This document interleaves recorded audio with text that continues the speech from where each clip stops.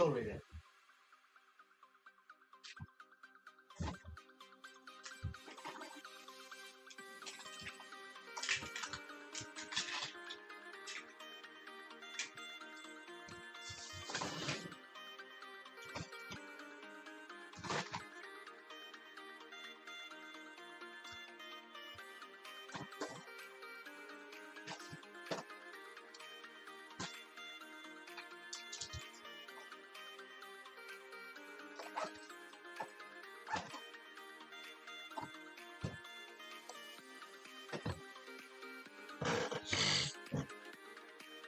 What's good with you, player? How you doing today, broski?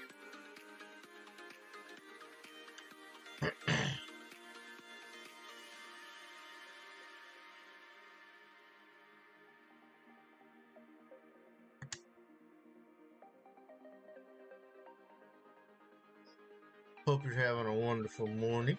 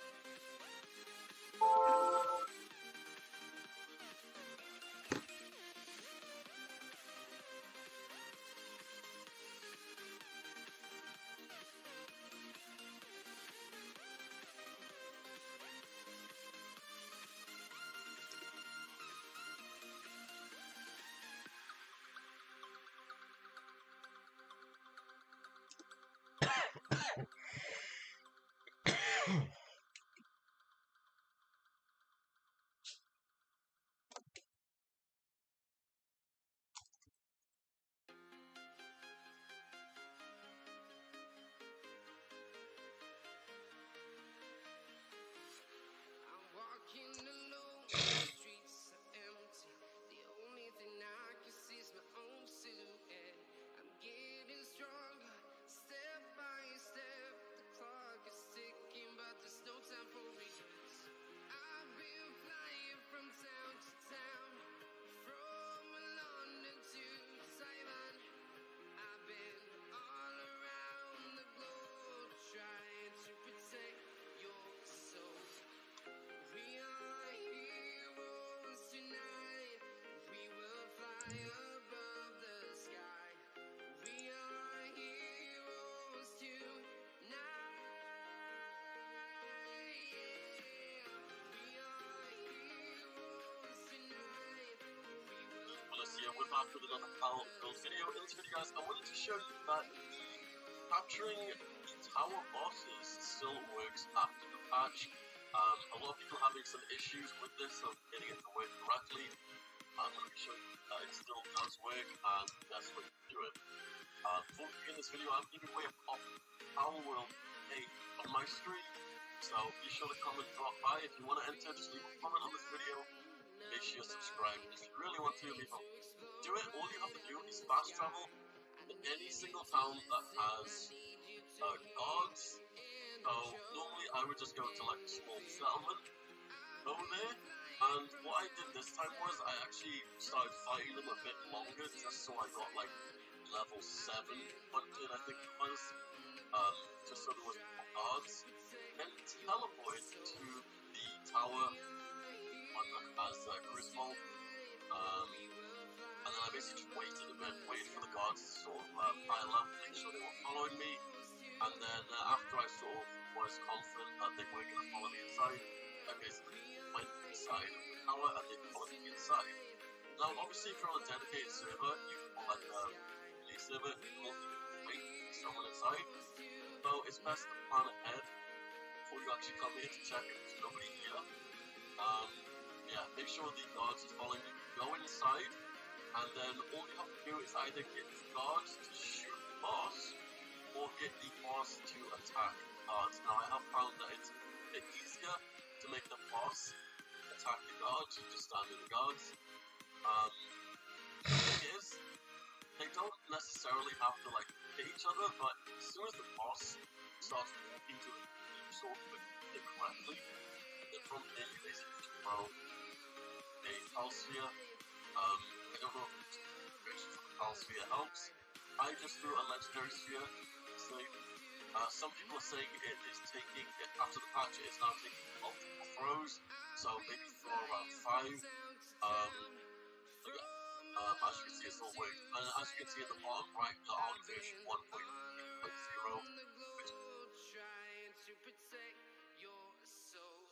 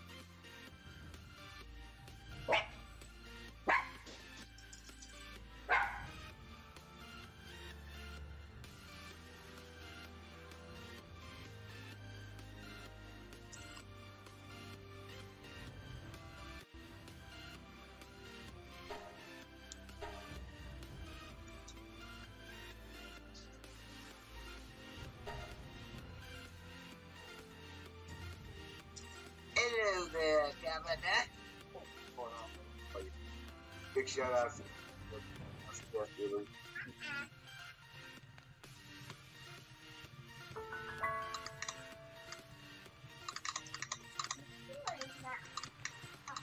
UGW working this morning? What's going on, man? What's up? You better go get the phone and come on.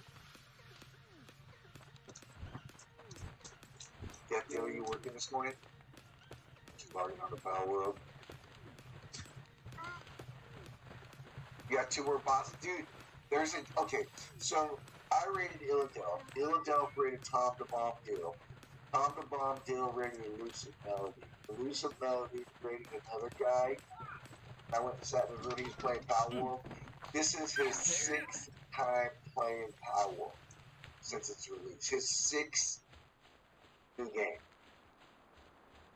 And the game he's in right now, he's like at a level 30 already. Dude, the game's 100%, dude. 100% legit. Straight up. Alright, so. Anyway, oh,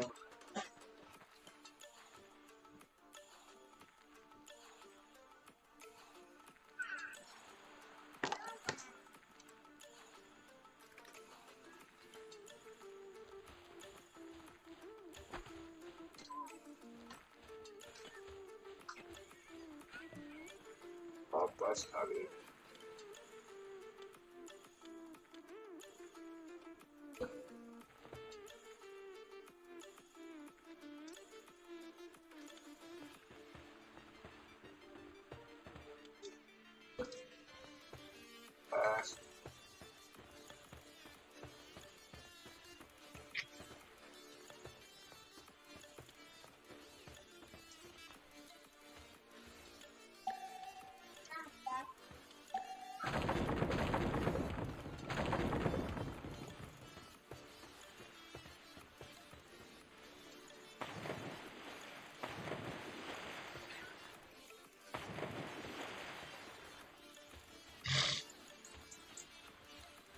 I shout out Death to Blush by DJ Motive, and I don't know.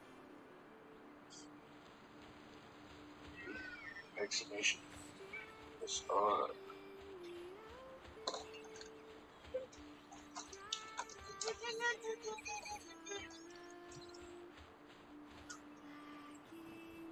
how the song goes, man. Blush and Blush, dude, it's so kooky. It puts up some of the funniest stuff.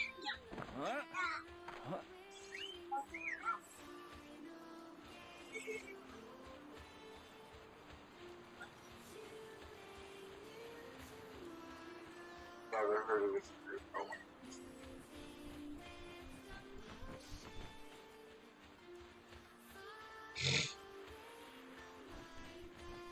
That looked like you got backstage. Glory.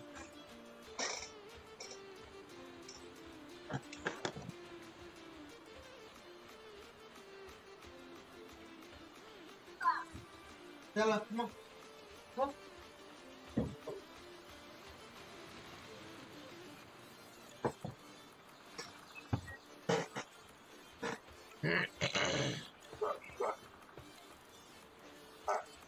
So, I gotta go down to the box of food.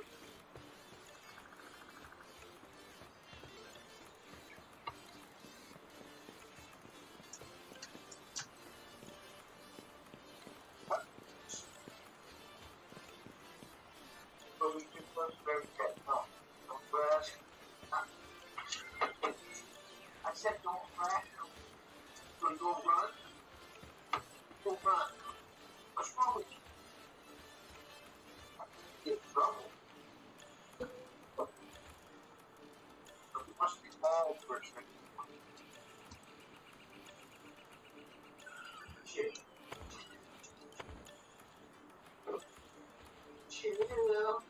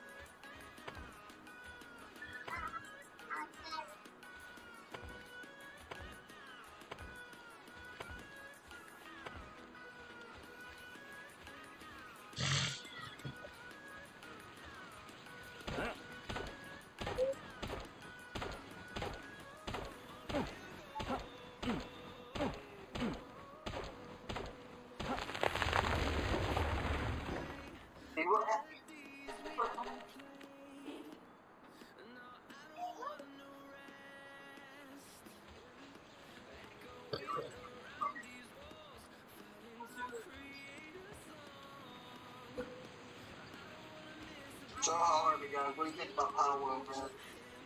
Yeah, argument.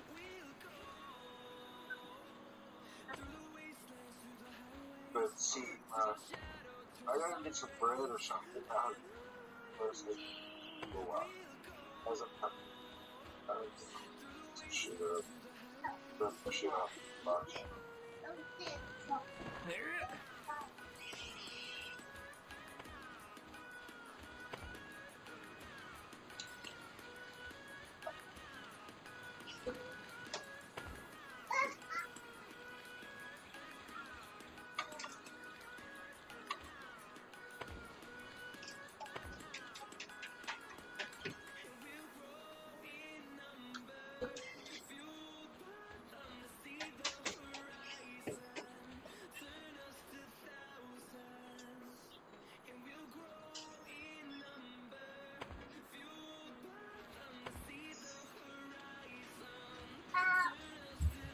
Careful.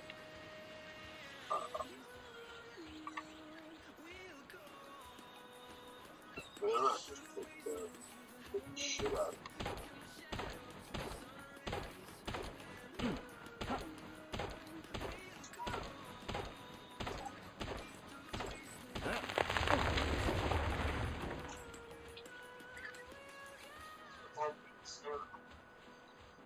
Oh, yeah, I started to play that.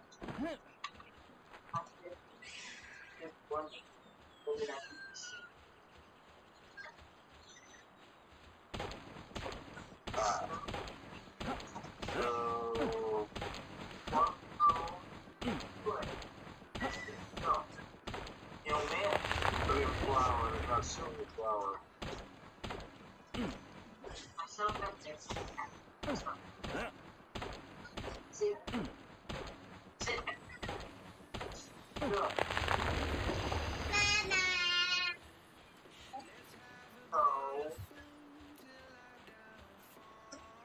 So the good thing about this guy is I can hold it back and play.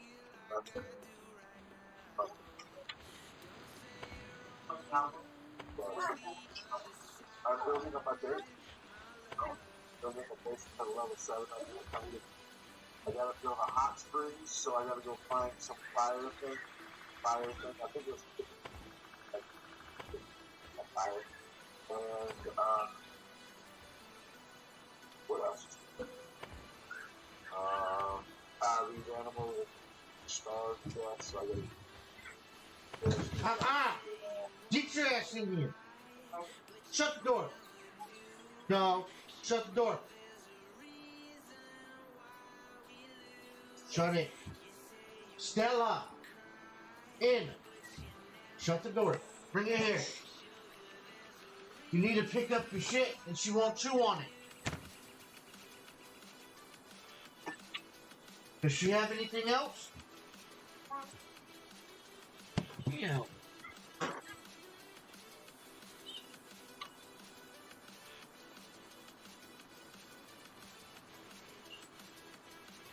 Alright, so, I have another field with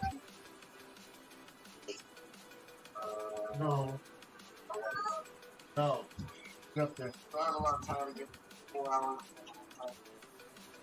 Still gonna take fucking back. Forward. Alright.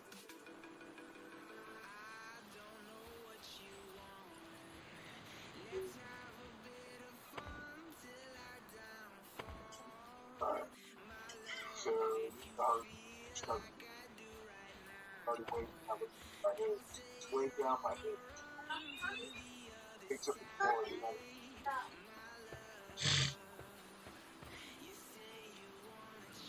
So, yes.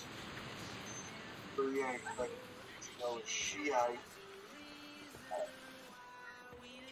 So, I'll take half those. Half.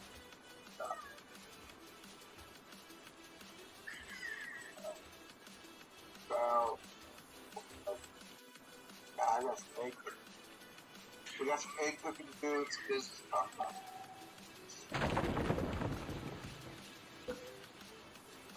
So.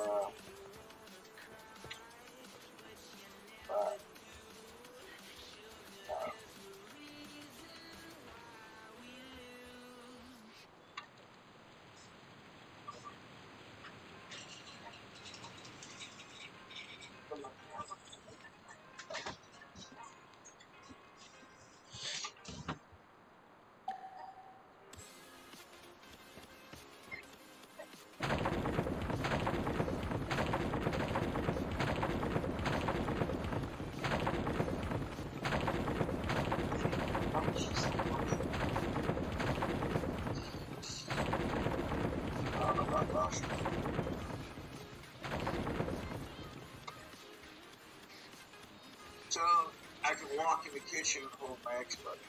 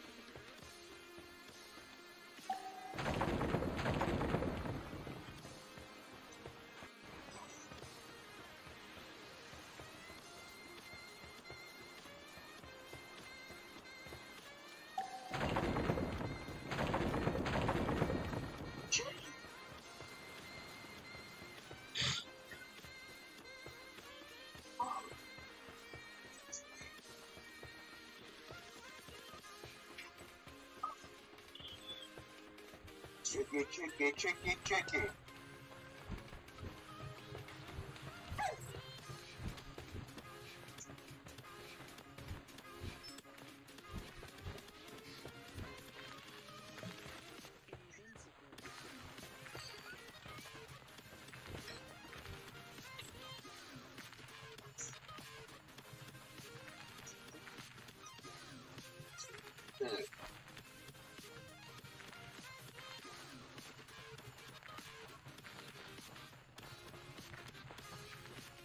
I'll get you get that trash.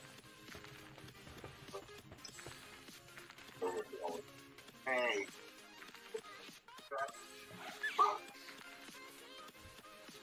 Play for the match playing Power World this morning. Come watching. They only play by those. Wait, Dr. Mama, Dr. Mama.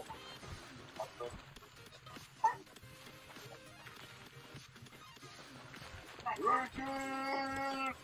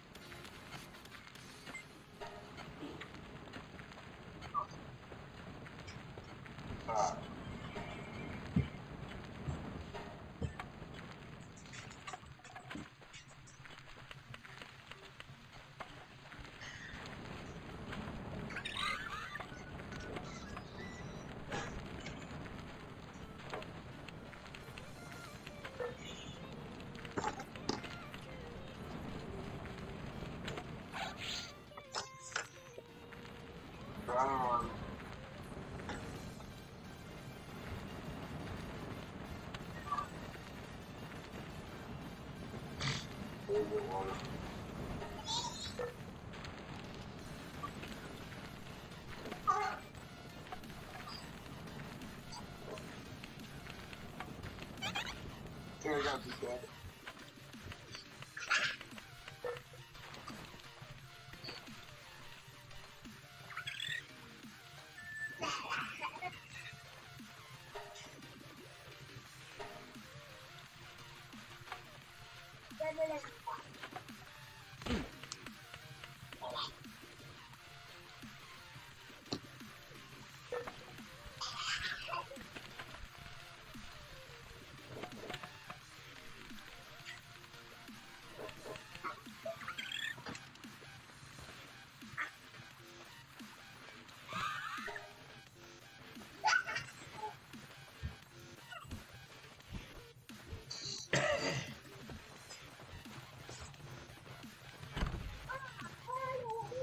So one of my pictures died.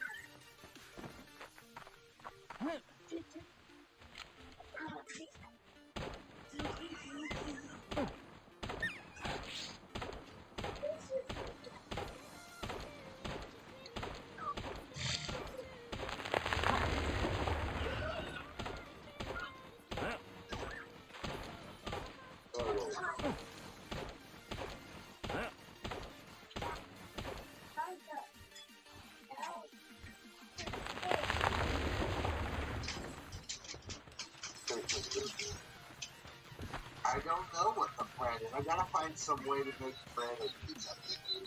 So I gotta get the flour. I wanted to get the hot stuff. Well, I gotta level up. So my plan, here's my big first.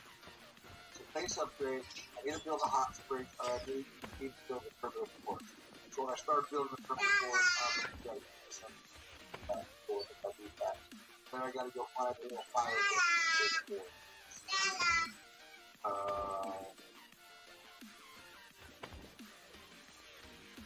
So I was gonna build my furnace here.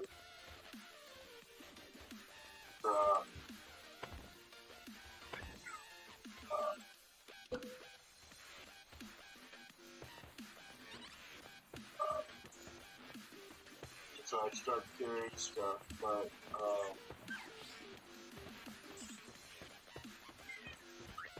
so I mean, that's the first plan, but to unload all the crap I have. Something's I don't like. So. What?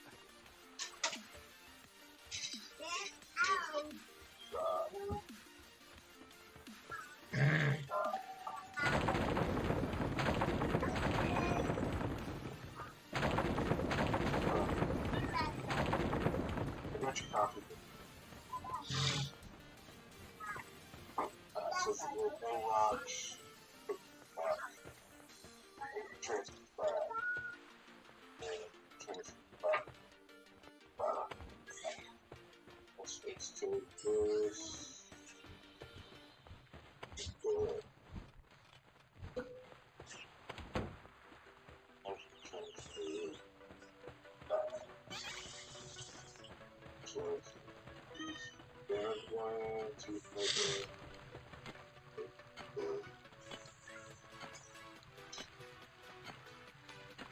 Gates for play more. Okay.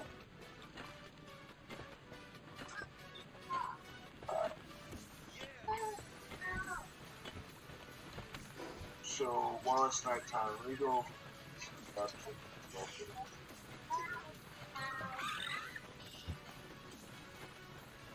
Of course, there's so much I get. 725 pieces of lumber. 11.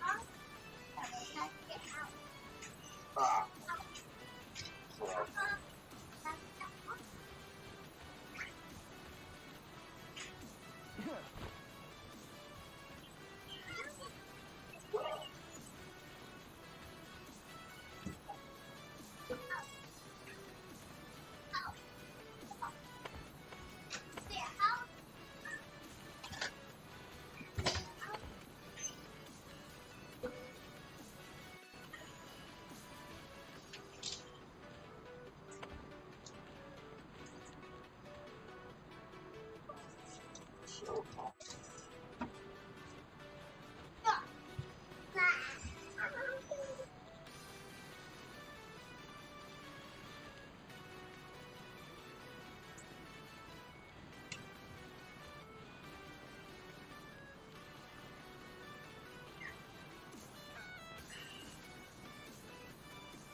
so,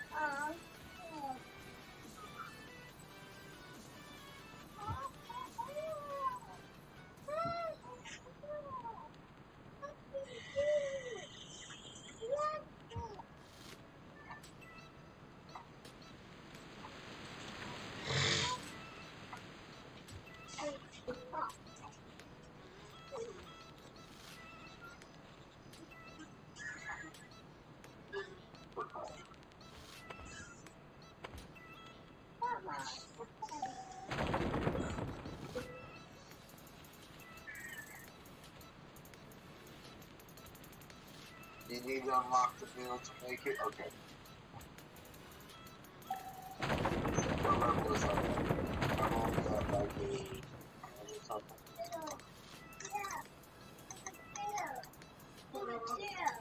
I'll get it. We've already been outside and breakfast is ready. It's in the bowl. Okay.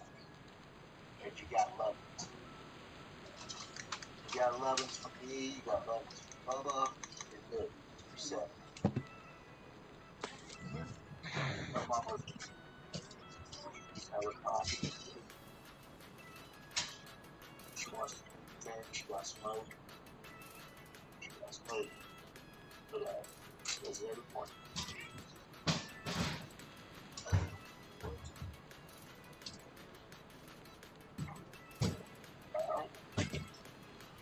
Here you go. You need what? Alright, I'll give it to you.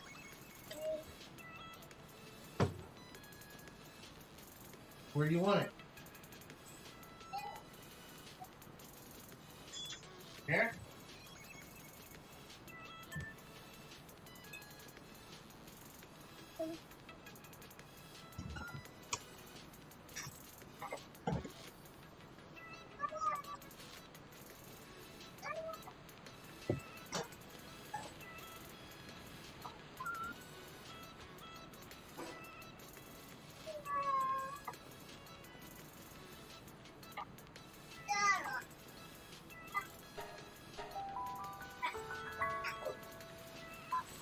Build a house with stairs? Why can't you build a house with stairs?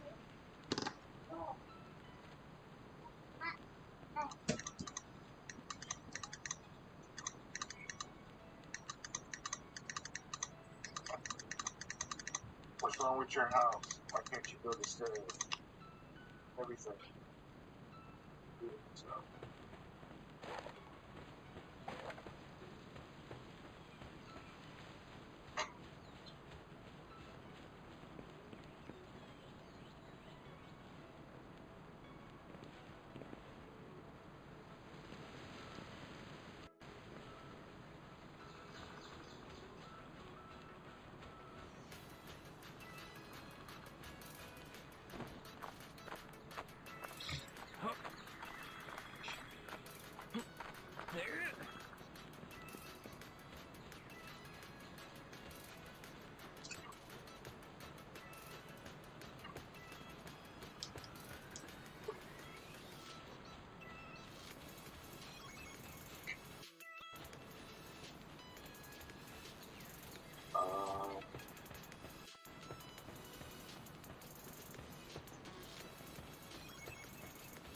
Yeah, I had a couple.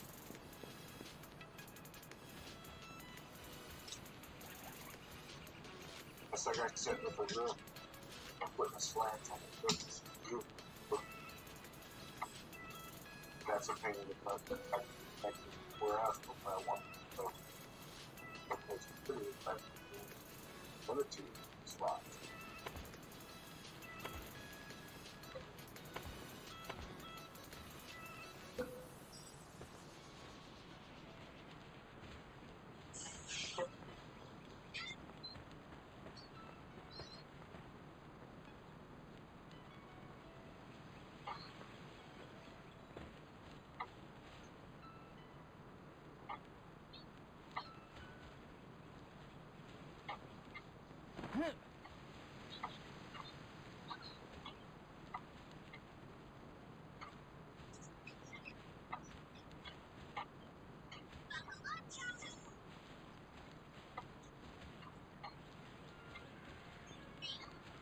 Okay, I gotta figure out like it.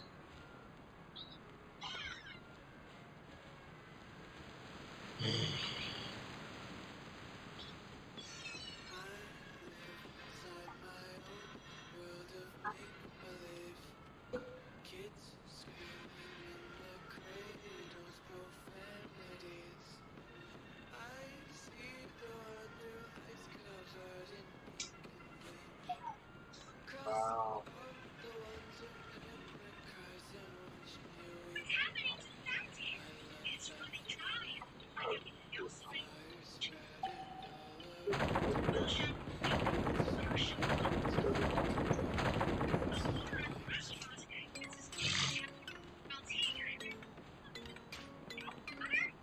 Oh, what else?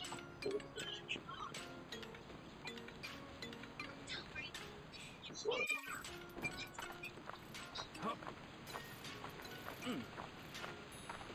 Up there.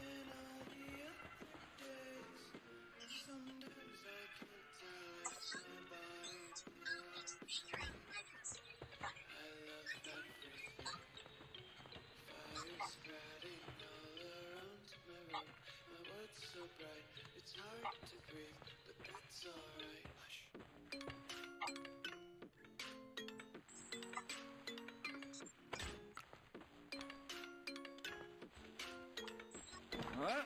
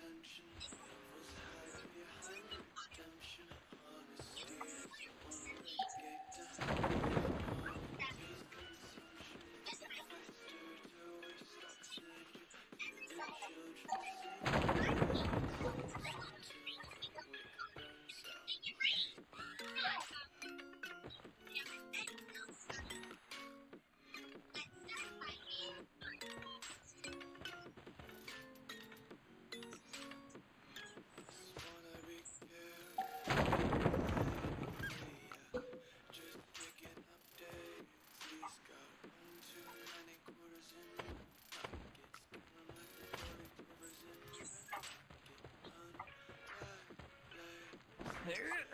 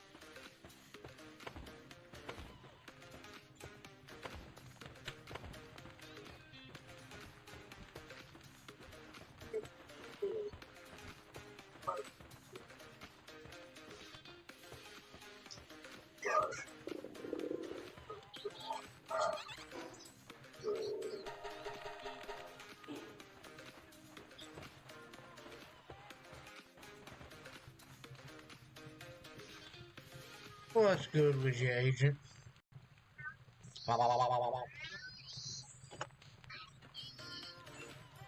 Starting to get irritated.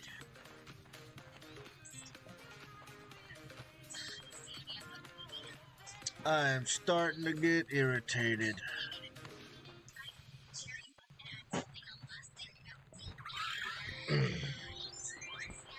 This shit is getting ridiculous.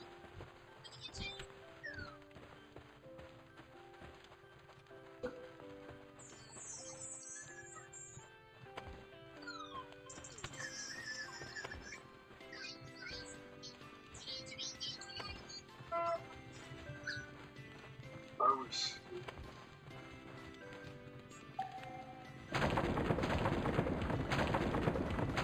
Ever chilling like a motherfucking villain.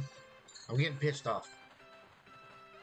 I can't figure out how to get my motherfucking stairs to work. Like, bro, technology.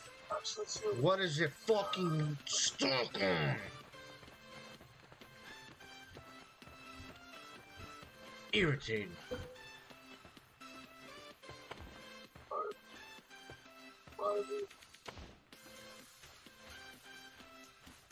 What the fuck?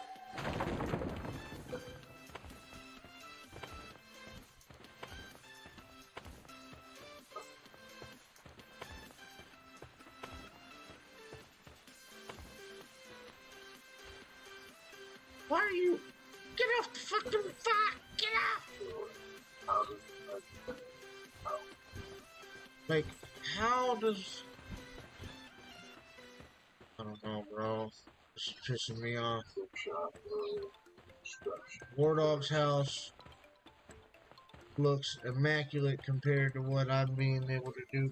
I can't fucking get stairs. Damn. This is some bullshit.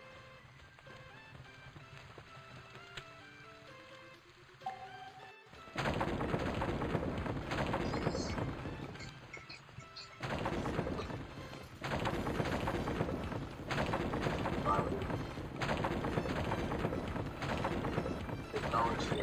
Wow.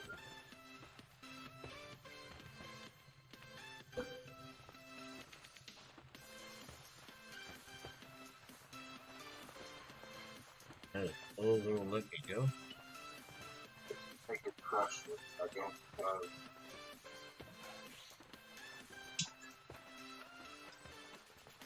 Where the film comes in.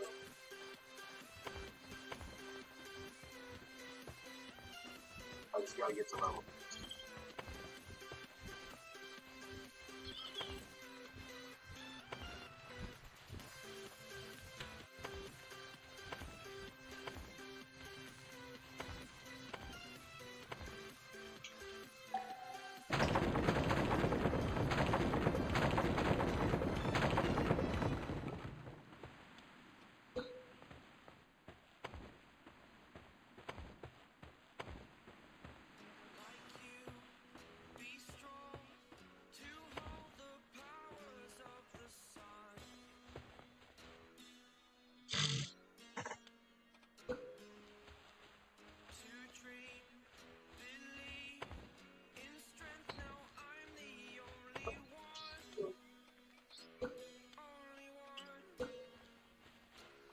Don't judge my building, alright?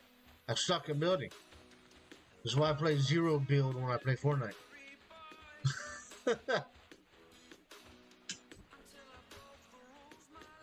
Nobody want to look at his mouth.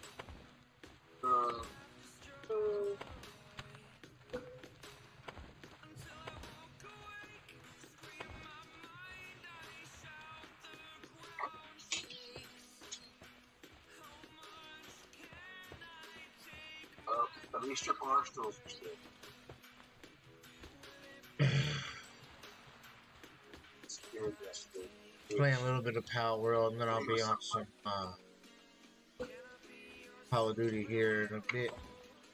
If you off today?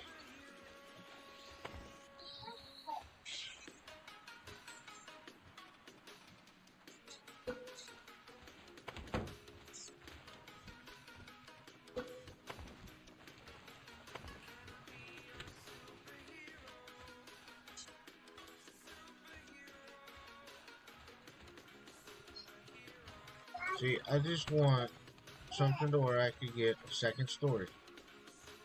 What? Fred? Alright, 1 second. Why? What is it? Why can I not? Can I connect it to any?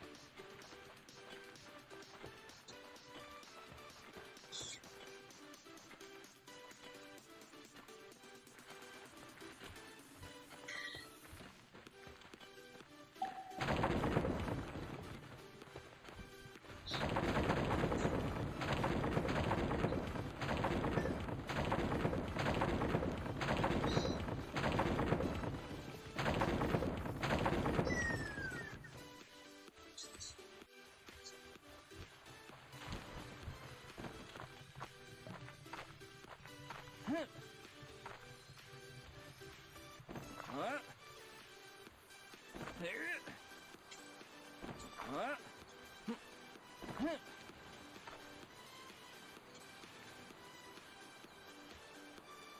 What? What? There it.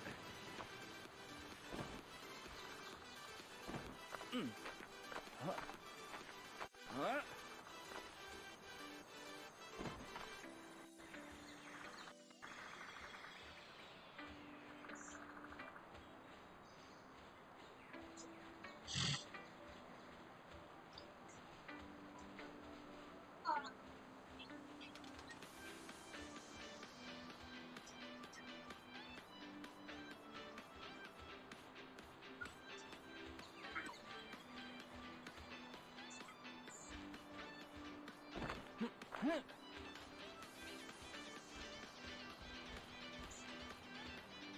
Oh shit.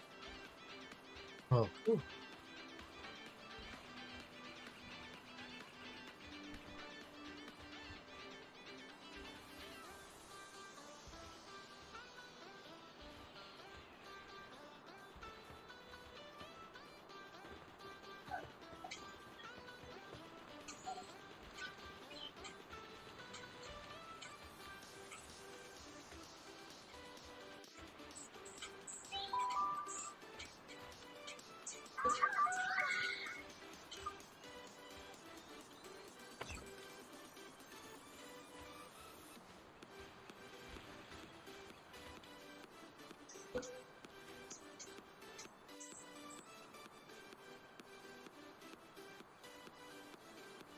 But you can't flip it.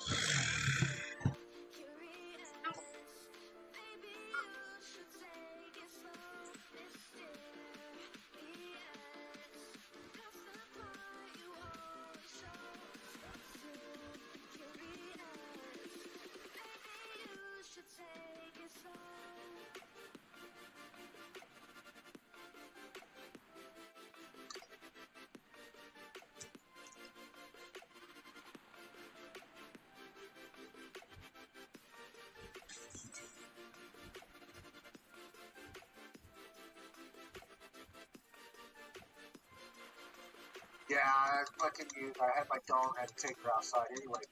Dude, so the agent. Thank you, the agent could have been more. So I would say that if you're on the phone, go to a browser and try to sub. Otherwise, someone's already picked it. So I wouldn't know. You should put the badge on. But the next one. So every follow hashtag tell a friend. Everything follows. Show exactly how to make an absolute beginner's base in Palworld, all with wood. No fancy stuff that you have to unlock all the way down the track like many other videos will show you. Nuh-uh, we're not doing that. If you want the fancy build, go watch my castle video. This is for absolute beginners, but it's not fine. It's going to teach you how to build in this game so you won't make errors down the track. So let us start. First of all, let's get our bearings. Now, you don't have to build here, but it's the easiest place to get started. Plateau of Beginnings, and you know exactly where that is because this is the statue that you saw as soon as you started the game. Every map is the same. So you're going to walk down the hill, you're going to come to this patch of dirt here, you're going to see.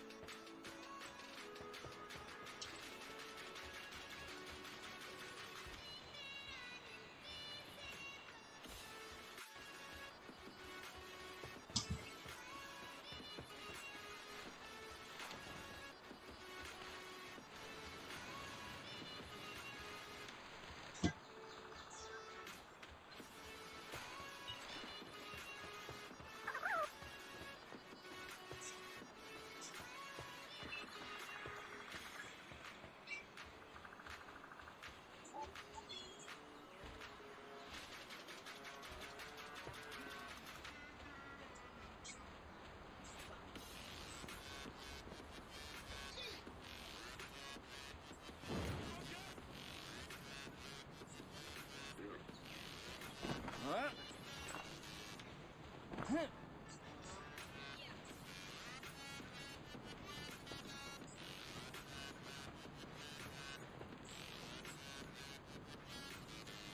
Waterfall, and you're going to see the body of water there. The first thing we're going to do is get a power box, and we're going to put it down. The power box determines the perimeter of our base. So as you can see with that dirt over there, there's a shadow moving across. That's showing the perimeter of the base. And the cool thing with this game is that if you have a crate, a storage chest inside that base, you can access the content without having to go over and open it. Amazing thing. There's only a few games that have that. That's why it's such a big favourite of the market. So we're going to put a base here. You can move wherever you want. Try not to build it over water. So if you build it over water, you have some waste of space because you can't put it over itself.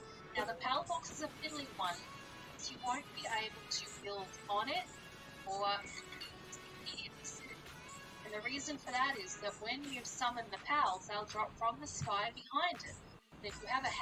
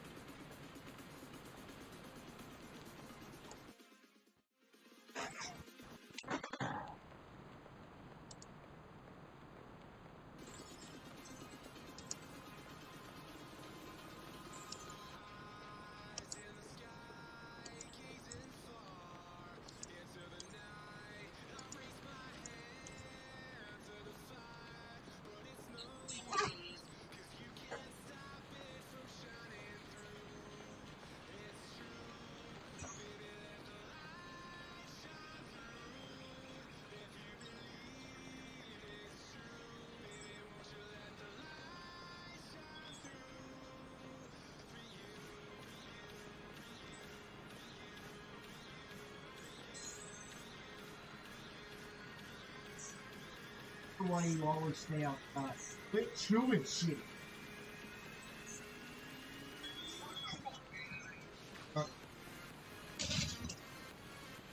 Listen, baby.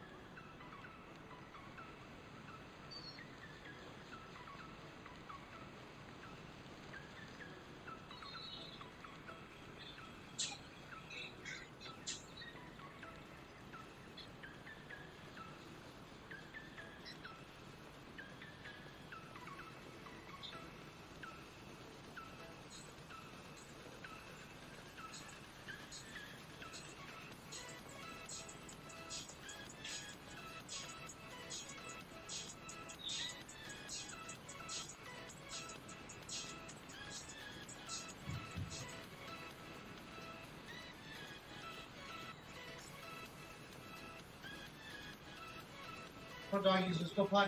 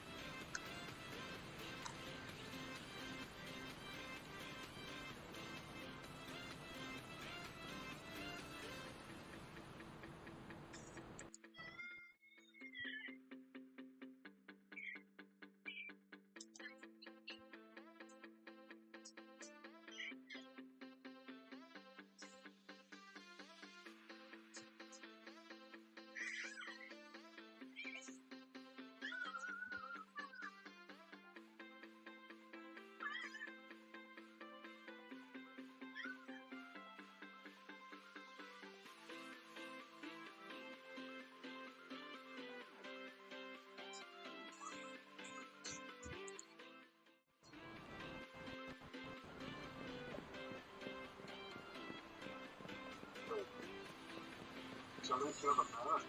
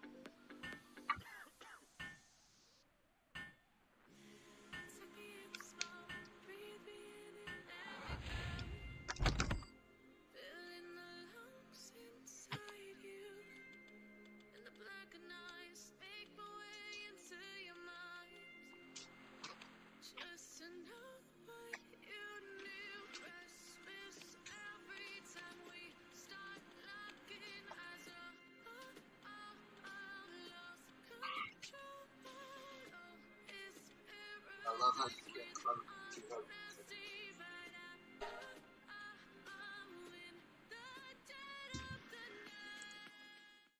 Come on, dude.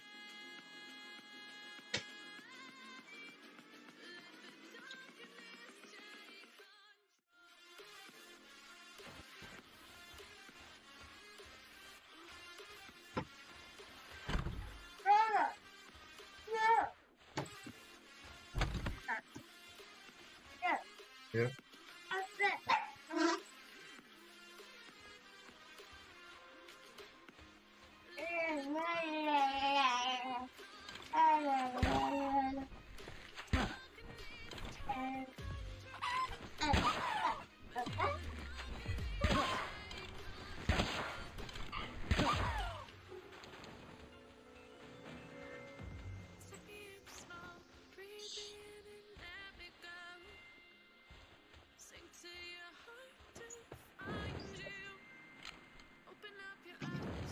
That's a little powerful.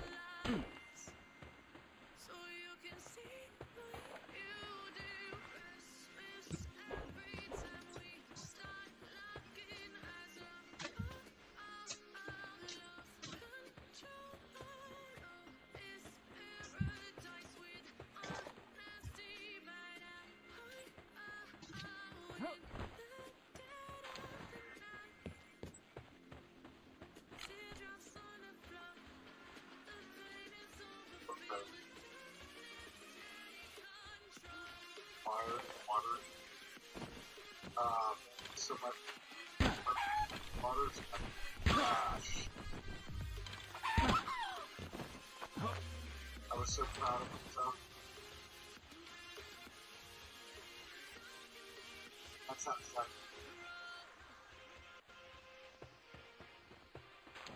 It doesn't matter if it's outside.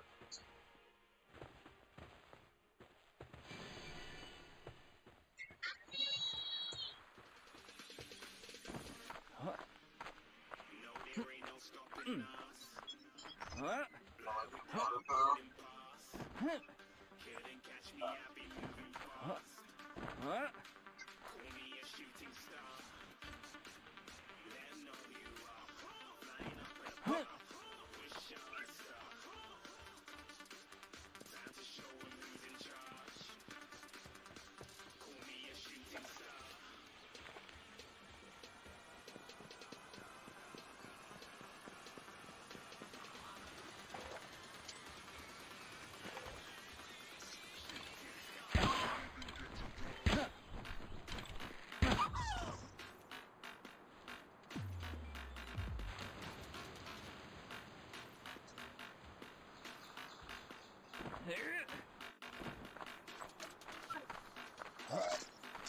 So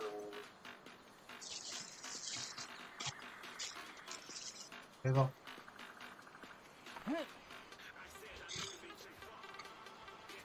Huh?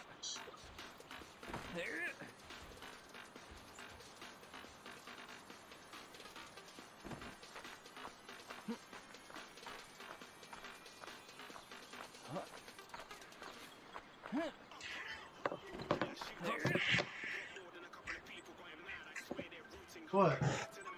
You don't want it?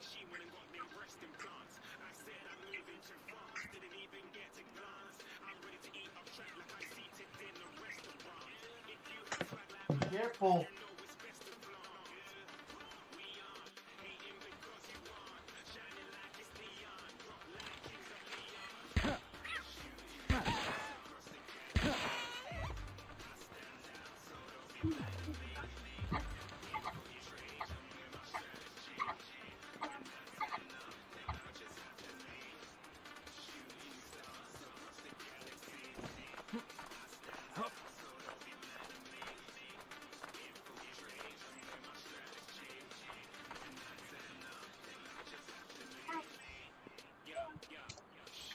No.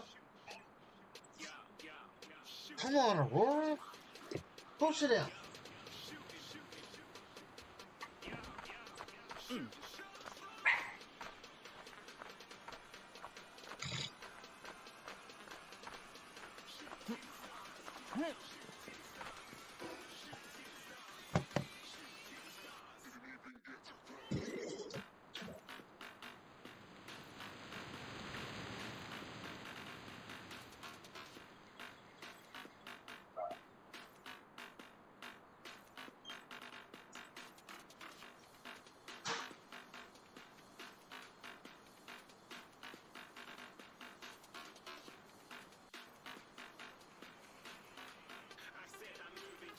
What? Oh, milk. Don't have any. So now I got this chicken. This chicken. Take it over. This chicken.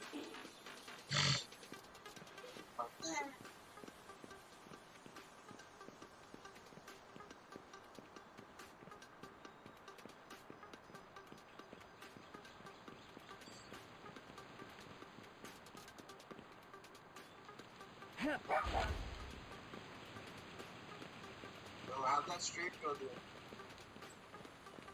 I see you with Dr. Strada. Take out. They're pulling up. Finally, I had to tap out and sleep.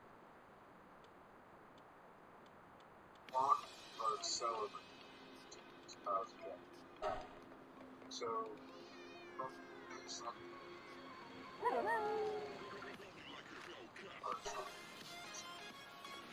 so chicken not healthy. What?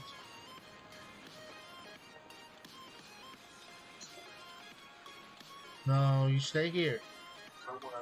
You stay here. You're fine. So, Stop. one of those chickens is not healthy.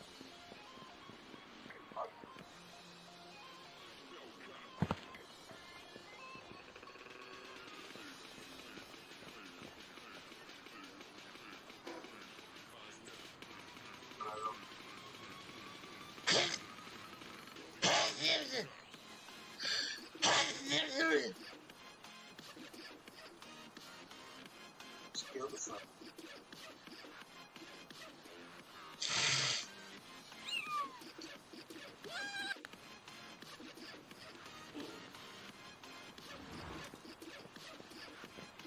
So they put my but why they put that?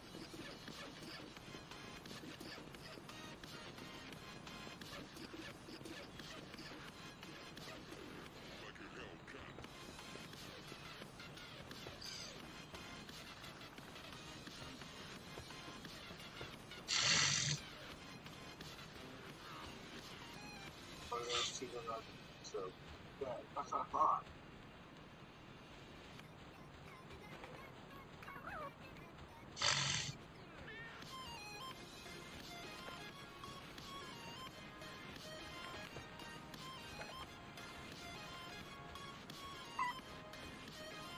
He's done. So how do I keep that?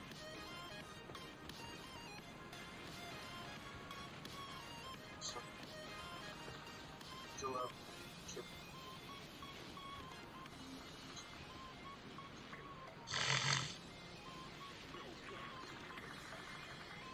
I like this. But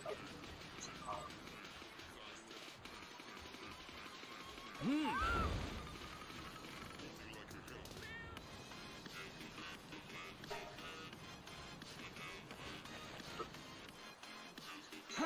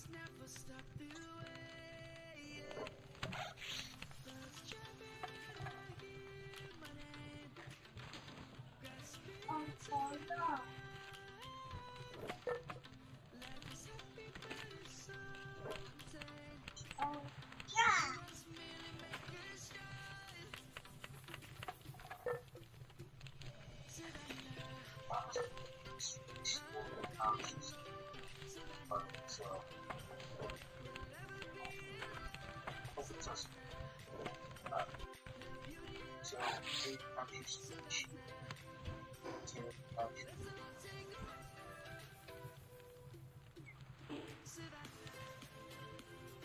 Huh.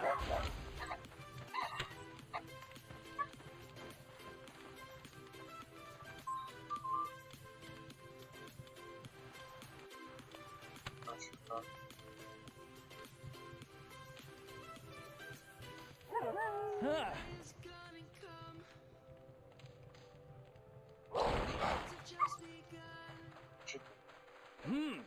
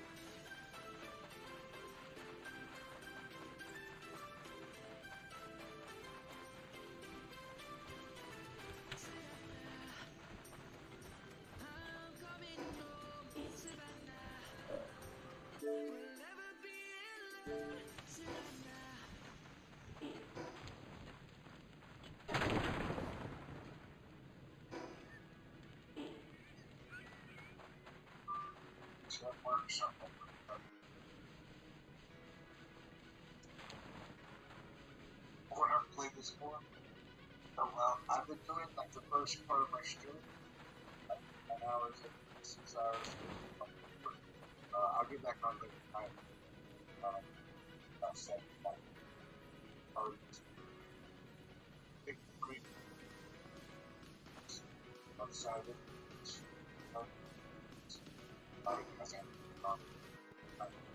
So, I really like the chick.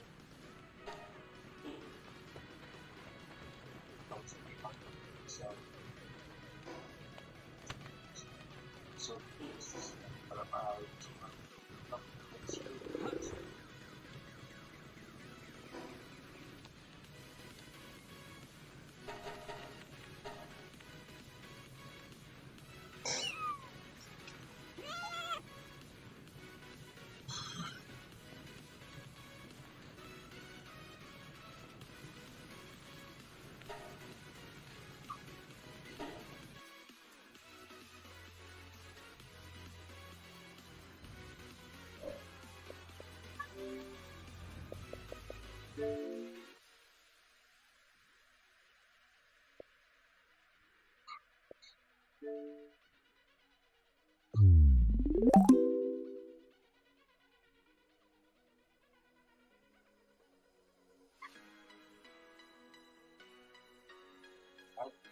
On a morning in late October of 1999, 48-year-old Bruce Miller grabbed his car keys off the kitchen counter, quickly devoured a piece of toast, and then headed into the living room of his ranch-style home in the small town of Clio, Michigan.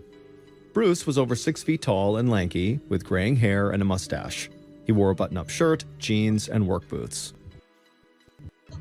Bruce walked to the front door as his 20-year-old wife, Cherie, with blonde hair and light eyes. More always a bit crazy in the Miller household. Cherie had 2 young children from a previous marriage, and so she had to get them ready for school, and Bruce was always in a hurry to get to the business that he owned. Bruce leaned down and kissed his wife, and Cherie's face lit up. But when she got a good look at Bruce's shirt, her face completely changed. Cherie reached up to the front pocket on Bruce's shirt, and she pulled out a huge wad of cash. Then she held the money up in front of Bruce and gave him a look like, "I can't believe what you're doing." Everyone who knew Bruce knew he always carried a whole bunch of cash right in his front shirt pocket. Bruce said it was to make change for customers at work, but Cherie and others told him he was crazy to have that much cash just out in the open like that. It was like you're inviting getting robbed, and Cherie really wanted him to stop doing it. But Bruce smiled and took the money back from Cherie and slipped it right back into his shirt pocket. He told her he'd be fine, he kissed her again, and then walked outside into the cool fall air. Bruce could see the bright yellows and reds in the changing leaves on the trees, and so he knew the cold Michigan winter would be arriving soon. But for now, Bruce was enjoying the pleasant fall weather, and he felt like today was a perfect day to work outside. Bruce got into his car and drove a few minutes down the road to the outskirts of town. There, he turned off the main road onto a dirt road and drove for a couple more minutes until he finally arrived at the B&D salvage yard. Bruce drove through an open gate into the yard and parked his car in front of the small one-story white building that served as the salvage yard's office. Bruce hopped out of his car and surveyed the yard. Abandoned vehicles and stray auto parts stretched out in heaps and rows for acres. Bruce smiled. He never felt more at home than when he was right there. Bruce loved everything about cars. He loved watching NASCAR races, he loved driving, but most of all, he loved working on cars that other people thought were beyond repair. And so Bruce had always felt like having a salvage yard would be like having a personal playground. And so that was actually why, years earlier, he and a business partner had gone ahead and bought this salvage yard.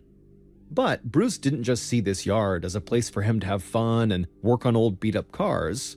Instead, he saw it as the key to his and Cherie's future. Bruce had spent the last 30 years of his life, since he was about 18 years old, working for General Motors, or GM. At the time, GM was the top-selling automotive manufacturer in the entire United States, and it was one of the largest employers in the state of Michigan. In the 3 decades that Bruce had worked there, he'd held a range of different positions, and he had done really well. Bruce had loved working for GM from the time he started as a teen. It allowed him to be around cars all the time, and it had given him a chance to save a good amount of money. But after 30 years on the job, Bruce was ready to start a new phase of his life, and so that was where the salvage yard came in. Bruce had already reduced his time at GM, but he planned to walk away entirely within the year. And so at that point, the salvage yard would have to become his primary revenue stream. But Bruce was optimistic because historically, people from all across the area flocked to the B&D salvage yard to get good deals on used automotive parts or to just buy old cars and trucks that they wanted to try to fix up themselves. Standing outside his office, Bruce gazed out over the piles of metal that looked like they went on forever. He knew a lot of people saw this yard as nothing more than a dump, a place that was filled with junk that had no use. But Bruce saw potential in that junk. He knew that with hard work and a little care, almost any car part could be made as good as new. And in some ways, Bruce felt like he owed his entire life to the discarded car parts on that lot. Because when he had bought the salvage yard, it ended up giving him way more than just a potential retirement plan. Years earlier, when he'd just become the new owner of the yard, Bruce had gone to the office to meet his employees, and the young, blonde bombshell who took care of the financial books for the salvage yard almost stopped him in his tracks. Her name was Cherie, and Bruce could just not stop staring at her. So, not long after that day in the office, he had asked Cherie out. And as he had gotten to know Cherie more, he had fallen in love with every aspect of her, not just her looks. Cherie was kind and caring in a way that Bruce just wasn't used to.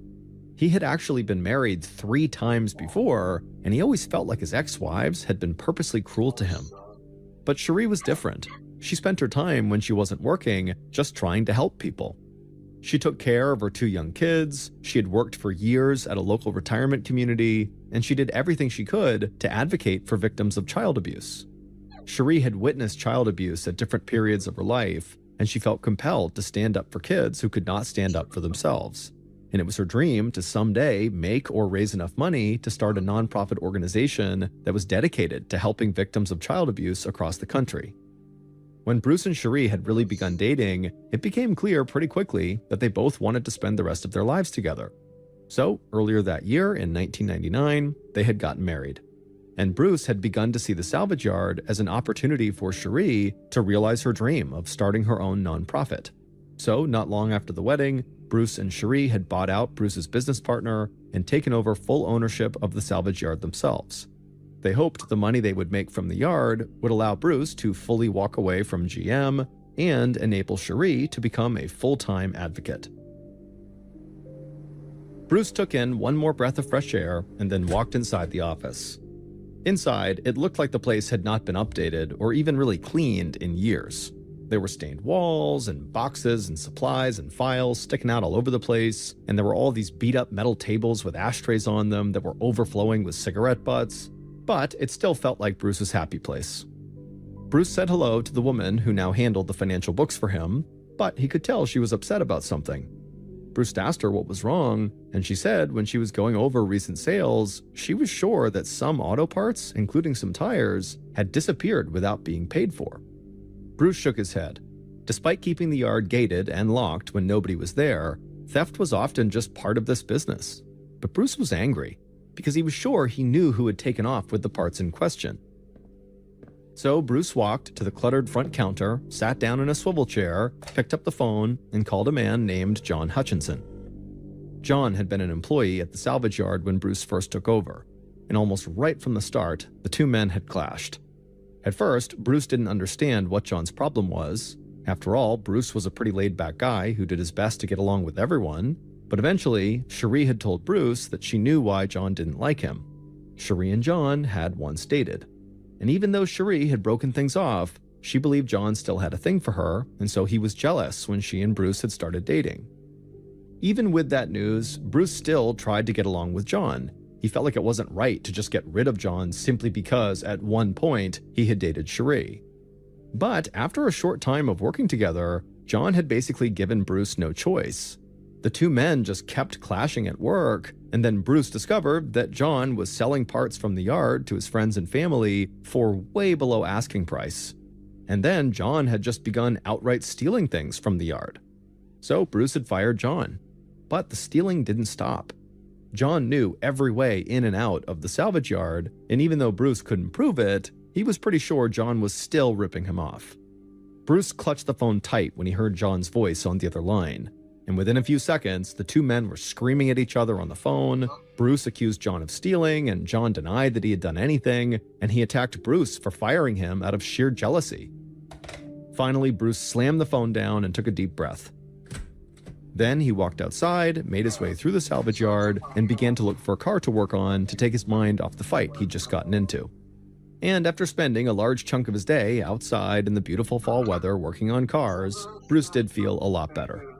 So by the time Bruce got home that night and had dinner with Cherie and her two young kids, he was able to stay calm when he told Cherie about the phone call he'd had with John. Cherie said she was sorry he had to deal with that she couldn't help but feel a bit responsible for the trouble John continued to cause her husband. But Bruce told her, don't worry, it was not her fault at all. Later that night, after Cherie and Bruce got the kids to bed, Cherie suddenly had this huge smile come across her face, and before Bruce could ask her why she was so happy, she just grabbed his hand and led him into their small home office. There, Cherie went to the computer on the old wooden desk and turned it on and waited for the dial-up internet to connect. Then, after it connected, Cherie, still with her huge grin on her face, pulled up an internet chat room and pointed at the screen for Bruce to see. Back in 1999, the internet was really just starting to take hold in the United States, and more people than ever before were connecting with each other online, mostly through instant messaging services and also through chat rooms where people could meet others who shared the same interests. Being 20 years younger than her husband, Cherie had grown up loving video games, she'd gotten into computers as soon as they became common in households across the US, and now she loved the internet. And recently, Cherie had found a number of chat rooms where she said she could talk to people from all over the country and maybe even all over the world who were also advocates for victims of child abuse. And so that was what she was pointing at on the screen, was one of those chat rooms. Cherie told John that she believed the internet and her ability to connect with these other people would make it a lot easier for her to learn the best ways to establish and run the advocacy group she had dreamed about starting. Bruce looked at the screen and then smiled, hugged Cherie, and gave her a kiss. He didn't really understand the point of the internet or chat rooms, but Cherie knew way more about it than he did, so if she believed the internet could be an effective tool, then he was happy for her. That night, as they lay in bed, Bruce and Cherie talked about how they felt like their future plans were really starting to fall into place. Bruce was sure he'd be able to make the salvage yard his only job soon, and Cherie would get to help more children on a much larger scale. They just had to keep working hard and being patient, and eventually everything would work out just like they had planned. On the afternoon of Monday, November 8th, 1999, so a couple of weeks after Bruce and John had fought on the phone, Bruce headed out to the salvage yard. He was exhausted because he'd worked a late shift at General Motors the night before, but he still wanted to go into the yard to check on business and to spend some time working on an old car. Bruce drove through the gate and parked his car in front of the office.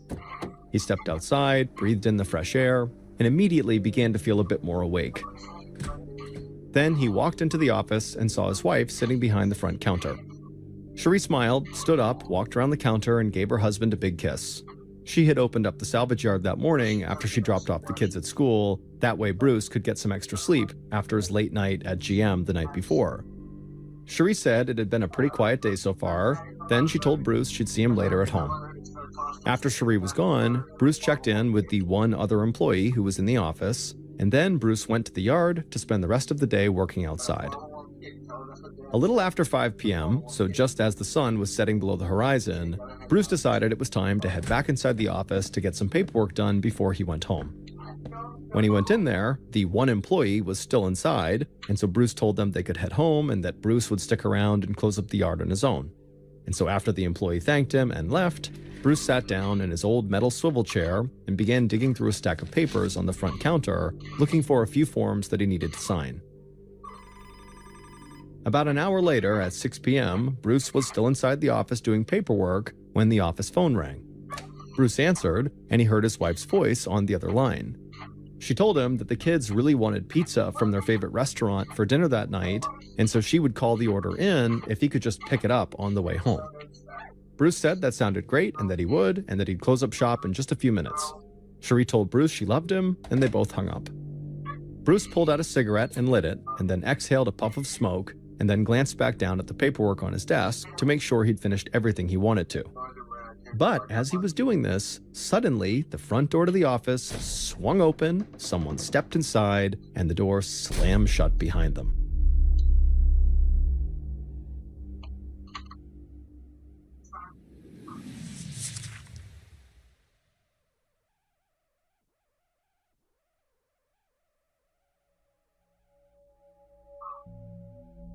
A little after 8 p.m., so 2 hours after Cherie had talked to Bruce on the phone about pizza, she paced around her living room. The kids were sitting in the kitchen, still waiting for pizza, and Bruce had still not arrived home. Cherie went to the kitchen, grabbed the phone, and called the salvage yard. She told the kids that Bruce must have been delayed with a last-minute customer, but as she sat there, the phone just kept on ringing and nobody picked up. So eventually, Cherie hung up, called Bruce's brother, and asked if he had heard from Bruce. The two brothers talked all the time, especially about football, and Cherie knew there was a big Monday night football game on. But Bruce's brother surprisingly said they actually had not spoken at all that day. But Bruce's brother could tell Cherie sounded very worried, so he tried to calm her down. He said Bruce was most likely somewhere between the salvage yard and the pizza place, or maybe he had already gotten the pizza and he was on his way home. But either way, he was probably just fine. And so after that, they hung up. But Cherie did not feel any calmer. So she grabbed the kids, put them in her car, and drove to the pizza place. But she didn't pass Bruce on the way, and when she got to the restaurant, they told her that Bruce had never come in to pick up the order. Cherie grabbed the pizza and then raced back home with the kids and immediately called her brother-in-law again. And this time, when he heard Cherie's voice, he could tell she was far more anxious, and he admitted to her after hearing what had just happened that this did seem pretty strange. So he told Cherie that he and his wife would go right now over to the salvage yard to just check on things. A few minutes after that phone call, Bruce's brother and his wife drove through the open gate at the salvage yard, and right away they spotted Bruce's car still parked out in front of the office. Now, the sight of his car made Bruce's brother actually feel better. He figured Bruce must have gotten caught up with work, and he must have just been on the phone with somebody else when Cherie had tried calling him.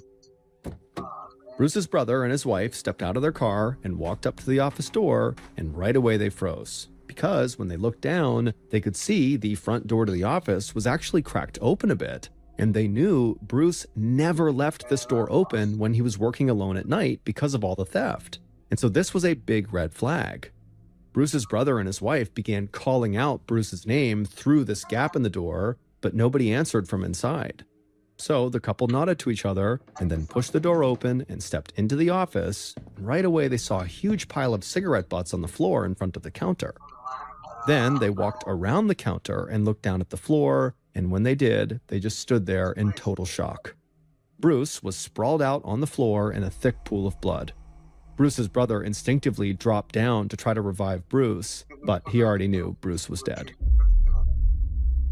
Bruce's sister-in-law's hands started shaking uncontrollably, but she still managed to grab the phone on the front counter and dial 911.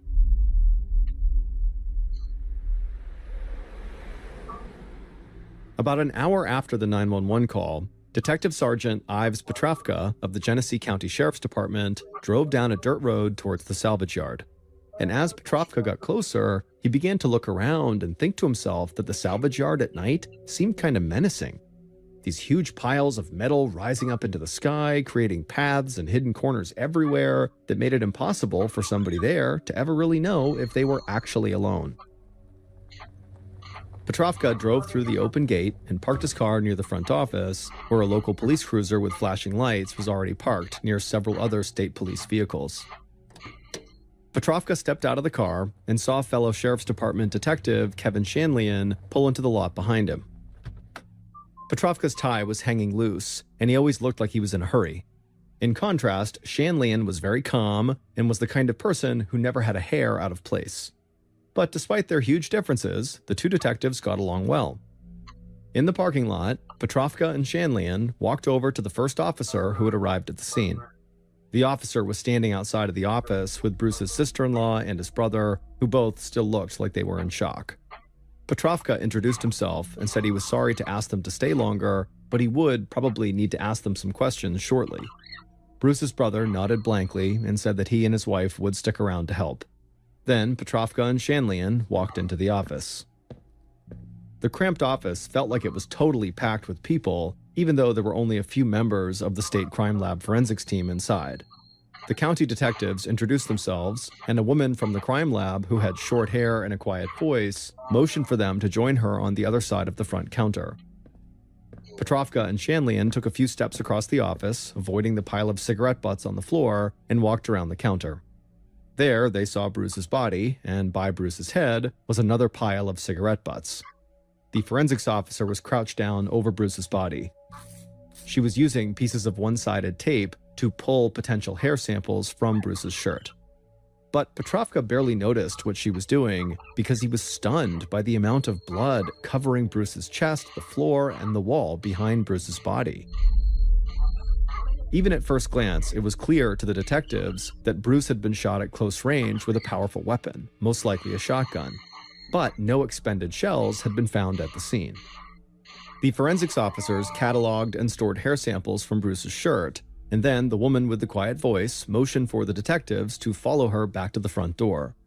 They walked around the counter, and then the woman told them to take a look at the office from where they were standing. And then when they began doing this, she asked them if anything jumped out at them. The one thing that really jumped out at Detective Petrovka was what a mess the place was. There were papers overflowing from boxes, there were ashtrays that looked like they hadn't been emptied in weeks scattered all across these small tables, and grease and oil stains all over the floor. The forensics officer said Petrovka was exactly right. The place was a complete mess, which is why she was surprised that they hadn't found any fingerprints or physical evidence on the front door where the killer would have had to enter and exit. And she said what was even stranger was that they had not found any footprints in the grease and oil stains on the floor. Normally, those types of stains were very effective at capturing prints. And so Petrovka and Shanlian assumed, based on this information, that whoever had killed Bruce must have taken time to really wipe the place down afterwards. The forensics officer said that would explain the door being totally clear of prints, but she didn't find any evidence that the floor had been cleaned. Instead, she thought whoever had killed Bruce had known where the grease stains were on the floor, and so they had just avoided stepping in them. Petrovka glanced over at Shanlian with a very knowing look on his face. They both knew if that theory checked out, that somebody knew where these stains were, then that meant they were very likely looking for someone who knew Bruce and who was familiar with this office.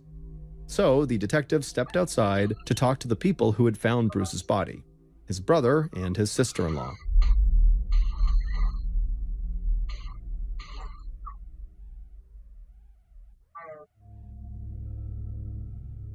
Outside in the salvage yard, Bruce's brother saw the detectives walking his way, and so he tried to pull himself together. Since finding his brother dead inside of the office, Bruce's brother and his wife had pretty much just been in shock and had barely even spoken to each other. But when Petrovka asked Bruce's brother why they had been at the salvage yard in the first place, he told the detective that Bruce's wife, Cherie, had called him twice in a panic because Bruce had not come home from work. So he and his wife said they would go check out the salvage yard to see what was going on, and that's when they found Bruce's body. As he spoke, Bruce's brother choked back tears.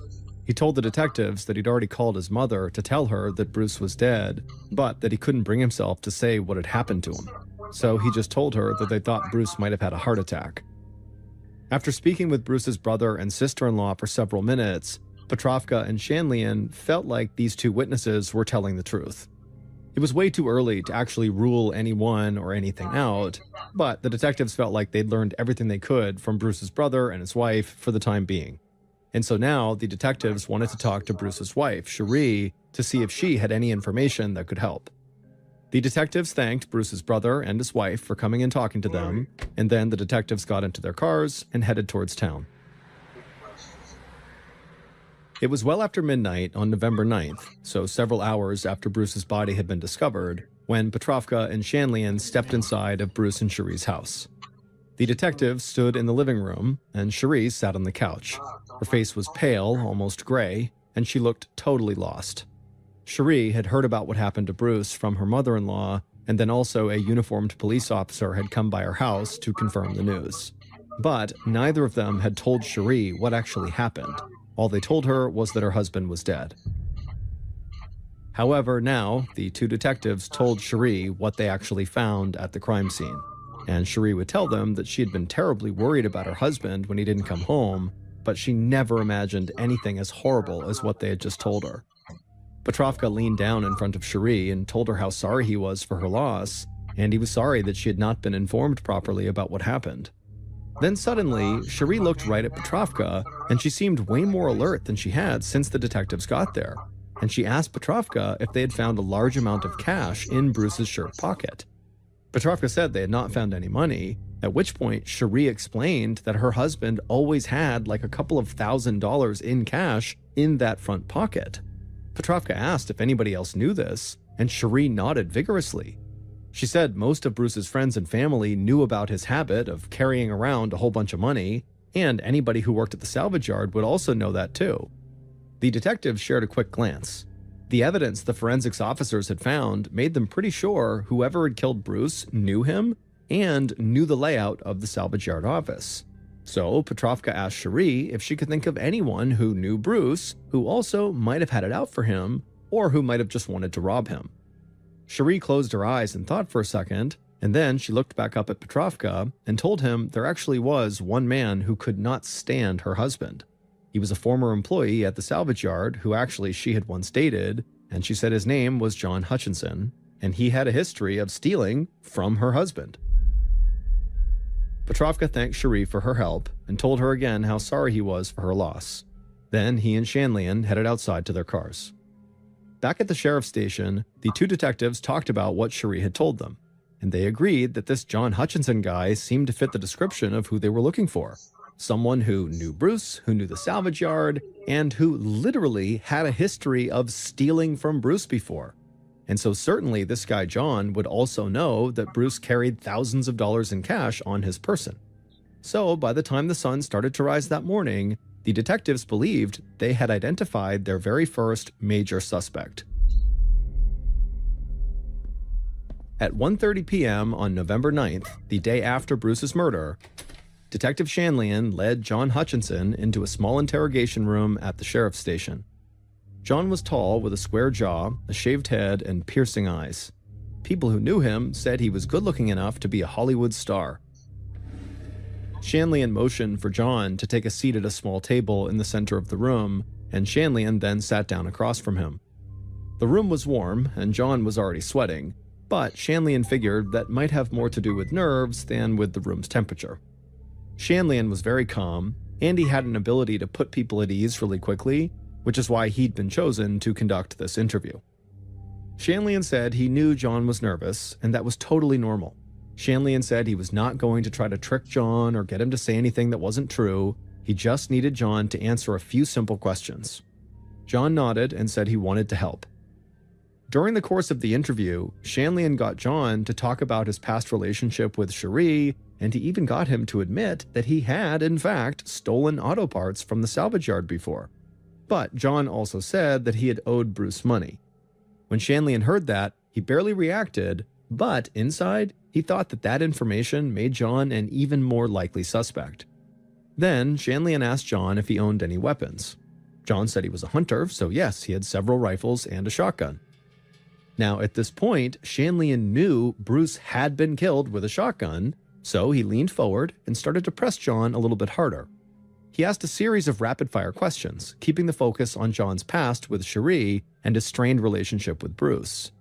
But John kept insisting that, whatever issues he'd had with Bruce, none of them would have led John to kill Bruce. He even said that Bruce had always been pretty cool to him, and that he himself was probably to blame for the tension between them. Then, without prompting from Shanlian, John stood up and said, "Hey, can I take a lie detector test?" He'd seen on TV and movies that a lie detector test could prove he was innocent. Shanlian said he would have to make a quick call first, but he was pretty sure they could schedule a polygraph test for John that day. So John sat back down and said the test would make it clear he really did have nothing to do with Bruce's murder. At this point, Shanlian nodded, got up, and walked out of the room. But he didn't leave to go set up the polygraph test just yet. Instead, he joined the other members of the investigative team behind a two-way mirror that looked into the interrogation room where John was. And when Shanlian looked through that mirror, he saw something that totally threw him for a loop. John was sitting in the interrogation room alone, and then suddenly he just bent over and began sobbing. And the sobbing didn't stop, and it went on for so long that eventually Shanlian and the others decided that this guy must be having a total breakdown. Finally, after several minutes, it seemed like John was beginning to calm down, and so Shanlian stepped away from the mirror and went and scheduled the polygraph test, and then he returned to the mirror looking back into the interrogation room. By this point, John had managed to calm himself down a bit, but it was clear he just could not stop crying.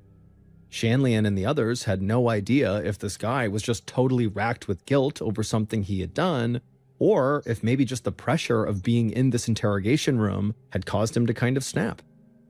A little later that day, John would sit down for his polygraph test, but he would keep changing his answer to every question, and then by the end of the test, it was clear John had just failed.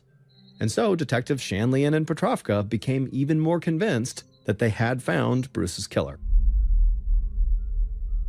On November 13th, 1999, 5 days after Bruce's murder, members of the investigative team stood amongst Bruce's friends and family in a cemetery for Bruce's funeral. Bruce's casket was driven through the cemetery on the back of a flatbed truck, and inside the closed casket, Bruce was dressed in a black Dale Earnhardt jacket. Dale Earnhardt had always been Bruce's favorite NASCAR driver.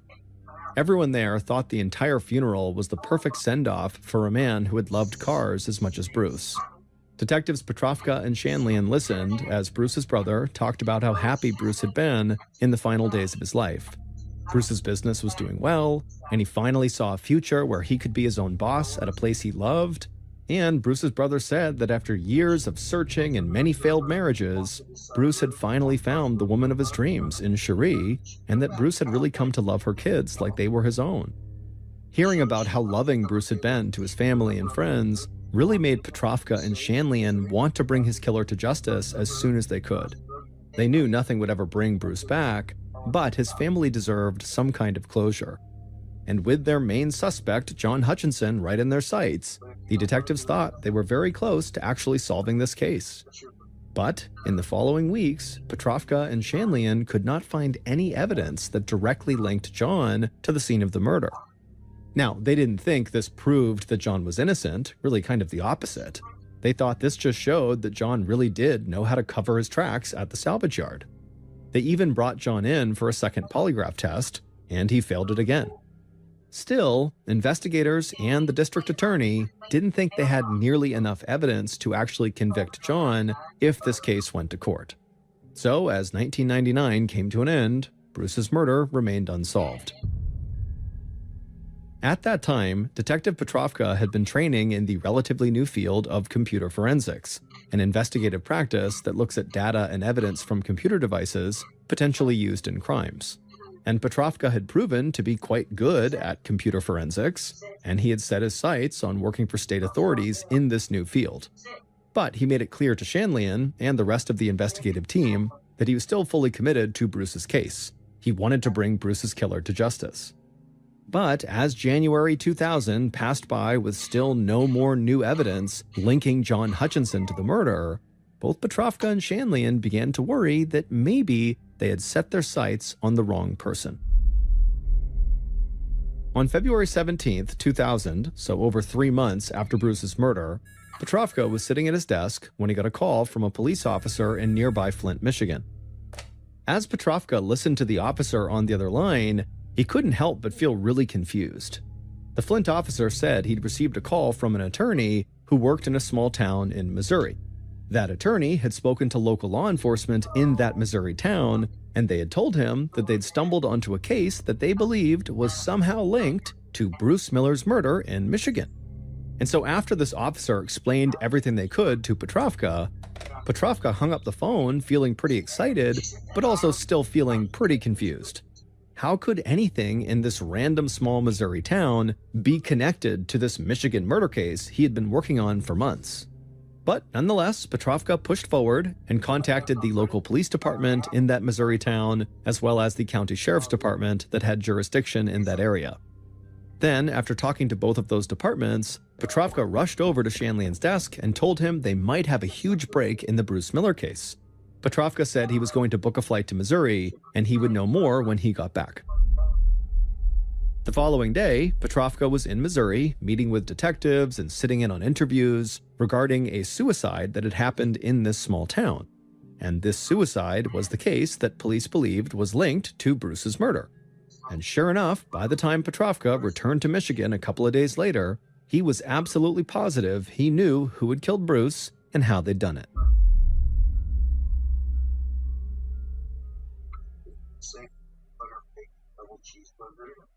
Based on evidence collected from the scene of the suicide in Missouri and the murder scene at the salvage yard, and interviews conducted throughout the investigation into Bruce Miller's death, here is a reconstruction of what authorities believe happened on the night someone murdered Bruce Miller, November 8th, 1999.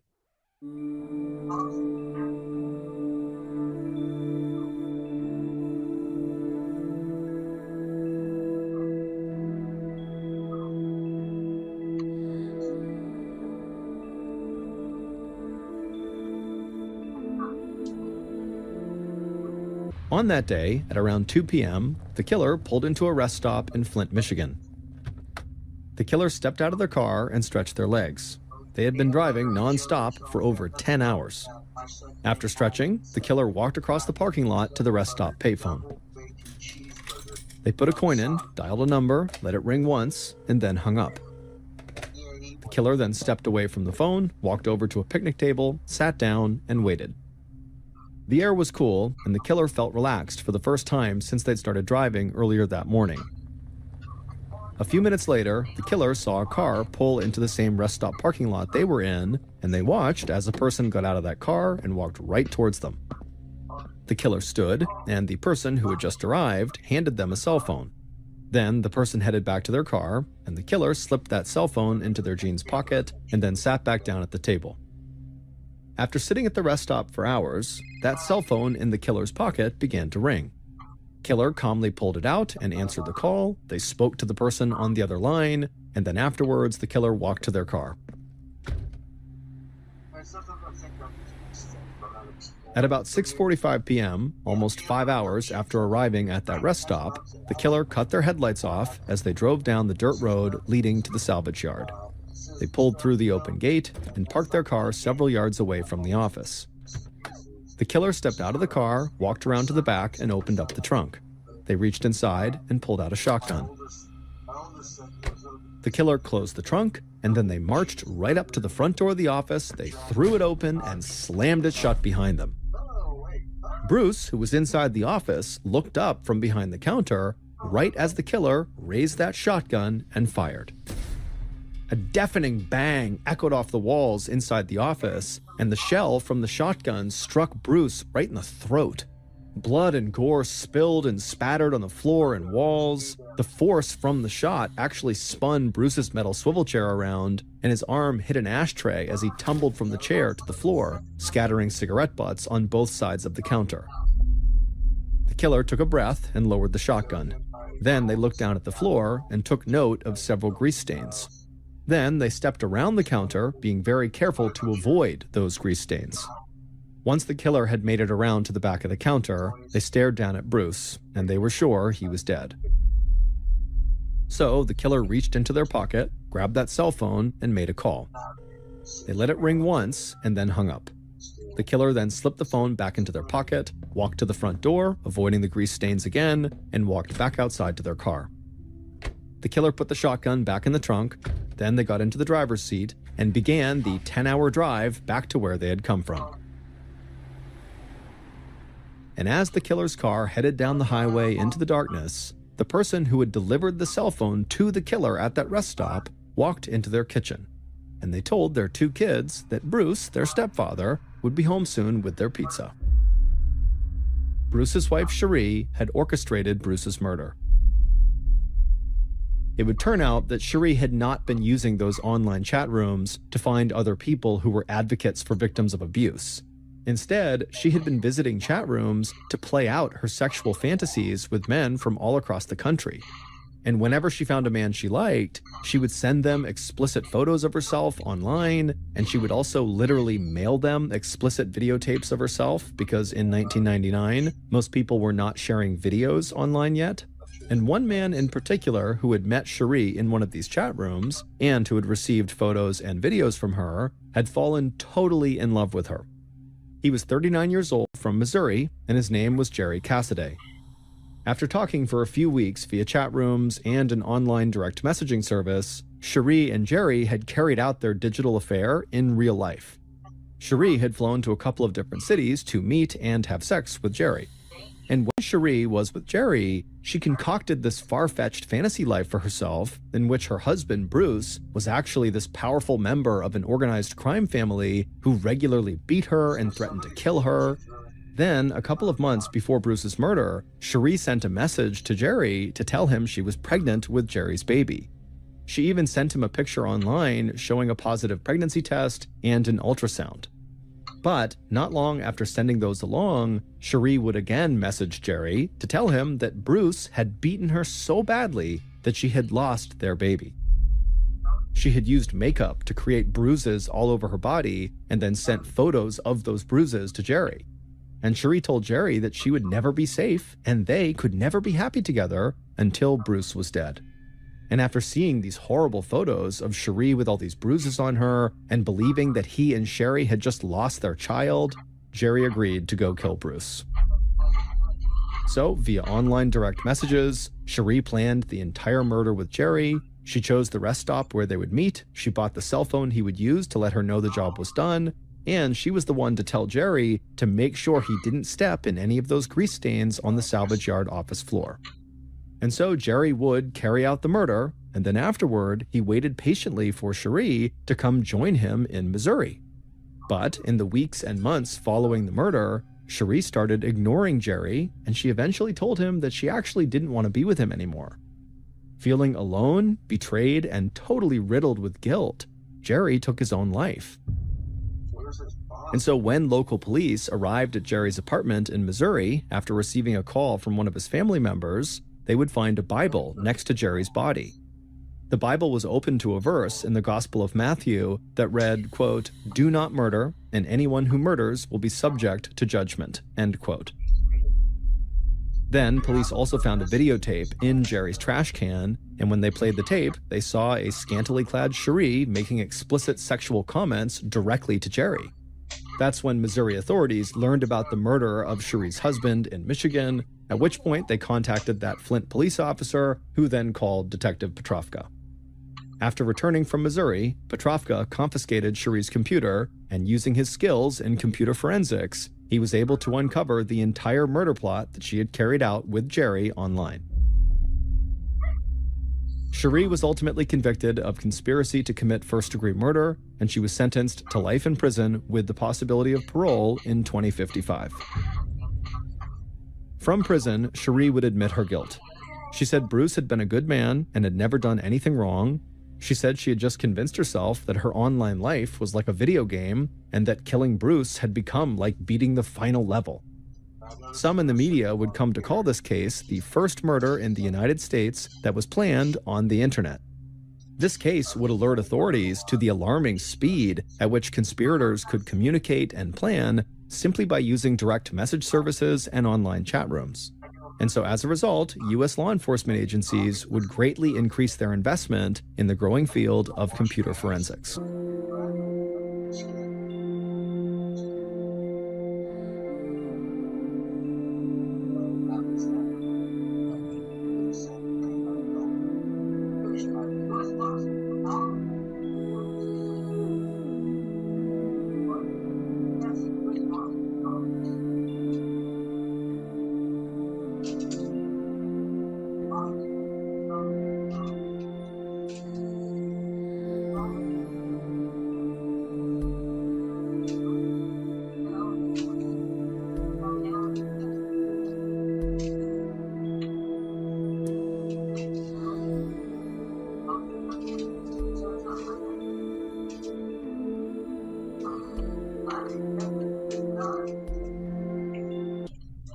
So then what you do is you post a clip of it, show Dr. Bumble.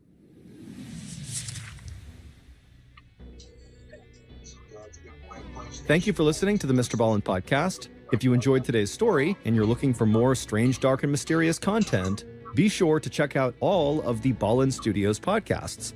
We have this one, the main show, and we also have Mr. Ballin's Medical Mysteries, we have Bedtime Stories, and we have Run Fool. You can find all of these podcasts simply by searching for Ballin Studios wherever you listen to your podcasts. Also, there are hundreds more stories like the one you heard today that are in video format on our YouTube channel, and that channel is just called Mr. Ballin. So that's going to do it. I really appreciate your support. Until next time, see ya. Just hosted. What's going on, man? How are you? It was another beautiful day in late October 1994. The afternoon air was cool, and the sky above the town of Voorhees was a soft, clear blue, dotted with fluffy white clouds. As 52-year-old Carol Newlander stepped out the door of Classic Cakes Bakery onto the sidewalk, she stopped for a minute and tilted her face upward to enjoy the feel of the light breeze and sunshine. With her eyes closed, she could forget for a few seconds that she was standing in a strip mall in northern New Jersey surrounded by parking lots, and that pretty soon she'd be joining the hundreds of other drivers on the crowded highway that led south from Voorhees to Carol's home in neighboring Cherry Hill. Carol let out her breath and opened her eyes. She and her husband, Rabbi Fred Newlander, did not actually mind the commercial sprawl that had spread out around them since they had arrived in Cherry Hill 20 years ago.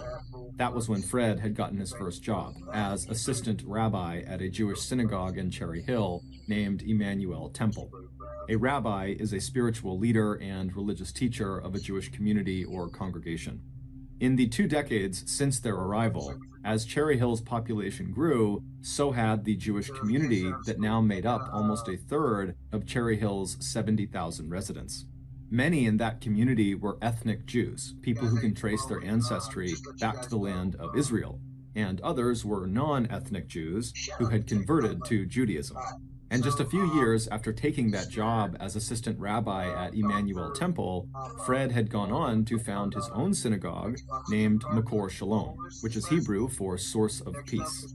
Central to Judaism is the belief in one God who revealed himself through ancient prophets. But Fred's new synagogue also focused on adapting the 3,800-year-old religion to the social and cultural conditions of the modern world. And Fred's gamble had paid off big time. By 1994, Makor Shalom had grown from a few families meeting in members' houses into the largest Jewish temple in Cherry Hill, with a congregation of almost 4,000 members. And Fred and Carol had moved from their small apartment to a comfortable 4-bedroom colonial house in one of the many subdivisions that had slowly but surely nibbled away at what had once been Cherry Hill's rolling farmland. But during those years, Fred was not the only one finding success. The last 2 decades had also been very good to Carol. She and Fred had had 1 daughter and 2 sons, and all 3 children were now either working or going to college or medical school. And 10 years ago, as Fred was busy building his congregation, Carol had decided to pursue her own dream. Working right out of her kitchen in their home at 204 Highgate Lane, Carol had poured her boundless energy into starting a business baking kosher cakes and selling them to local restaurants. With such a large Jewish community in Cherry Hill, Carol had recognized that there was an unmet demand among that group of customers for cakes and sweets that met strict Jewish dietary guidelines. And it would turn out the Gentile, non-Jewish residents of Cherry Hill were just as enthusiastic about Carol's cakes and cookies as the Jewish population was. So before long, what had started out as first Carol, then a handful of close friends making cakes in their ovens at home, had grown into Classic Cakes Company, with 2 large retail stores, one in nearby Audubon, and the other right there where Carol was standing, at the Eagle Plaza Shopping Center in Voorhees. Now, Classic Cakes employed close to 50 people, and combined sales from both bakeries easily topped $10,000 a day. And now, Carol thought to herself as she shouldered her purse and turned toward her own car out there in the parking lot, it was time to get on to the second half of her workday. It was Tuesday, October 25th, and on every Tuesday in the late afternoon, Carol and the other managers of Classic Cakes got together for their weekly business meeting in Cherry Hill, at the home of the company's Director of Human Resources. It was a meeting that often lasted as long as 3 hours. But as Carol walked over to her dark Toyota Camry out in the strip mall parking lot, opening the car door and slipping into the driver's seat, that sense of peace she had felt when she had looked up at the sky a few minutes earlier had left her. In its place was a sense of uneasiness. It had to do with her husband, Fred, and the 6-month sabbatical that he had taken at the beginning of this year. A sabbatical is an extended paid leave period that gives an employee a chance to travel and study. And in Fred's case, the other staff at his synagogue had basically encouraged him to take this sabbatical, almost like it was a reward for all the hard work managing such a big congregation. And Fred had been excited about this sabbatical, but instead of using it to travel or study like most people do, Fred just used the time to grow out his thinning gray hair into a long ponytail, and then just kind of hung around the house in Cherry Hill and at his synagogue, Makor Shalom. Over the last 10 months, her husband had also become increasingly critical of his assistant rabbi, and to Carol, even after his sabbatical period had ended, Fred had seemed very distracted and preoccupied. Now, as Carol drove her car out of the Eagle Plaza parking lot and headed towards Route 70, she tried to reassure herself that Fred's change in behavior couldn't possibly have anything to do with their marriage. After all, they'd been together for almost 30 years, and during that time, Carol had come to know and cherish the qualities that made her and Fred such a strong couple. Where Fred was charismatic and bold, Carol was practical, warm, and good at listening to people. While Fred inspired people, Carol had a knack for making them feel like she was a trusted member of their family. And even though they had come from such different backgrounds, Carol and Fred had formed a loving and productive partnership. Carol, who had been born to wealthy parents, had grown up on the ocean side of New York in a big house with grounds that rolled down to the shore of Hewlett Bay. Fred, who was 1 year older than Carol, was the only child of immigrants who had grown up in the blue-collar section of Queens, New York, where his father had run a struggling dry cleaning business and his mother had stayed home to take care of Fred. Carol and Fred had met on a blind date when they were both in college. Fred was studying religion at Trinity University in Connecticut, and Carol was studying psychology at an exclusive women's college in Massachusetts. Carol, who was small and elegant with auburn-colored hair, intelligent dark eyes, and great taste in clothes and jewelry, was instantly attracted to Fred, whose physical strength and rugged good looks made him seem much taller than his 5 feet 4 inch tall frame. The attraction was 100% mutual. The two of them got married in 1965, moved to Queens, where Fred was later ordained as a rabbi, and by 1971, Cherry Hill, New Jersey would become the Newlanders' permanent home. And while Carol knew that the passage of the years and the daily routines of everyday life were bound to take the edge off the passion and romance that had brought her and Fred together 3 decades earlier, but she still felt that same attraction to Fred, and she knew that he felt the same way about her. Besides, in less than a week, they'd have some much-needed time to spend together when they headed up to New York this Saturday, October 29th, to visit some relatives.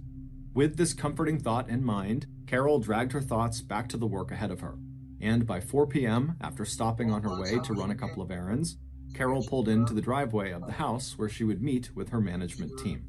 A few hours later, Carol was once again back in her Toyota Camry, but even now her workday was not quite finished, because it had become Carol's habit that several days a week she would take home that day's cash from both of her bakery branches, and then she would count the money right at her dining room table. Then, the next morning, she could just deposit the cash at the bank first thing. And while Carol thought this was an efficient and convenient way of doing things, Fred thought it was totally reckless, and he hated that she brought all that money home. Even though Carol kept telling Fred that no one outside of her management circle knew that she sometimes traveled with anywhere from $5,000 to $15,000 in cash tucked into her burgundy wallet at the bottom of her handbag, Fred told her that all of her bakery employees must see her walk out of the store with all that cash, and so he thought Carol was just asking to get robbed. But Carol had always waved off his concerns, saying that her employees were highly vetted and would never do that to her. And where they lived, Cherry Hill, was known as a very safe and quiet neighborhood. And so Carol told Fred that, no one's ever going to break in and try to steal from them. After getting the cash from both of her bakery locations and hopping back into her car to make the ride back home, Carol glanced at her watch and saw that she still had time to call her 24-year-old daughter, Rebecca. Rebecca was married and a hospital administrator in Philadelphia. Carol had always been very close with Rebecca, and so she cherished these daily phone calls with her. So as Carol drove along, she picked up her car phone, she dialed Rebecca's number, and a few minutes later, she and her daughter were chatting happily about the day's events. Carol was still on the phone when she pulled into her driveway at 204 Highgate Lane. But before she could wrap up the call with Rebecca, Carol was suddenly startled by a loud knock on her car window right next to her head.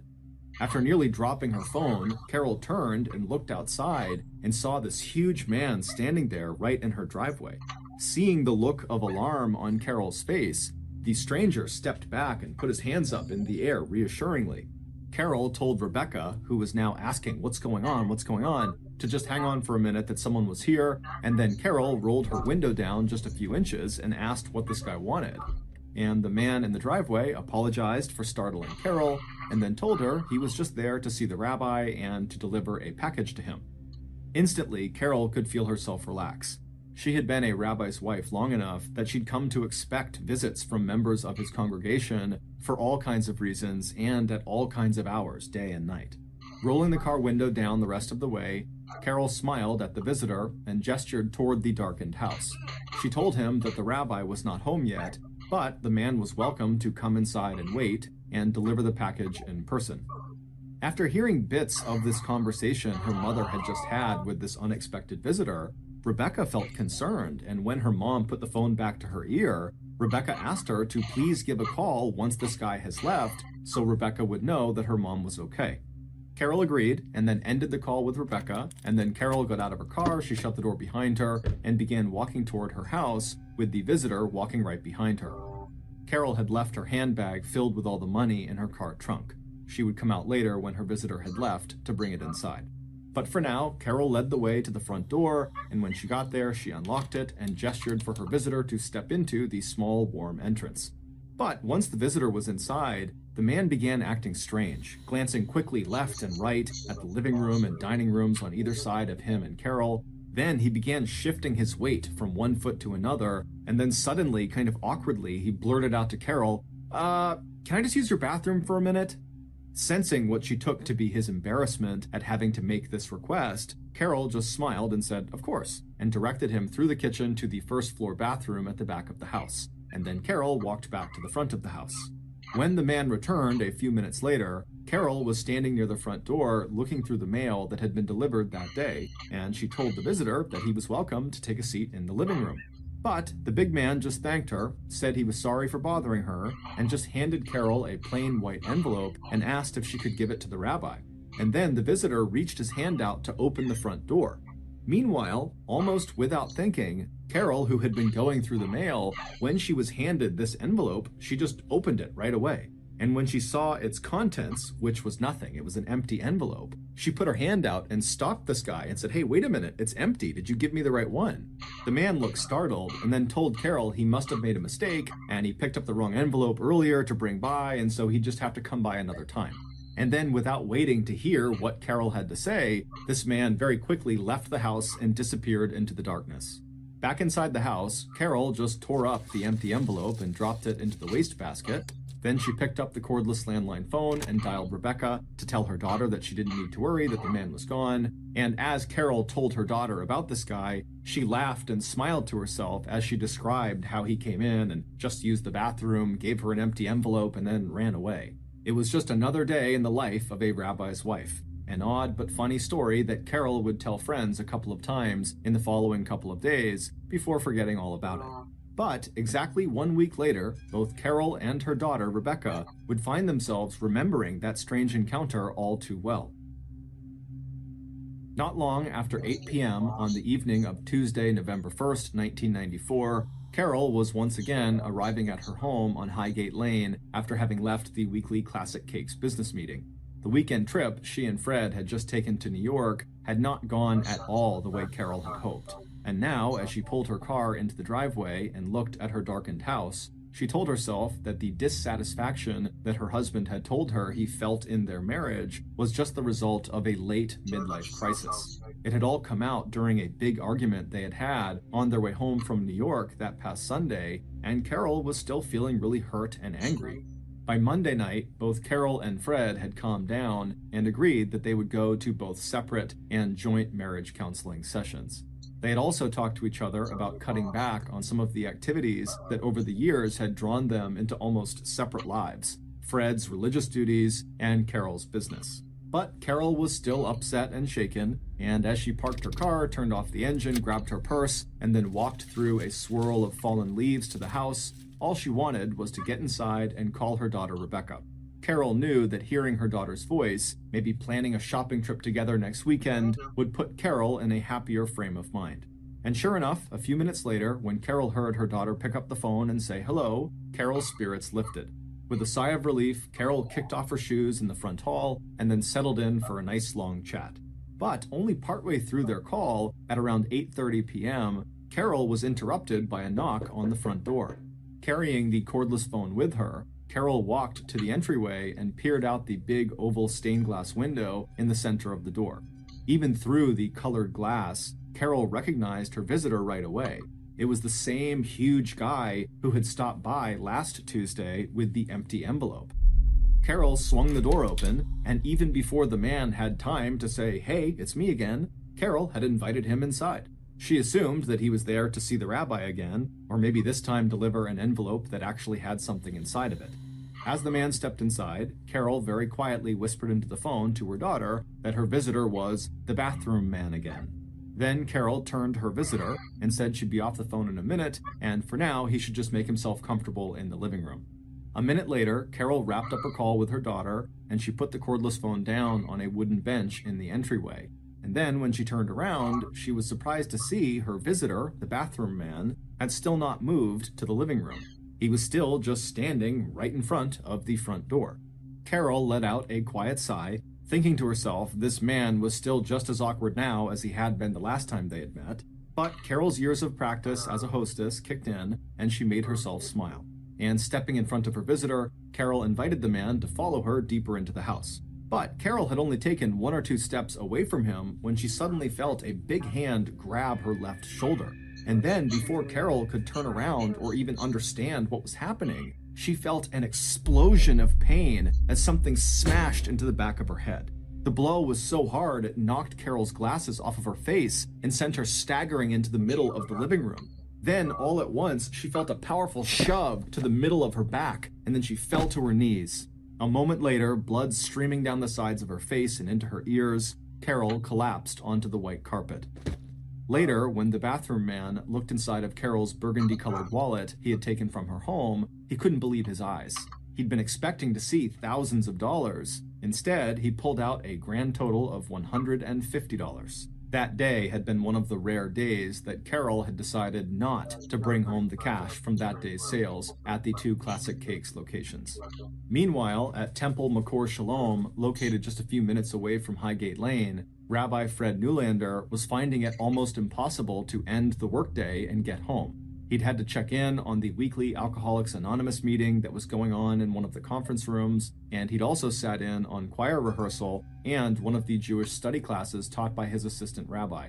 He had checked in with Carol earlier that afternoon by phone before her business meeting. Since their argument on Sunday, their conversations had felt strained. Trying to ignore the frosty tone in his wife's voice, Fred had told her that he was probably going to be late that night, but at around 6 p.m., he did plan to go back to their house and have dinner with their son Matthew, but then he'd be leaving again and he wouldn't see her again until late. 20-year-old Matthew was a first-year medical student now at nearby Rutgers University, but he was still working part-time as an emergency medical technician with the Cherry Hill Fire Department. He lived at home with his parents, Carol and Fred, but between his classes and his 12-hour EMT shifts, his parents did not actually see much of him. Finally, just after 9 p.m. that night, Fred stepped out the door of Makor Shalom into the cool, cloudy November night. Like his wife Carol, Fred had also been thinking a lot about all the two of them had built and made together over the past nearly 3 decades. He knew his son Matt had overheard him and Carol arguing after they got home from their weekend trip to New York, and he also knew that Matt had wanted to talk to him over their dinner earlier that evening about what was going on with his parents. But his marriage was just not something Fred wanted to discuss with his children, and so he had pointedly turned the conversation in another direction every time Matt tried to talk about it. Now, 15 minutes after leaving the temple, Fred pulled his car into the driveway of 204 Highgate Lane. The lights were on in the house, and Carol's car was in its usual place. A minute later, at 9:20 p.m., Fred was at the front door of his house, and when he tried the handle, expecting it to be locked, he found it was unlocked. Fred shook his head at the lack of security, thinking about all that money Carol might be counting right now at the dining room table.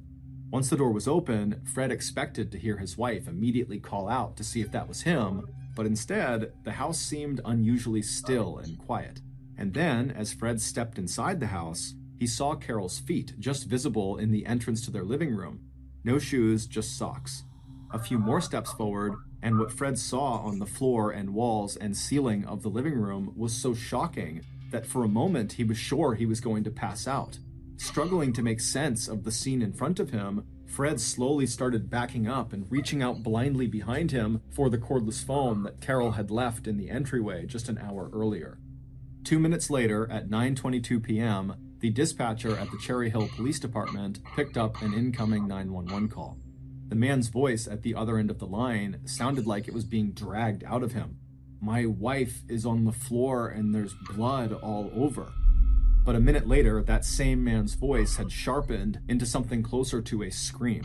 Standing in his front hallway talking to 911, Fred realized that his son Matthew was probably hearing this 911 call right now, and that Matt, being an EMT, might be among the medical personnel that were now being rushed to the Newlander family home.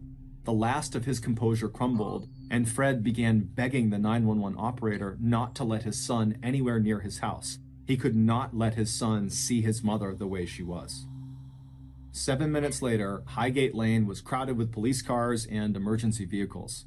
Matt had not been allowed inside of the house, and he and Fred were standing together at the end of the driveway when an EMT came over and told them that, unfortunately, Carol was deceased. And no, it did not look like suicide, it looked like murder.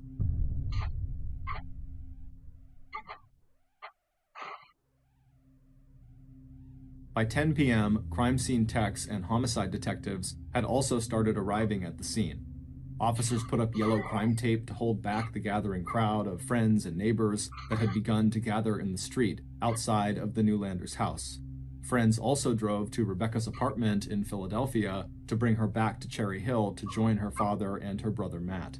Later that same night, Fred's assistant rabbi would call another rabbi near the University of Michigan, where Carol and Fred's other son Benjamin was a freshman, so Benjamin would not be alone when the call came through that his mother was dead. Meanwhile, the investigation into Carol's death was already moving quickly. By 11 p.m. that night, Camden County detectives John Long and Arthur Folks had already zeroed in on their first potential suspect, Fred. After all, he was both the husband of the victim and the person who found Carol's body.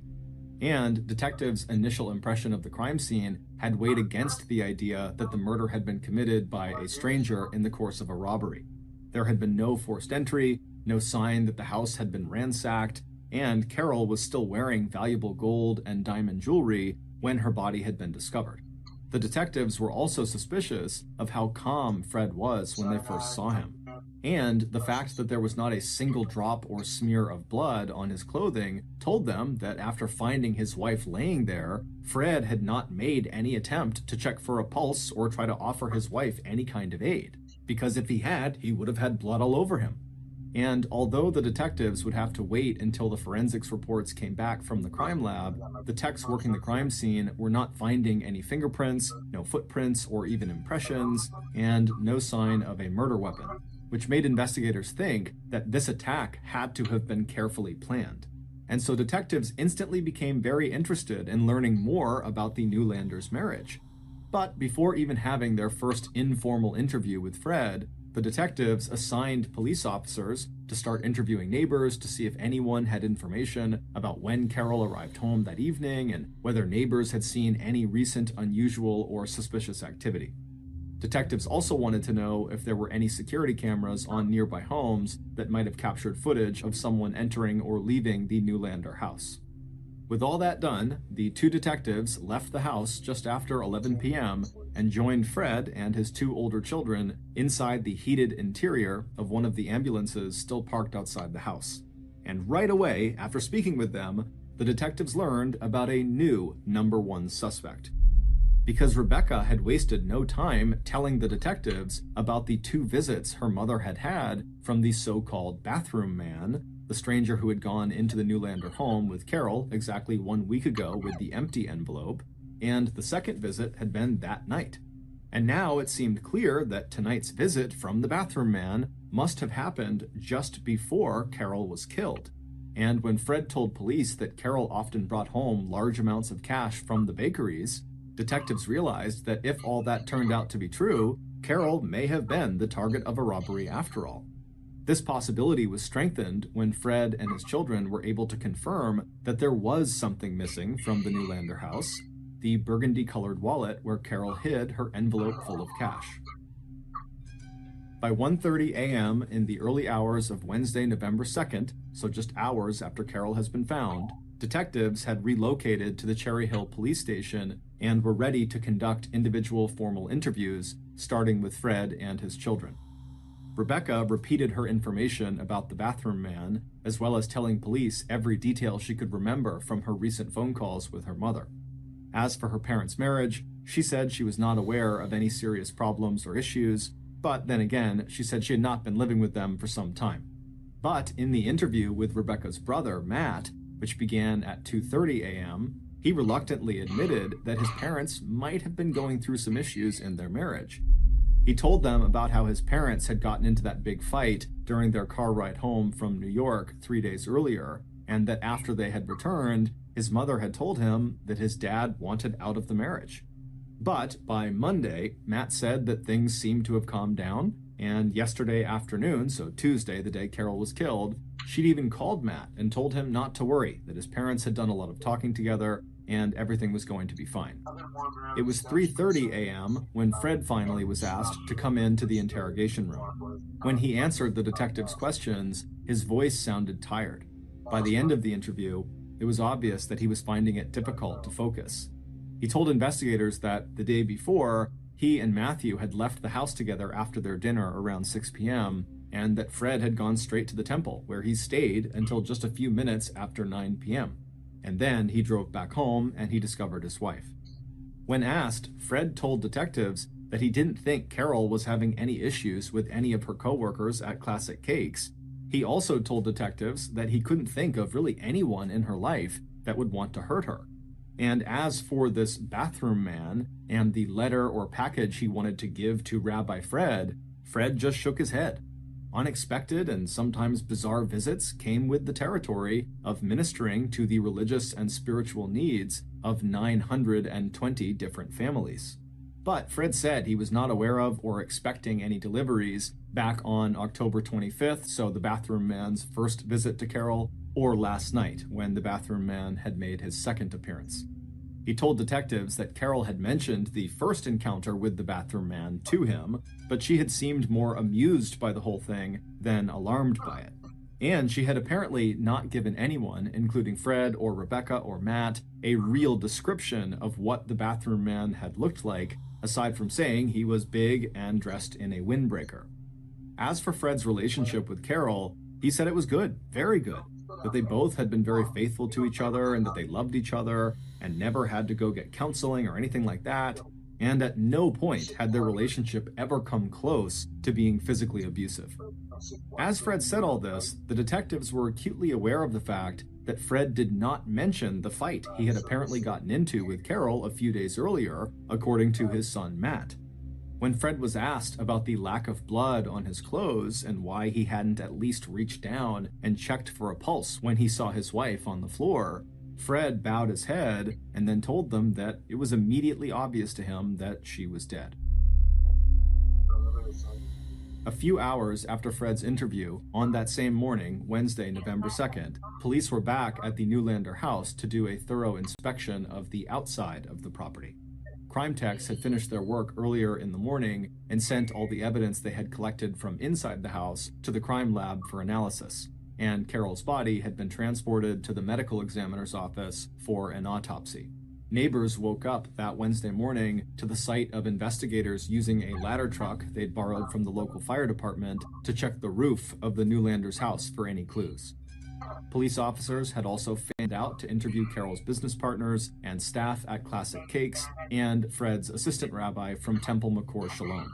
Other officers were tracking down any leads or information about deliveries to the Newlander property that may have been scheduled for around the time Carol was killed. But despite the promising lead about the bathroom man and the momentum of the first 48 hours, the investigation into Carol's murder almost immediately slowed to a discouraging crawl. No one had come up with any information that would help police find this mysterious bathroom man. Investigators couldn't find any deliveries scheduled for the Newlander house on either October 25th or November 1st, the 2 days the bathroom man was there. And Fred's assistant rabbi just shook his head no when detectives asked him if he knew of any marital problems between Fred and Carol. On Thursday, 2 days after the murder, and the day Carol's body was released by the medical examiner's office back to her family, 2,000 people attended a funeral service for Carol that was held in the sanctuary of Temple Makor Shalom. And after the funeral service, Fred announced that Carol's Shiva, the Jewish equivalent of a wake, would be held at the Newlanders' house, in the same room where Carol was killed. Despite contractors having come in and thoroughly cleaned that room, Carol's friends and family still noticed faint bloodstains under the new coat of paint on the walls and ceiling. It wasn't until the Newlanders' phone records came back a few weeks after Carol's death that police finally got a break in the case. While looking for calls that had been made to or by Carol, police noticed one number that showed up over and over again. But it had nothing to do with Carol, and everything to do with her husband and a very high-profile member of his congregation. And by early December, police uncovered a scandal that would rock Cherry Hill and focus national media attention on one of the state's most charismatic religious leaders. Police would also find another possible suspect in the murder of Carol Newlander. It would turn out Fred had lied to police when he described his marriage as being really solid, and he'd told an even bigger lie when he described himself as being a faithful husband. Instead, starting on December 24th, 1992, so 2 years before Carol was killed, Fred had begun having an affair with a 48-year-old local celebrity and member of his congregation, Elaine Sonsini, and so that phone number that had shown up in the Newlanders' call records was Elaine Sonsini's number. Elaine was a well-known on-air radio personality who hosted a popular morning news program out of a big station in Philadelphia. She had met Fred when he had officiated her late husband's funeral. Before, and especially during, the rabbi's 6-month sabbatical, he and Elaine had been meeting up almost every day to have sex, even deadbolting the door of Fred's private office and using Temple McCore for their illicit get-togethers. As police started to press Elaine for details about her involvement with Fred and whether she had any direct or indirect involvement with the murder of his wife, Elaine, who had a solid alibi, decided it was time to lawyer up and go public with her side of the story and the details of the affair. And suddenly, Fred was back at the top of the suspect list, both in terms of the police investigation and the news accounts that were now appearing in major regional and local media. For Fred, when this affair went public, it was devastating. There are lots of married couples who have experienced infidelity, but in Fred's case, his affair and infatuation with Elaine had automatically stamped him not only as one of America's many unfaithful husbands, but also as a murderer. Even his alibi was now being treated by investigators and definitely by the media as too good, too convenient, that maybe the rabbi had just arranged for his wife's death so he could ride off into the sunset with the beautiful Elaine Sonsini. But despite Fred continuing to shout from the rooftops that he hadn't done anything and that the police still had not found a single shred of evidence connecting him to his wife's murder, Fred knew it didn't really matter, because the media, and to some degree the police, had already decided he was guilty. And so, desperate to clear his name, Fred went on the offensive. Not only did he hire a defense attorney to represent him, he also revealed to the public that within days of Carol's death, he had already hired his own private investigator to try to find out who killed his wife and why. 49-year-old Len Genoff had been both a member of Temple McCore and an acquaintance of Fred's since 1992. But it was Len's background in security and covert operations with the US and Israeli Secret Services, along with his private investigator's license, that had caught Fred's attention. Len also had close ties with the local police. And even though Len had not really made any more progress in finding Carol's killer than Camden County law enforcement, once Fred went public with Len's involvement in the case in early 1995, Len became a sort of unofficial spokesperson for the embattled rabbi. But for Fred, despite his best efforts, his life seemed to just continue to go from bad to worse. On February 26, 1995, the damage to his reputation had become so bad that he resigned his post as head rabbi of the synagogue he had founded 20 years earlier. Several months later, on June 9, 1995, Fred's lover, Elaine Sonsini, left Fred and married one of the police officers who had been assigned to help with the investigation into Carol Newlander's death. A year after that, in April of 1996, the Central Conference of American Rabbis suspended Fred from practicing as a rabbi for a minimum of 2 years as punishment for his extramarital affair. But despite Fred's life crumbling all around him, his private investigator continued to have his back, telling everyone that while Fred certainly was guilty of adultery, that didn't mean he was also guilty of murder. Fred deeply appreciated Len's support, but what he really needed from his private eye, or from anyone at this point, was evidence about who actually killed his wife. But it wasn't until late April 2000, almost 6.5 years after Carol Newlander was brutally murdered, that police finally would find that evidence. That month, investigators answered a phone call from someone who said they had important information that would help authorities identify Carol's killer. The conversation that came next would turn everything the police thought they knew about this case upside down.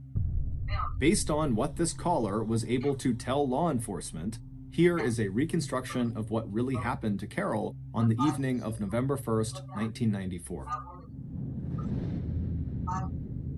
The bathroom man was sure he had planned Carol's murder down to the last detail. But when Carol had let him into her house on the night of Tuesday, October 25th, he knew right away that he had made a mistake. As soon as he stepped inside, he had seen immediately that Carol's purse and, more importantly, the burgundy-colored wallet were nowhere in sight. And so the bathroom man, he struggled for a moment, trying to keep his composure before changing his plan. He had to be sure the purse and the wallet were here. So, thinking quickly, he asked Carol if he could use her bathroom. But instead of actually going to the bathroom, the man just walked around Carol's first floor, checking all of the rooms for this purse and wallet. But when he couldn't find them, he knew he'd just have to come back another time. And so he walked back to the front door where Carol was, and he handed her that envelope, telling her it was the package he had come to give to the rabbi, and then he was about to leave when Carol had opened it up. Now, the bathroom man knew the envelope was empty. Delivering it to the rabbi was just his excuse he was using to get inside of the house. And so when Carol immediately opened the envelope right in front of him and told him, "Hey, look, it's empty," the bathroom man suddenly panicked, wondering if Carol was onto him. But he could see in her face right away that she wasn't. She was just concerned he had not delivered the right letter, and so he should come by another time when he had the right letter. 1 week later, on November 1st, the bathroom man took steps not to repeat his earlier mistake.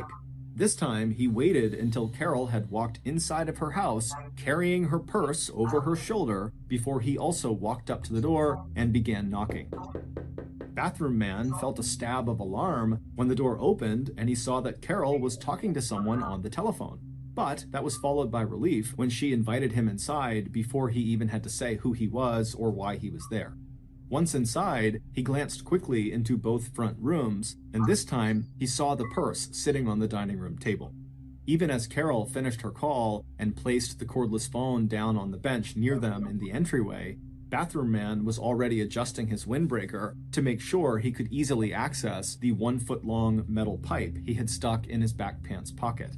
Satisfied that the purse and wallet were definitely here, he focused again on Carol and heard her tell him to follow her through the living room into the sun parlor.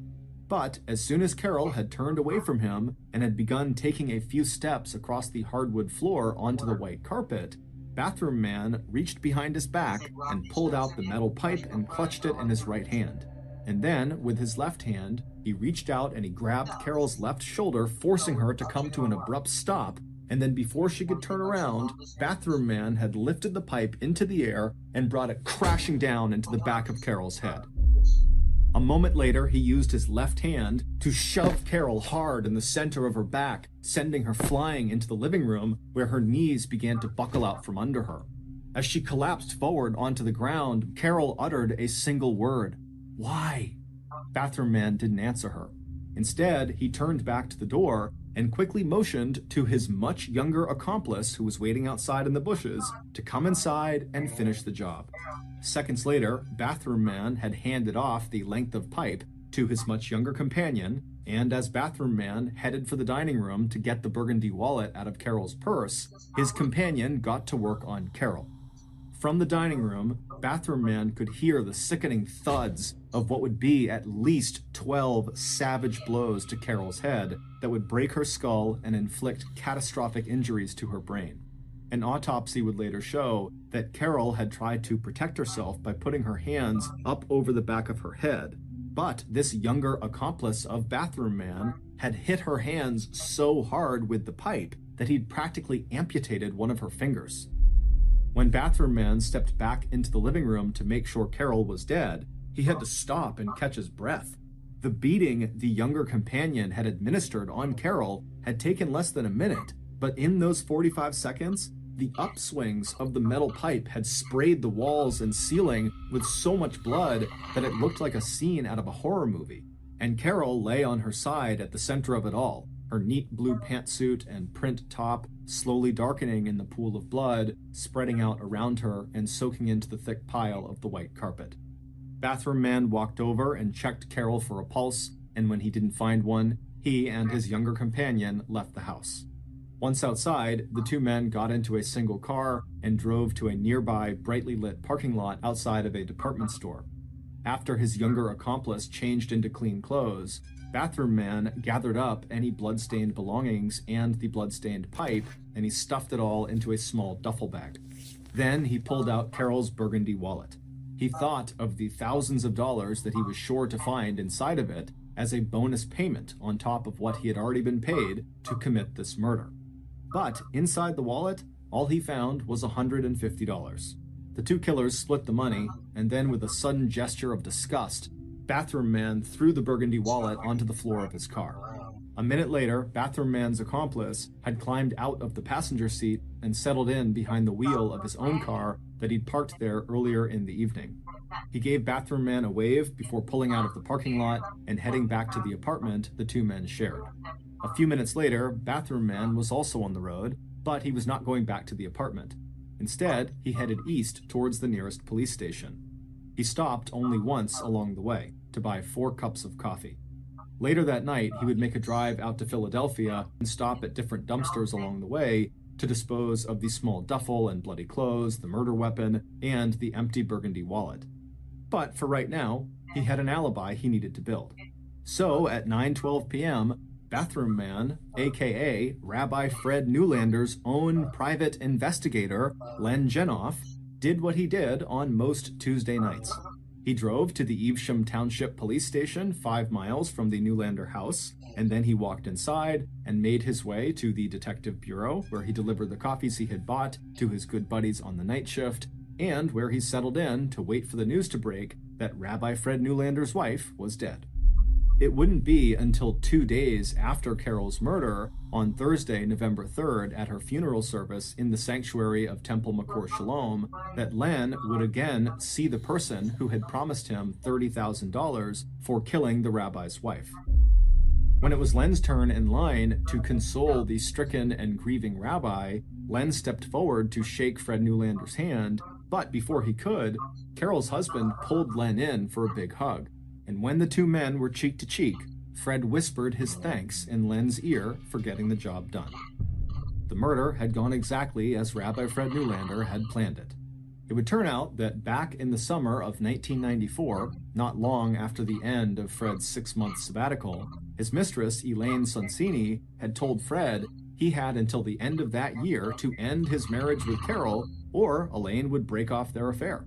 As the rabbi started to think about his choices, he decided he'd rather see Carol dead than risk the damage that a divorce might do to his reputation.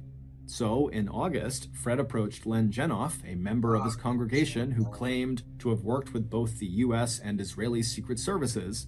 Both those claims, and almost everything else Len had told people about his background, insecurity, and covert operations, turned out to be false. But when Len's rabbi and spiritual leader Fred Newlander asked him if he would be willing to put his skills to work and kill a so-called enemy of Israel, Len said yes. Only the enemy turned out to be the rabbi's wife, and her only sin was that she stood between the rabbi and his mistress.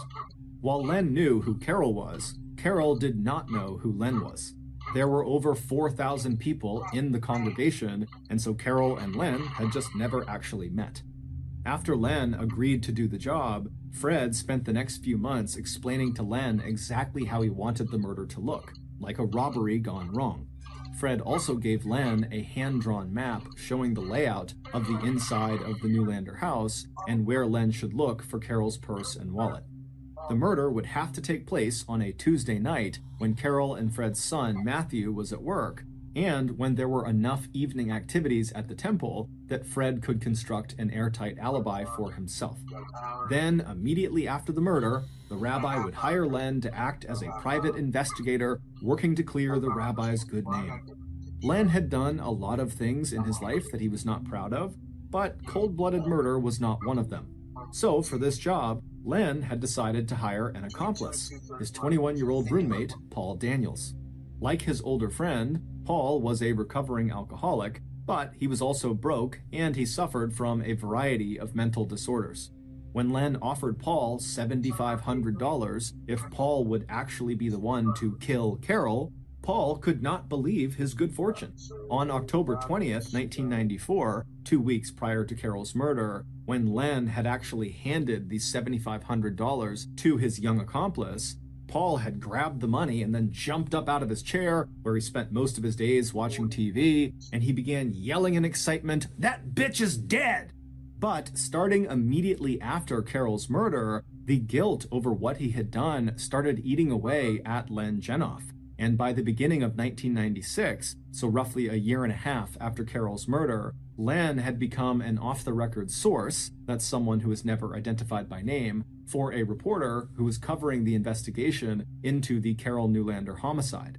And by May of 2000, almost 6 years after Carol's death, that reporter, who had gradually learned the truth from Len, had convinced Len to go to police and tell them the truth about what happened to Carol.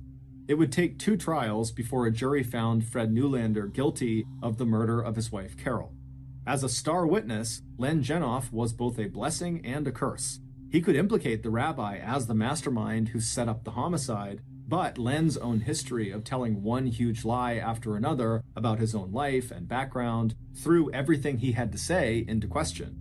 And compared to the eloquent denials of Rabbi Fred, and the fact that there was no hard evidence linking the rabbi to the actual murder, Fred Newlander's first trial in 2001 ended in a hung jury.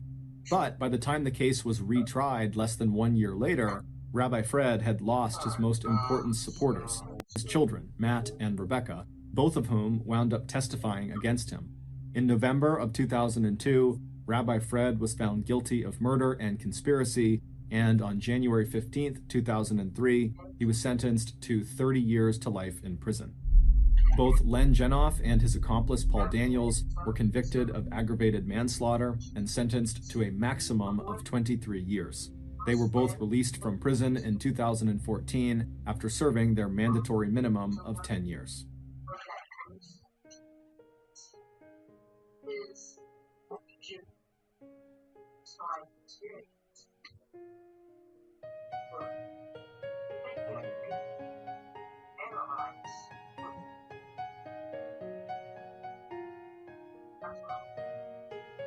In 1990, 31-year-old John O'Brien was a landscaper in a town just outside of Chicago, Illinois.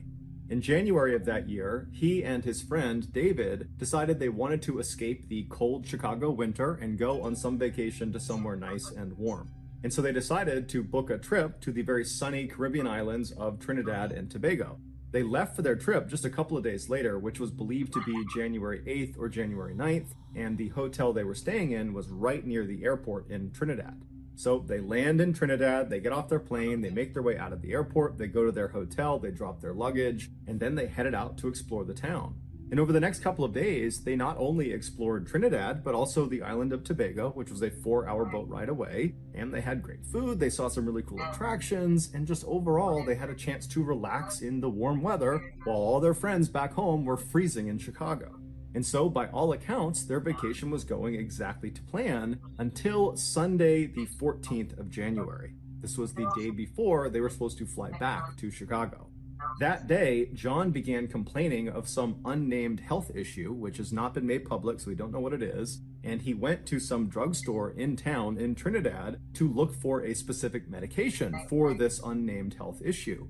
But the drugstore did not carry this medication, so John left and he went to another drugstore and another store, but nobody had this medication. And so by the time John got back to the hotel and saw David, David would later remark that John was not only distraught about not having this medication, but John was disoriented. Like whatever this health issue was, it was starting to manifest itself in this kind of disoriented state that John was in because it was not being treated. But eventually, David decided that John was okay enough that they did not need to call a hospital or call a doctor, and the two men decided to just go to bed, because after all, they had a very early flight the next morning. So the two men climb into their respective beds, which are in the same room, 2 twin-size beds, and they fall asleep. But about an hour to maybe an hour and a half after David had fallen asleep, he wakes up to some man standing next to his bed, choking him. He's grabbing his throat and throttling him. And so David has no time to respond to what's going on. He just starts grabbing this guy's hands and he manages to push them off of him. And then this guy who's standing next to his bed grabs the lamp next to him and smashes David with it. David, from getting hit, falls out of the bed, he lands on the ground, and this guy, his attacker, jumps on top of him, and the two men are fighting, but eventually David manages to overpower this guy, and he kicks him off. And as soon as he does that, he realizes this guy that's been attacking him is John, and John is completely naked. He's got no clothes on. And so John just stands up, and David's looking at him like, what's going on? And John just runs out of the hotel room. He ends up running down the hall. He goes down the stairs. He runs past the front desk, out the front doors of the hotel, and just takes off running.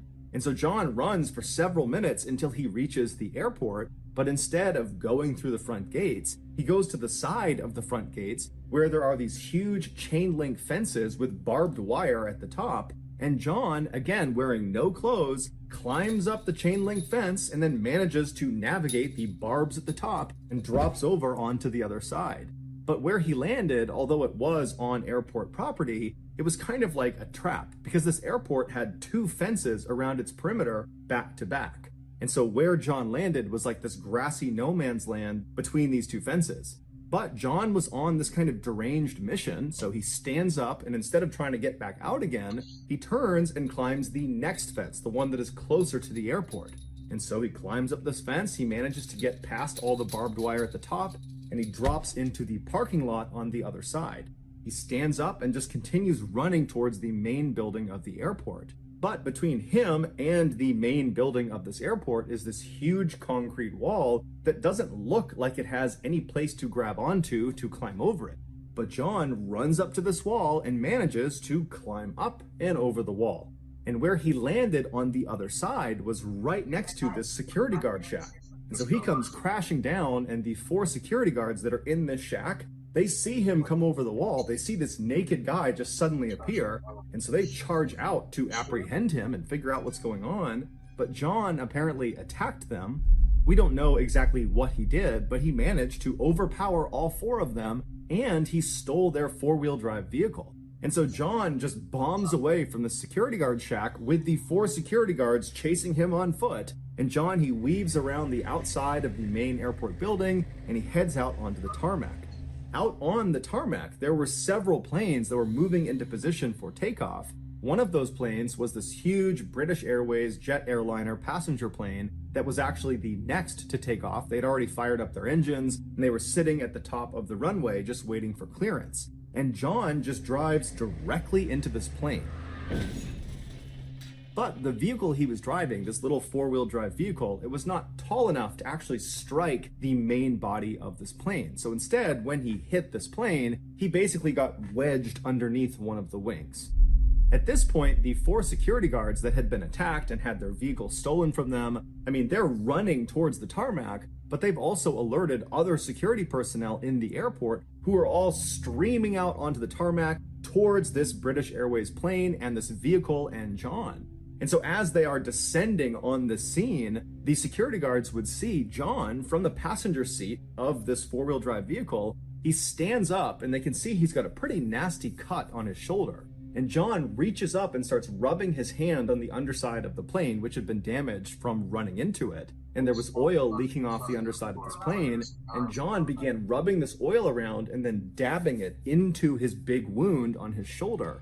And then after packing it with this oil, John leapt out of the wrecked 4-wheel drive vehicle and then just took off running away from all these security guards and away from this plane. And in the chaos of this moment, all these security guards and all the airport personnel that were descending on this scene, they managed to lose sight of John. He disappeared on the backside of this plane. And so all these security guards and airport personnel, they come to a stop about 100 feet away from this plane and this wrecked vehicle, and they're just kind of staring at it, wondering, what are we going to do next? They're calling other agencies to come in and assist with this situation, when all of a sudden, somebody notices John about 300 feet away on the other side of the plane. He comes out from behind a building.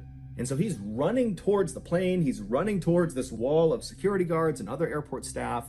And John, he manages to get all the way up to the plane before anybody can come up and apprehend him. And when he reaches the plane, he stops for a second, looks up at the engine of this airplane that's still spinning. It's been turned on, and John jumps into the engine. And instantaneously, John ceases to exist. He is completely decimated. No one knows for sure what actually caused John's rampage, although it's assumed it had to do with whatever this unnamed health issue was. Ultimately, his death was ruled a suicide.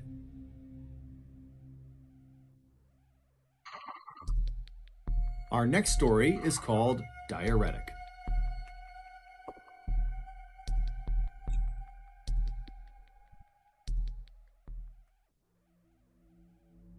On April 17, 2018, 42-year-old Holly Mackey sat down in aisle seat 14C on a Southwest Airlines plane. That morning, she, along with 143 other passengers and the 5 crew members, would be flying from New York City to Dallas, Texas. And then after that 4-hour flight, Holly would get off that plane and board another plane from Dallas to Oklahoma City, where she lived. But luckily, that flight was only about an hour long. After Holly buckled her lap belt, she put her carry-on bag under the seat in front of her, and then she waited to see who was going to be sitting in the 2 seats to her left. A few seconds later, a 43-year-old bank executive and mother of 2 named Jennifer Reardon came walking down the aisle and stopped right outside of row 14 and turned into the aisle towards Holly. And Holly, who was kind of keeping her head down, she noticed there was this person standing outside of her aisle, and so she turned and looked up, and looking down at her was this big, bright smile, and Jennifer said to her, "Hey, can I sit next to you? Is anybody using those seats?" And Holly would say, "Nope, I'm here by myself, go right ahead." Unlike other airlines that would assign seats to all of their passengers before they boarded, Southwest Airlines has an open seating plan. What they do is they basically group passengers into boarding groups, but then once that group is on the plane, it's first come, first serve. After Jennifer slid past Holly and made her way to the window seat where she sat down, which was seat 14A, she buckled her lap belt, and then just like Holly, she took her carry-on bag and stuffed it under the seat in front of her, and then she pulled a paperback book out of her bag and started reading it. For the next few minutes, as more and more passengers came onto the plane, nobody took the seat between Holly and Jennifer, because generally speaking, people don't like riding in the middle seat if there is a window or aisle seat available, because it's just not very comfortable sitting between 2 people for hours at a time. But eventually, the only seats left were middle seats. And at some point, this preteen girl who had her head buried in her phone, she comes onto the plane and she works her way down and she stops outside of row 14 and she very politely asks Holly if she can sit between her and Jennifer. And Holly says, absolutely. And so this girl slips past Holly and she sits down in seat 14B. She puts her lap belt on, she takes her carry-on, puts it under the seat in front of her, and then she just goes back to looking at her phone. Now that all of Holly's seatmates had arrived and she would not need to be getting out of the way for more people to come into a row, Holly kind of relaxed for a minute and she pulled out her iPad and she began scanning through the news as she waited for the plane to finish boarding. After all the passengers had been seated, one of the flight attendants closed the airplane door, and then they grabbed the microphone and welcomed everyone aboard the plane and thanked them for choosing Southwest Airlines. And then they reminded everyone on board to make sure their seatbelt was fastened, that their tray was in the upright position, that their seat was upright as well, that they had stowed big electronics. And then with the help of several other flight attendants, they went over some basic safety procedures in case of a mid-air emergency. Most of the passengers on this flight were really not paying attention to the safety brief. They were trying to sleep, or they were stowing their stuff, or they were sending one last text message. But Holly, on the other hand, she was paying careful attention. Now, this wasn't totally unusual for her. She was generally safety conscious, but for some reason on this flight, she just had a sense that something bad was about to happen. There was this deep sense of foreboding that she normally didn't feel on flights. And so she found herself really carefully paying attention to these procedures in case something did go wrong. After the brief was over, the attendant who was holding the microphone thanked everyone for listening and then said, sit back, relax, and enjoy your flight. But Holly couldn't do that because, one, she really did have this weird sense that something was off about this flight, that something bad was going to happen, and she just didn't know why. And then number two, she remembered that she had drank this huge cup of iced coffee before she boarded the plane, and so now she really had to use the bathroom. But the plane had already begun taxiing over to the runway, and an attendant had told her she had to sit down. You can't go to the bathroom now. You gotta wait until we're up in the air. And so Holly, who was now feeling very mentally and physically uncomfortable, found herself kind of anxiously looking to her left out the window as the plane continued to taxi to the top of the runway. And then once the plane was set, it paused for a second, and then the engines fired, and Holly and the girl next to her and Jennifer all got sucked back into their seat as the plane began hurtling down the track. And so Holly, the girl, and Jennifer, they're all turned, they're looking out the window as the plane is just bombing straight ahead. They're watching the airport kind of disappear out of view, and then they feel the plane begin to get lift, and then they take off.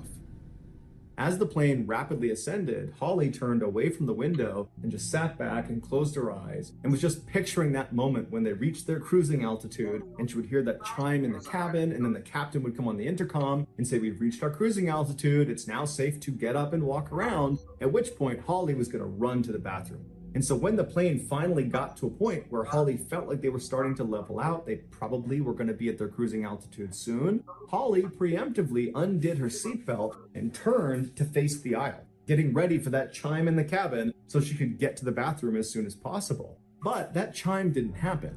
Instead, when they reached their cruising altitude, the captain came on the intercom and she would tell everyone that they had reached their cruising altitude, but no one can leave their seats yet.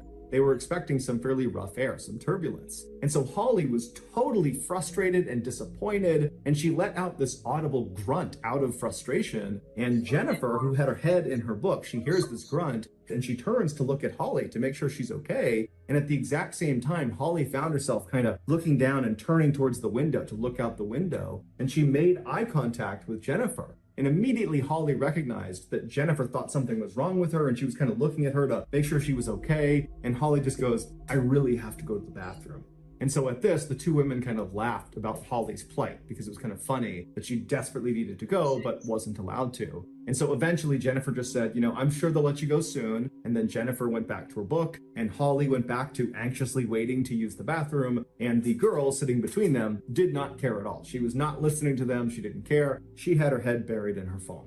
After several minutes, Holly started to worry that it might be a while before she was allowed to get up and move around, because she's looking at the flight attendants and they're all buckled into their jump seats and they were hitting some turbulence. And so Holly's thinking, okay, I got to do something to take my mind off of this discomfort. Not only the physical discomfort of needing to use the bathroom, but also that strange foreboding. It just was not going away. And she didn't know what it was, but she just had the sense that something bad was going to happen. And so Holly decided she would do some work. And so at 11:04 a.m. Eastern, she reached down below the seat in front of her and began fishing around in her bag for her laptop. Before she could grab it, she heard two deafeningly loud sounds in rapid succession. The first was a popping sound that came from outside of the plane near the left wing, and the left wing was right outside of their window. And then she heard this whooshing sound that went through the entire cabin. It was like a high-powered vacuum. And then the entire cabin became freezing cold as the plane banked hard to the left. After all this happened, in this fraction of a second, Holly sat up, and it was like she was immediately in shock. She's looking out across the other seats, and she sees all those oxygen masks have deployed from the ceiling. People are screaming, the attendants are running up and down the aisle trying to help people put their masks on as the plane is hard banking to the left.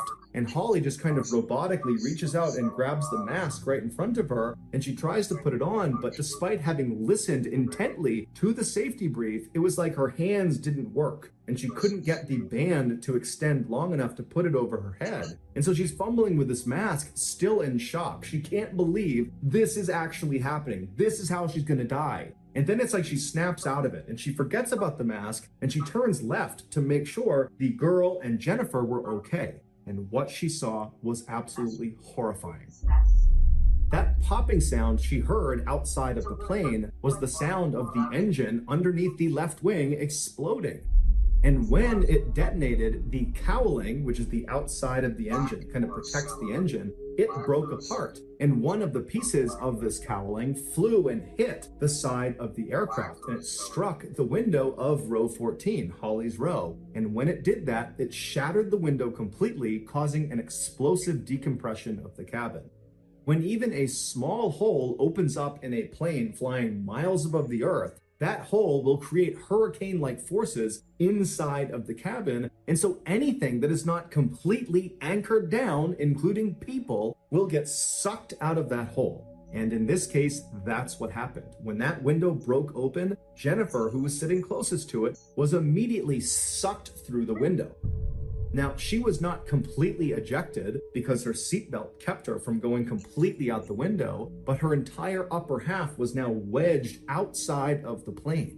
As for the girl sitting next to Jennifer, in between Jennifer and Holly, she was still getting pulled towards the window because Jennifer, even though she had been pulled out, there was still segments of the window that were open. And so there was still suction towards the window. And so Holly instinctively reached over and grabbed this girl and pulled her in tight to her chest. And then with her left arm, she reached behind the girl and grabbed the belt of Jennifer. And she tried to pull Jennifer back into the plane, but she could tell there was no way she could pull her back. The forces pulling Jennifer out of the plane were far too strong.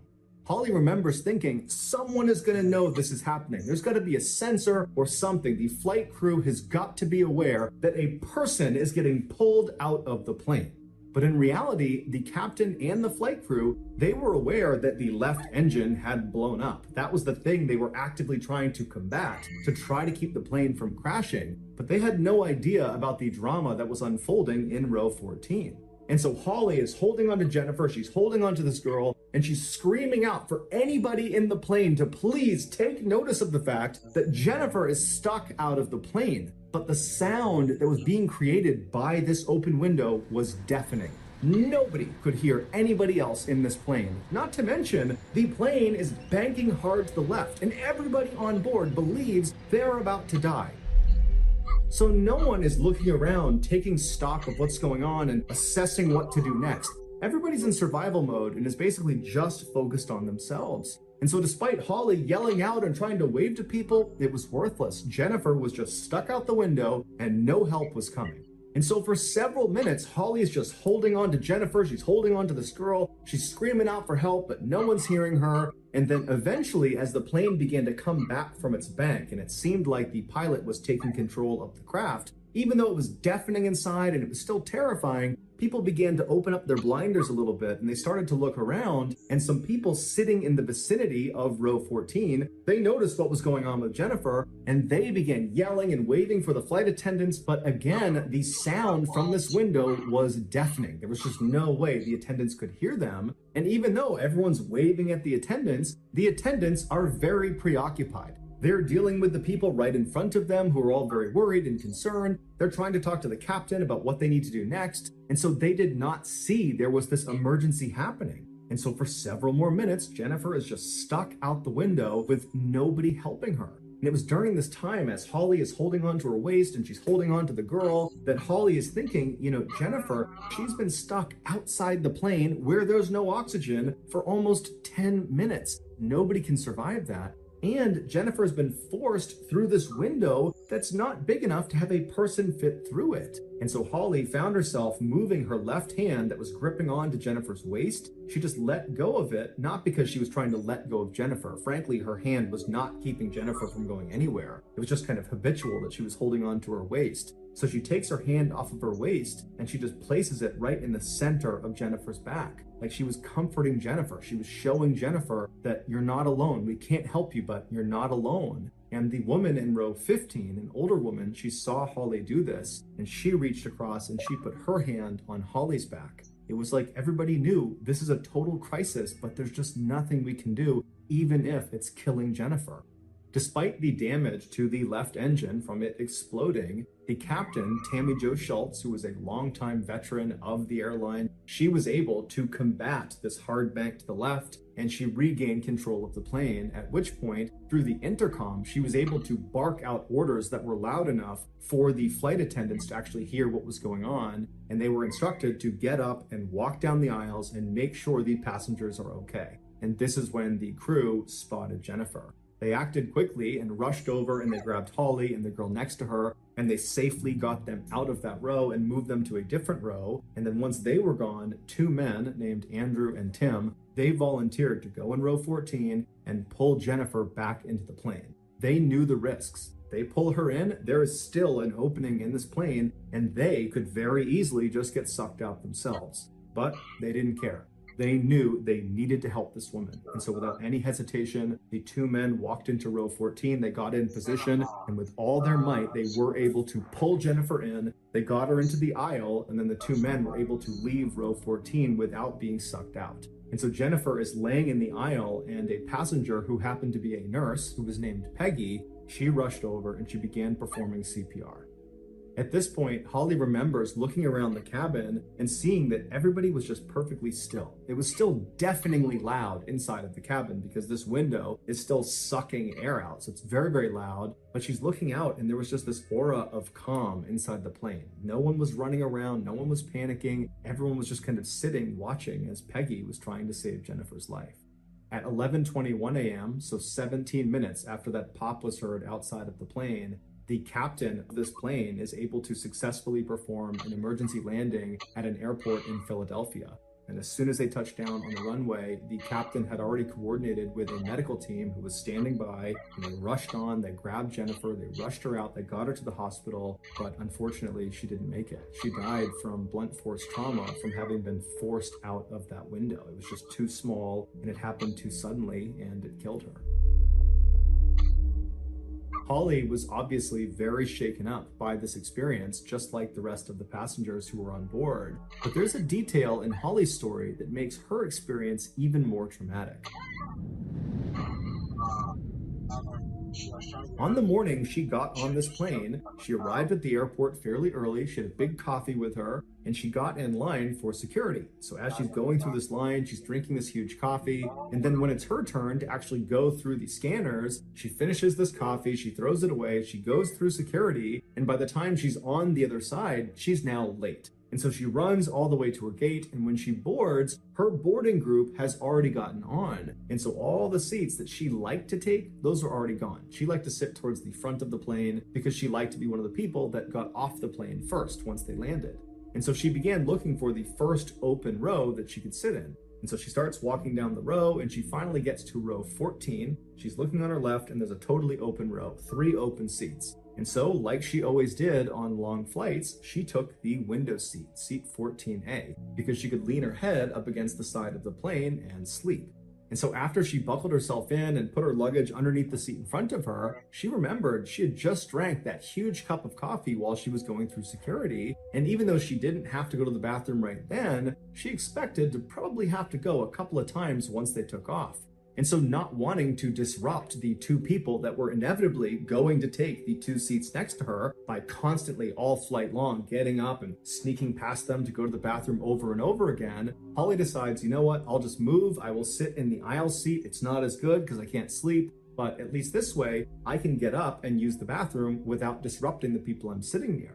And so she unbuckles herself, she reaches down, she grabs her bag from underneath the chair in front of her, she stands up, and she moves 2 seats over to the aisle seat of row 14. She sits down, she puts her seatbelt on, she puts her luggage under the seat in front of her there, and then as she's kind of getting herself situated, she sees someone has stopped right outside of row 14. And so she turns, and looking down at her is the smiling face of Jennifer Reardon. And she says, hi, is anybody sitting next to you? Can I sit next to you? And Holly says, absolutely. And Jennifer sneaks past her and sits in the window seat.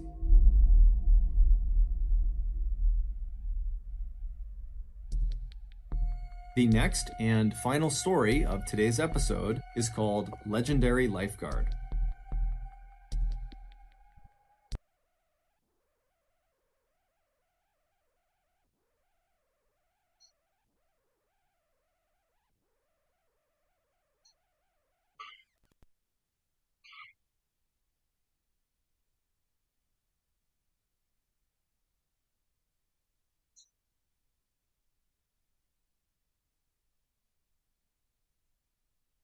The bridge that she was all night.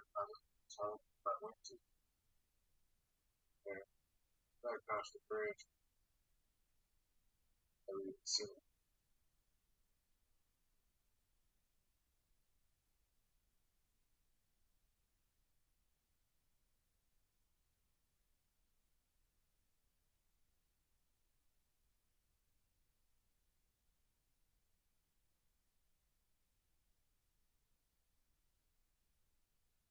I think my stuff back as fast travel and so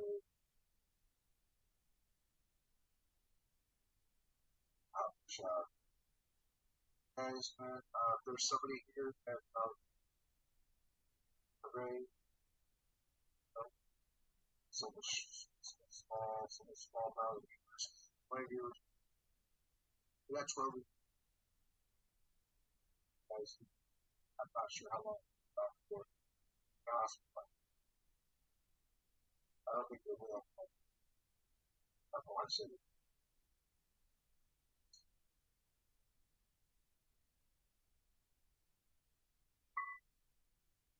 I'm sure.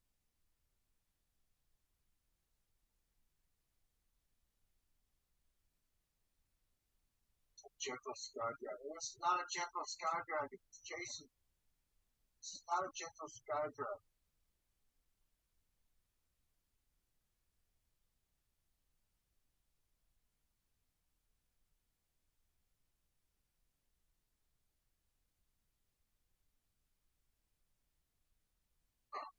And I died again.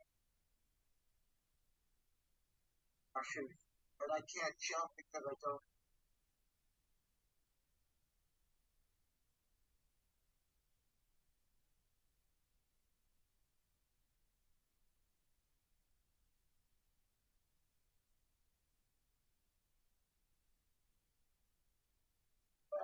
I gotta go.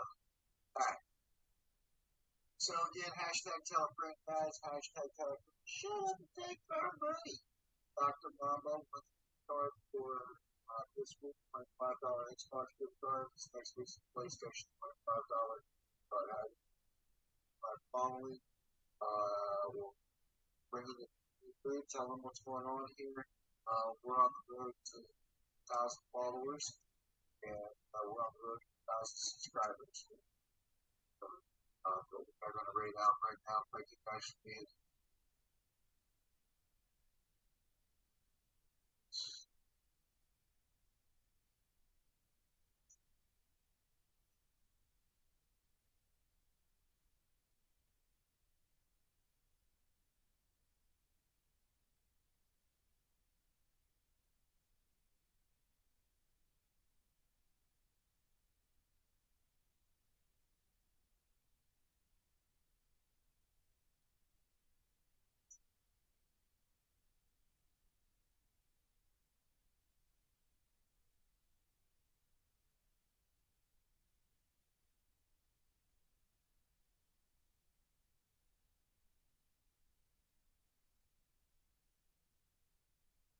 We're going crazy. I hope you had a fantastic stream.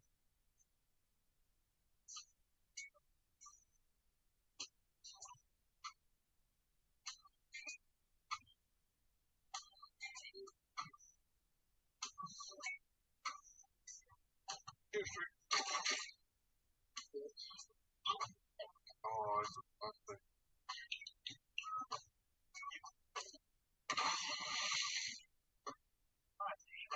You're wonderful and amazing, and I appreciate you so much. Hey. What? No way. Wow, just wow. Thank you. I did short stream before a doctor's trip, getting imaging done. Well, I hope everything turns out okay. My thoughts will be with you. And I hope you have a fantastic day.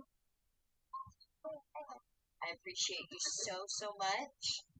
I appreciate the GGs.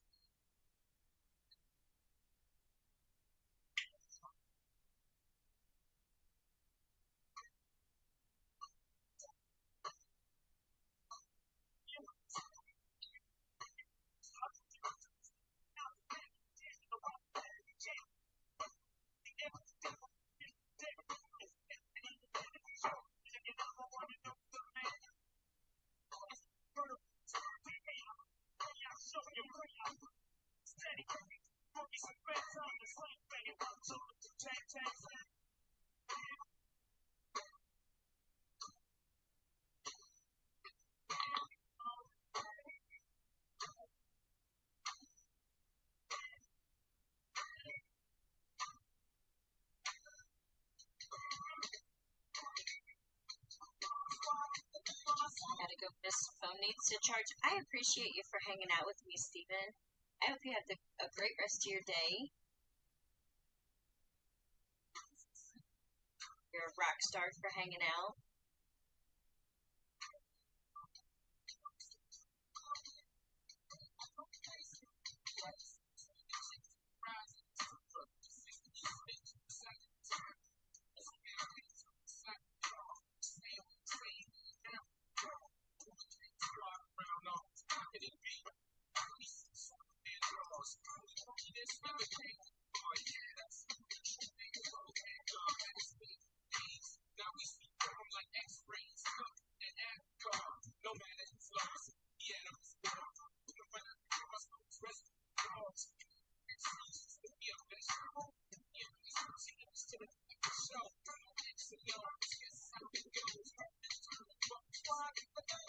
Keep being amazing.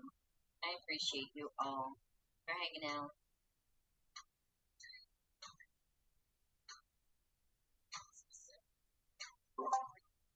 So, you think we'll have any left over here?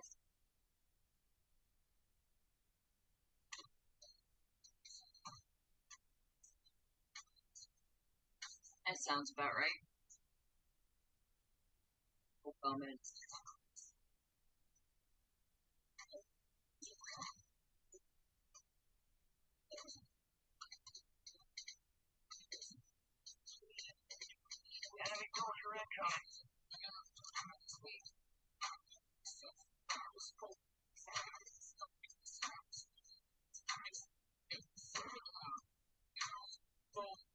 My team is discouraged. I said my team is discouraged.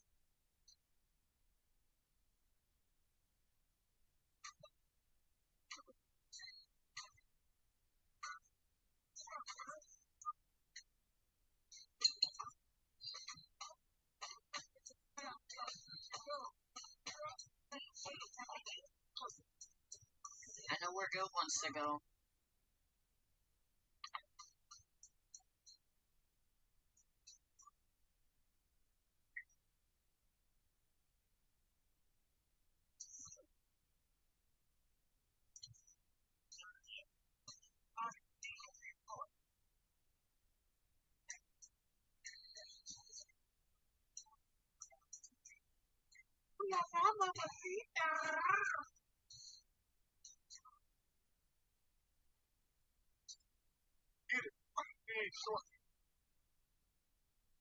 Fuck you, tall person.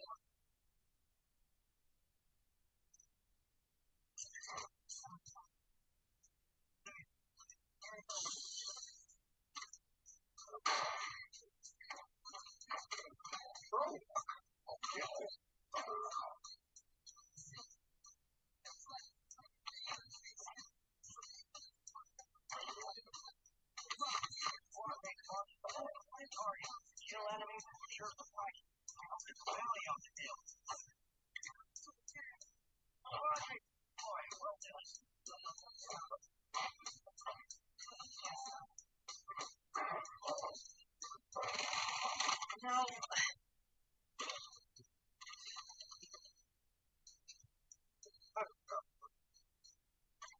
Again, always. Stay safe, Mary.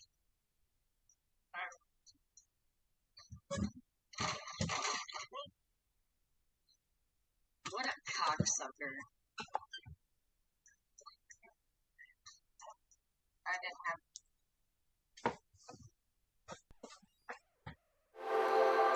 Hello, beautiful citizens. The big treasure in this video tutorial today is to show you exactly how to make an absolute beginner's base of Palworld, all with wood. No fancy stuff that.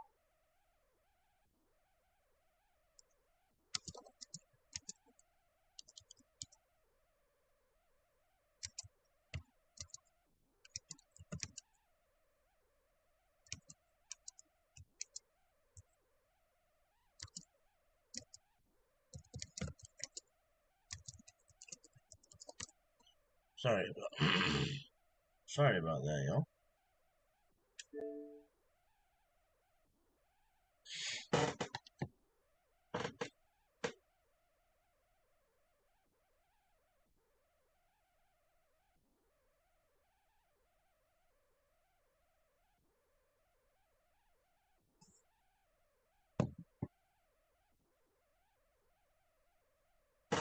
I gotta figure out what to play.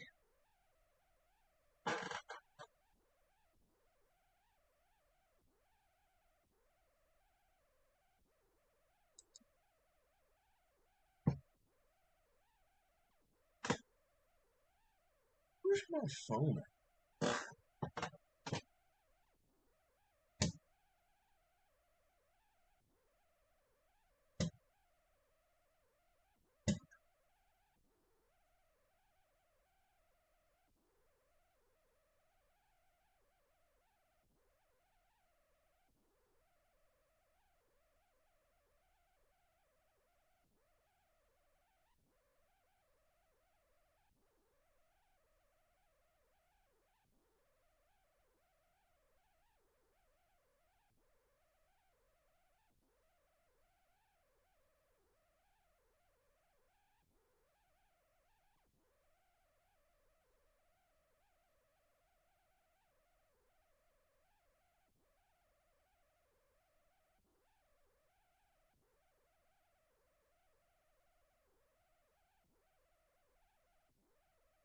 Again, my bad, y'all.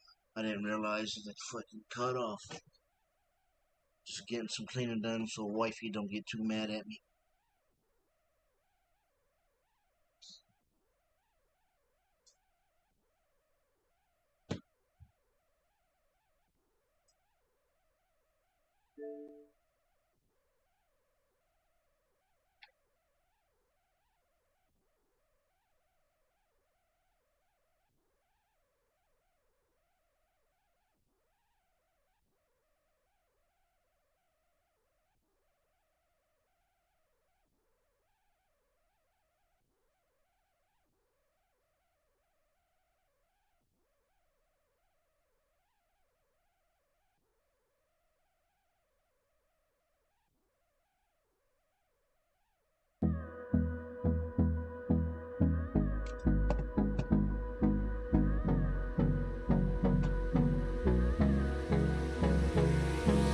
Hold me close till I get up.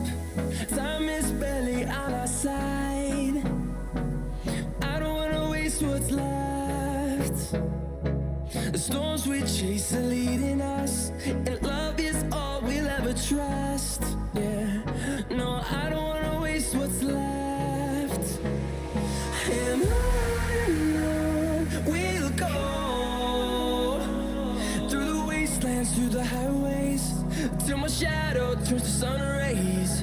And on we'll go, through the wastelands, through the highways, and on we'll go.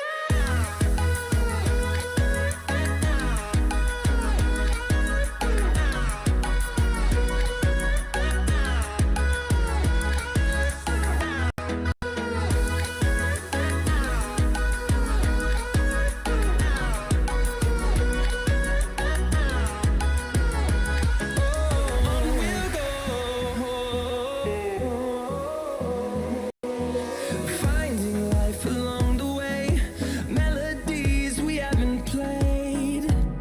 No, I don't want no rest. Echoing around these walls, fighting to create a song. I don't wanna miss a beat. And on we'll go, through the wastelands, through the highways, till my shadow turns to sun rays. And on we'll go, through the wastelands, through the highways, and on we'll go.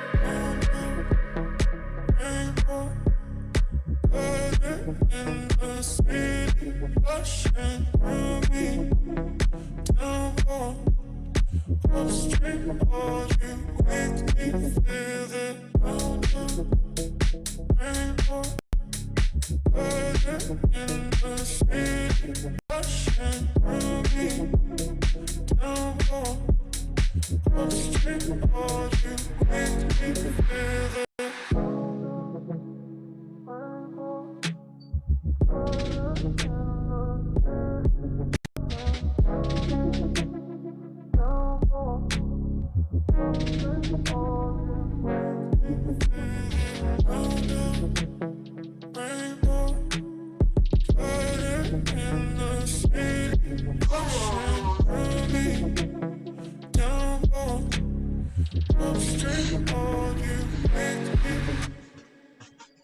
What's going on, Boom?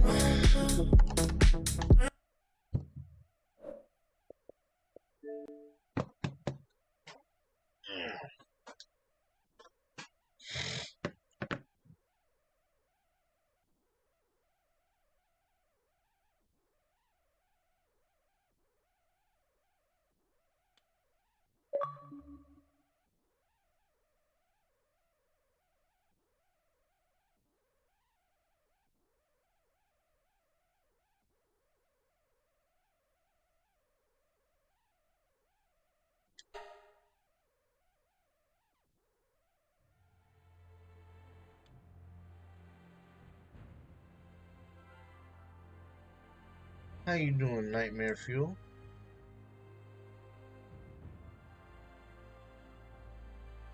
Hope you're doing good.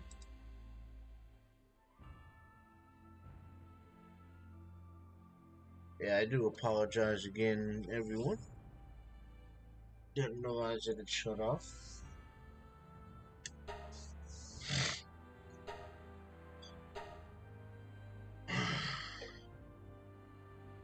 This one? Damn it.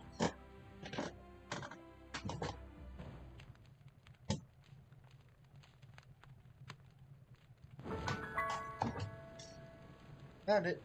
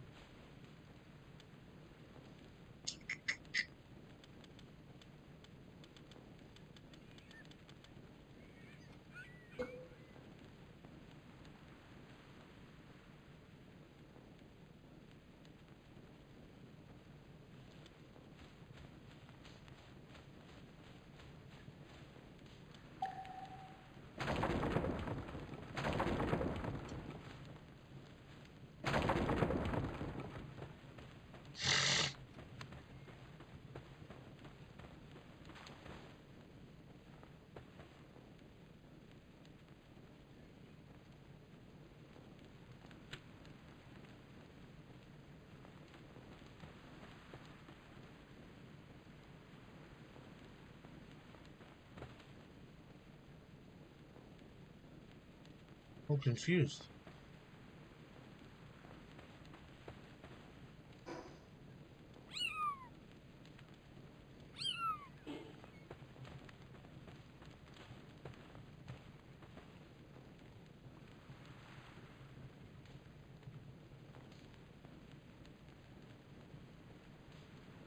Oh no.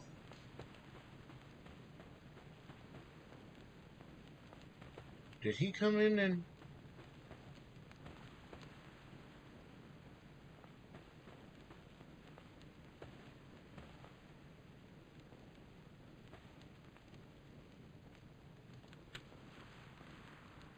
hold on.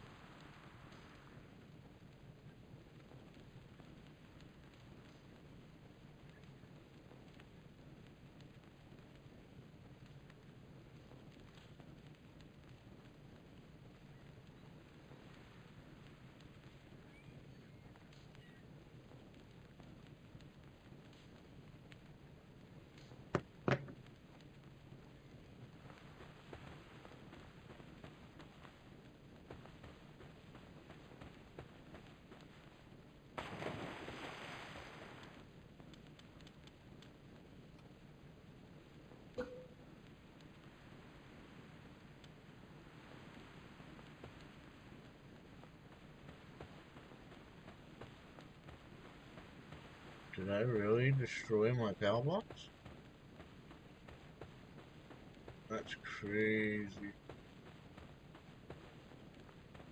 How do I move everything?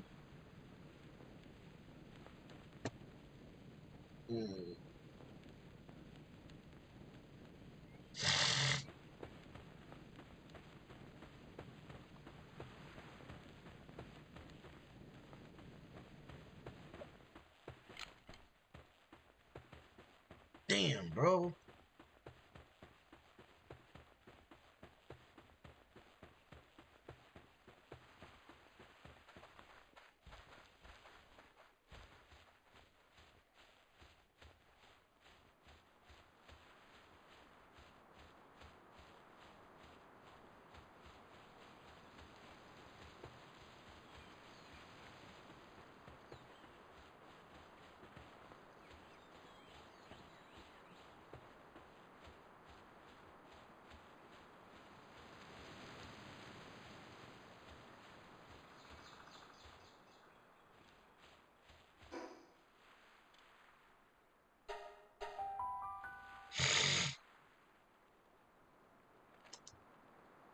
Have to unlock all the way down the track, like many other videos will show you. Nah, we're not doing. My name is Victoria. Hello beautifuls, my name is Victoria. In this video tutorial today is to show you exactly how to make an absolute inner space power wall, all with no fancy stuff that you have to unlock all the way down the track, like many other videos will show you. Nah, we're not doing that. If you want the fancy build, go watch my castle video. This is for absolute beginners, but it's going to be fine. It's going to teach you how to build in this game, so you won't make errors down the track. So let us start.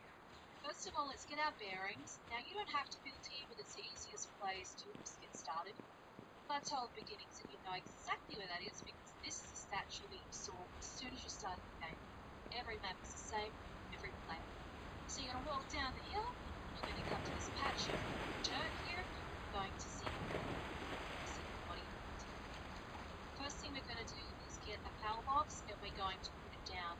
PAL box determines the perimeter of our base. So as you can see with that dirt over there, there's a shape across. That's showing the perimeter of the base.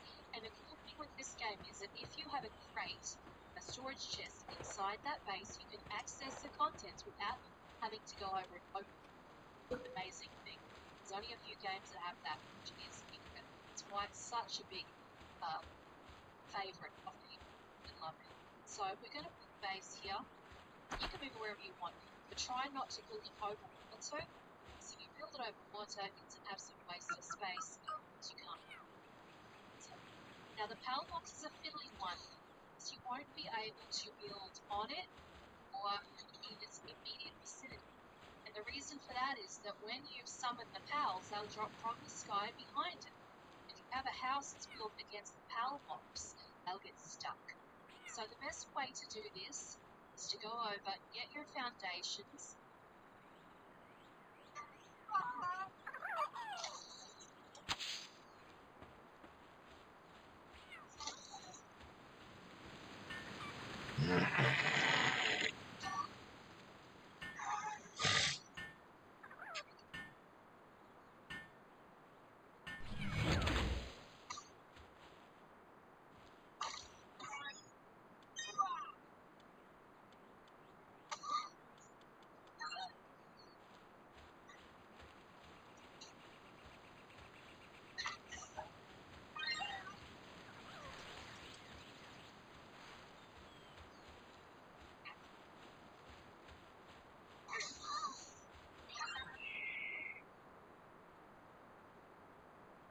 And then be close to the PAL box.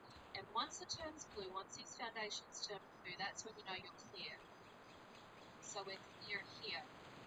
Not only that, usually people might start to move from the left to the right. So they'll go dit, dit, dit, dit, dit, and then they'll have this spot where they can't build with the PAL boxes of this big, ugly, grassy patch.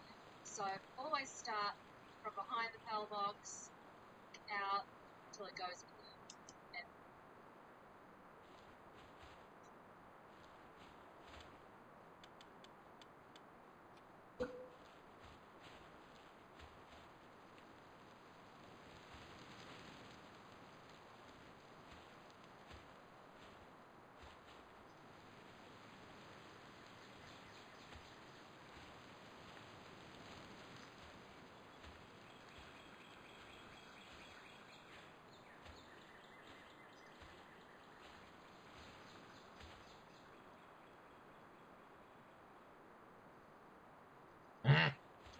Fucked up.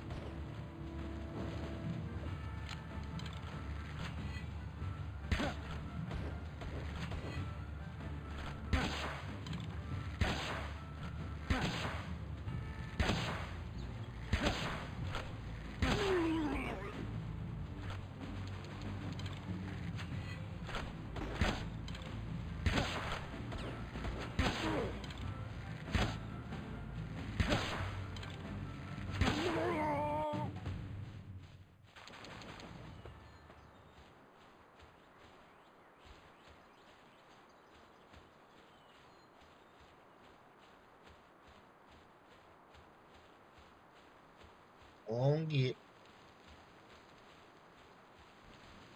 On get.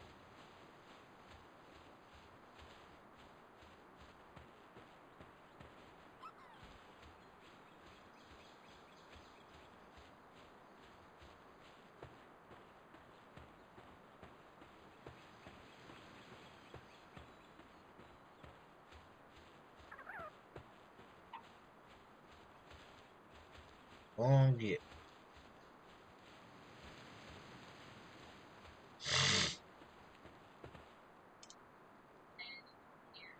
Okay, that's the easiest way to not get a rip surprise.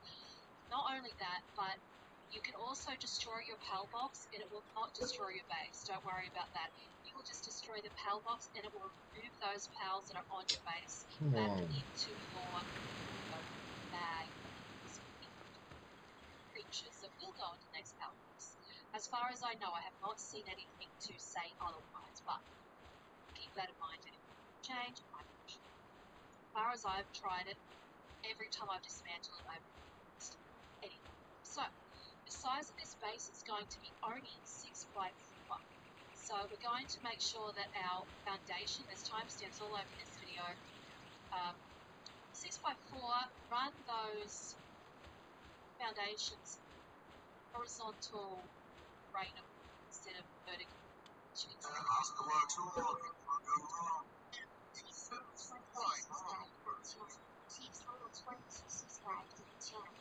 Thank you, Chief, for the sub on YouTube. I have alert still on. So we're going to put this down here. It's the dragon's rope, you know what that is. Alright, so we're going to go, remember, 6 by 4. So it's going to be 6 across the front, like this. 1, 2, 3, 4, 5, 6. And then we're going to go 4. 1, 2, 3, 4. And again, you can see that line, that boundary line. 2, you can still build outside of it. You're going to have to carry the materials on you to build outside that. And then we're going to go bang, bang, bang, bang. So yeah, there's a lot of starting tutorials that struggle how to do it. Another hint that I'm going to show you is using the wooden stairs in a way that is very aesthetic. Click on the wooden stairs, look at this, bang, straight away, got little steps.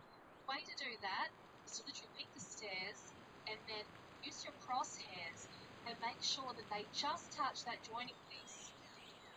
So we don't have this big gap. Now sometimes you might get red and think, oh damn, I can't fit it.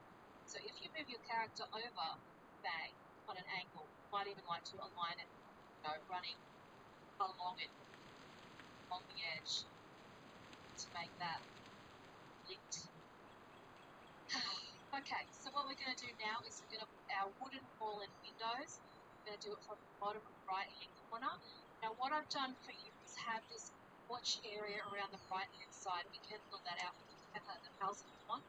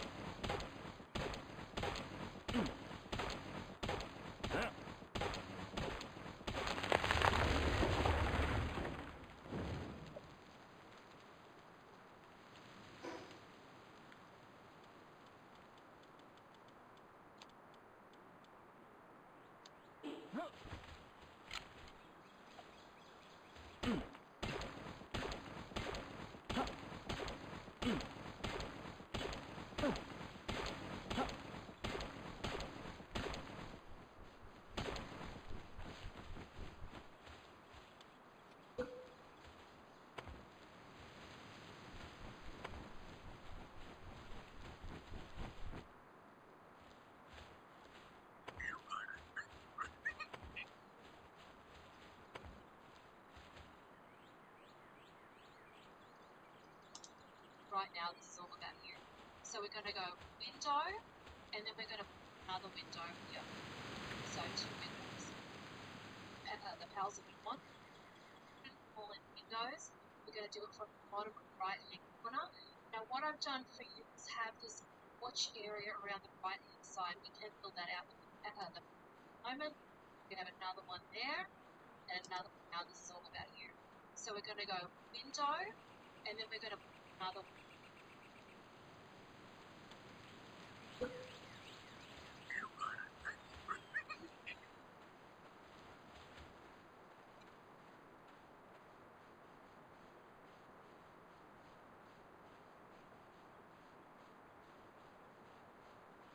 On the edge to make that lit. Okay, so what we're going to do now is we're going to put our wooden wall and windows. We're going to do it from the bottom right hand corner. Now what I've done for you is have this watch area around the right hand side. We can fill that out at the house we want. So right now this is all about you. So we're going to go window, and then we're going to put another window here. So 2 windows. We're going to have a breather there, nothing in that space at the moment. We're going to have another one there, and another one on the boundary. So right now, we've got 2 windows, space, 2 windows, and then we've got the put up around the side. Then we're going to do the same thing. 1, 2.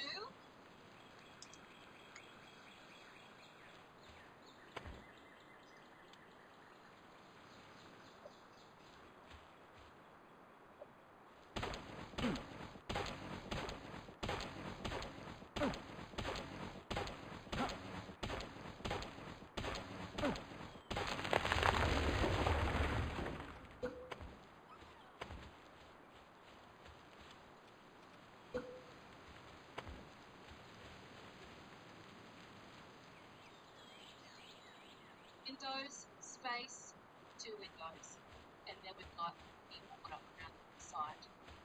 Then we're going to do the same thing. 1, 2. Then I'm going to have a back door here. Bang. Then we're going to go windows again, and this time we're going to go all the way across. There's one thing you need to do before buying anything online. Don't spend another time on Amazon until you watch this first. Watch this. I can show you how to get the sweetest deals online when you shop from major retailers like Amazon and Target. You can drop prices automatically. I can show you how, but I can't do it for you. People are saving real money doing this. $160 million in the last year across thousands of different retailers. You'll immediately see this. See what I mean? You'll see better prices you had no idea existed. And you don't even have to ask.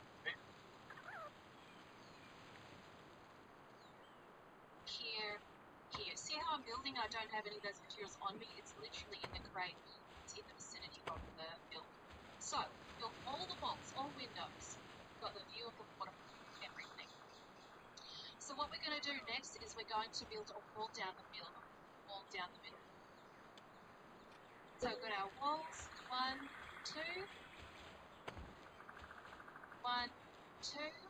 Then we've got roof. Those 2 beams should be like running towards us. 2 beams running towards us. Is that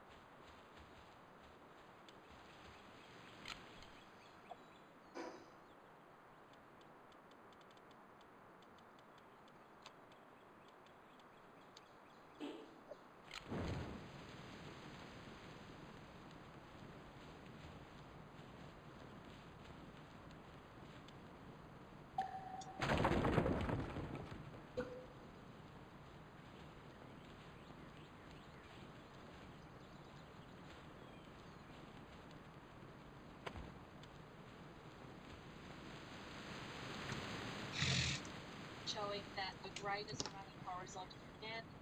2 beams towards us. 2 beams towards us. We're going to do the same on the other side over here.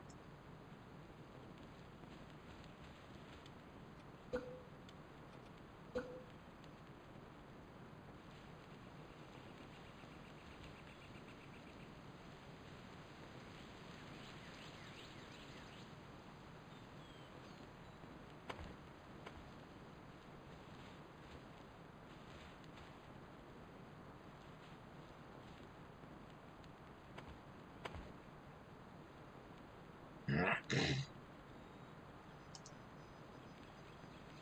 over here. Another one over here. Rotate it. You're on X.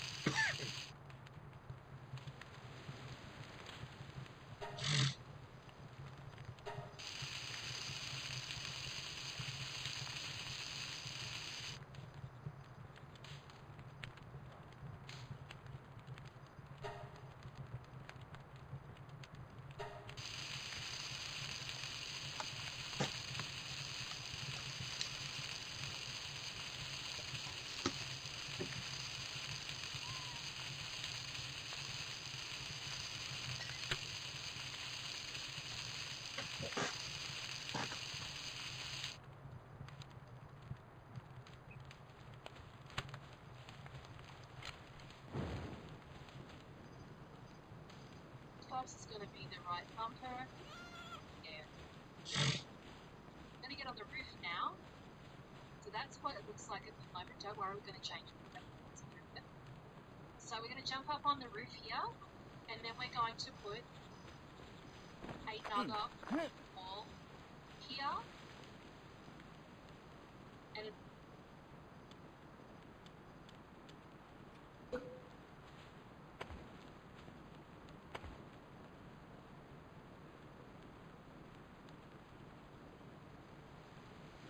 another one next.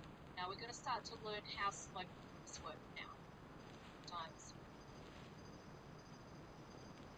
And we'll also learn the dilemmas of why people have problems building slope roofs.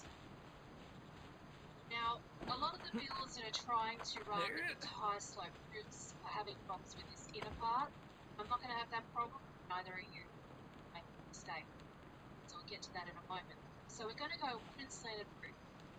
Now, what happens with people building, and you probably have this experience yourself, it's like sometimes the wood or the slope roof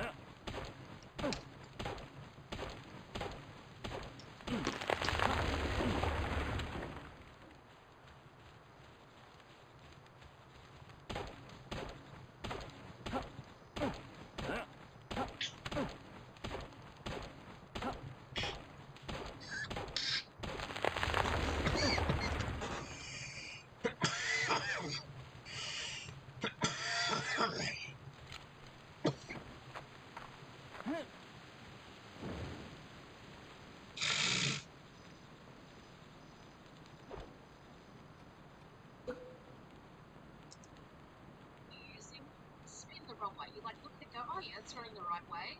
Suddenly the one that you want to build on is going the wrong way. And the way to remedy that is literally spin that wall around. It's going the wrong way. So go bang, see you later, and we put the ball back down and rotate it, so RB on Xbox. Down like that. Do you see how the wall's different? And this is not something you need to kind of remember what it looks like. If it doesn't work, just spin it the other way. So that is far more prominent and sticks out, guarantee you. Oh shit.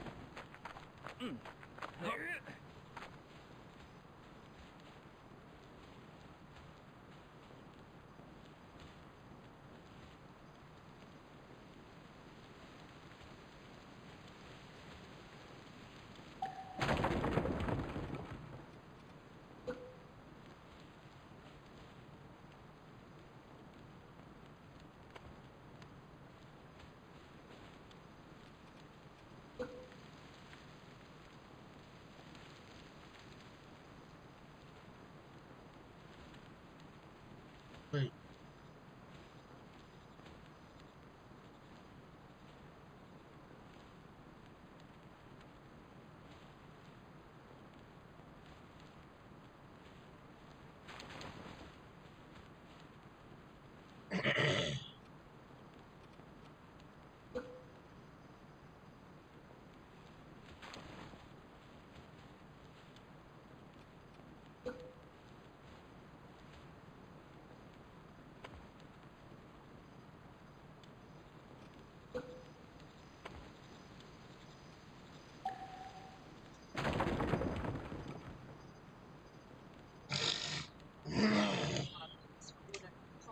She's going to be bang.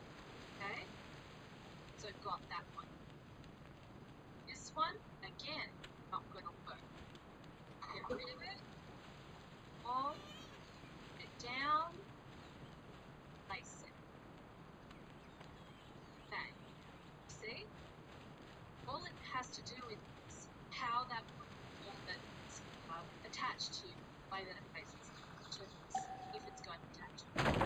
So when it comes to section over here, bang. Sometimes you might have to move the character around to do it, and sometimes not.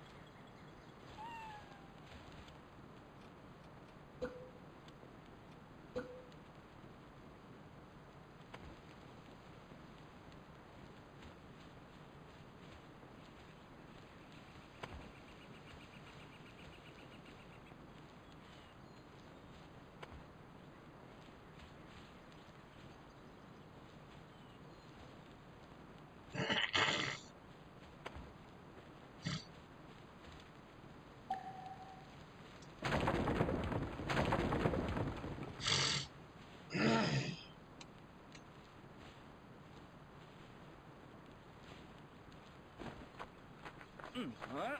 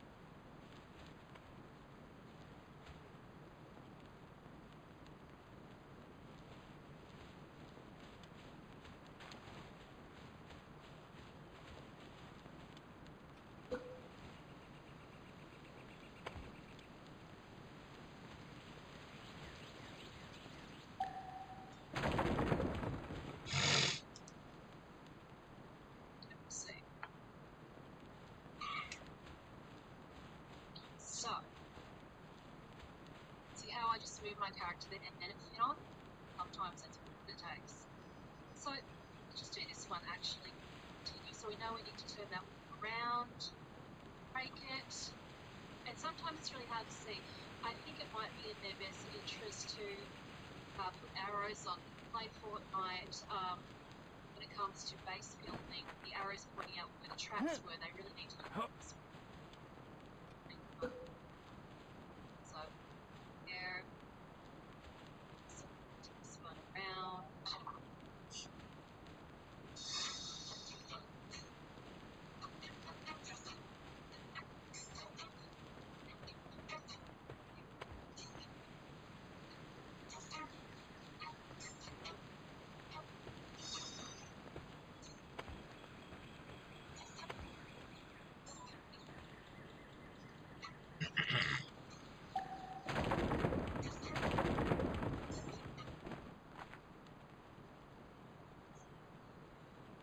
Huh?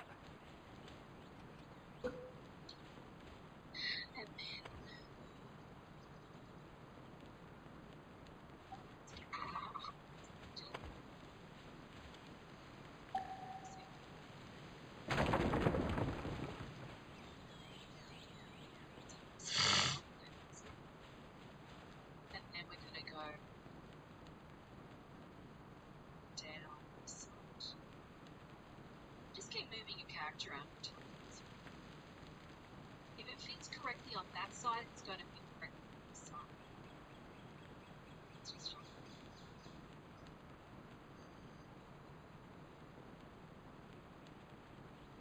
So now we've got our two lots of slope roofs. We need to do the one. And a lot of tutorials struggle to do this because the slope roof is reliant on having a foundation underneath. So if we were to build a wooden wall and a slope roofs without a roof, without a flat roof, they would just crumble every single time. So what we need to do is build roofs first. So again, two beams towards us, two beams towards us first. Then we're going to climb to the top of the roof, going to our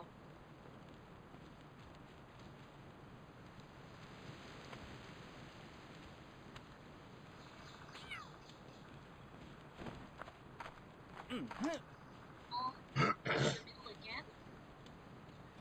Oh, I don't know if this one's going to work. I might have put the wrong way.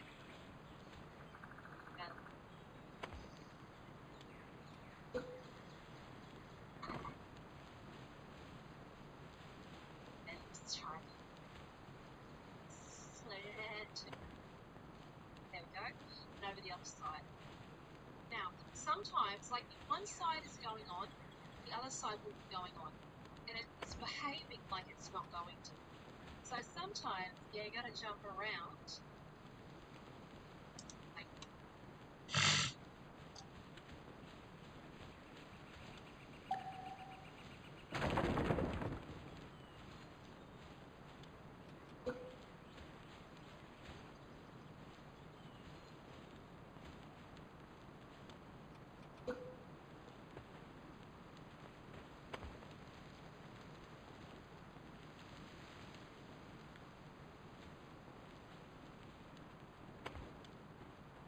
Yeah.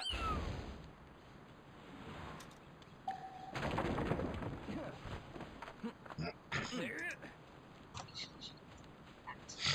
so, there we go. We've got our wood roof. But, here's a little sneak, a fancy idea that you'll very much like enjoy. So put the wood door on first. Okay, so let's have a look at this to start with. There's our quaint little cabin.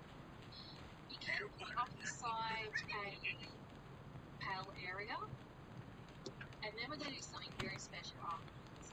So let's put the foundation for the pals down first. Again, running horizontally. And what we can do here is we can go bang. Depends how many pals you've got. If you've only got a do here, very special afterwards. So let's put the foundation for the pals down first and running horizontal.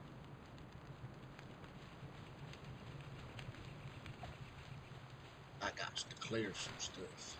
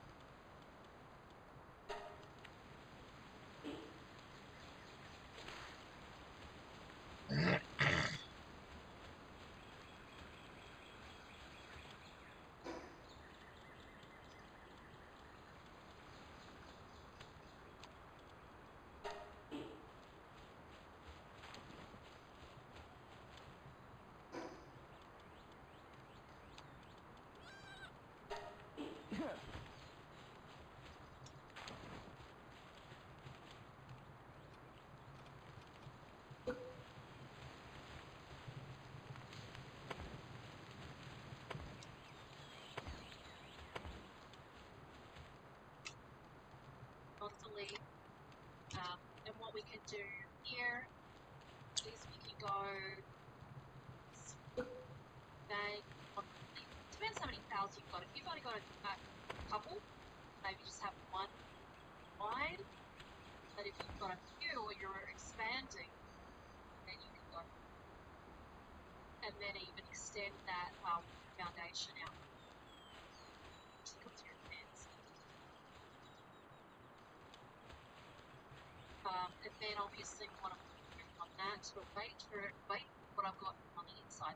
Before we do that, we need to put triangles in the box right there. Now, if it doesn't fit, you just need to move that is underneath it around the other way. That's just how it is. So if something is not correct,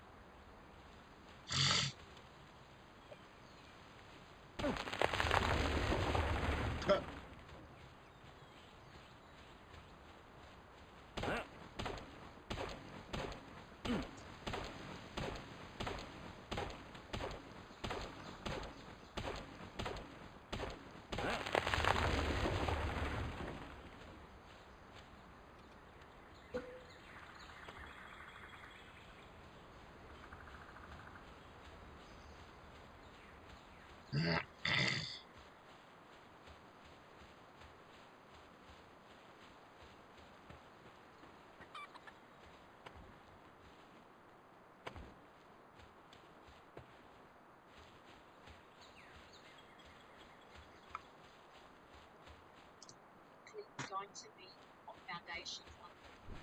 So we've got our beams, we've got our beams, we've got our beams, beams. Then we come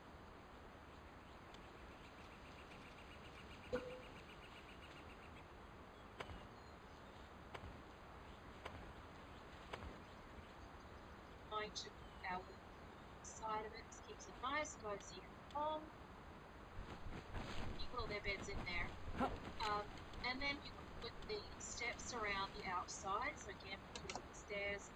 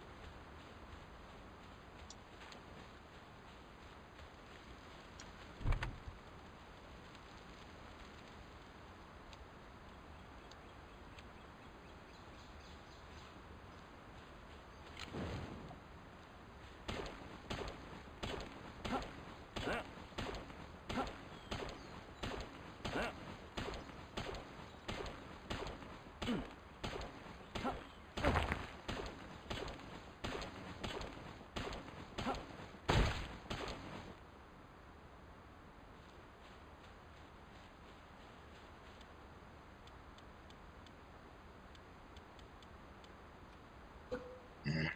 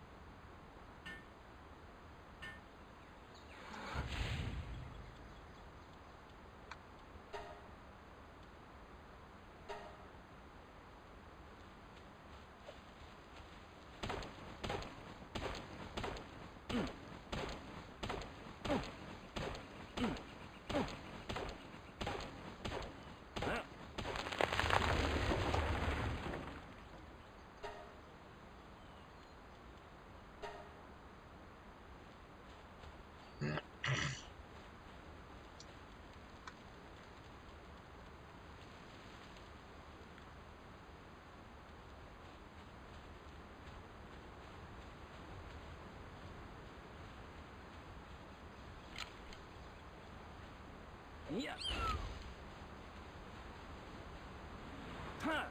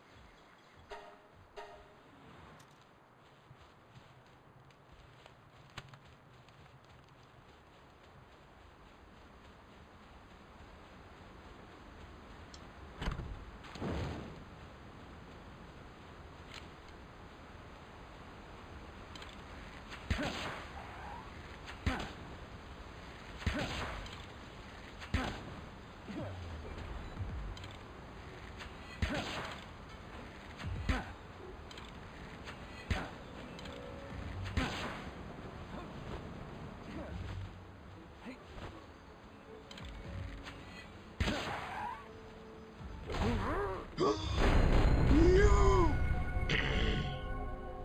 I was literally about to throw it.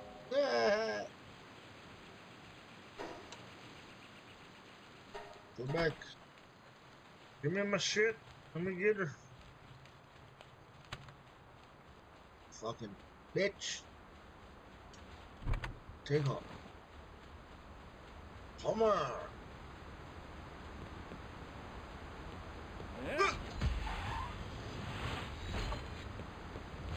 Oh, that didn't work.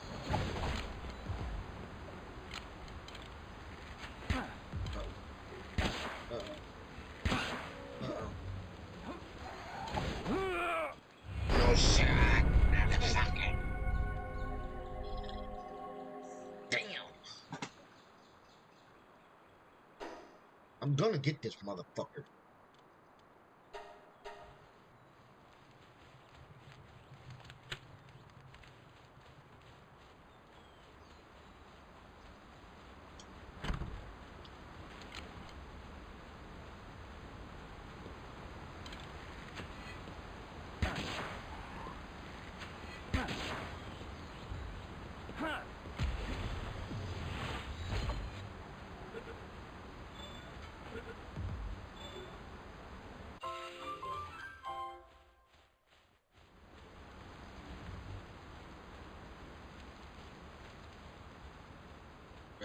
That's definitely right there. Come on.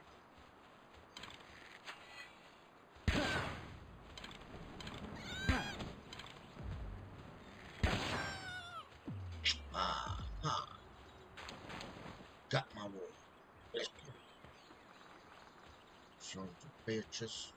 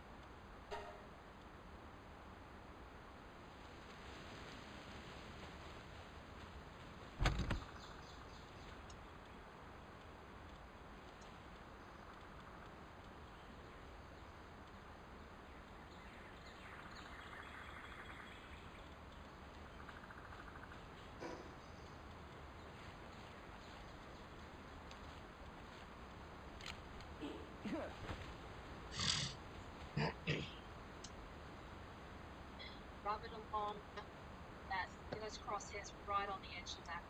You want that to just break that magic. Steps around. Sometimes it might not fit. What the fuck are these cats doing?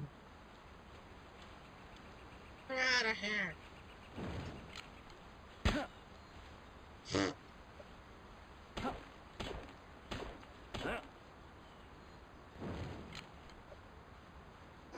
Yeah.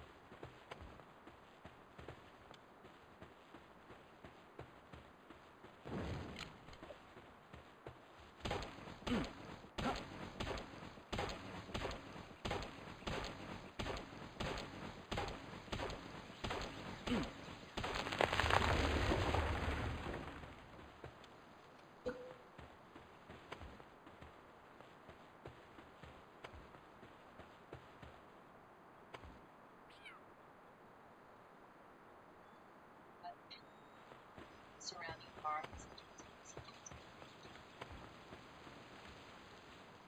So, with this little sneaky idea, let's go through that here. All these walls inside the house, we don't need them now, but we've got the whole entire structure. So with the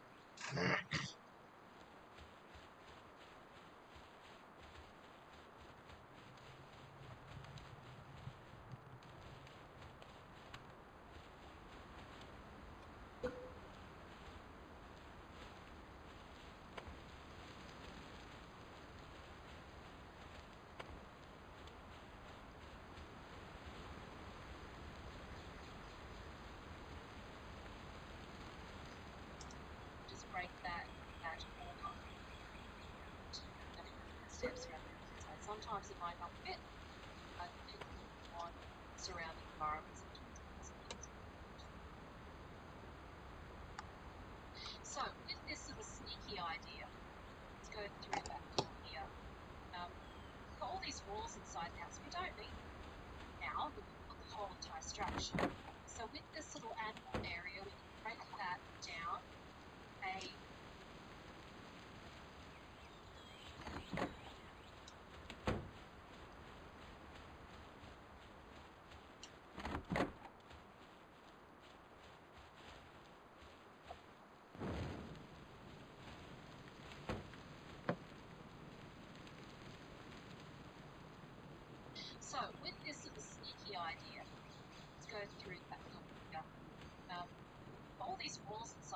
don't need now to build the whole entire structure.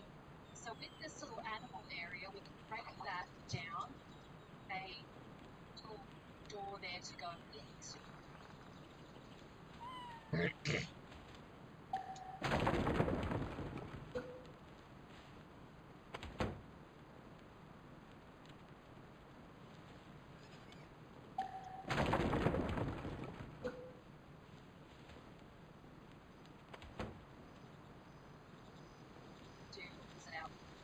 And let's break these other doors down.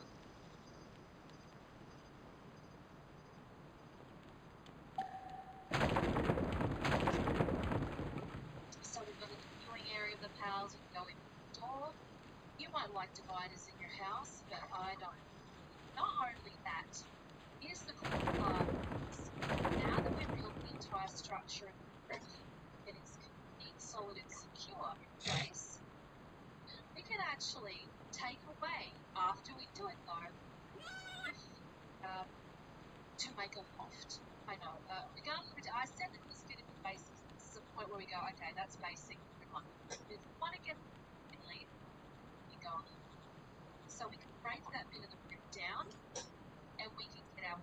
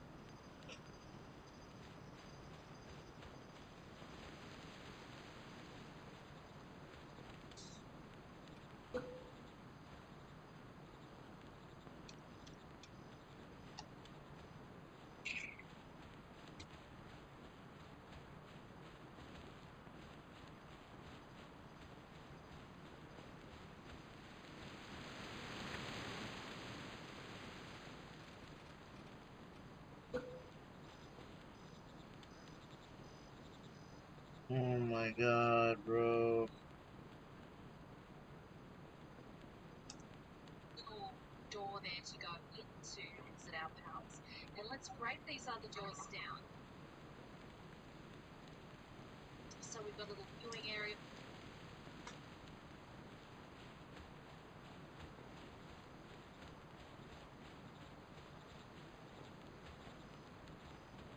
How's that?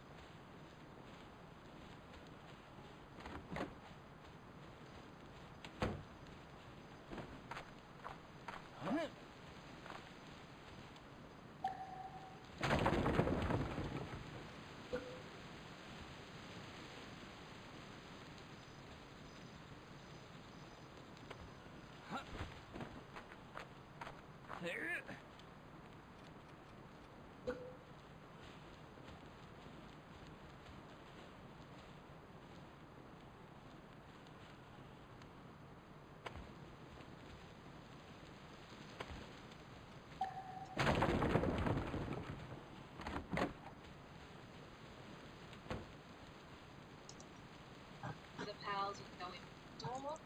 You might like dividers in your house, but I don't. Not only that,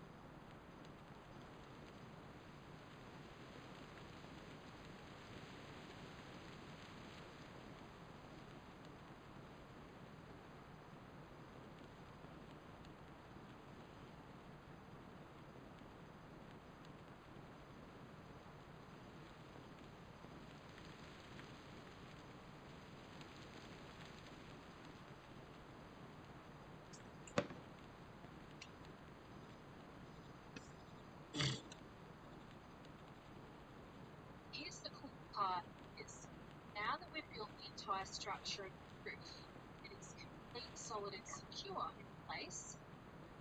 We can actually take away, after we do it though, the roof to make a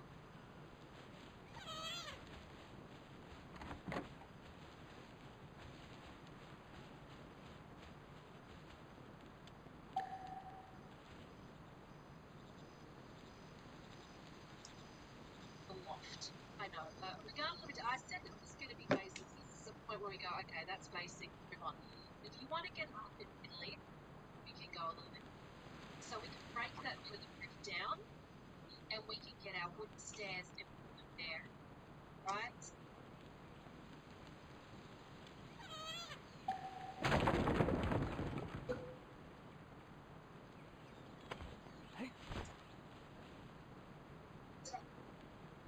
Let's do those triangles up here. So let's just go down to that first. So we've got a whole loft in this thing. What are you doing?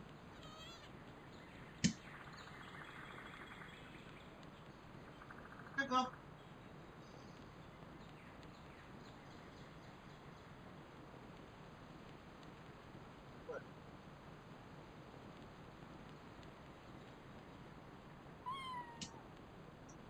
Donuts.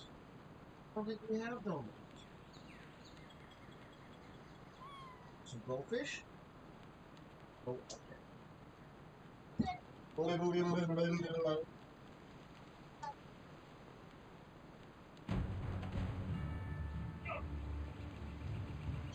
on, I'll get to it in just a minute. I got to fight. Bandwagon girls. What the heck? Who's that?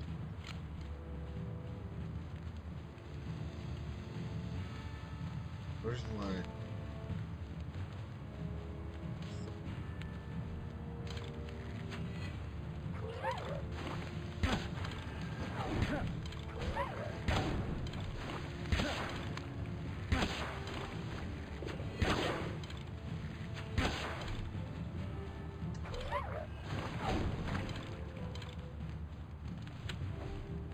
Oh no.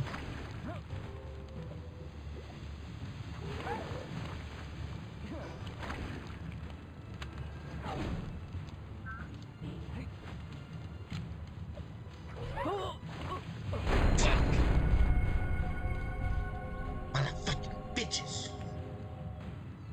And just leave me alone.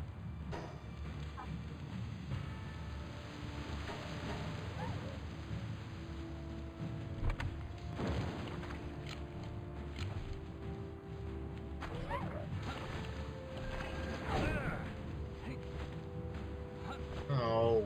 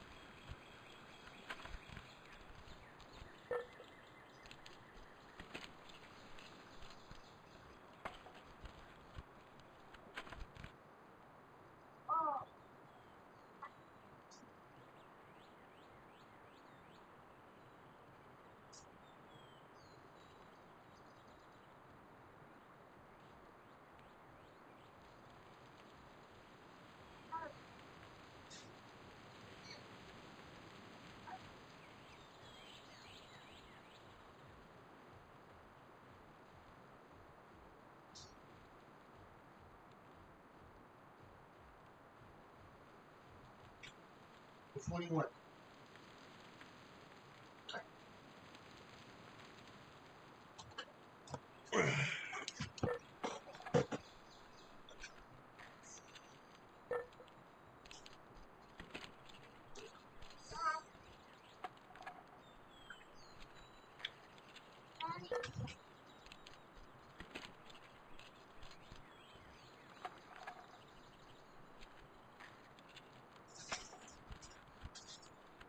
There you go.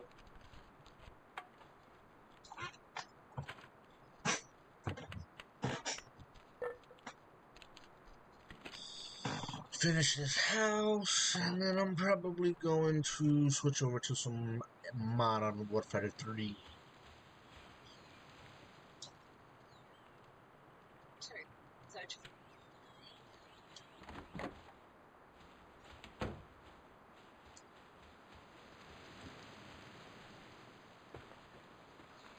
At the, pretty sure I did this.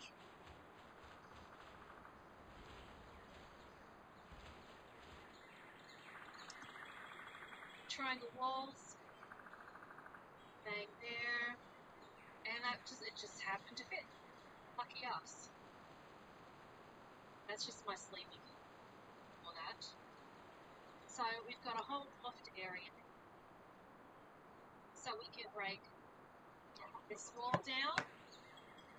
This wall down.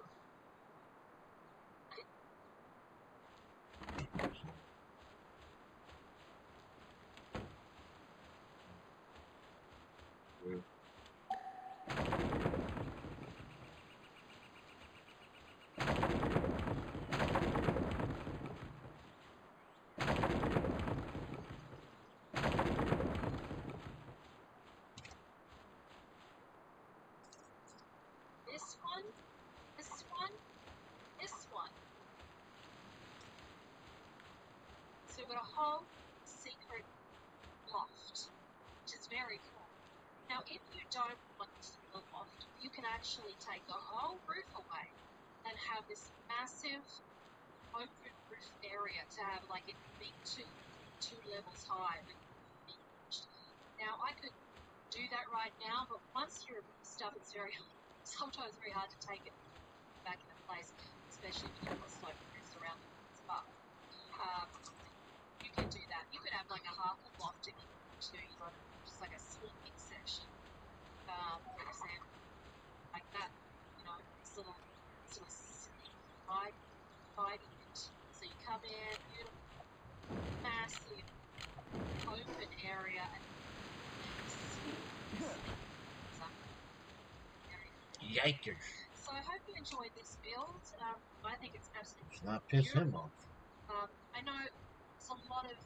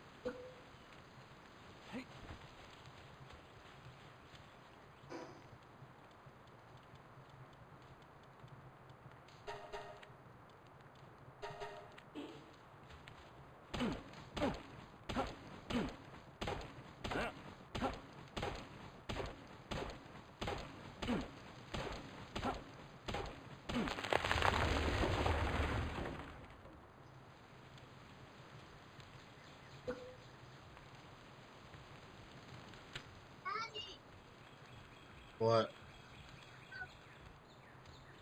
Alright, hold on.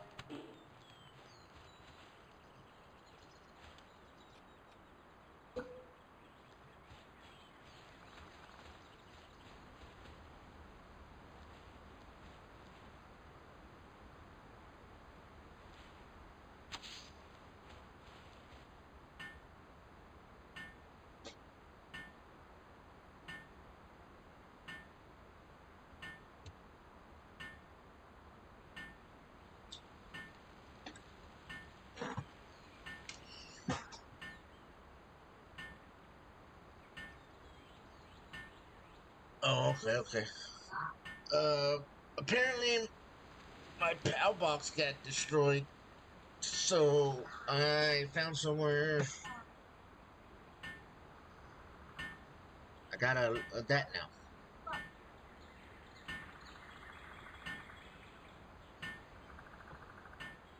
I came back up the hill. And I'm trying to rebuild, but I don't know what I need or what what pals I need once I'm done. And I fucked up. I don't know what I did, but I fucked up.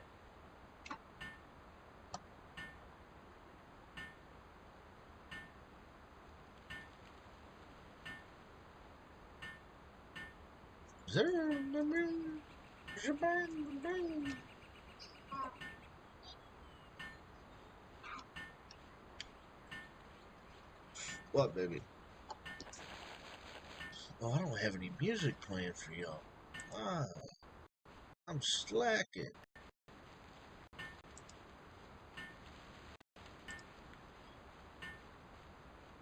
Should come on.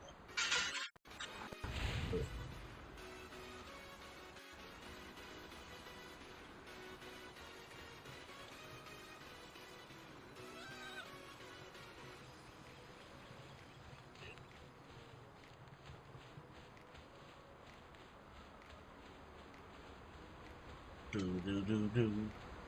Give me the. Give me the wood. Give me the wood.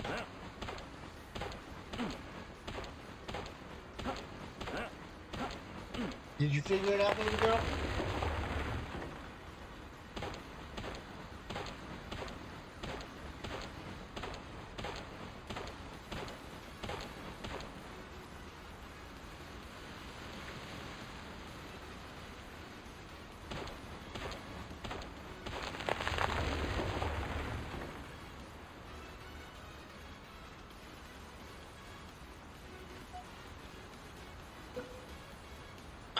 Now I need stone. Shit. What's that stone there? Come on. Come here. Come here.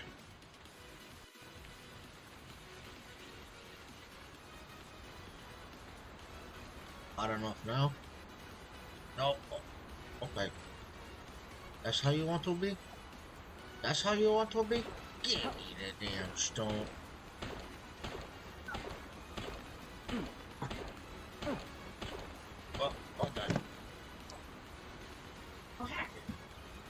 Oh no! I fixed it.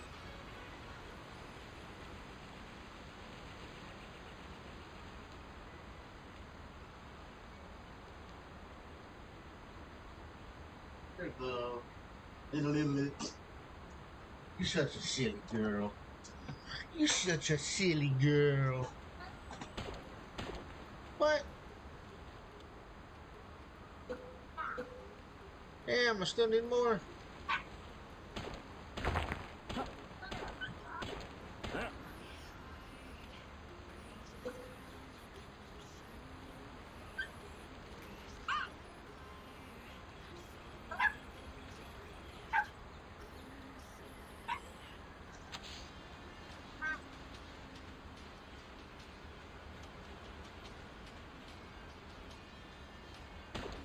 Go get. Go get your damn stone. Go get.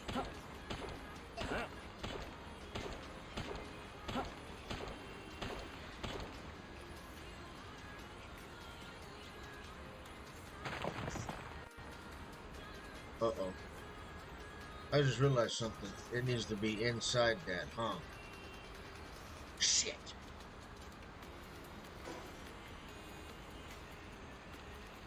How does that weigh 25 pounds? Dropping it for a second.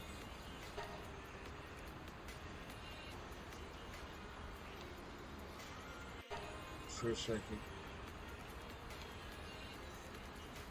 For a second. I'll call you for a second. Be right back.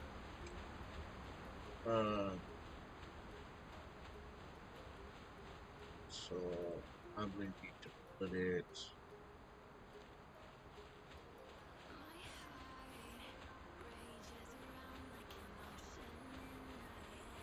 here.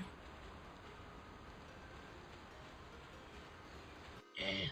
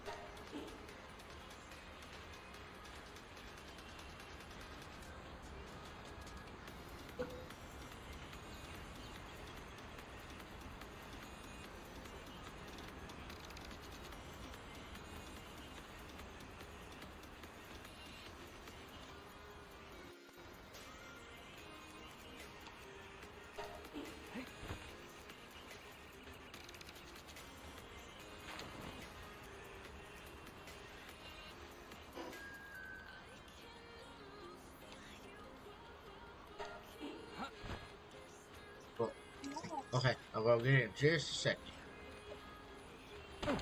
Little.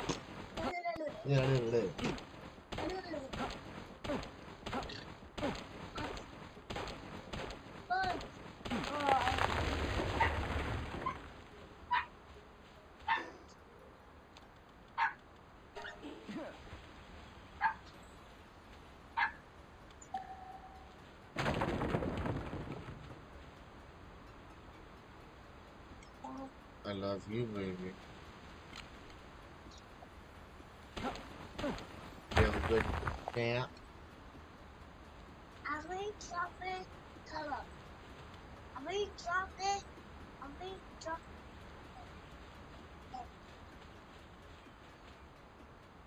I go back the ball.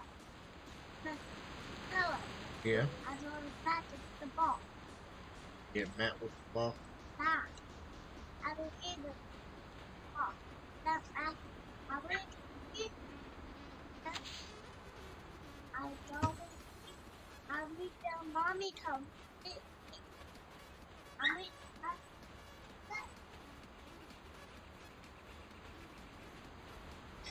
Mama. Papa. Papa.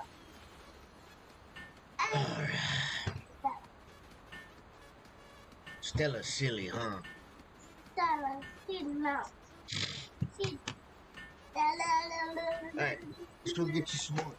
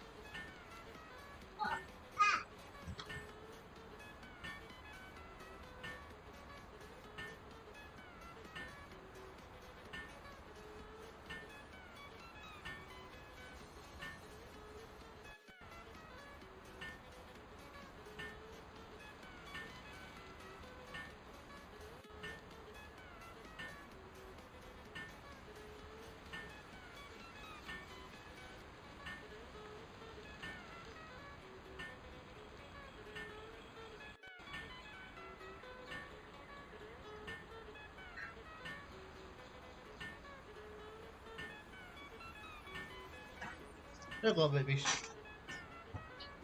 You're welcome. Hey, yeah, you. What? Let's see. Is he open?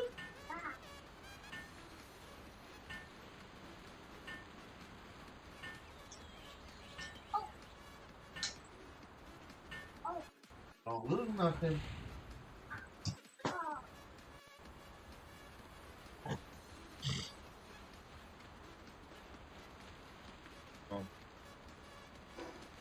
So,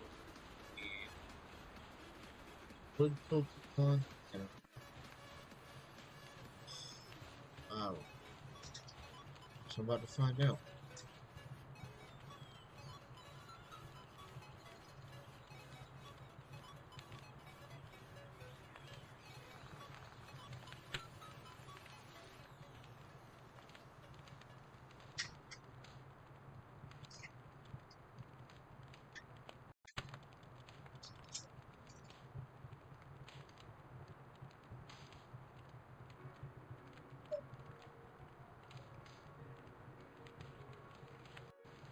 I don't know.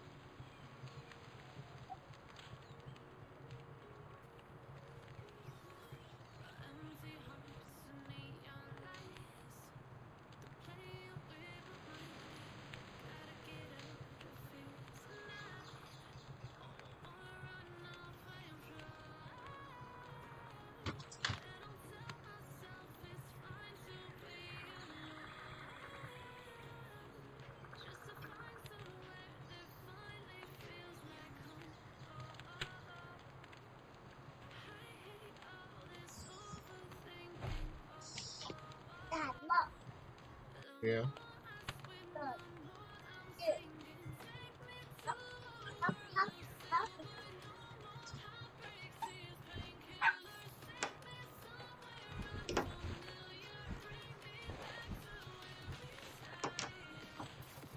Oh, oh,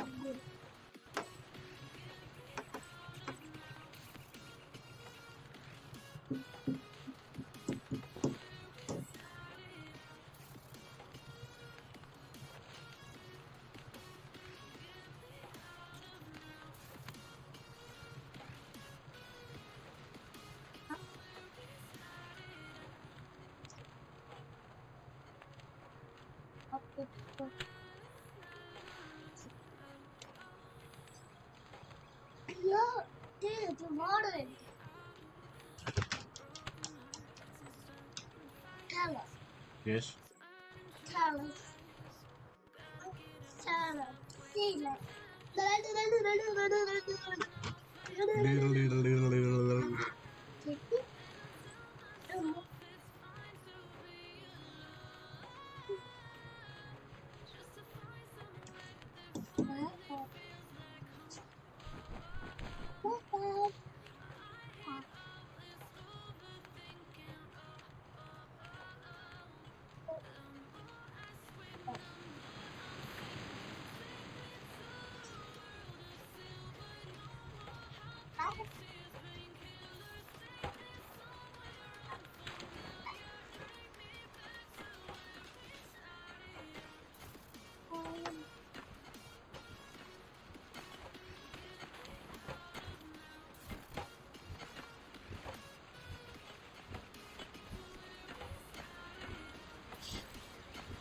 Drop.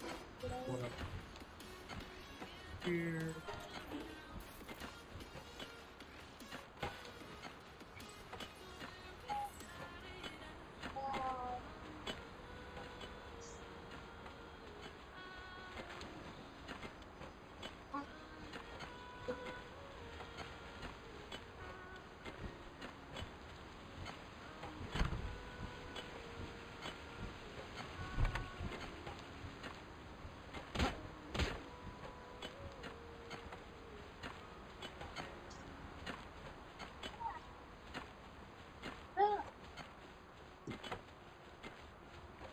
Jungle.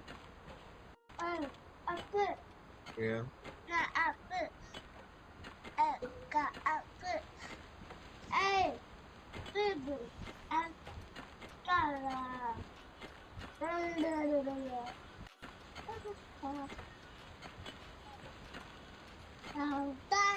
Something.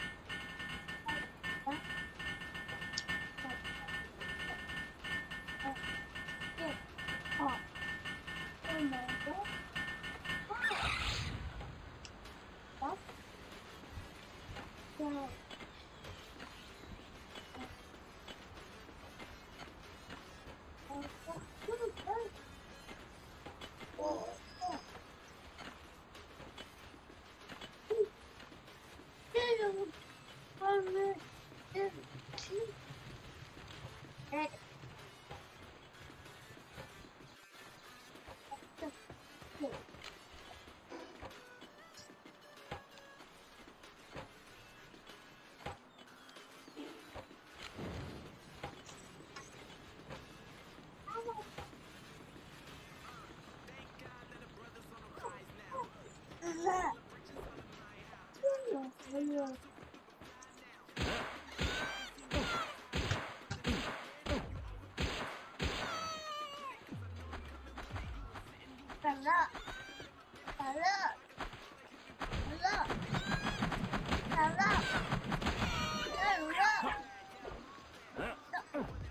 you booty popping.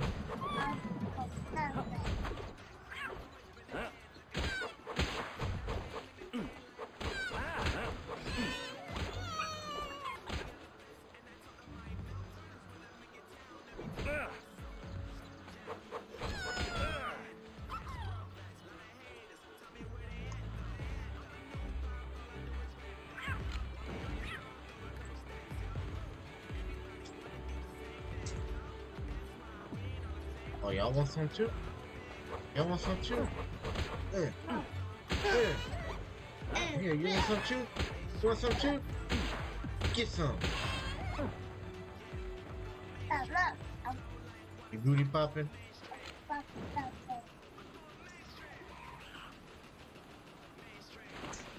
The fuck are you fighting me? Get the fuck out of here, bro. Ow.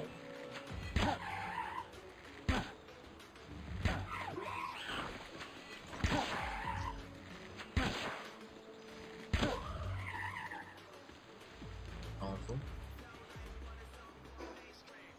I need to eat something.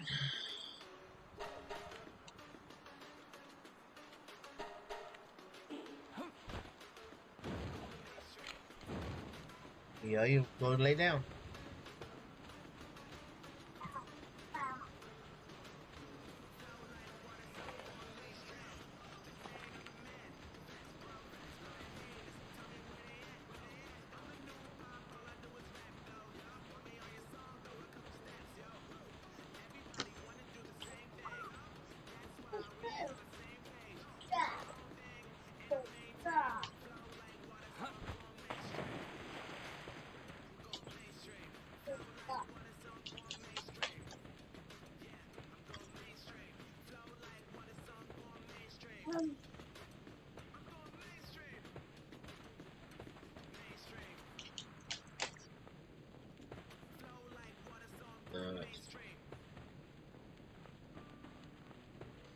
Sure.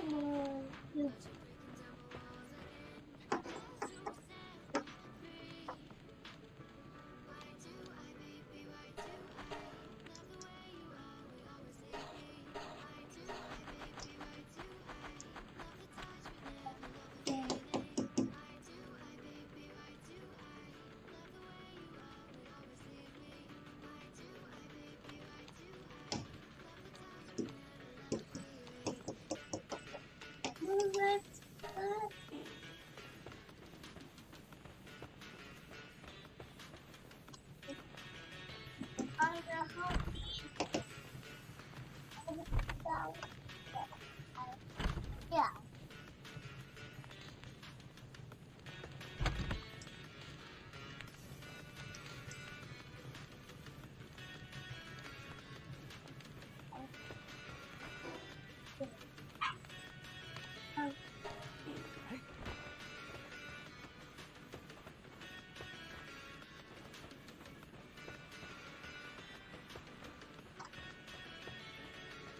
Back up there and make. Daddy, help me.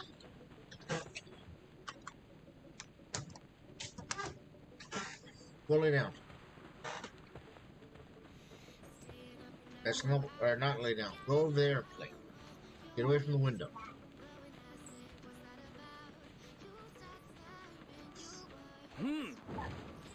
Oh, well, there's two more of those.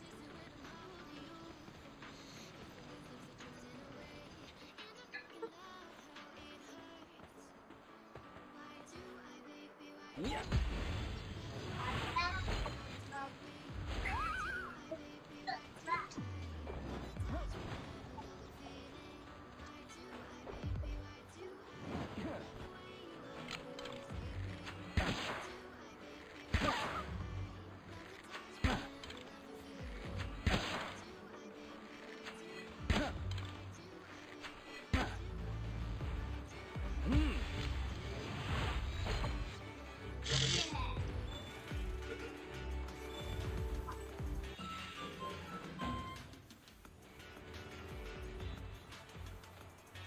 Hey, girl.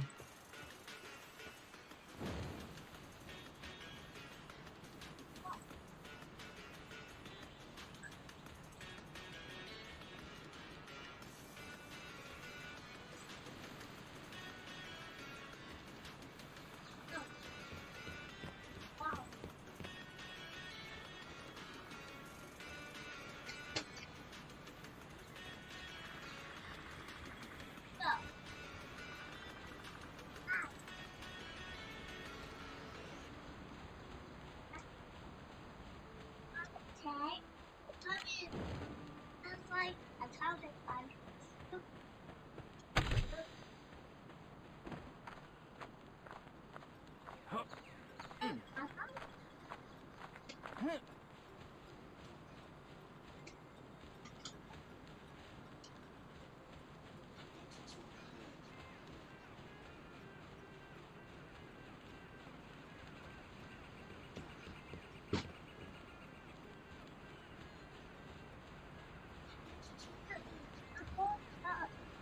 Daddy, Dad, What? I'm going down. Well, that's what you get.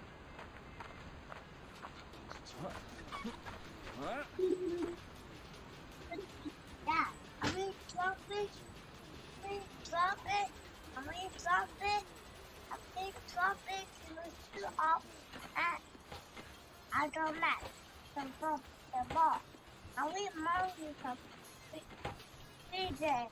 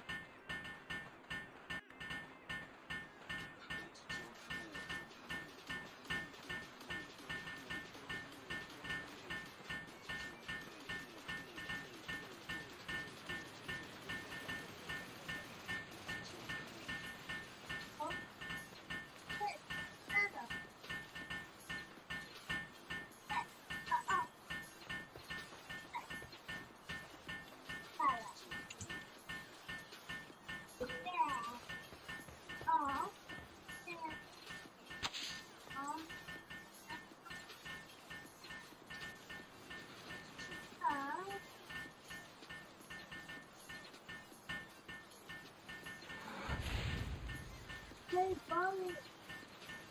Oh, that.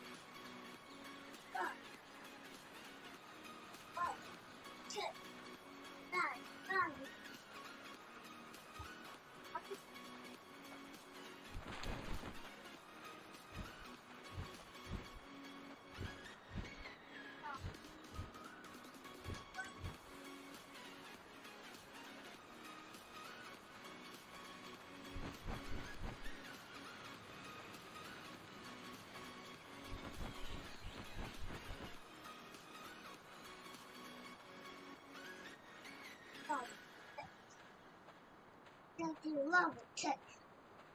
Oh, check. That.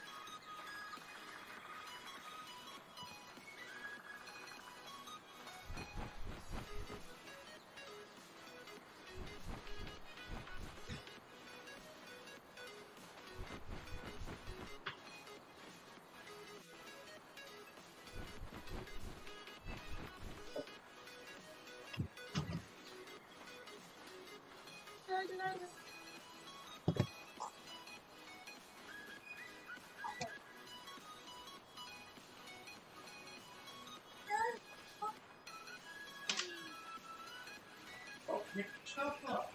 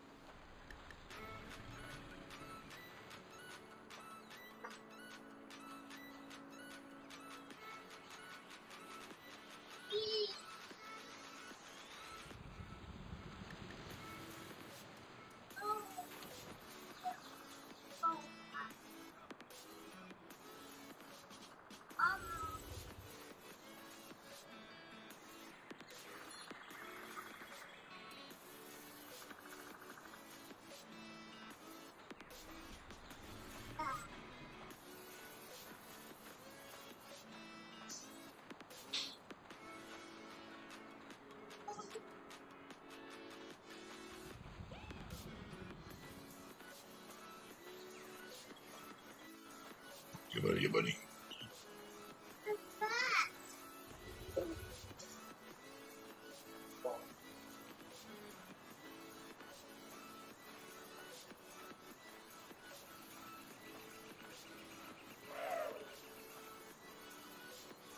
Oh, oh.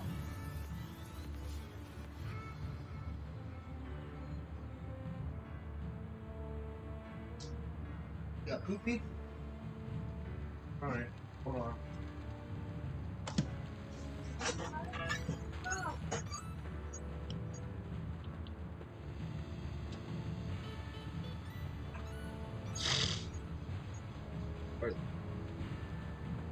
Right there.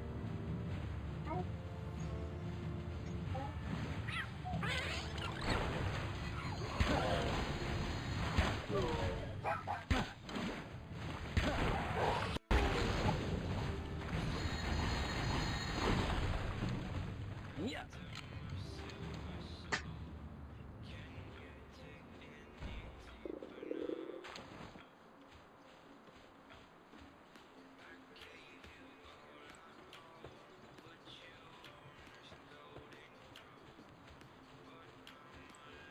No, no, no, no. Look at it.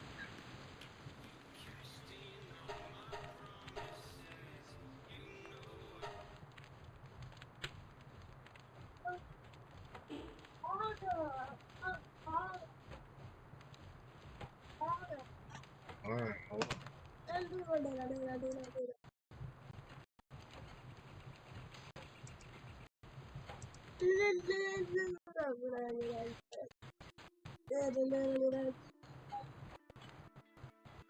Yeah.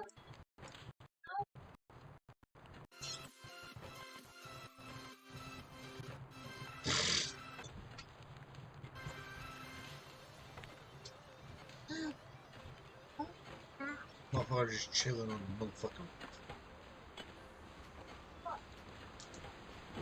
Dickhead.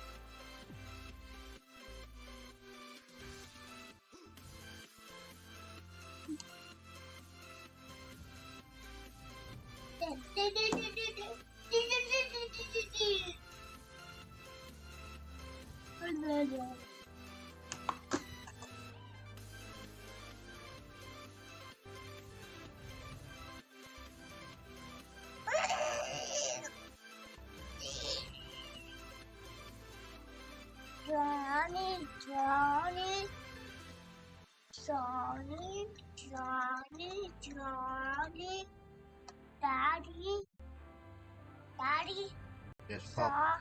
No, yes, Papa. Life, open life, then No, Papa. top life, No, Papa. down, down life, No, Papa. open life, color open life, so.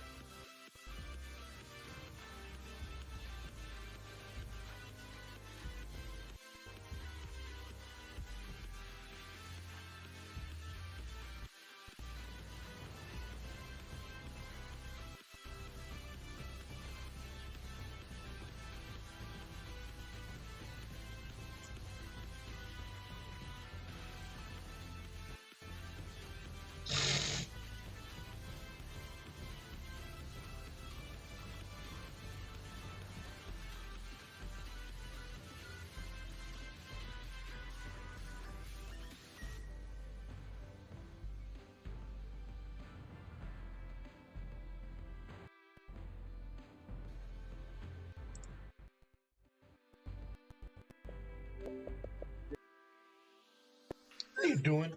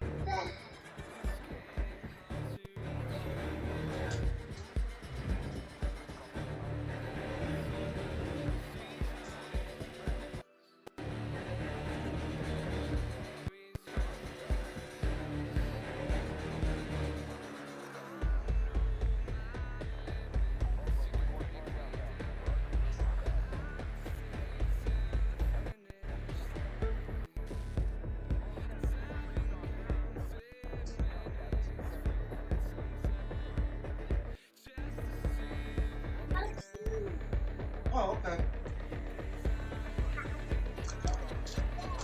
Look. Very nice. Just change the diaper.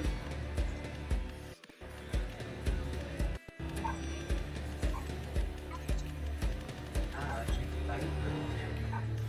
Or movements.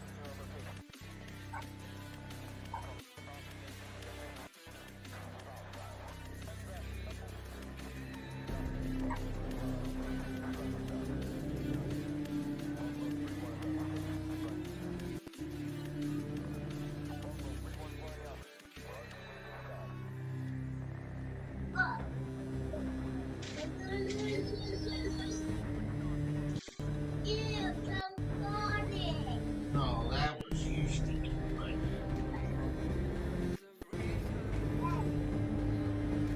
No, you stinking butt.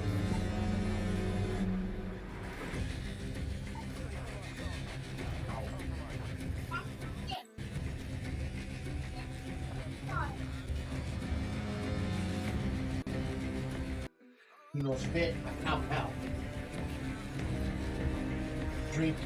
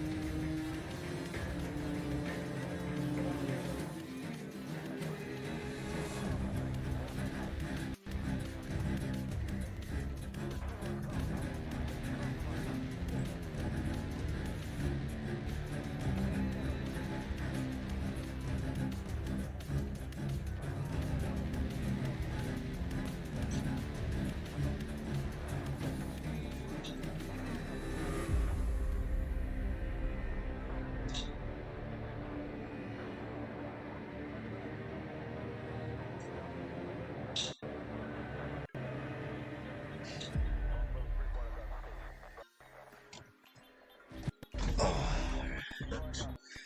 Yes, sir. Nah, it's my fault, my fault. I'm back. Sorry, I had to change the diaper.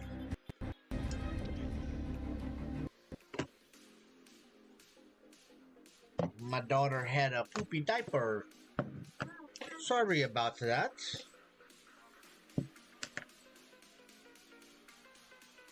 I do apologize. Damn, I feel bad. Shit. I'm sorry, brother. You're still in here. I didn't do it on purpose.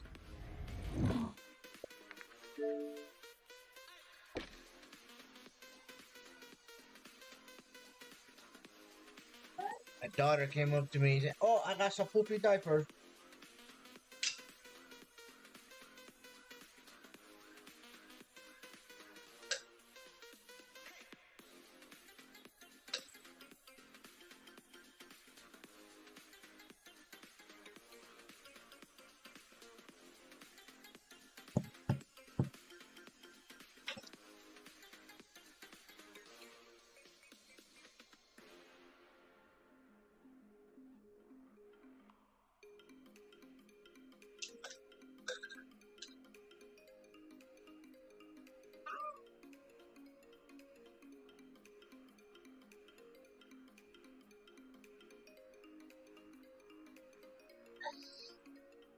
Going back to his kid.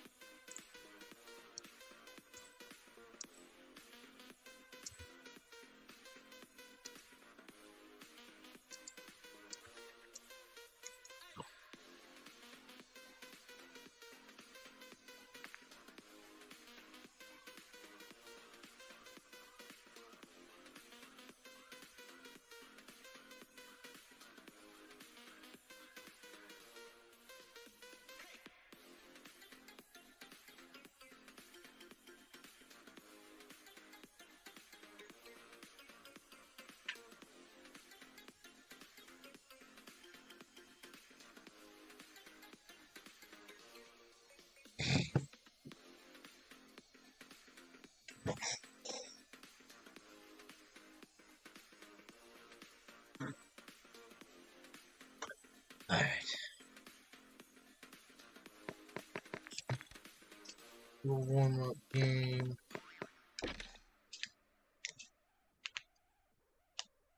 And I'll play some weight.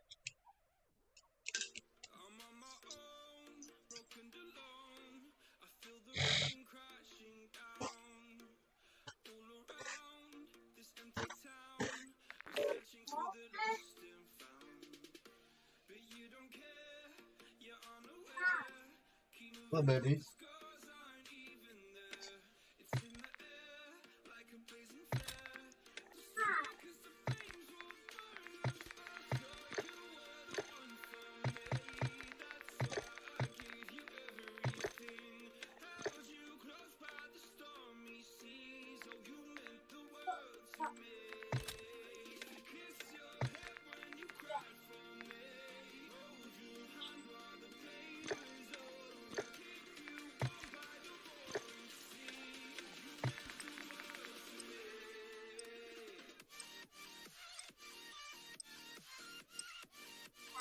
Six.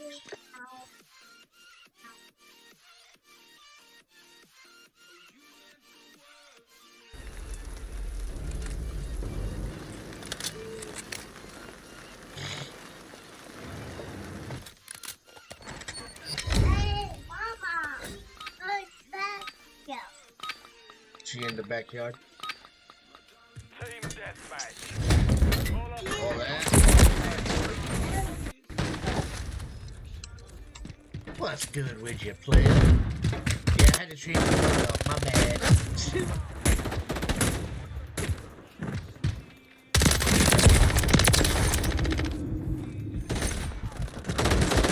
Aw. Wait, where's the other guy? Where? Oh. Ah. Oh no, I'm stunned. Man, my aim is bad. Got it.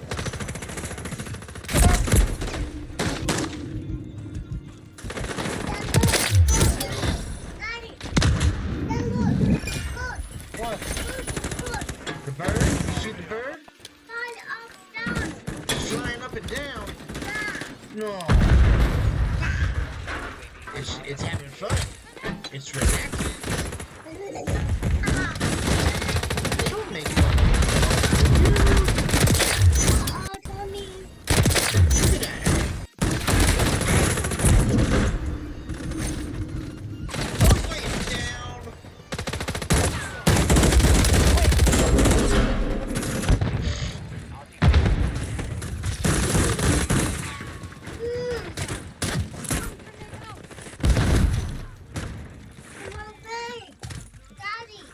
What?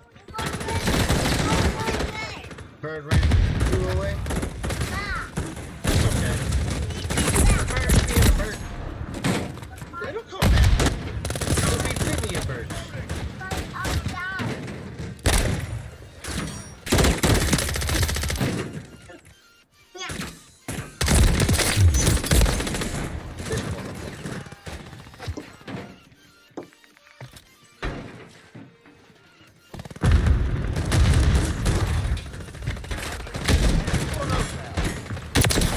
Oh wow, you're letting me get him. That's pretty bad. What? Wait a second. What? I'm so... Aww. Girl? Enemies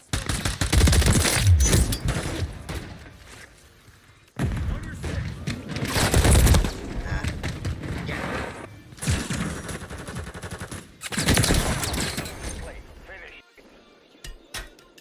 Get off the ground. What?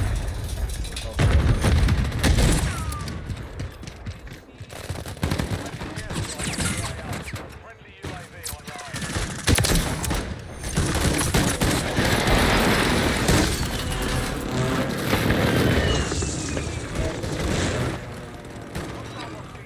Online.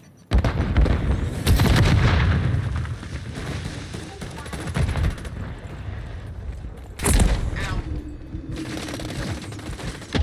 I missed. Oh, you got me.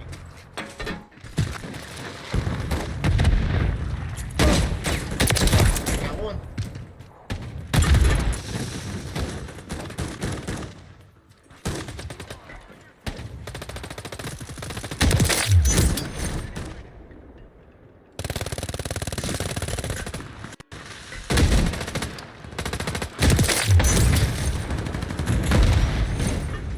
Did I get it quiet or did someone else? Oh god. What the hell? Yeah, well, I guess I was out of here. That was a nasty little three-piece. I'm not that good with snipers. I am horrible with snipers, actually.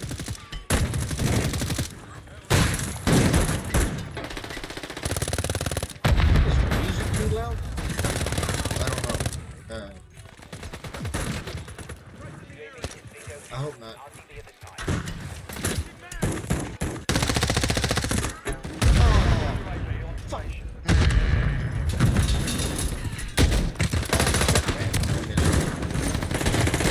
Pig.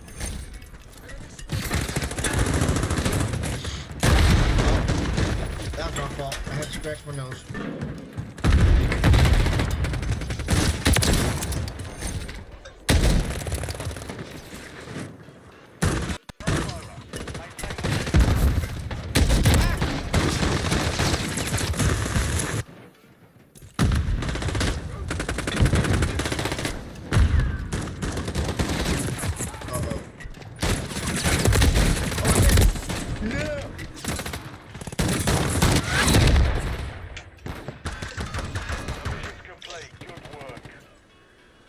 GG's.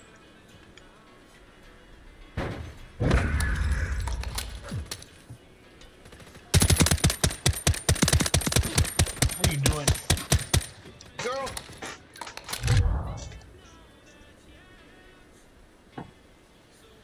You need to stop putting stuff in this vent. You hear me? Because you can lose it. You want to lose them?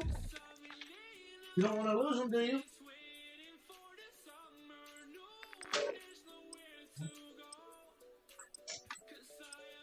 Oh, I'm warmed up. I'm warmed up.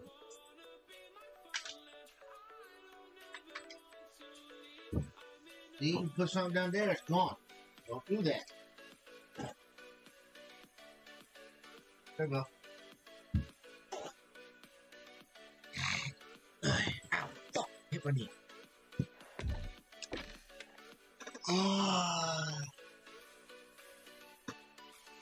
Shit.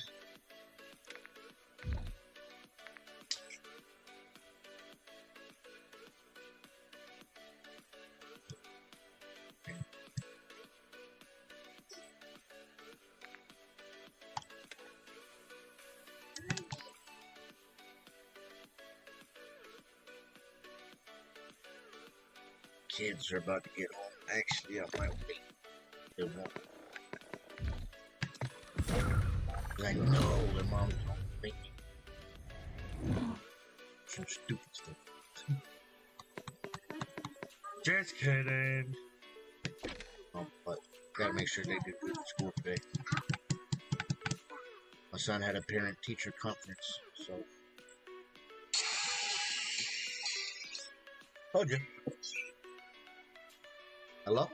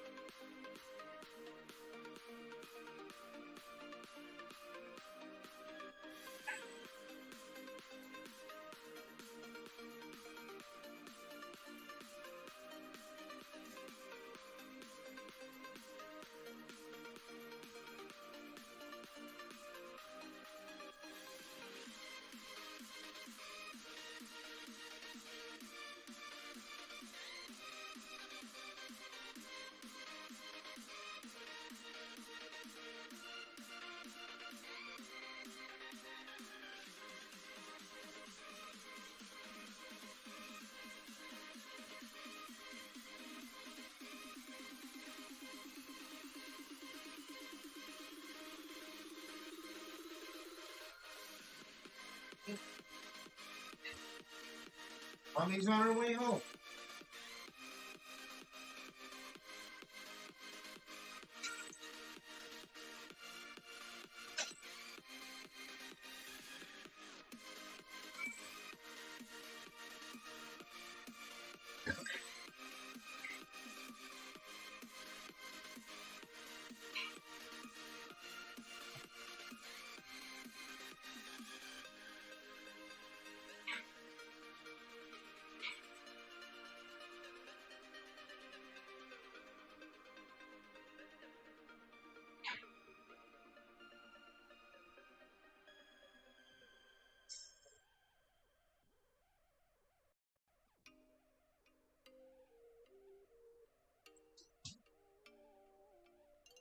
Damn. Alright. Good now? Oh, the life of having kids.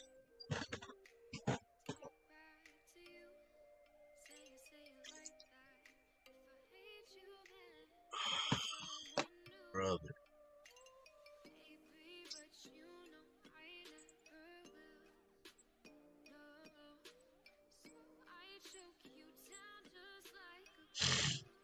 Alright. I guess since they're almost home, might as well play one more warm-up match.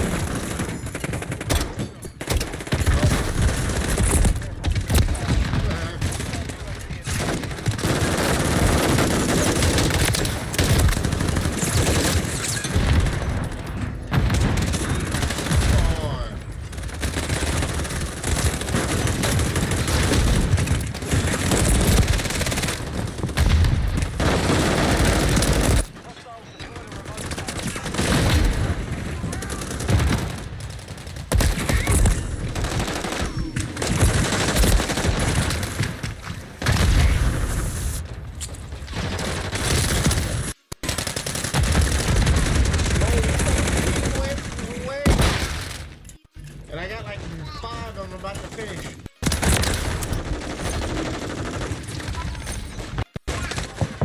Oh, I'm dead. Come here. Oh, I thought I had my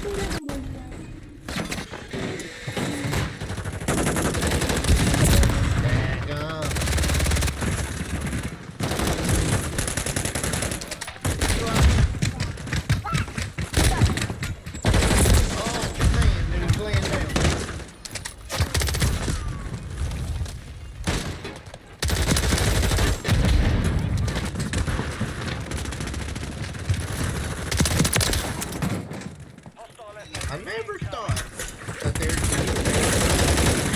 be in my stream. Oh, you got me. No.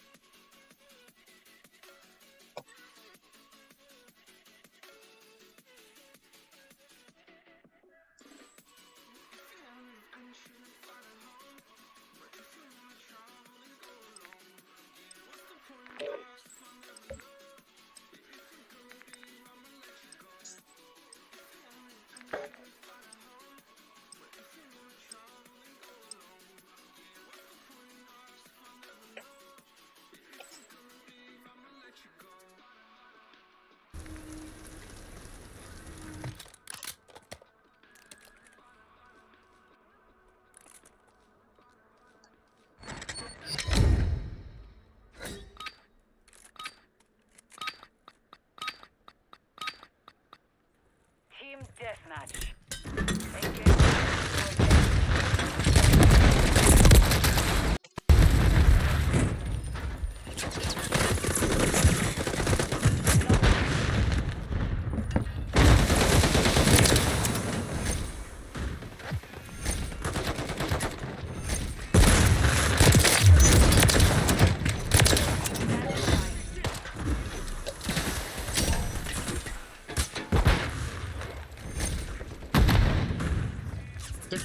Left.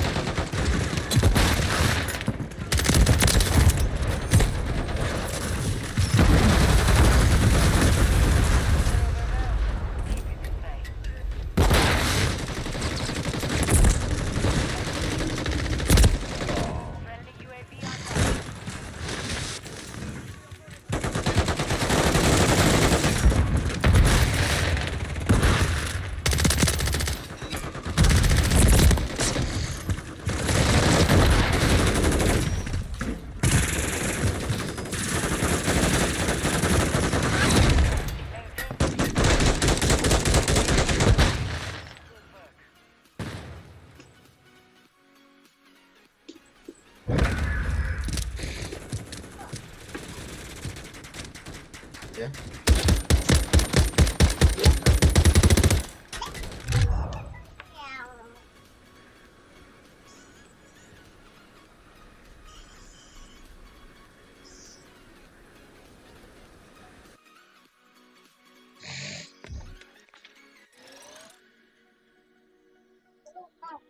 Hello.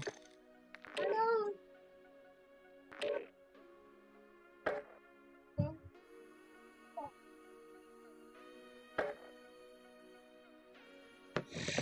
Hello. Hello, Mom. Mommy's on her way home. Oh, Okay. hello. Oh, okay. I want to talk to you. Hello. Hi, Mommy. I'm at 23, 36. What? Okay, hold on. Yeah. Hello, Mommy. Can I hear? 1, 2, 3. Hello. Hello. Hello. Hello. Bye, go. Yeah. Behind me. Hold it. Who there? Behind me. Who there?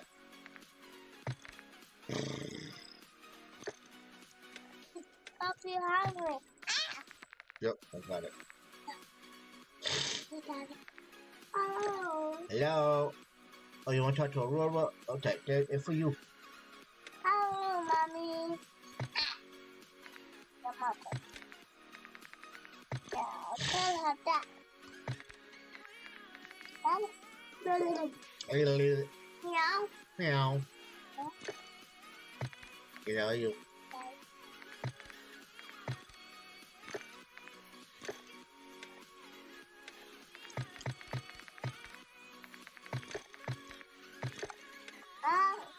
Hello. Daddy. We are. Hello. Hello. There's no one there. Sorry. It's for you? Sorry. It's a zombie. Wow. Oh no. It's bad. You. Not you. Uh-huh. I want to always. Not you. Want to always. Don't go away. That. Away to where? You don't. Why is it not counting?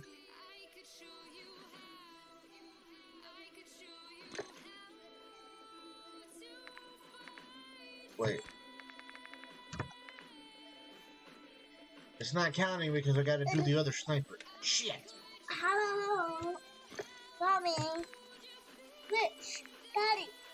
Daddy. Bye bye, The baby. witch. The, The wi- witch. the witch? Yeah.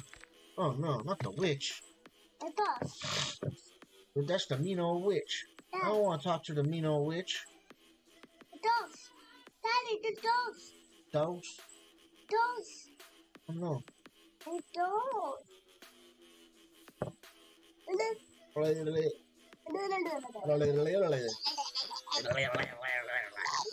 No, hold on. I said hold on. Did I not? I said hold on.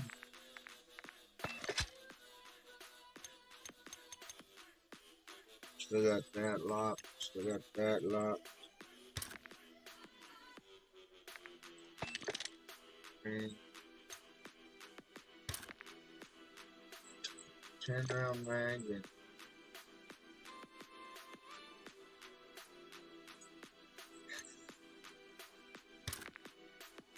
what's wrong? Where's your phone at?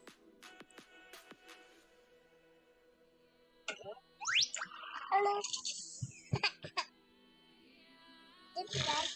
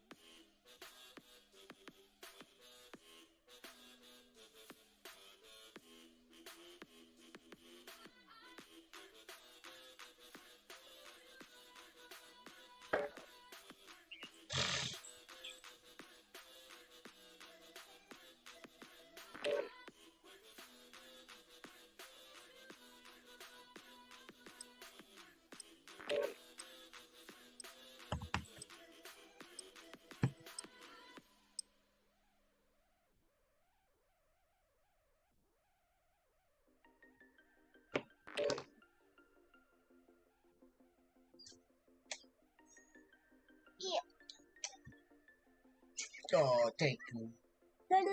Hello. Hello. Buddy. Bye. Back to home. She coming home.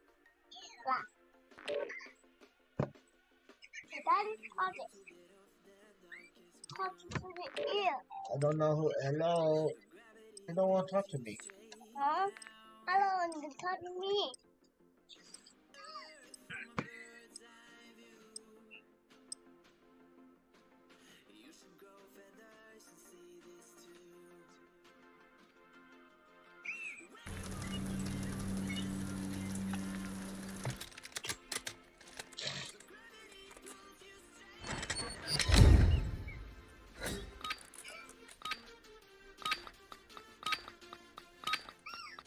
Kill confirmed.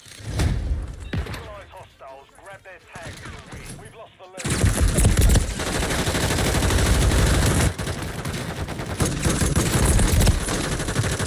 Damn it.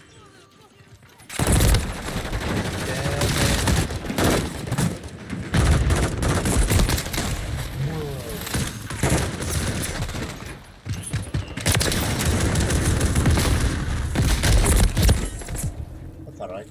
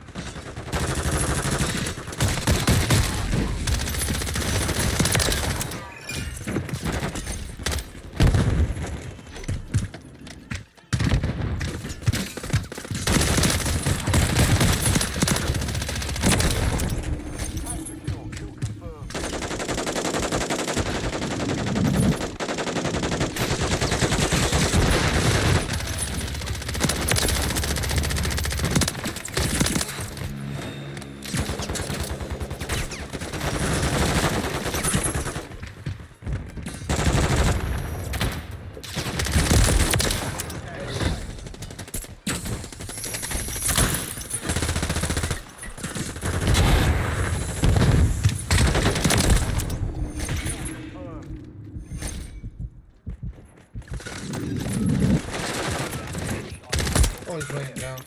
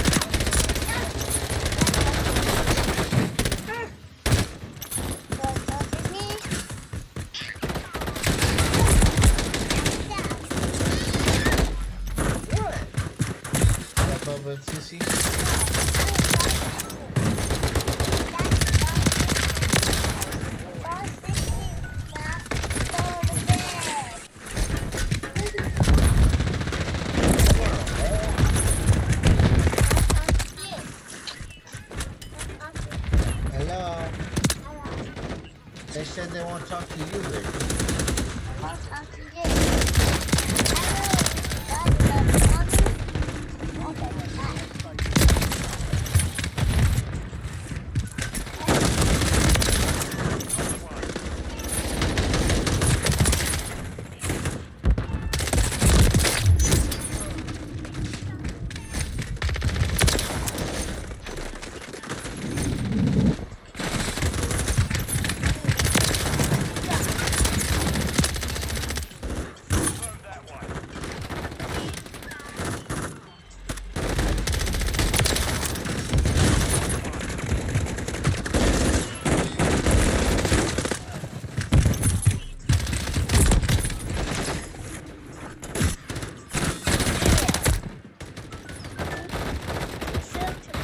Want to get down?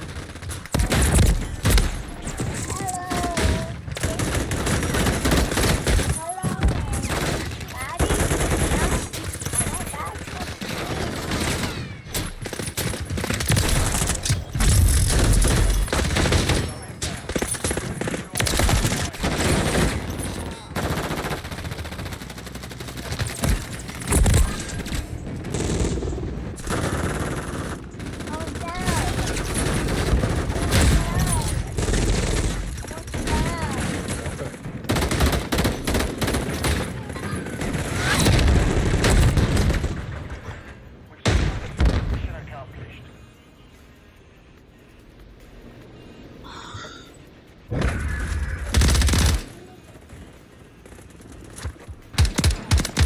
Go to bed?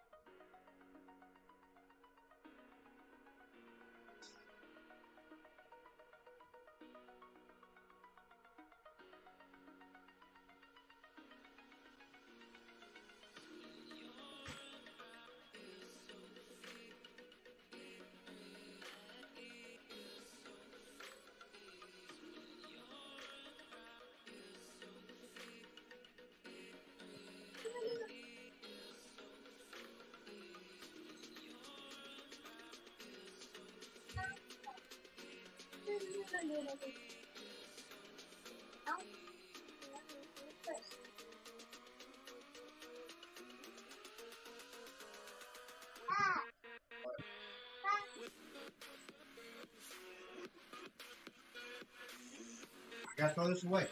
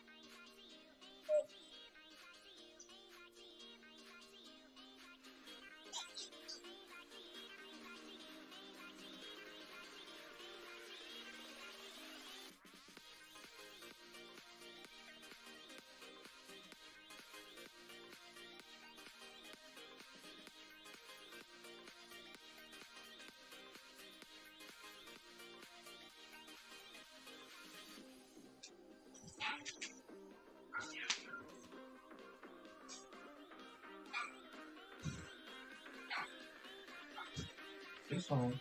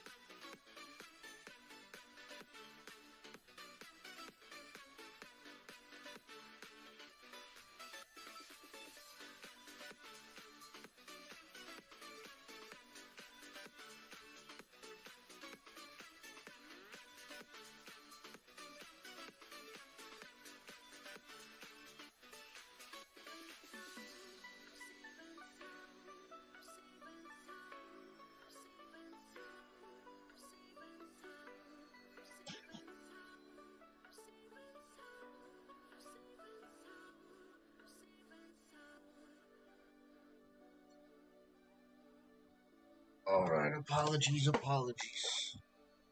Kids just got home from school. Trying to make sure she doesn't need help with homework. So give me 1 minute.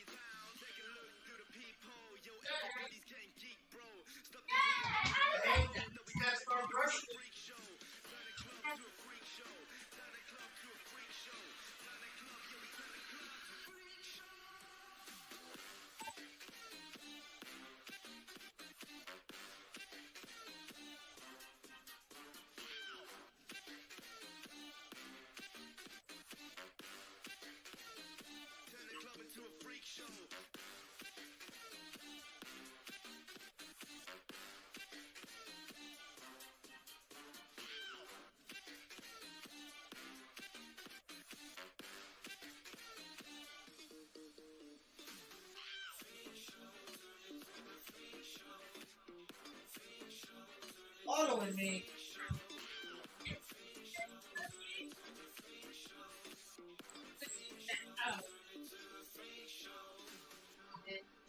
Woke up with the kids. Yeah, she woke up with the kids.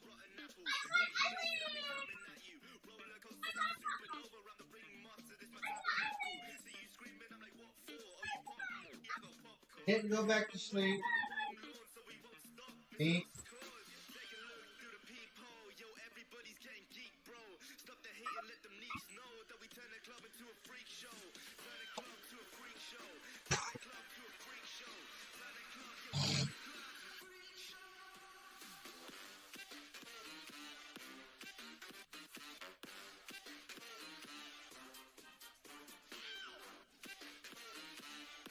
Bum, bum, bum, bum.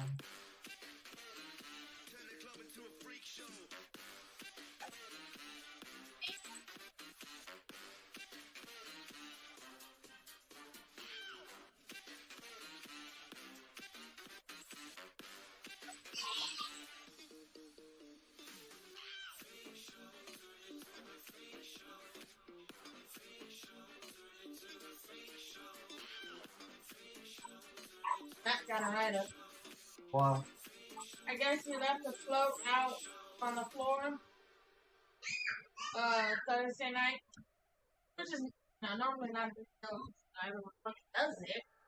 But he got it. He said ultimately it was Greg that wanted to pick up, so I got it right up from other people I've never met. Damn, Beeman got his ass. Kind of crazy.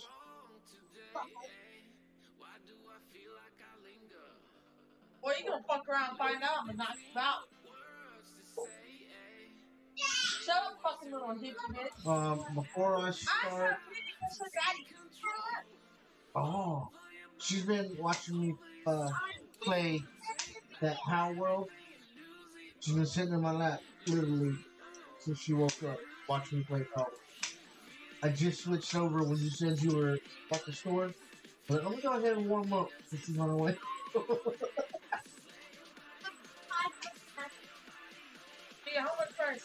Bring your homework to dad to help you, and I'll help you. Start making dinner. Kelly's getting off in like if that long. So she's leaving early. Good fucking picture. You clicked my toy though, fucker. Did he just say fucking bitch? Haha, butthead. What happened to your horns, broski? Smelly ass fuck. Sneaky feet. Y'all give me one moment. Gotta help my son with homework. Go get your stuff, buddy. No. You gotta understand, I'm the... I got a question to ask. I'm asking. If I do bring it, I will watch that one. Oh, yeah. I figured I would. Well, yeah, I know, but... Oh, it's so pretty!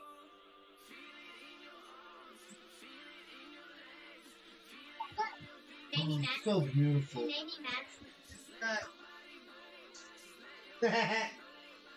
Here, let me fix it.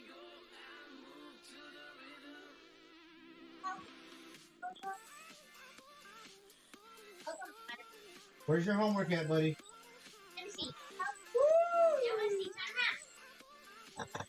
Oh, so pretty!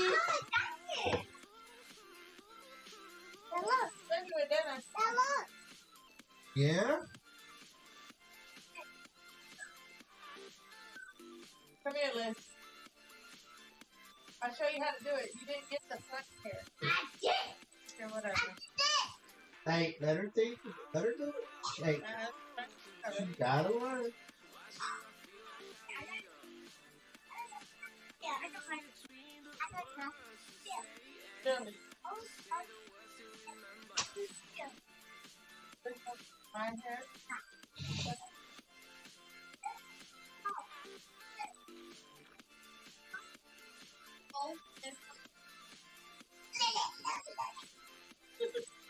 She's been doing that all day.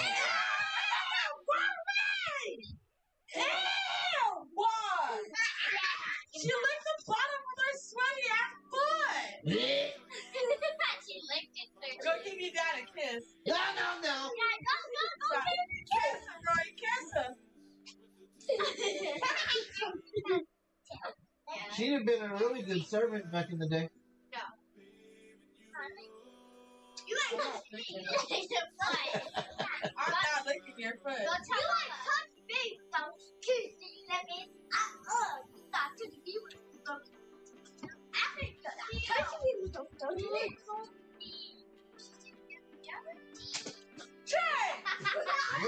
You're big.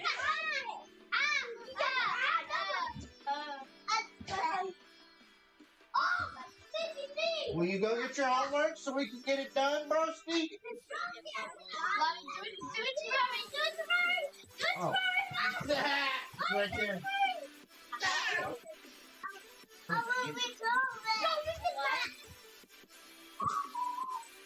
No, check her. Yeah. I got.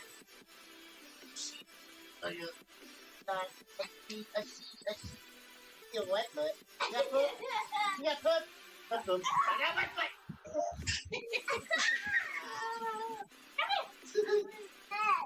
It's not red. You're good. What? Then go get the red card, please. Oh, that's what she meant. Alright. There you go. Have fun doing. Go do yours. Turn off my bathroom light, turn off your bedroom light. Go do your homework. Shit! Don't tell him the fuck. It's not like anyone calls you anyways. My ex and my wife. Oh, your ex is a bitch. I won't answer her call. She's a bitch. I won't answer her call. That's what you get for laughing, bitch. Here, this is all the keep home shit. You gotta take the third spot. Yep. There's the red one. Boy, I know you're not playing before your fucking homework. Go get a piece of paper right now. I don't want to do it. I make them do spelling on Thursday. Oh, okay. I'll make them do it on Wednesday this week. So just do this with him? Yeah, just make them do it. Oh, that's too hard. I'll help you. Oh, it's too hard for me to let you go play. It's too hard for me to let you. These fuckers are gonna go dump on Wednesday. Yeah, for 2 weeks. No, hours, baby. Oh, man, I'm 2 hours left. Oh, she said P1, butthead P1. Rory, bitch. Well, Rory's the bitch. Yeah, it's time. Rory don't know what the. She said P1. That's why she gets.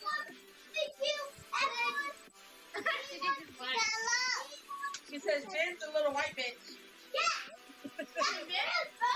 White bitch. Oh. James, come here. Boy. I can't write numbers in your handwriting. Come here. Why you do it right? 65, 66, Mom can't do my handwriting. 57, I don't 58. give a crap. James, I'm not playing around. I hit that. No, I'm not using that pin. Freaking top. No. I'm gonna hold it. That pin's too sharp. See it. You're the one that broke it. Bring me the pencil. Bring it to me. I'm not good for that. Cry baby.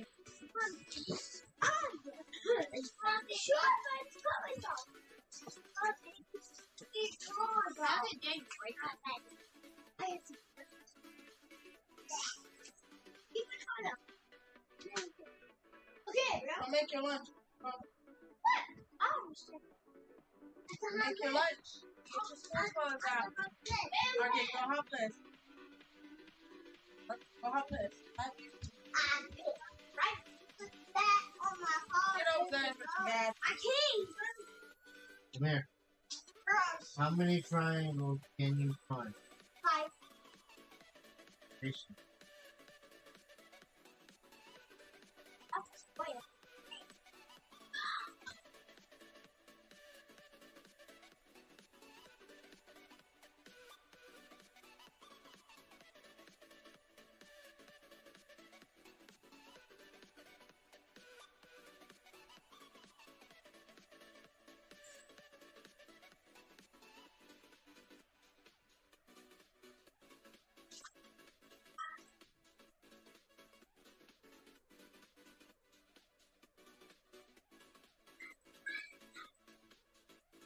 Hey, yo!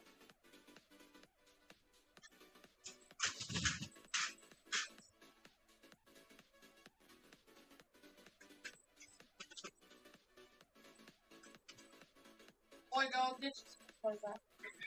Okay. I don't need You need more?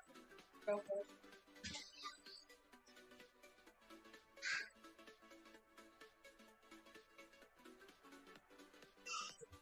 God, it's hard to write it. Twilight versus Circle.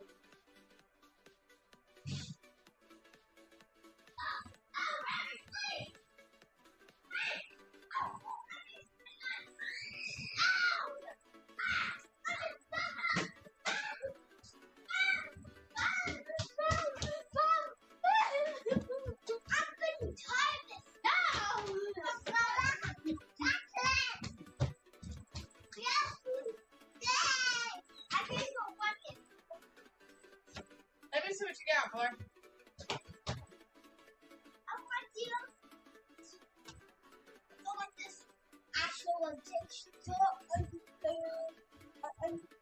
It's the fact that you got shoes.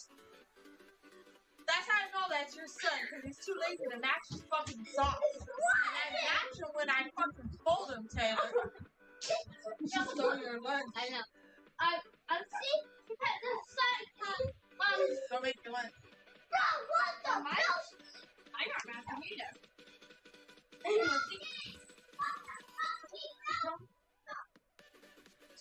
Come on. Okay. So this is lunchbox. Lunchbox.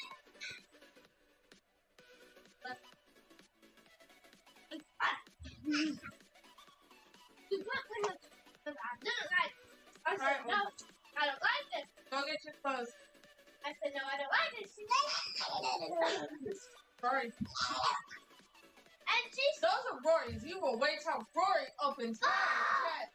Mom, Robbie. No, ma'am. Robbie. Go put him in the kitchen. Thank you. Mom, and she said, they're the same thing. And I said, no, they're not. They're different. Now run. I'm focused.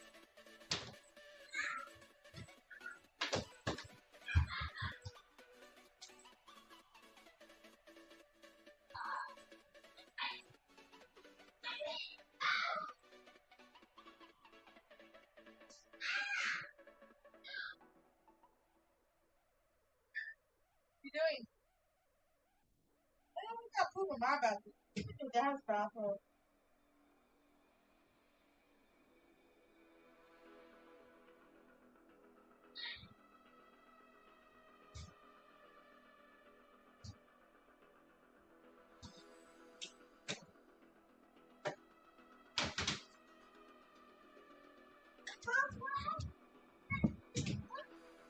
Rory! You okay? Mom, this. What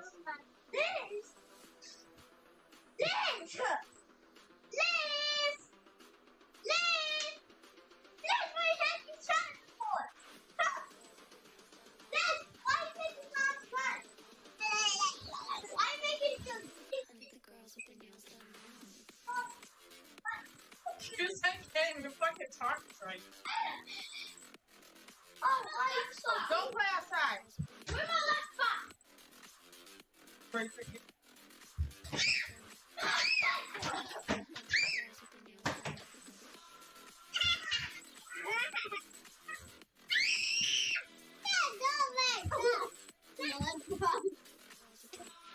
Give my lunchbox.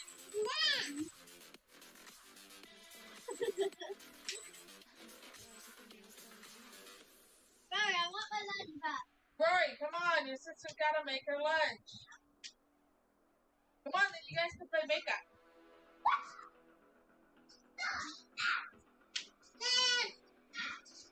Switch. No, there's no switches there in school. Well, I'm not playing makeup. Good. Go put your homework up.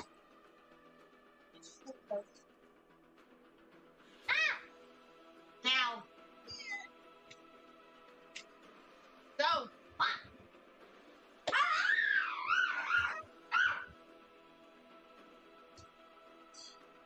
Damn, it was low-key cold this morning. I had to turn it.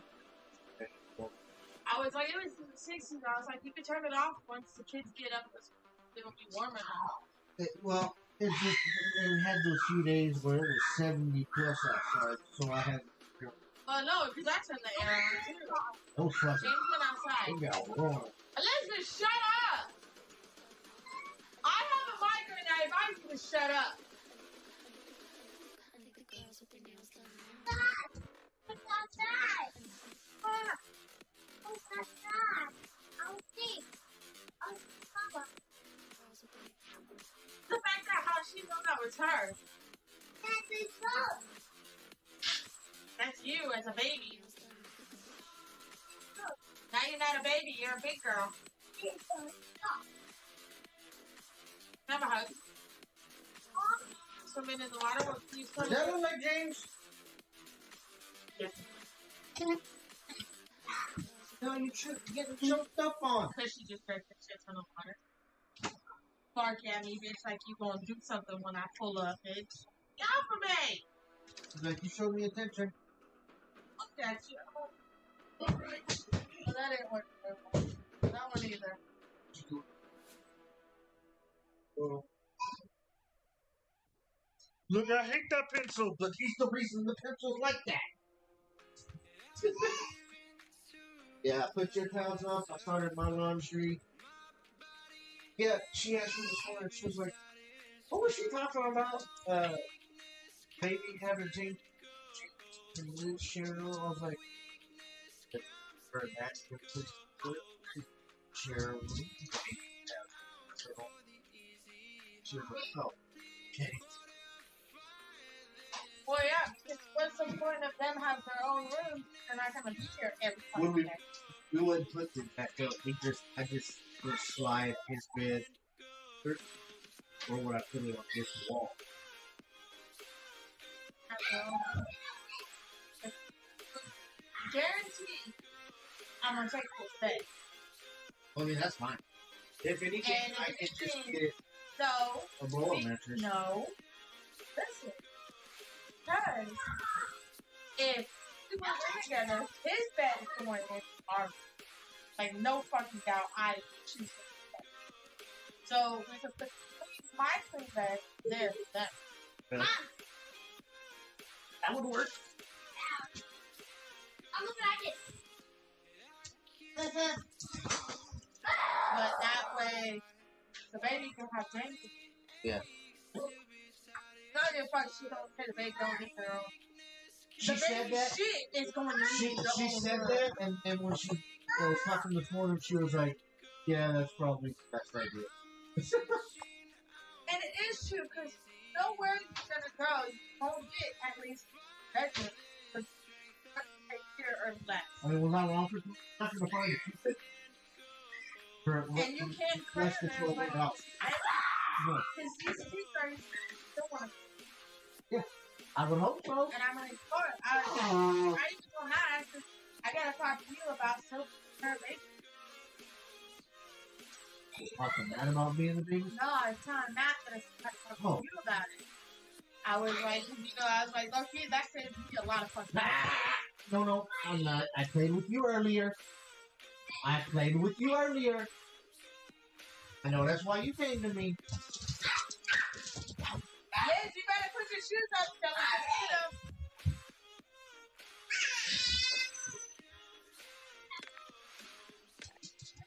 But we're thinking about it, and I told him, I was like, I'm not going to move out until the lease is up. Yeah. That way I kept my commitment. Stop! Damn. I kept my commitment to the house for a year. Yeah. But get off of me! Don't look at me. If we're gonna do it, we're gonna start looking into doing it by just. Yeah. I straight up told her, I was like, there's no point in us. With as far along as you're gonna be, we're gonna stay here for at least another year.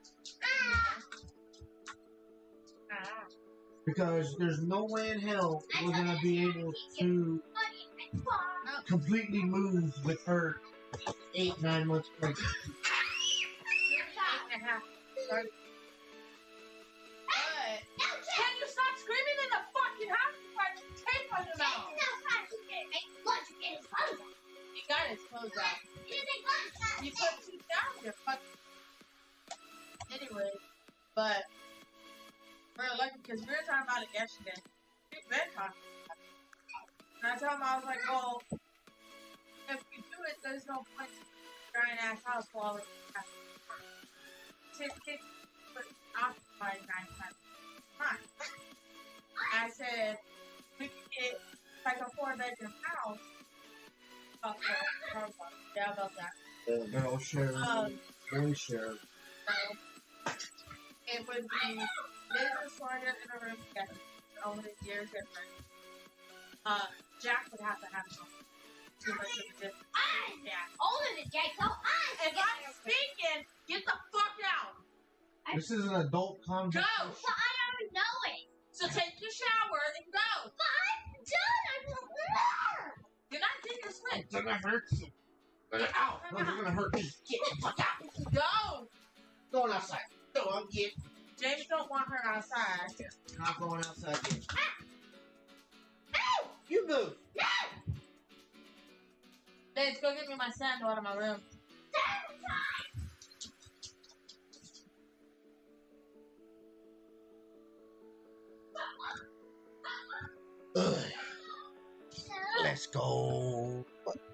there.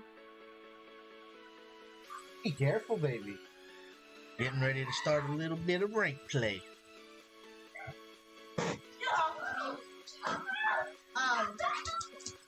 Give me the sandal and go take a shower. No, go and listen. Do not go in that bathroom without your fucking clothes. Liar, show me. Get down.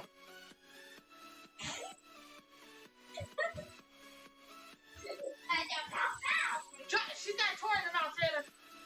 Drop it. I got it. Go get your fucking clothes.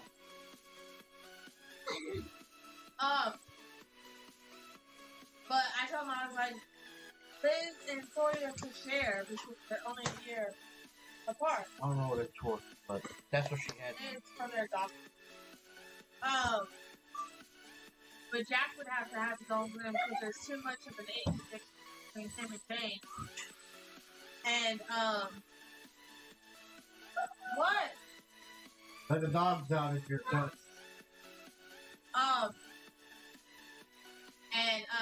Jack has a lot of anxiety and depression. And likes his quiet place. Let the dogs out. Take them outside. If you're done, take them out. Yeah. Okay, you can love on them. Alright. Well, I don't want to hear this. She gets a hold of you. Just get in the shower.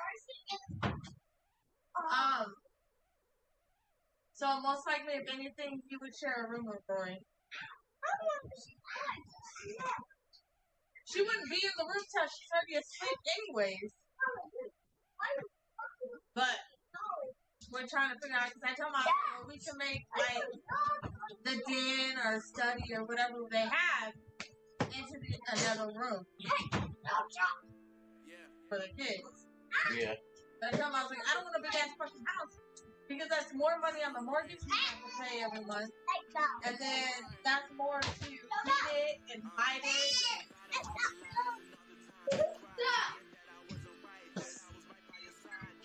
Hey, bro. Stella! Get down. You gotta put your fucking homework up. Put your homework up. Can't have that in here. Stella, that's you.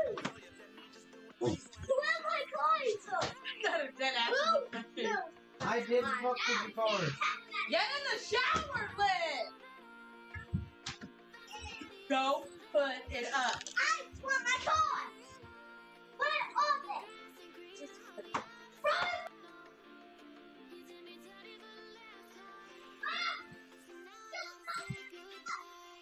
Frankly. Gotta put it on the outside through the window.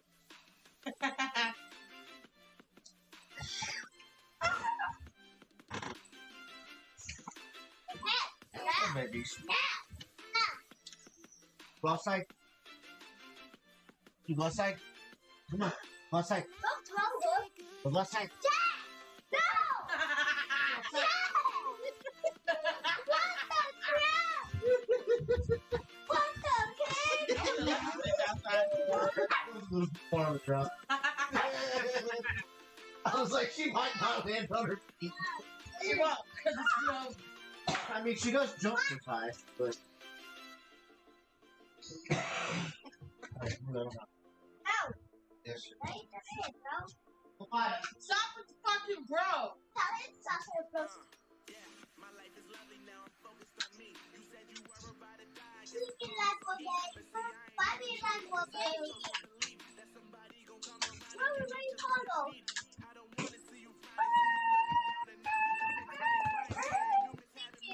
Hey, when your mom says she has a migraine, that means usually you go in a room that she's not in and play.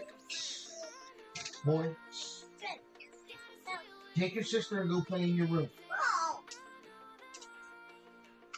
I can't even get in here. What did I just fucking say? Let me see it. They aren't meant to be moved around, buddy. They're meant to build and stuff. What is it?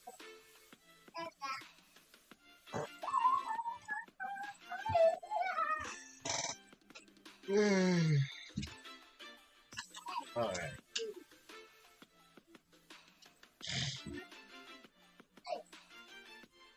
Wish I knew how to. Whatever.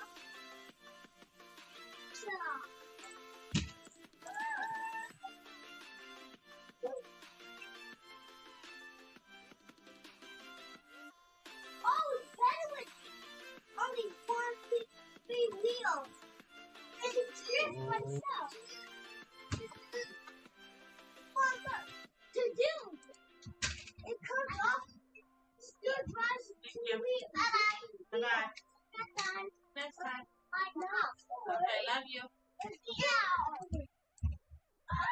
But low-key, I told Matt I would shoot more for getting a house to where we can make another room, so that way Roy and James don't have to share. Yeah.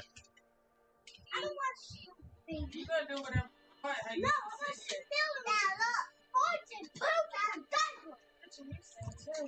I don't pee and poop. Yeah. You pee in bed. I don't poop. Yeah. Mama pictures. But you would say that last time? I think I interpreted that way wrong. I told Matt that we looked for a house that had like a little study or an extra side, like a room or Yeah, like, they have some 4-bedroom houses that have our garage that has like a little room. yeah. Yeah. Good looking. That's what I was like. That was the type of fucking room I wanted growing up. Sit up on up in the garage. Just fucking chill. Play my video games and look out the window. Liz asked me if we go to look at the house. Go with. I want to go. I want to go. Do you even know where we're going? Our home. That's for you, home, Rosie. This is always going to be your home. I want to move out. When you move out, this is still going to be your home. Shut up, sleep. It's going to be your home, Rosie. Ow, Rosie! Ow, so scared. Thank you, Rory. Rosie, bye. Bye-bye, love you. See you next time. Okay. What the Rosie is that, Rosie? I'll hold this. Okay. Okay. I win! I win! Be careful. Don't yank it. I got a car. Mommy, I get the car. Oh! Hey! You're going to get a car. Okay! Okay! She told you to give her a car. You're the one that didn't give her her car. I don't think I got any money on. Nope. What the She doesn't need. Rory, don't throw it like that.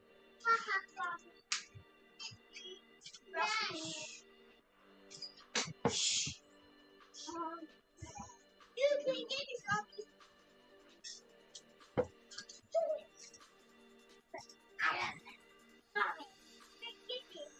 Did you hear about that CAR driving off here in Virginia Beach on the 27th?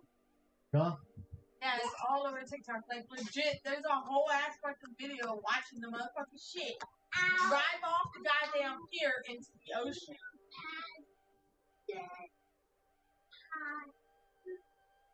They're trying to recover the car now.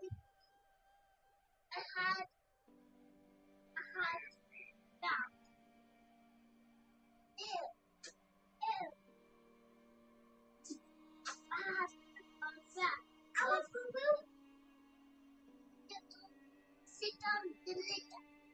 Ow, ow, ow, ow. See?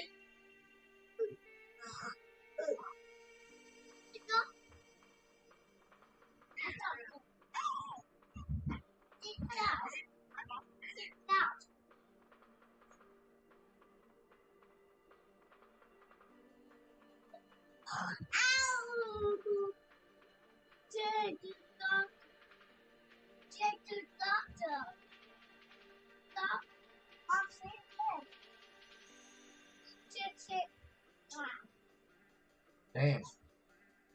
Someone left a message.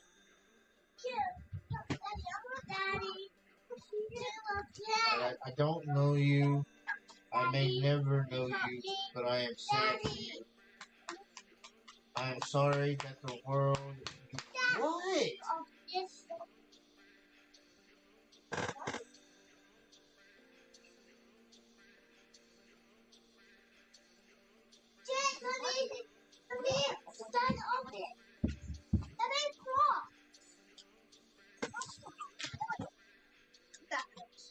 I think that veterans are trained myself.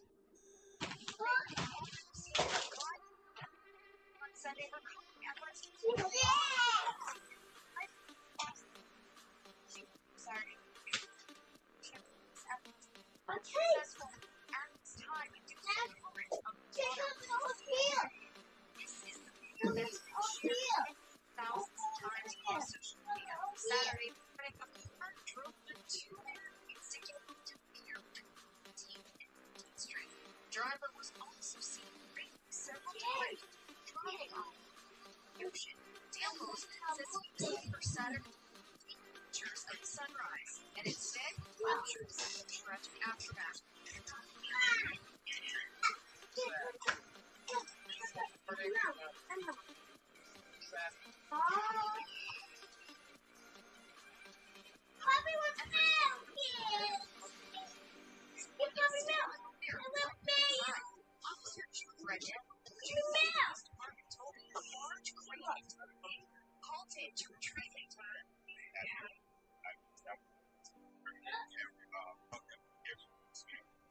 Dozens of people watched anxiously on the sand the chopped water, but after several hours of work, the recovery effort was put on hold. Even though it looks like it's a nice day, it's not safe. Divers go into the water and also Hi. safe. Get their partial safe. When I asked Reno what the next attempt would be, he told me it would be this week, but he couldn't say when. But he was clear there is a plan to come back. Even though when it's at, this is still stationary.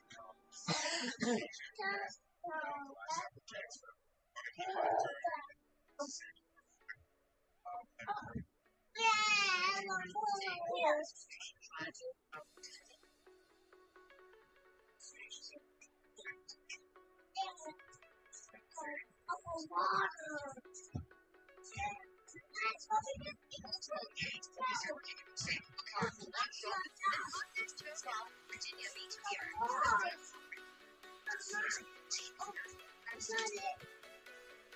Saying they're still to piece together who the driver is and why it happened.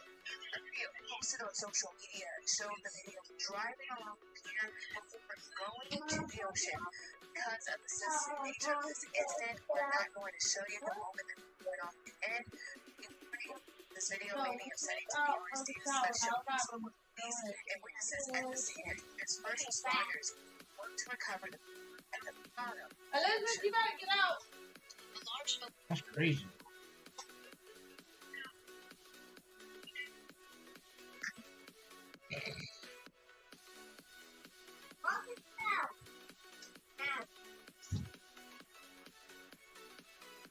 It says to all the mamas who gave birth to COVID 2021, how does it feel that our babies will be here? Damn.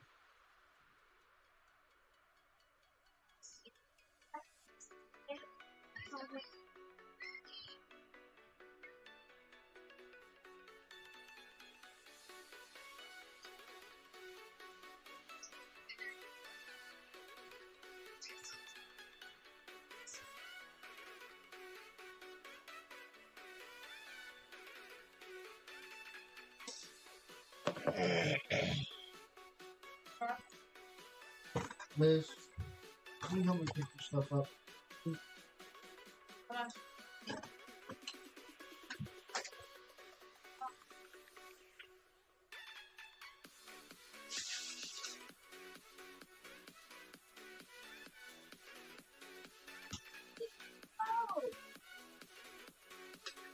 You always need to check the fridge. The understand it. I was like, When they seem like they're okay and in a good mood, but inside they're hiding.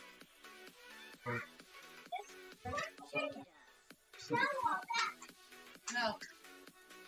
I can take a bath right in the top from Bubba's gun. Hurry! Hurry! Hurry!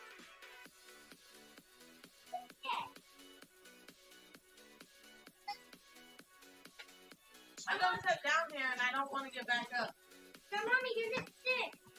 Oh, so pretty. Just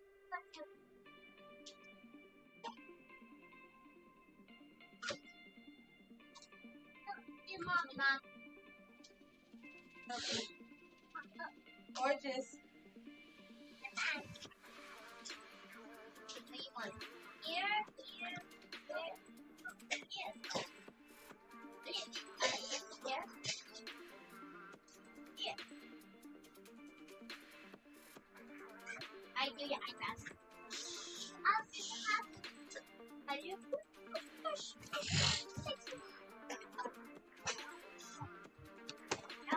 Oh, if. What I do?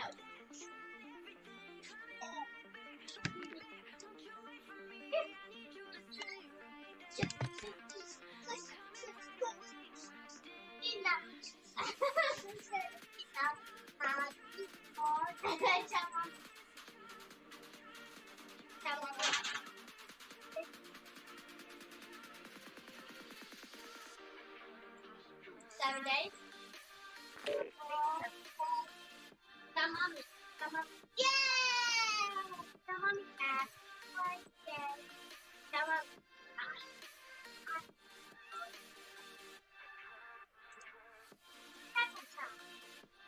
There's the birthday service. Come on, Mommy's no candle. Is that Mommy's present? Oh, the happy birthday.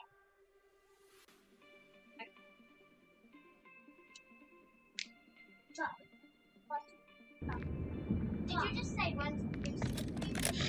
Did you just say 1, 2, 3?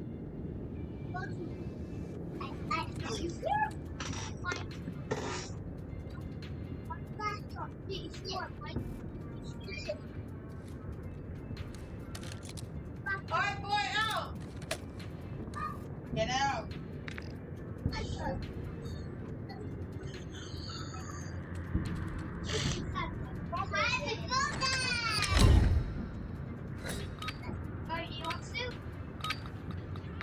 I'm not making soup. I make soup. Not really. Secure the objective. Capturing A.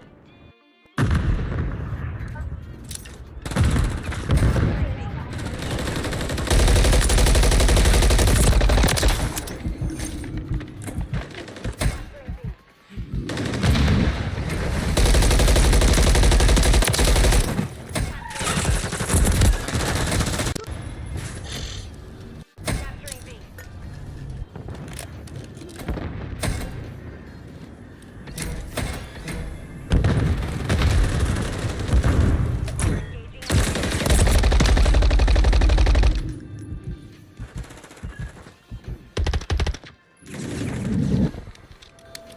Attacking Bravo. We're attacking on all fronts.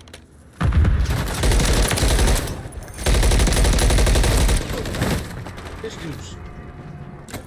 There's a sniper on A. Bro, let me.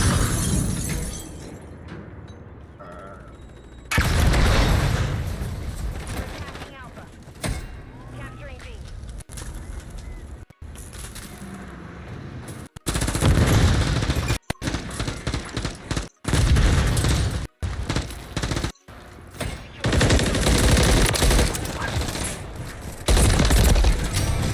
B. Capturing A.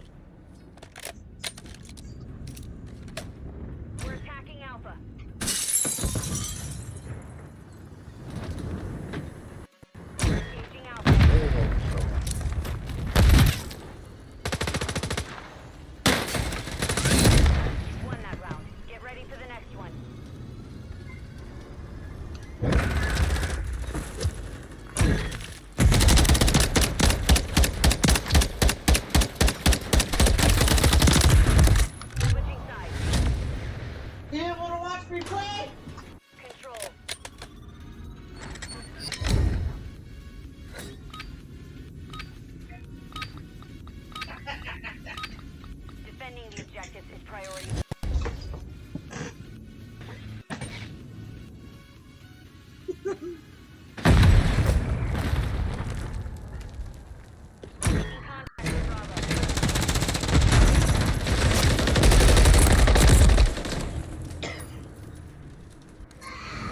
Yeah, I had my shit, dude.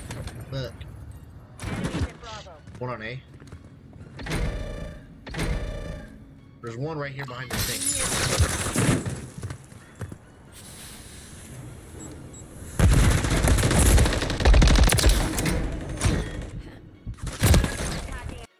Oh, he's laying down behind. Under the stairs, behind the I can take you. What? They shut over. They ran through this round. Jeez. Behind you. Never mind. What?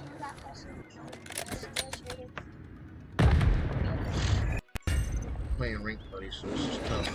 I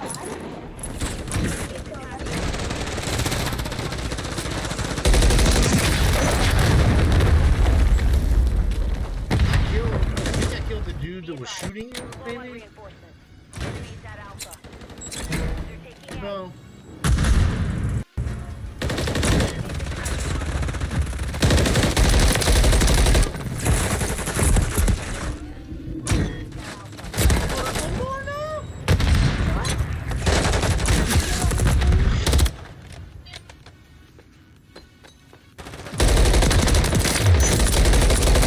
All they do is one shot alleyway. That might be rail. That might be rail. I can't get there. I couldn't get there.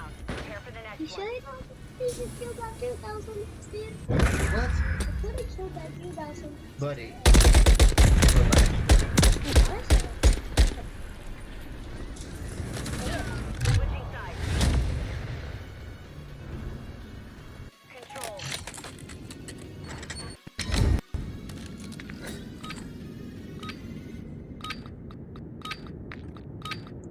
Security objective. Hit hard and strong. What is it? Control.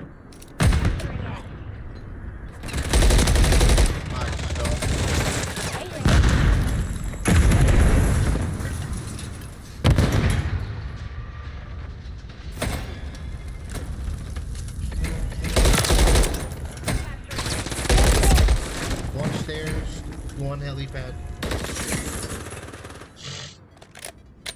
We're engaging Bravo. Capturing B.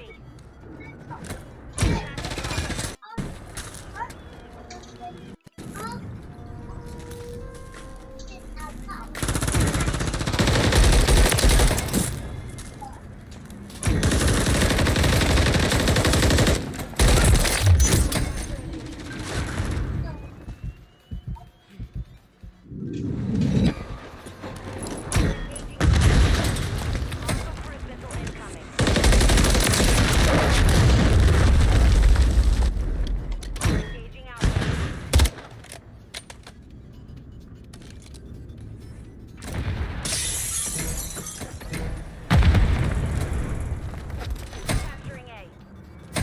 Capturing B. Secure.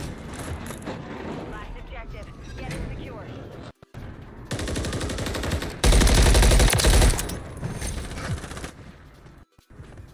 The enemy's low on reinforcements.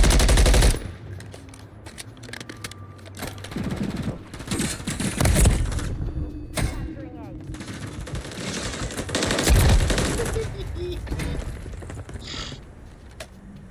There's two coming by that shack on A.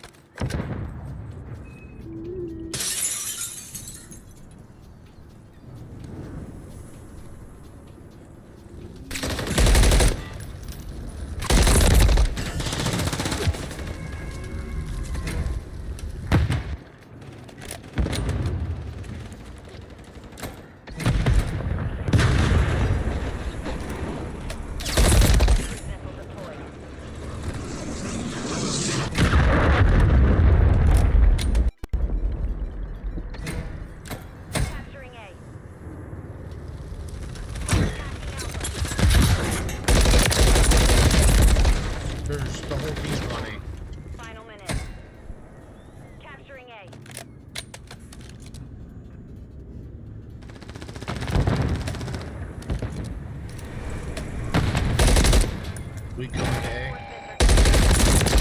reinforcements.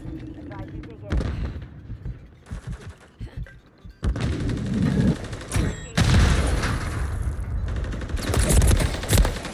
I'm in middle by gate.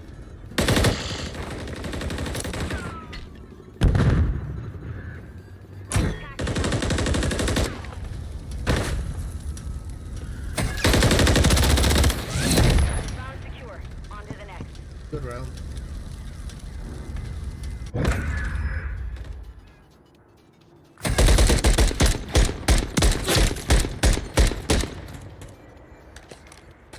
Switching sides. Control.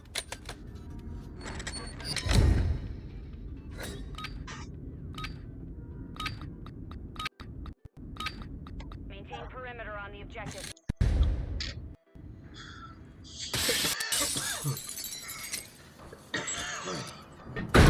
Taking A.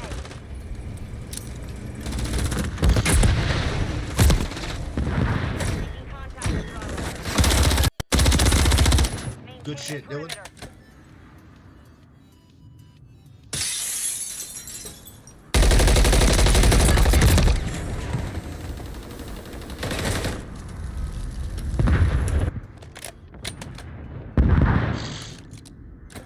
Taking B.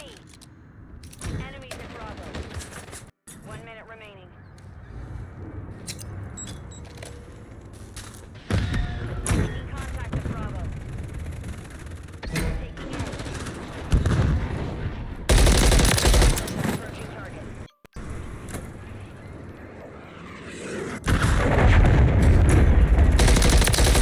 They're taking A.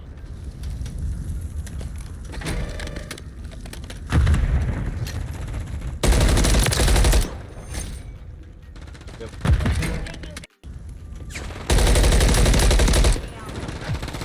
Friendly cruise missile deployed.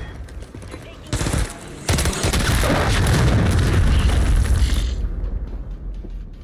enemies at Bravo. They're taking A. The enemy's running low on Oh, my bad. My bad, bro.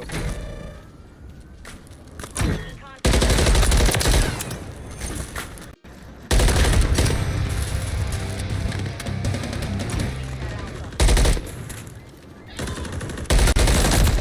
Three mid. By two going left, one going right. Enemies attacking Alpha. They're taking B. One objective. Lost A. Bravo. Two pushing B. Be advised. Low on reinforcements. That's that another slaughter. Hold up, buddy. Okay.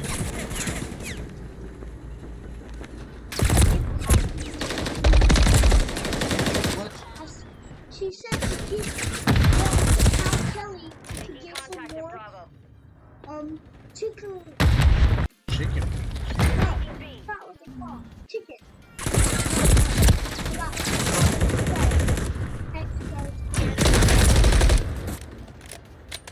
What does that have to do with pancakes? Just Finish good. Taking So, contact at Bravo. don't Support is available at this time. Cow Kelly. Oh my god, I can't understand why she's looking. Alright, I'll do it. The round is lost. Focus. Do it after this game.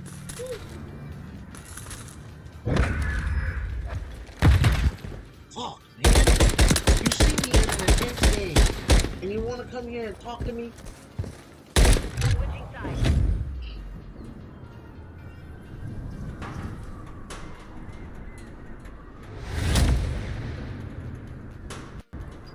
Control.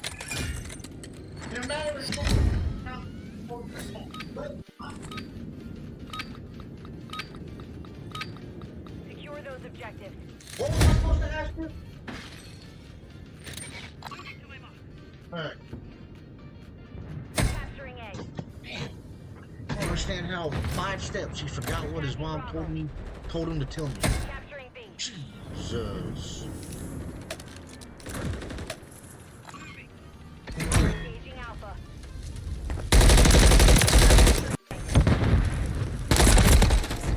on A by the tank. We're engaging Bravo.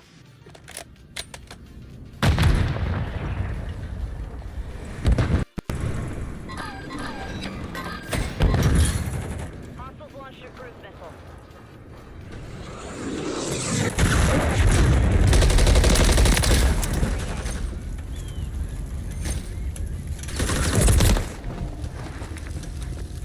Attacking Bravo. Capturing B. Engaging Bravo.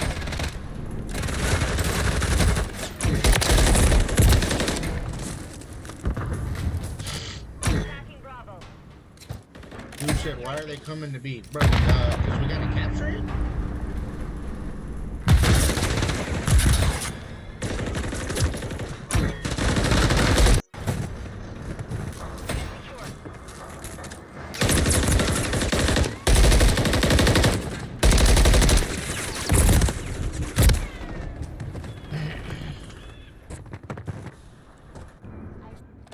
Capturing A.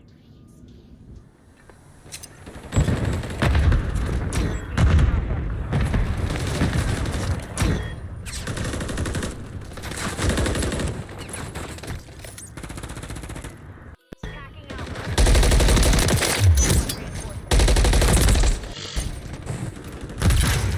The enemy's low on reinforcements.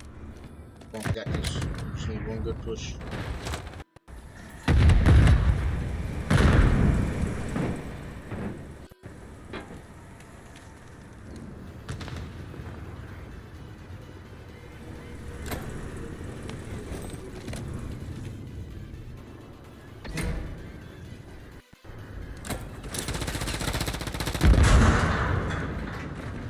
Capturing A. Taking Alpha.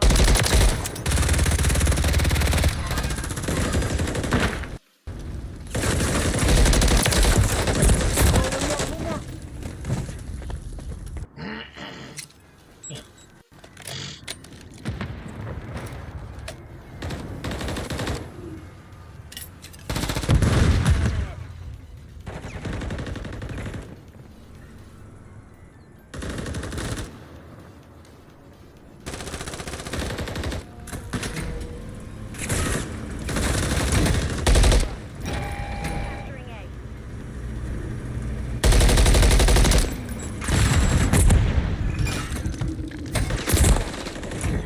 We're attacking Alpha. Fucking 15 kills, 5 rounds. That's crazy.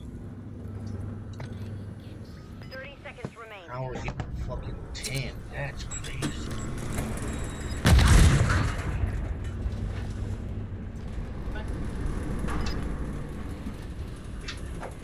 I don't understand why people queue up and there's only 2 people.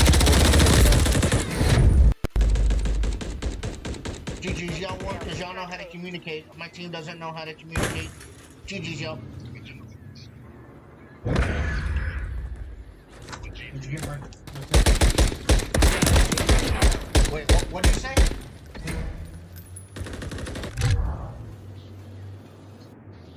No, my team doesn't know how to communicate. If it would have been different if we knew how to communicate, bitch. No, they didn't, Brusky. 4 more kills than me? Wow. 4 more kills? That's my dick, bro. What? Get sausage links? Yes, apparently you were already on your way home. What's wrong? Nothing.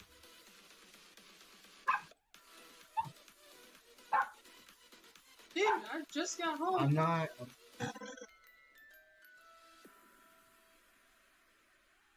James been up my ass, asking questions in the middle of games.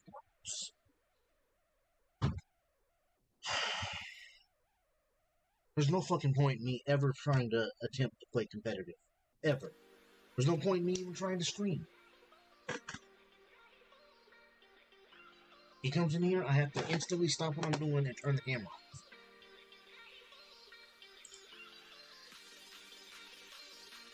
Because he gets up in my face where he's in the camera.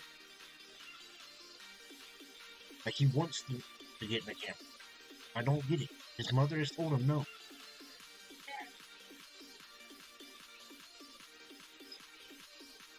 thought you picked up someone. Did you get more? Yeah.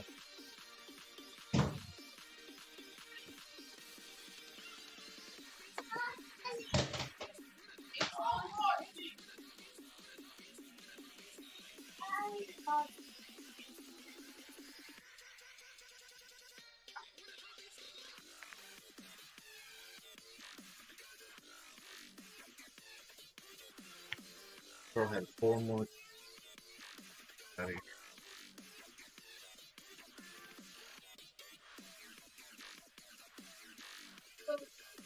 Got 20. Oh my god. Let me help you. Let's slow people. Yeah. Oh well.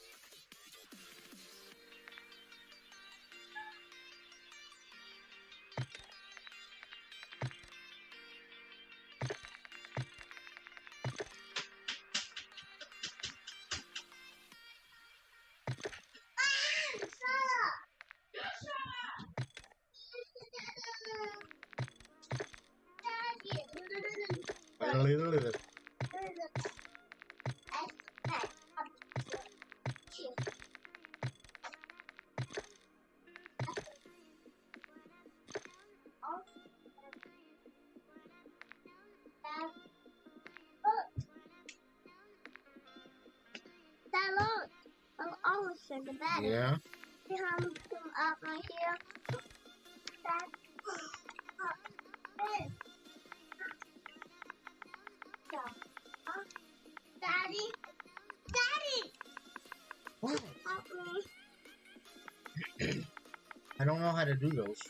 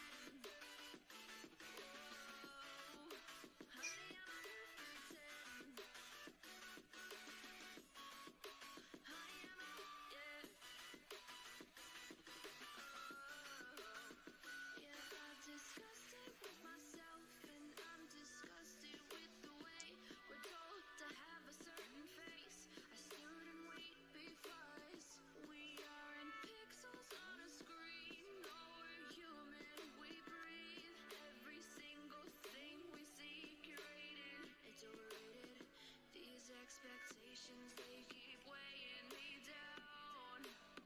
My heart is begging me to get the hell out of my head. I'm gonna live inside the upside down for a minute and pretend, honey, I'm a perfect 10.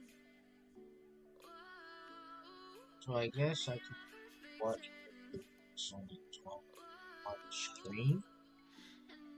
Ah.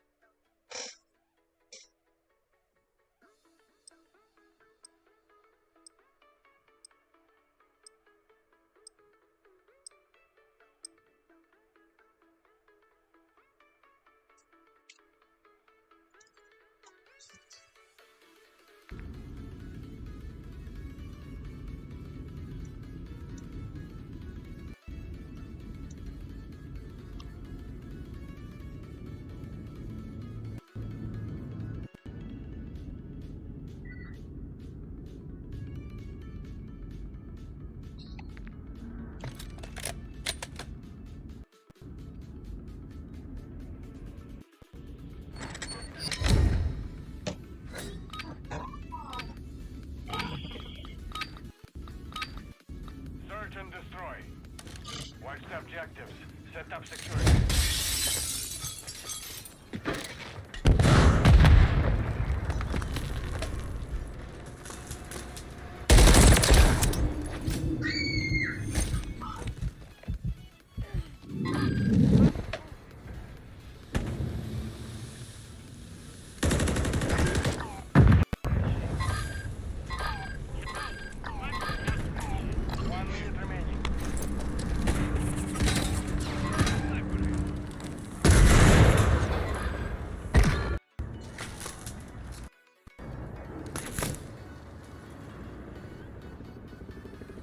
You said left side and I went right. What the fuck?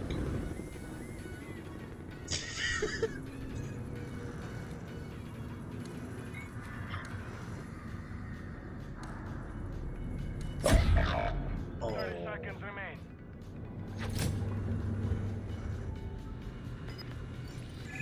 They got a plan, huh? They splintered at Bravo. Oh my god. Yep, I saw him. Move fast. Whew.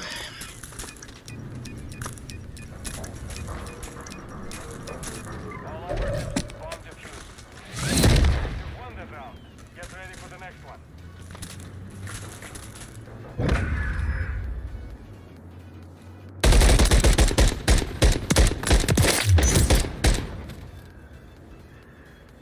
Switching sides. Search and destroy.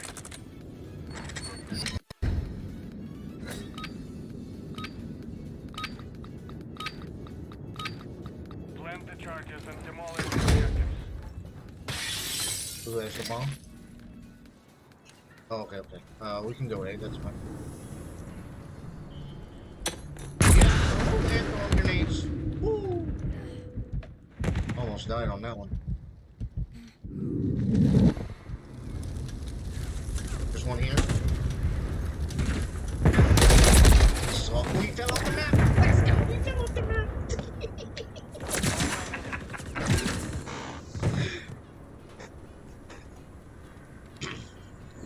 Yep, especially when it's not me. We're planting at Alpha. Strike in place. Countdown started.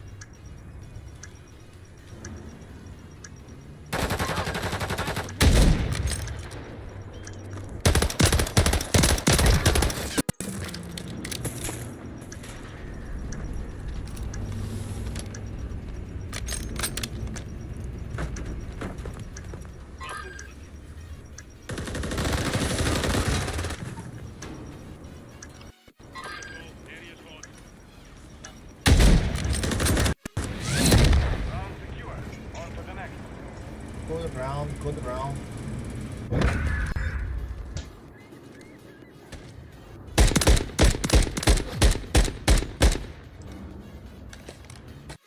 Switching sides. Search and destroy.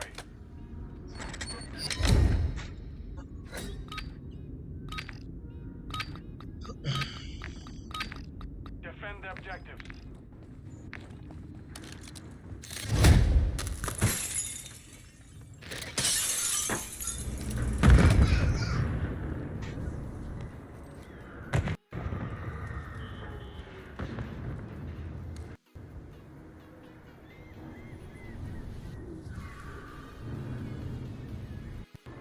Enemy planted at Oh Bravo. wow, didn't expect that.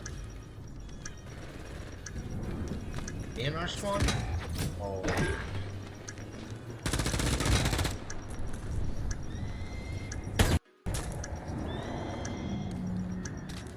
Oh, he's in Ellie. Elevator.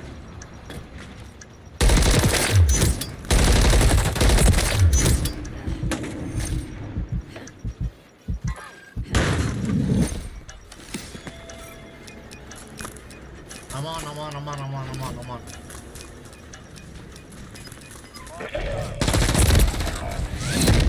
One down. Get ready for the next one. Switching sides. Search and destroy. I knew I had at least one other person watching over me, so Place the charge. Detonate the target. and it didn't look like he knew exactly where he planted the bomb because he looked at a different angle first. As soon as you said that.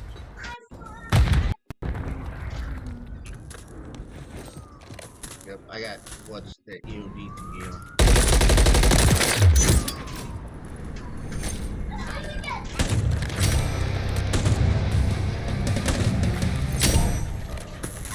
It don't matter. Stand by. Where was that guy? Okay, I see. Bomb planted. Let's go.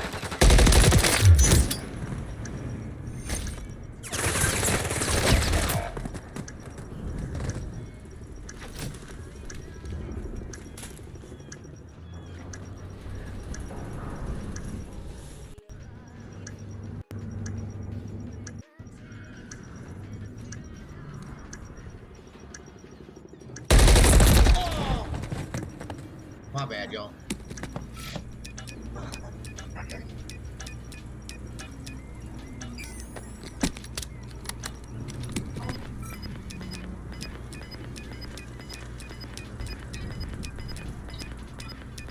Artifact What? was disarmed.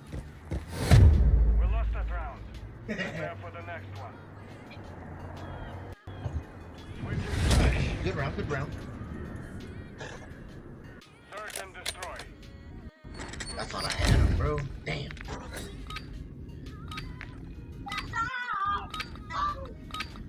She's your sister. She's gonna follow you. Leave her alone. Damn. About to have another sister on the way. What are you gonna do to her? Yell at her too?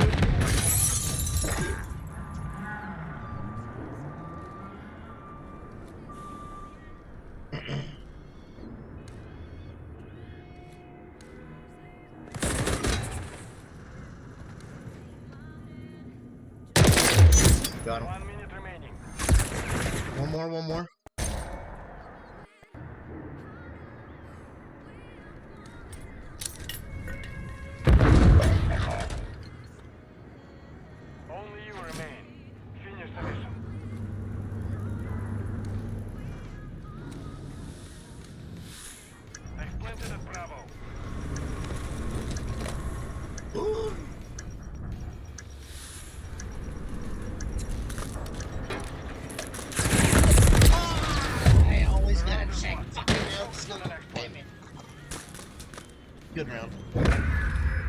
I just forgot to check elevator.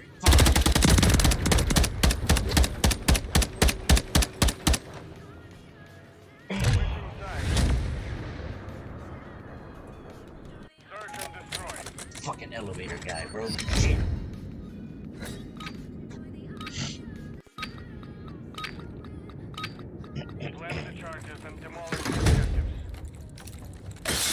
In between rounds, I've been reading the community guidelines for kick because I ain't trying to get in trouble again.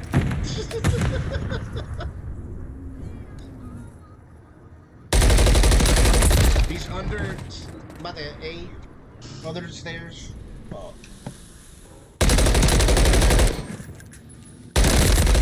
Another one blue room. Final minute.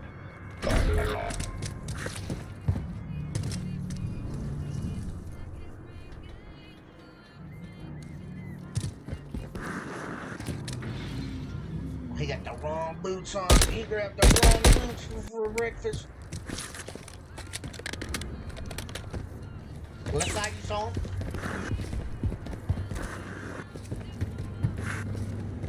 He had the wrong boots and the wrong trophy. Or he has trophy. At least run the steady if you're gonna run the boots, broski. Good shit, though. I was just messing with you, buddy. Don't get mad.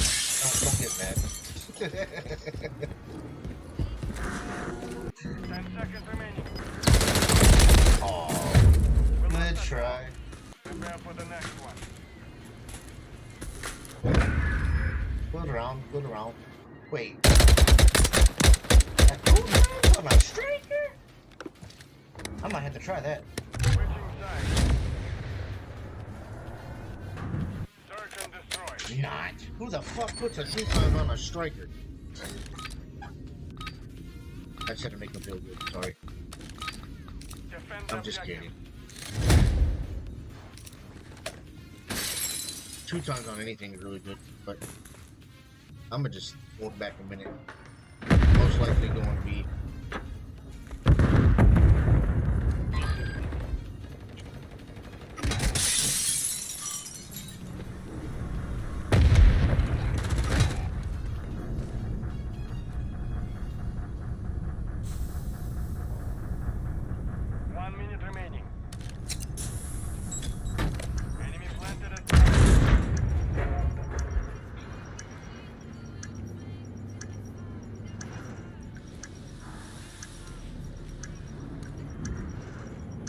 one's gonna be elevator.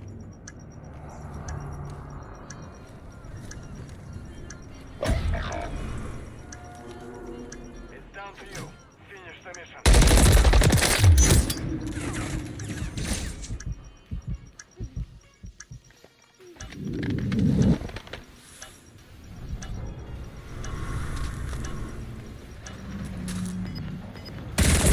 Yep, I don't have enough time. Focus on the next one. Yep. Oh, man.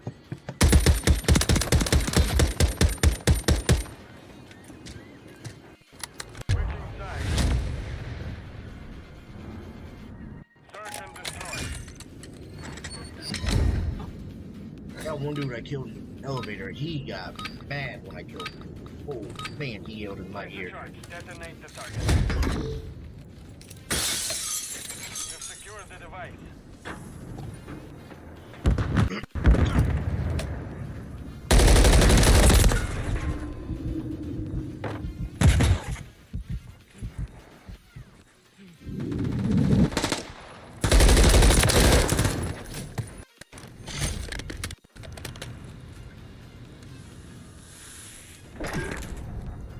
Final minute.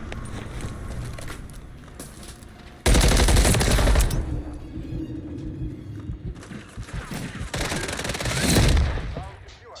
On to the next.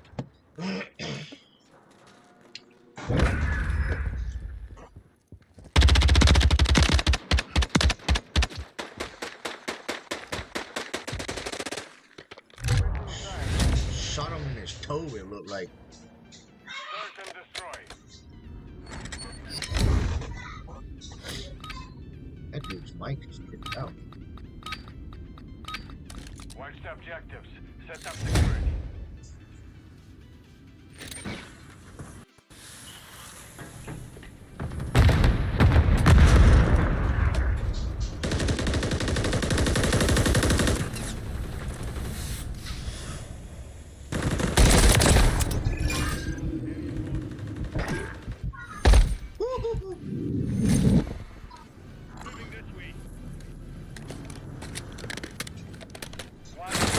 Oh, he's slaying under the stairs.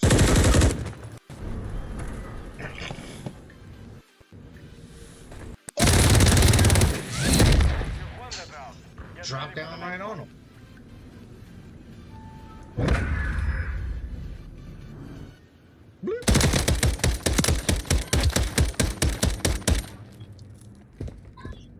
Switching sides. Search and destroy. Let's get it, let's get it, let's get it.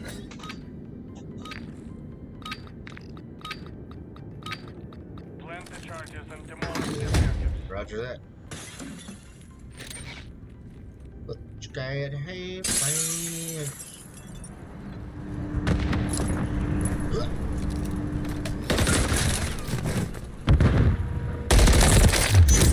We're planting at Bravo.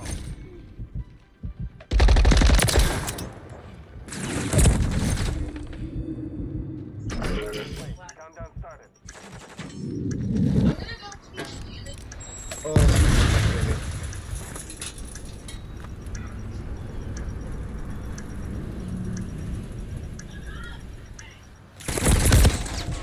Our side heli. Yeah. Our side heli. Your shoes come out Enemy the doorway. secured our bomb. We lost that round. Prepare for the next Good one. rail.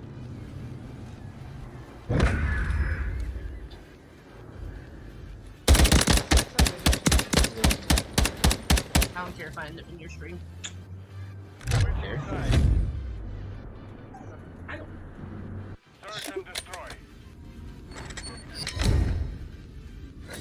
I died. I died. I said I died. Defend the objectives.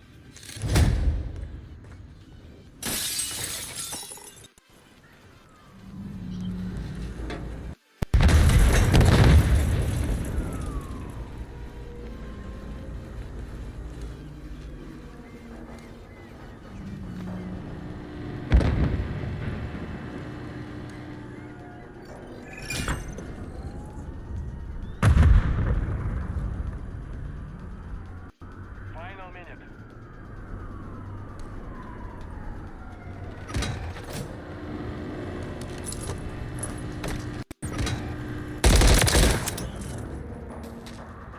Bombs down on B. Damn it! What's in our spawn? What's in our spawn? Fuck, man!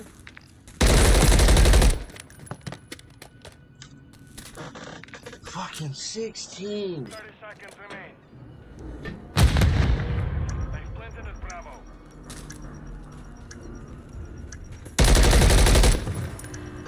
Let's go.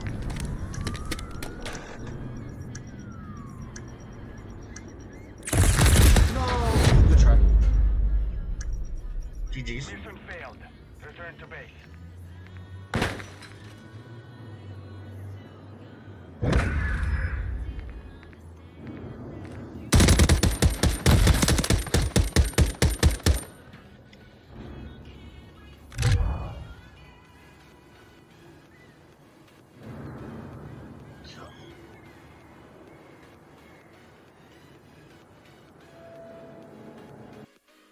Go back and watch my gameplay and see what I did wrong.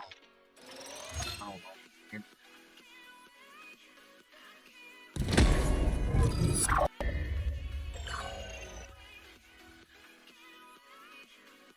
I'm about to go down now.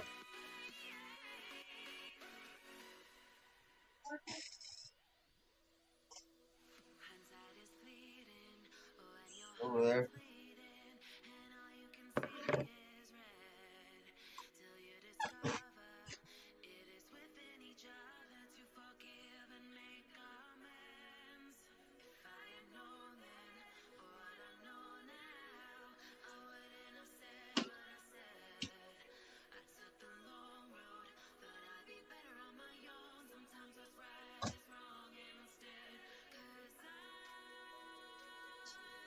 What?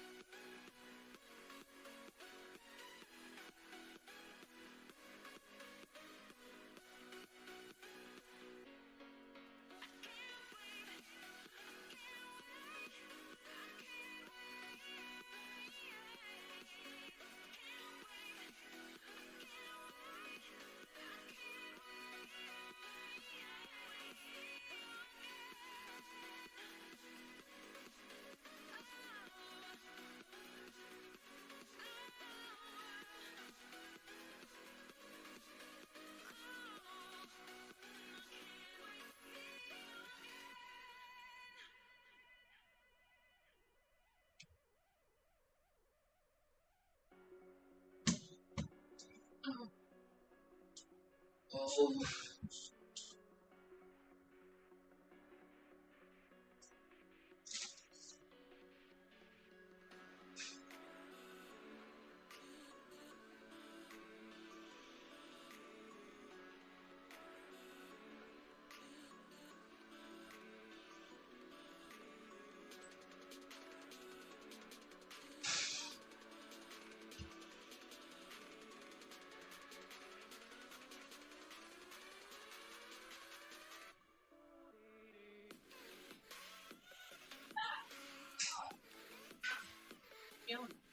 Hello?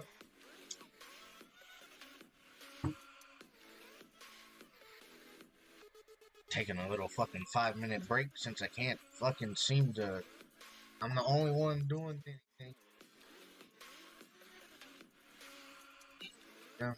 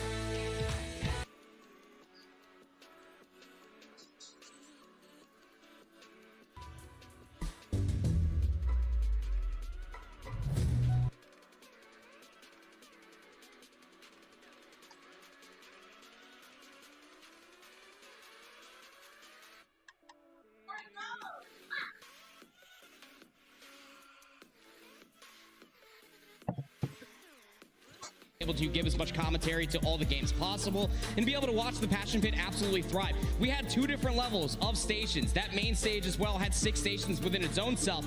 The competition was never at a rest. There were so many good games across the board. I was trying to find the best corner possible to watch as many matches as I could. Yeah, and I think the fun thing is, acoustic environments means that all the viral clips, people yelling at each other, is almost amplified more so in times past. So it was. It's going to be a fun one. And of course, we're looking forward to seeing what's going to happen, not just in this particular matchup, but of course extending beyond as we get ready for our first season of Elite. But fist bumps are out. I'm hearing some countdowns in my ears, which means we're just about ready to go here, Boston. Grand Finals, the challengers on main stage. Woo-hoo, we love that. Karachi Hardpoint gets us loaded in.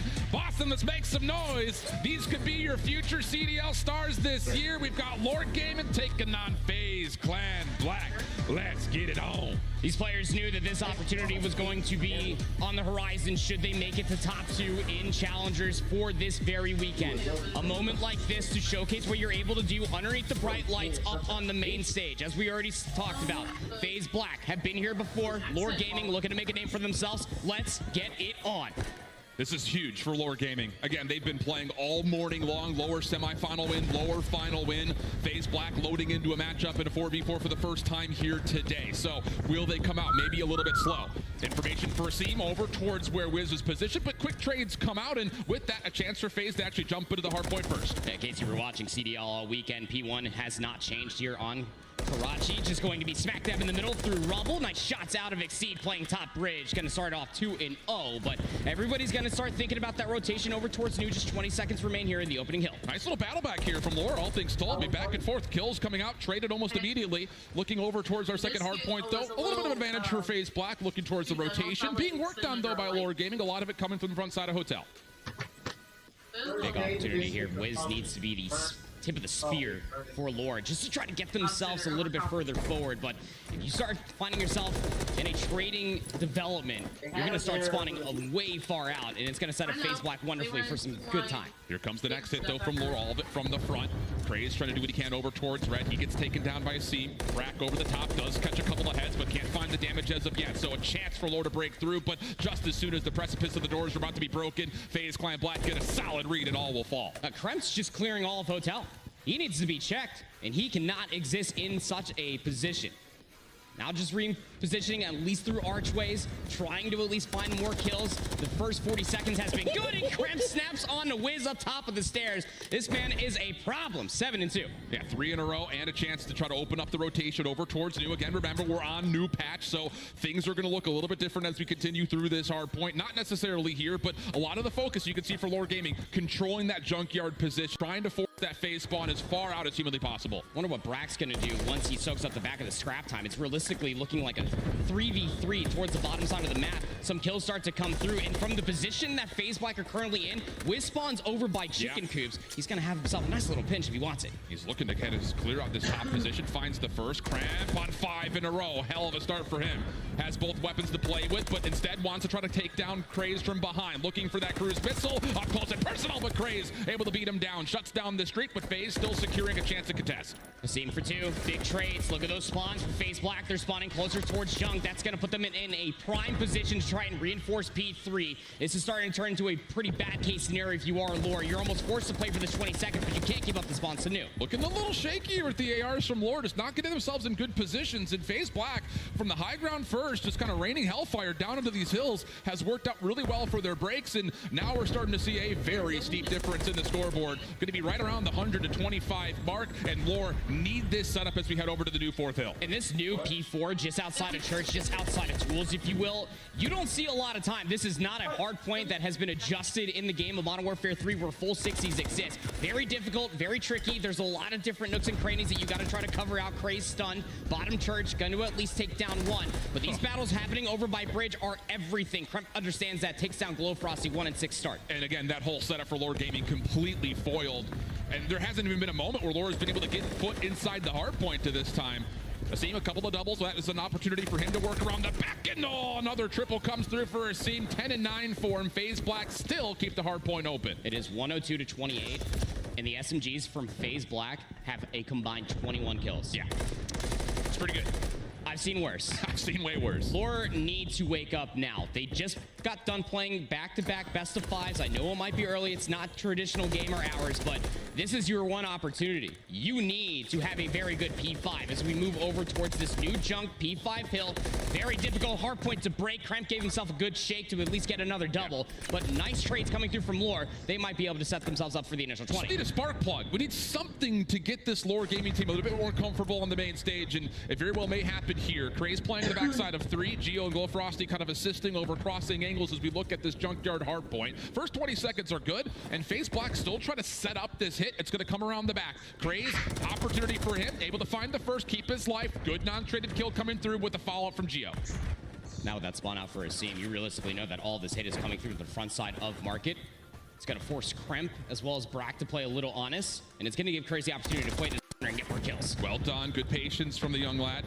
Brack falls. Exceed able to get out one, but still, Lore very planted inside the hard point. Good focus from Geo to the front side at red. Exceed the only one left alive. A couple of shots, just Geo saying, hey, I know you're here, and that's enough for Craze to push forward, find his 4th in a row. Now on rotation. Okay, Lord Gaming showing up. We've got ourselves a match of hard point. There we go. Now just about 30 points in between these two teams. Into the second set we go. Craze showing up in a massive way up on this force free up top. Gonna find number 5 over towards top AC. Unaware of that one. Brack will take Craze off of that spree, but 14-8 now for the young man. Geo trying to match his pace now up top as well, taking Brack out of a very key power position. But you have to keep in mind that you got to get FaZe Black off of this hard point time while also making sure that you could accrue more yourself. Great routes being used by Craze to get around the backside. And I will say again, for a guy that just turned 18 last year, only had 2 months of Challengers experience, his POV is good, but his decision making has really matured since we watched him play through the LCQ. Couple of trades coming out. Hardpoint goes neutral. 94 plays 131, 20 seconds on the hardpoint, and Lore still inside. The question is, at what point do you try to rotate over towards new? It should have been about 5 seconds ago, Alan. That's when you realistically want to try to put a player on rotation. Even Geo off the respawn is going to elect to go through the middle of the alleyway. Big kill for Craze will at least soak up the scrap time there. Just about 7 seconds. 105 to 132. Trying to set themselves up for an early break at 2. All 4 members for FaZe Black set up and bunkered up in the diner. Lore just looking for information. Can you isolate anywhere? Kremp, backside desk, good for the first. And oh, nice shots from Wiz to confirm the trade. Now the 3v3 starts to develop. Lore not quite pushing the issue yet, though. And FaZe Black, once again, like we were here last time, just picking them apart one by one. You're almost forced to be a little bit more desperate if you are Lore, just trying to counteract what these trades are looking like from FaZe Black's perspective. Still last player inside of the hard point will be Geo. Glowfrosty's there to at least assist him in some degree. But Exceed, he was frying from a position like this yesterday, even with the Renetti in hand. This guy can be a real problem. Wiz trying to sneak around the back, and no, not gonna fool Exceed whatsoever. So once again, P2 dominated by FaZe Black. A bit of a mess though on rotation. Craze making things mixy over towards Hotel. So again, we're seeing Lore at least set themselves up correctly, but we have to start seeing efficiency on their holds. Yeah, this rotation, this setup is everything. You cannot afford to get broken up, because if you do, well, then it's going to go from worse to disastrous, and FaZe Black might just call game at that point in time. Lore set up first. Craze is actually going to elect to take this route through the middle of the map. This is timing, could be everything. Finds the first for free. Kremp now stuck, cut him up creek without a paddle. Does actually find him escape over towards the backside of the hard point, but eventually figured out. Geo gets the elimination. Craze, backside staircase. Drop shot from Azim will take him out of position. But still, first 20 seconds good. Lore trying to keep themselves in the hard point, but now Wiz is the last one left alive. Glowfrosty on the cross, just there in the nick of time. And now it's just down to, can you find the final kills? And Wiz will bounce out of the hard point to make sure that this hit from FaZe Clan back stays remote. Craze gets the final 1v1 opportunity, but Brack wins it, and the break is good. Possibly until 20 seconds to fight for it. The Geo big trades. 40 seconds in between these two teams. Geo wants his back 15 seconds because you can take a look at the positioning for Lore Gaming. Patch Church, all the way past Chicken Coop, setting themselves up for the rotation towards new. Again, not notoriously known for getting a lot of hardpoint time, but Lore Gaming slowly chipping away at this lead that FaZe Black hold over their heads. And I'll say, just kind of looking at how things have developed over the course of the last rotation of Hills, Glowfrosty has really stepped up. Now at 11 and 13 after what was like a 1 and 6 start. It's a really nice palms up. And again, just open completely neutral. Finds very wisely. Uses, doesn't want to overextend, now off the regen, has a chance to kind of dance with the devil as number 6 at Exceed is still trying to play through tool side, but good focus from Lore. They take care of the threat, and now they can get in the hill. Yeah, Craze, overextending, not a bad positioning to have yourself in, but the way that this hard point starts to develop itself, you have split spawns now for FaZe Black, 2 players now and towards the back. Shots come through, and oh, 3 straight kills. Glowfrosty, the last one left alive, and just flat out overwhelmed. So once again, FaZe Black doing a nice job of keeping the 4th hill not just neutral, but also finding ways to break for the scrap. Looking over towards rotation. Lore largely chalking this. Craze gonna get this one last finesse, but Exceed, not to be fooled, takes care of him, no worries. And now we got a 3v3 over towards new. Yep, Exceed's already over here trying to anchor out the spawns for Junk. Big trade you have yourself if you are in hotel lobby, so Wiz needs to value his life.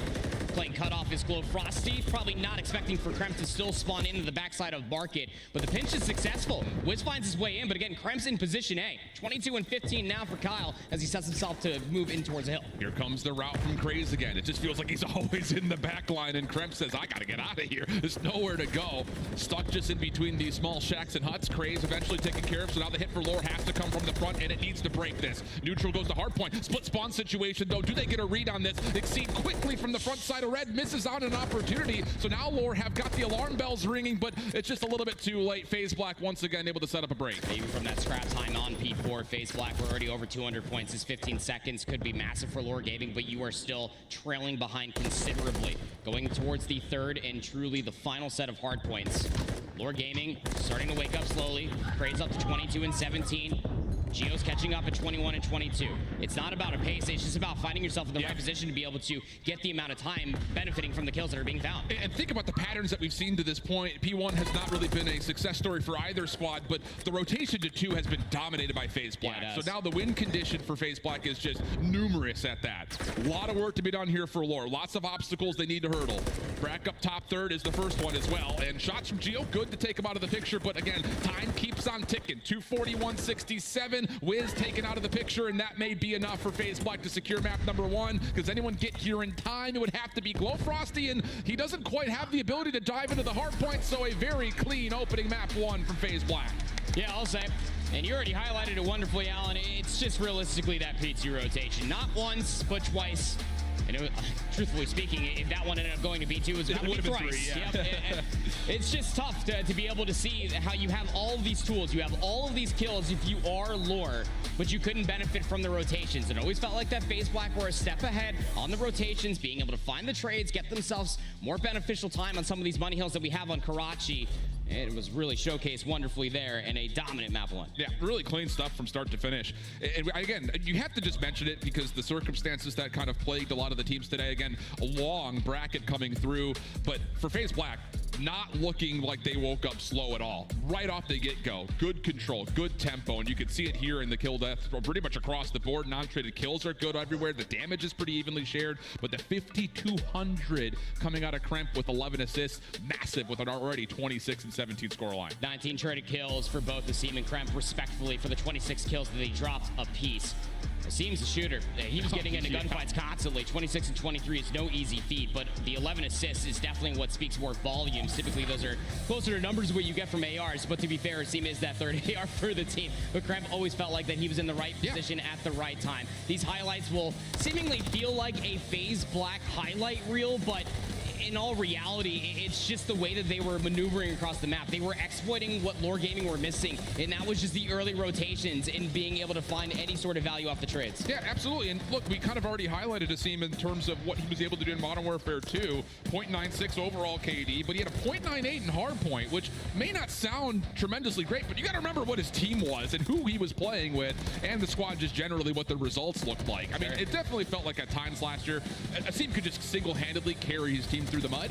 That's not required here with this FaZe Black squad, but he's still finding ways to put up great numbers, which is always super positive towards potential prospecting for a CDL team this year. I think what's really nice is that flexibility. Just to put it in a broader perspective, is that Asim literally can be him, but he can also be that guy that also enables the rest of his team. That's why this team complements each other so well. Even Exceed, who's notoriously known as an SMG, can benefit from Asim, from playing those routes and getting in those positions to become an absolute problem. It's nice to see those Asim claps back up on the main stage as FaZe Black out of the winner's bracket will now have a 1-0 lead. And I will say, it's one of those things that you kind of look at the comfortability aspect of this as well. Like we mentioned, for Lore Gaming, have not seen a main stage. Everyone else on FaZe Black, very familiar with the bright lights that comes with the CDL event. Maybe no more so than Brack. We've seen him do it in both challengers as well as what he was able to do throughout his time with Florida last year. 1.24 overall KD. I mean, that's a great number.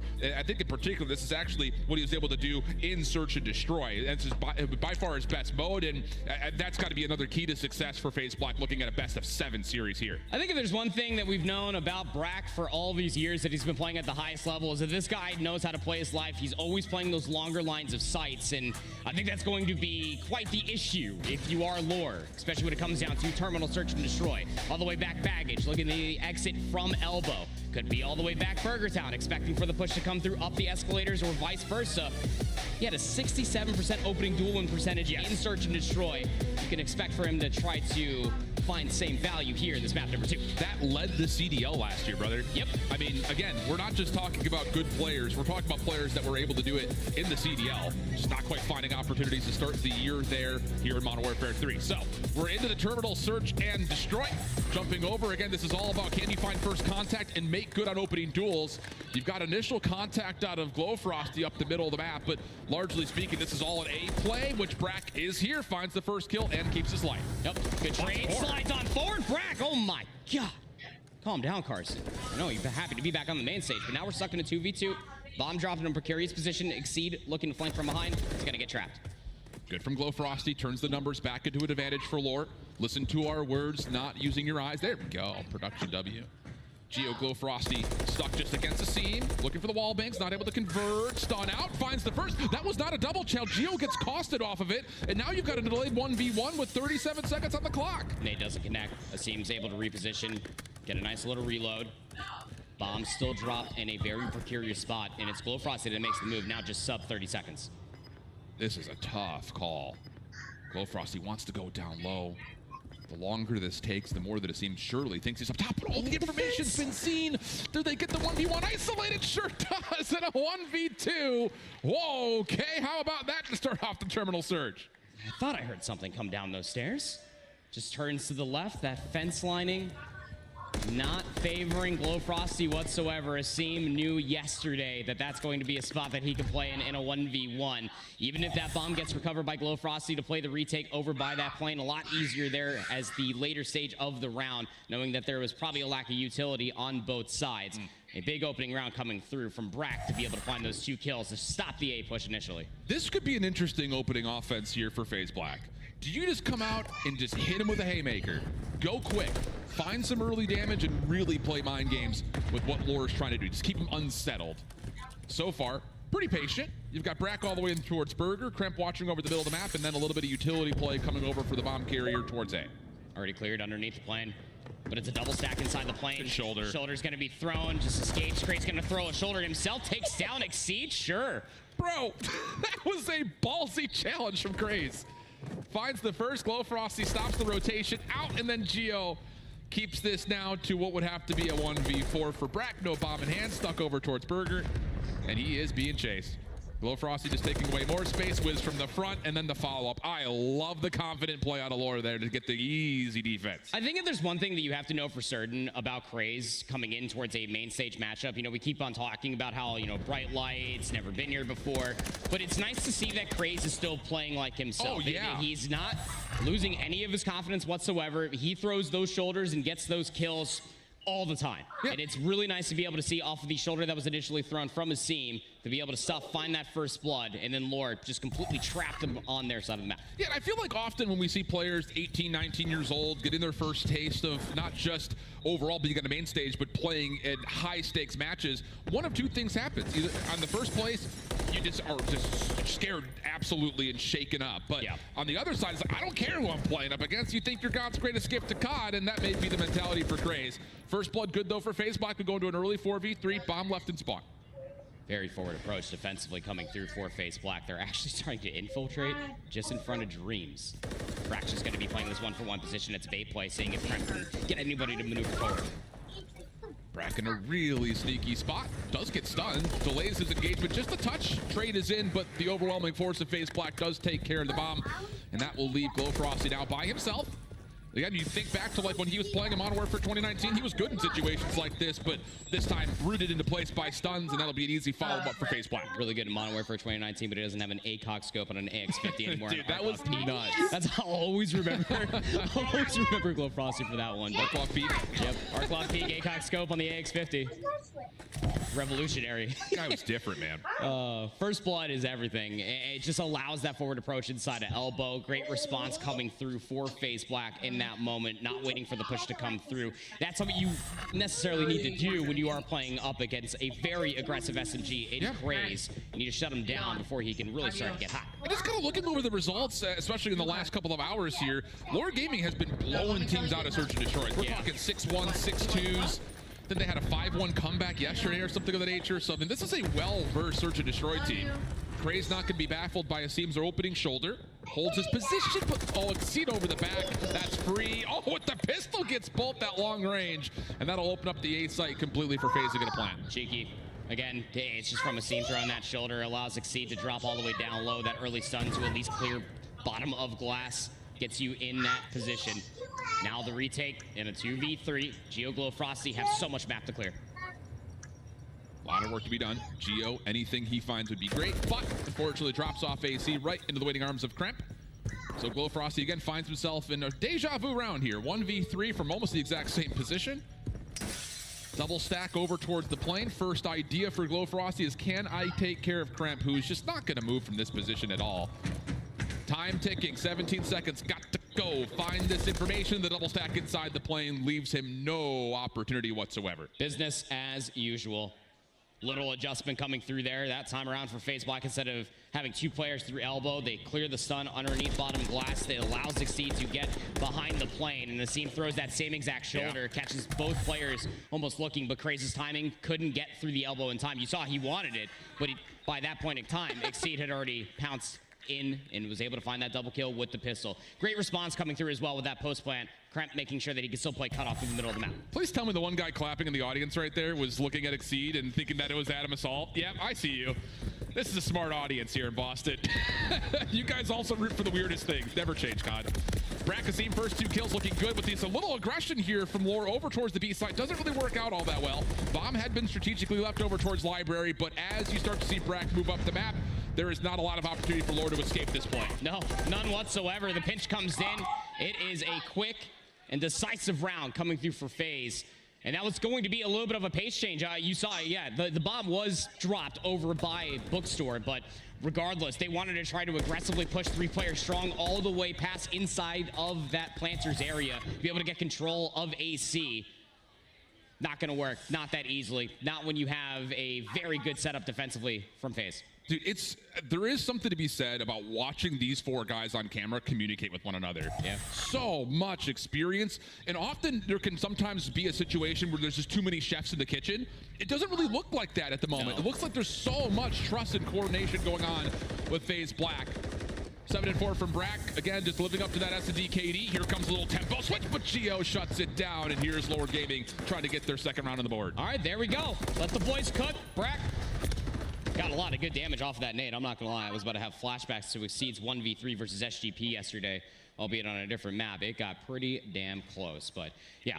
Try to go and match that pace differential, trying to fast execute over towards B. Didn't really work out in that manner of a time. And Geo's a name that we haven't really talked about throughout this broadcast so far, but he's a straight shooter. And if you just give him very easy chows like that all the way across Cafe, well, he'll beam you up. Yep. And I think he really impressed us by the end of the year as well. Top 4 at Toronto. That first time he's really impressed us on LAN. He's always looked good online, but really, I think that was a marquee moment for him. Yeah.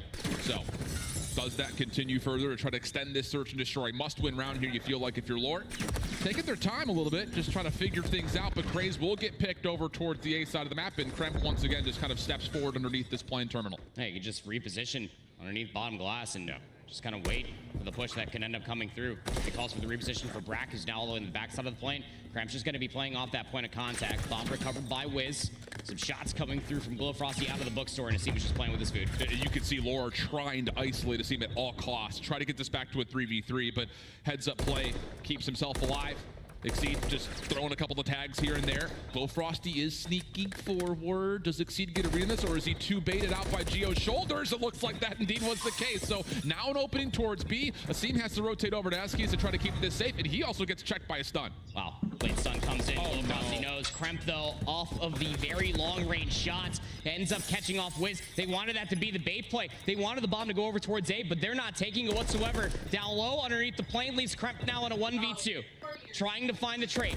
Didn't see that the bomb was dropped. Might not matter. 12 seconds remain. Oh, no. It's got to come down to the kill, you'd think. Glowfrosty wrapping late, has collected the bomb, but he just can't get there in time. Kremp making sure there's no plan over towards A. He's tucked into a corner. There's the cross, and Kremp will sit there and say, sorry, bud, no time. We're going to go to a 5-2 tally. So unfortunate the bomb dropped where it did, when it did. A little bit of a misfire coming through. Again, the FaZe Black, just because you took down one player over by planters, it only calls for one player to rotate from bottom AC, and that was Asim, just to completely shut it down. He ended up only seeing at least one player, but got the communication from his teammate that dropped that there was, in fact, 2. But the 2 players still holding inside the plane, that was just about everything, especially for Kremp, taking down Wiz, shutting down what was supposed to be the bait push over towards A. FaZe Black now up on that point. Got to find 4 in a row, and there's just really haven't been convincing rounds that would lead you to believe that there are good patterns and good plays left in the book here, possibly for Lore. Double stack up close and personal. This time it seemed not going to be able to get away with the shoulders. Exceed avoids the stun, so just the one kill for now. And Lore will just hold their positions and keep their numbers. Grace playing very, very close. Wiz up top inside the cockpit. A bit of a reposition coming through from Exceed. What is he supposed to do in this position? Not again. He gets around the back. Come on, someone's got to watch it. Kremp on the other side of the map also takes care of one, leaving Lil Frosty by himself. And oh no. For a 4v3, what looked to be a perfect setup here, the bomb literally in your left nostril. You can't let Exceed come around the backside again. 6-2 tally, and FaZe find themselves up 2-0. Not that I've been there before, but I'm pretty sure you never want to have a bomb up your left nostril. Here, it's very bad for your health. However, that is an issue within its own self. Again, we keep talking about how good all these guys are together, but man, when you just have adjustment after adjustment, Exceed got away with highway robbery twice, yeah. Over towards that A bomb site, and it's all off the bait play from Asim. Yeah, he did. He only wanted to throw a shoulder. He didn't want to die, of course, but Exceed one round, flanks up through the back ladder, double kill with the Renetti. That time around with the MCW, comes up through the middle of the ramp. There was nobody top AC from Lore to watch that push go down. Tough scenes, man. And for a game mode that, again, just kind of looking at the results where we had them, it looked like Lore was going to kind of, bake their bread and butter it on their search to destroy. Did not come through here.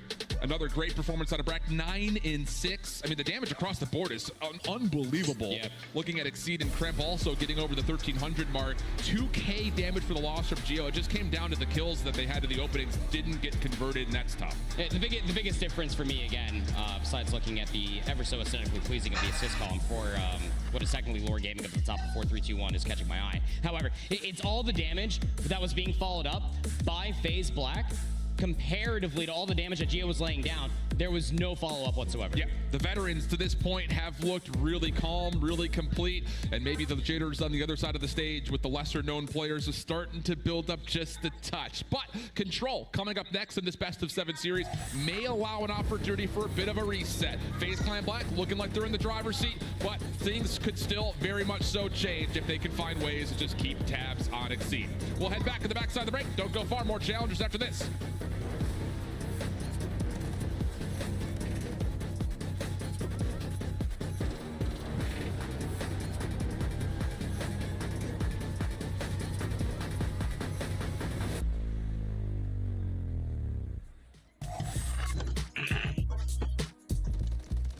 Thank you for the host. Thank you for the follow. Yes, sir. I'm here. I'm just finishing up dinner. Sorry, folks. But I'm here. Thank you for the follow. I greatly appreciate it. Just watching yesterday's Championship Sunday from the CDL.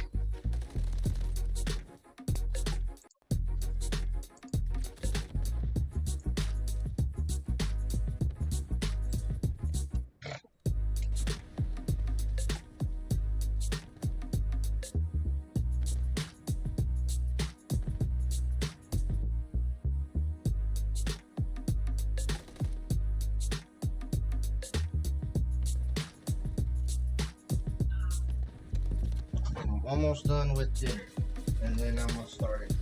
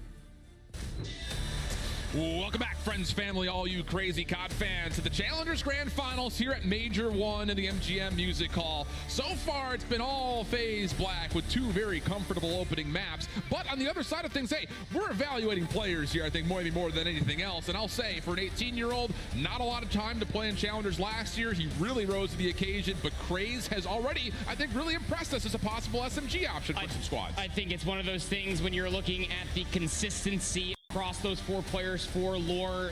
There's only one player that does stick out to me that has been looking the same, not only just online, but through all of this weekend as well, through Cup #1 as well, and that is, in fact, Craze Kun. That guy is absolutely gross on the sticks. He is confident, to say the least. If you're throwing shoulders towards some of these players that are across the stage, he's not skipping the beat. He's up there smiling and laughing. You would never guess that this man is down 0-2. And this is the important part about it, is this squad for Lore Gaming is, for all intents and purposes, a bit of a pickup. Craze was playing with the Boston Academy team only a couple of weeks ago. Then the game changed. So after he gets dropped, he has to relearn the game with new players. And so far, he's been looking real solid. And it's one of those things that, talking with Study in particular, this is perfect timing. He's kind of like said, like, this is my son. Like, literally, he's been helping coach him in the Stud Fam Age for like the last 4 years. And it's awesome to see that come up story. We often see new players that turn 18, have a lot of buzz around them. And so far, Craze, a long lower racket run, also showing up at the grand finals. Really impressive stuff. Shout out Papa Study, man. This guy is an absolute monster on the game through all of his placements. I mean, the average placement, yeah, not the sexiest, but you got to remember that he only turned 18 towards that Toronto Open, and it was in that exact event when he was playing with Shoxy and co that he started really enacting that his ability to play the game. He got top 8 at Toronto, barely missed out on the LCQ. Yeah, expect for Craze to shoot towards the stars. It's one of those things, like, I know a lot of people have talked about like the Miami Heretics team being an exciting team to watch in the CDL. Craze and Dimensions and co that were going into that LCQ run, that was some of the most fun watching Call of Duty I've ever had in my life. It was just really mixy, really scrappy Call of Duty. It's just one of those things, you watch a POV and you say, yeah, this guy definitely has the potential. On the other side, though, you want to talk about someone who's really showcases flexibility. Kremp has looked really solid with a sub here today, and his stats last year with Boston were actually really good as well. So don't sleep on the fact that this FaZe Black squad can also bring some electricity as we jump into our invasion control, and Lore Gaming off spawn, all focused towards B. If it was Brack and the Search and Destroy that led a category in the CDL last year, yeah, Kremp could be a real issue when it comes down to these opening engagements. Control, opening breakoffs are just about everything. Big 2 kills to respond for the opening onto FaZe Black. Kremp's going to get cut down as well. And how about that start out of Lore? I love this opening breakoff. A little 3-for-1 bait saying, hey, look at us, we're all going B. And then Glowfrosty just kind of lurks his way into A off respawn. The rest of Lore here to meet him. First tick of progress is good. Brack's seen over the top. No worries for Geo. Now the double stack starts to come through. Stuns are landing. No trophy systems yet. Here comes the hit over the top of the stairs. Acid able to find one. Glowfrost runs out of ammunition, but the pistol comes out, and now it's just down. Can Acid work his way back into solo, retake the zone? Glowfrosty still with the pistol, wins the first, switches out to an MCW, not able to get the 5th, and FaZe Black will regain control of the 3rd tick at A. The moment that I saw Hamza drop that trophy, I felt like that was about to be the 3rd segment, just gone over towards Lore. In that moment, he was truly Glowfrosty. 4-1 though, gonna be able to find those 2 segments of progression. That allows them to spawn parallel over towards B. That 2nd segment looking good to get locked in. And the kills are looking awesome. I mean, this is a hell of a breakoff from Lore Gaming. 2nd tick of progress will be secured. FaZe Black getting a lot of control. Keep your eye on number 8 in white. Brack is gonna be making sure no one gets out of spawn safely.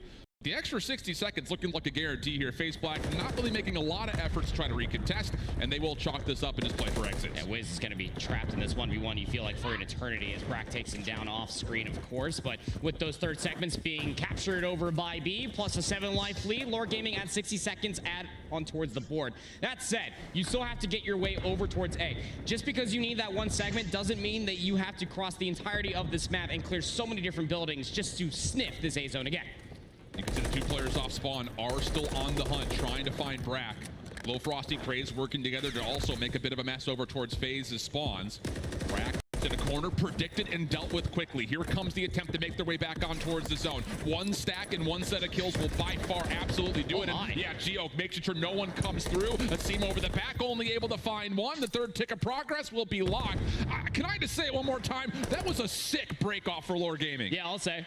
All the way through the middle of the map. We've been seeing that in the Challengers Pit all weekend long on Invasion Control. You go through the middle of the map, you find the picks, you lean towards A, S, and D. You don't find the picks, you end up getting trades, just go over towards B. It's a wonderful response coming through from Lore Gaming. And now we got to start asking ourselves if you could play the opening round of Control like that. Where was that map won? But still, a lot more COD left to be played. Can you respond with an offense here on Invasion Control? Very difficult to do so if you are FaZe Black. I'll be curious to see if Lore's going to try to keep this tempo up and just dominate mid through map. Maybe make FaZe Black feel a little bit unsettled for the first time here on the main stage. FaZe Black, very similar break-off, playing over towards Dark Alley, looking over towards B. Kray's first blood is good. And the rest of FaZe just kind of waiting for someone to overextend, but no one's to be found. Lore just kind of holding their positions. No, just turtling over towards the back. Gonna have to force the issue. Kremp finds one, exceed at least for the trade. Glowfrosty did take down his scene. That's not going to stop FaZe Black from sliding on over towards the B control zone. Kremp's going to beat down Wiz towards the middle of the map. Now they have full coverage over by this B control zone, but the stack's not in. They want more kills. Yeah, looking good as Brack is just playing topside treehouse, making sure no defensive members can freely get over to contest. It would have to come along the long back side of this Dark Alley. And Brack is getting a lot of information, just can't make much good out of it. And like you mentioned, no stack here means only the first ticket's been locked. And as Lore Gaming have reclaimed mid-map, there's a chance they could very well recontest this B zone. Kray's positioning on the map as well, similar to Brax in the previous round, is going to force him to spawn closer towards Ice Cream inside of that palace wall. So big kill to find if you are Brack. Big trades to collect for yourself as well. Last defender over by this B control zone will be Geo, but Glowfrosty's just cutting you down in the middle of the map. Not able to quite confirm the cruise missile, but a 13-3 start. By far the best news for Glowfrosty to this point in this grand finals. Geo's double also makes sure that towards B is limited in numbers. Wiz over the top, lots of damage, can't confirm the kill, but wants blood. Able to at least find one. Glowfrosty up top would have to make the decision. Do I commit from this high ground spot to try to contest this? And we may have to wait to see if Geo can get an opening, which he does. Should be a go call for Lore to try to reclaim the zone. Forces Exceed off the zone. He's got to reposition to go up top though. Geo gets the comm from his team. Won't be able to collect on the kill now, just sub 25 seconds, 4-life lead for Lore Gaming on the defense. FaZe Black seemingly trapped on their side of the map. Yeah, really good route from Krays. Once again, just use the mid-map to get over towards the offensive spawns. We have a 17 playing 12.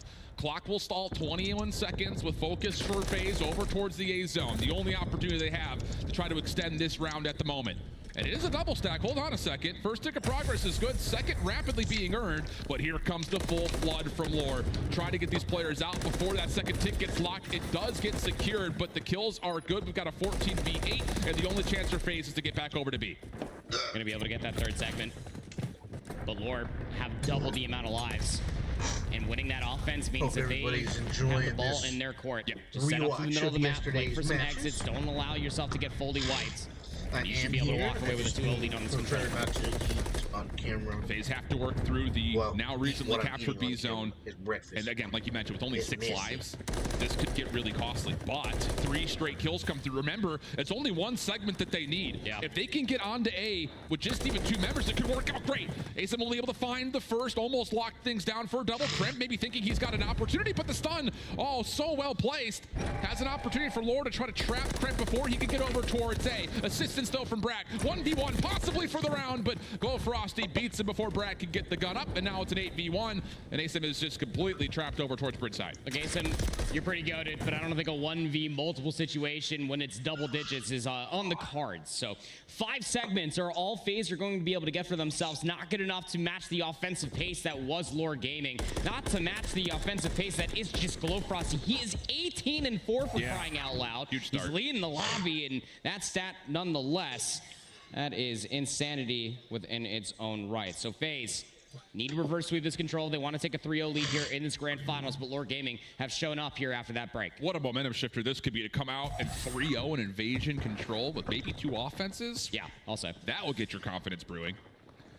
Similar look here for Lore. The only difference is we will not have Glowfrosty lurking over towards A. Instead, all 4 members committed to getting on towards B quickly. And you see FaZe Black initially taking their defense from the A side of the map. Now they got to work through Krays at mid, which they do clean up pretty nicely. First tick trying to be worked on, but FaZe Black looking prime to try to re-hit this. Little mental chess game. Never showed the same thing twice as far as your offensive rollouts. First segment's going to get locked in here, but the pinch, at least through Dark Alleyway, will at least come through. FaZe Black wiped them off of the map. Not losing a single life along the way. And that first segment at B, they didn't even get locked in. Brack's in a forward position all the way up top. He's just trying to keep these players trapped, spawning closer towards Ice Cream. But being able to take down Brack and Asim means that Lore Gaming can slowly maneuver out of their palace spawns. It is one of those situations, though. You drop your first 5 lives without finding a single kill.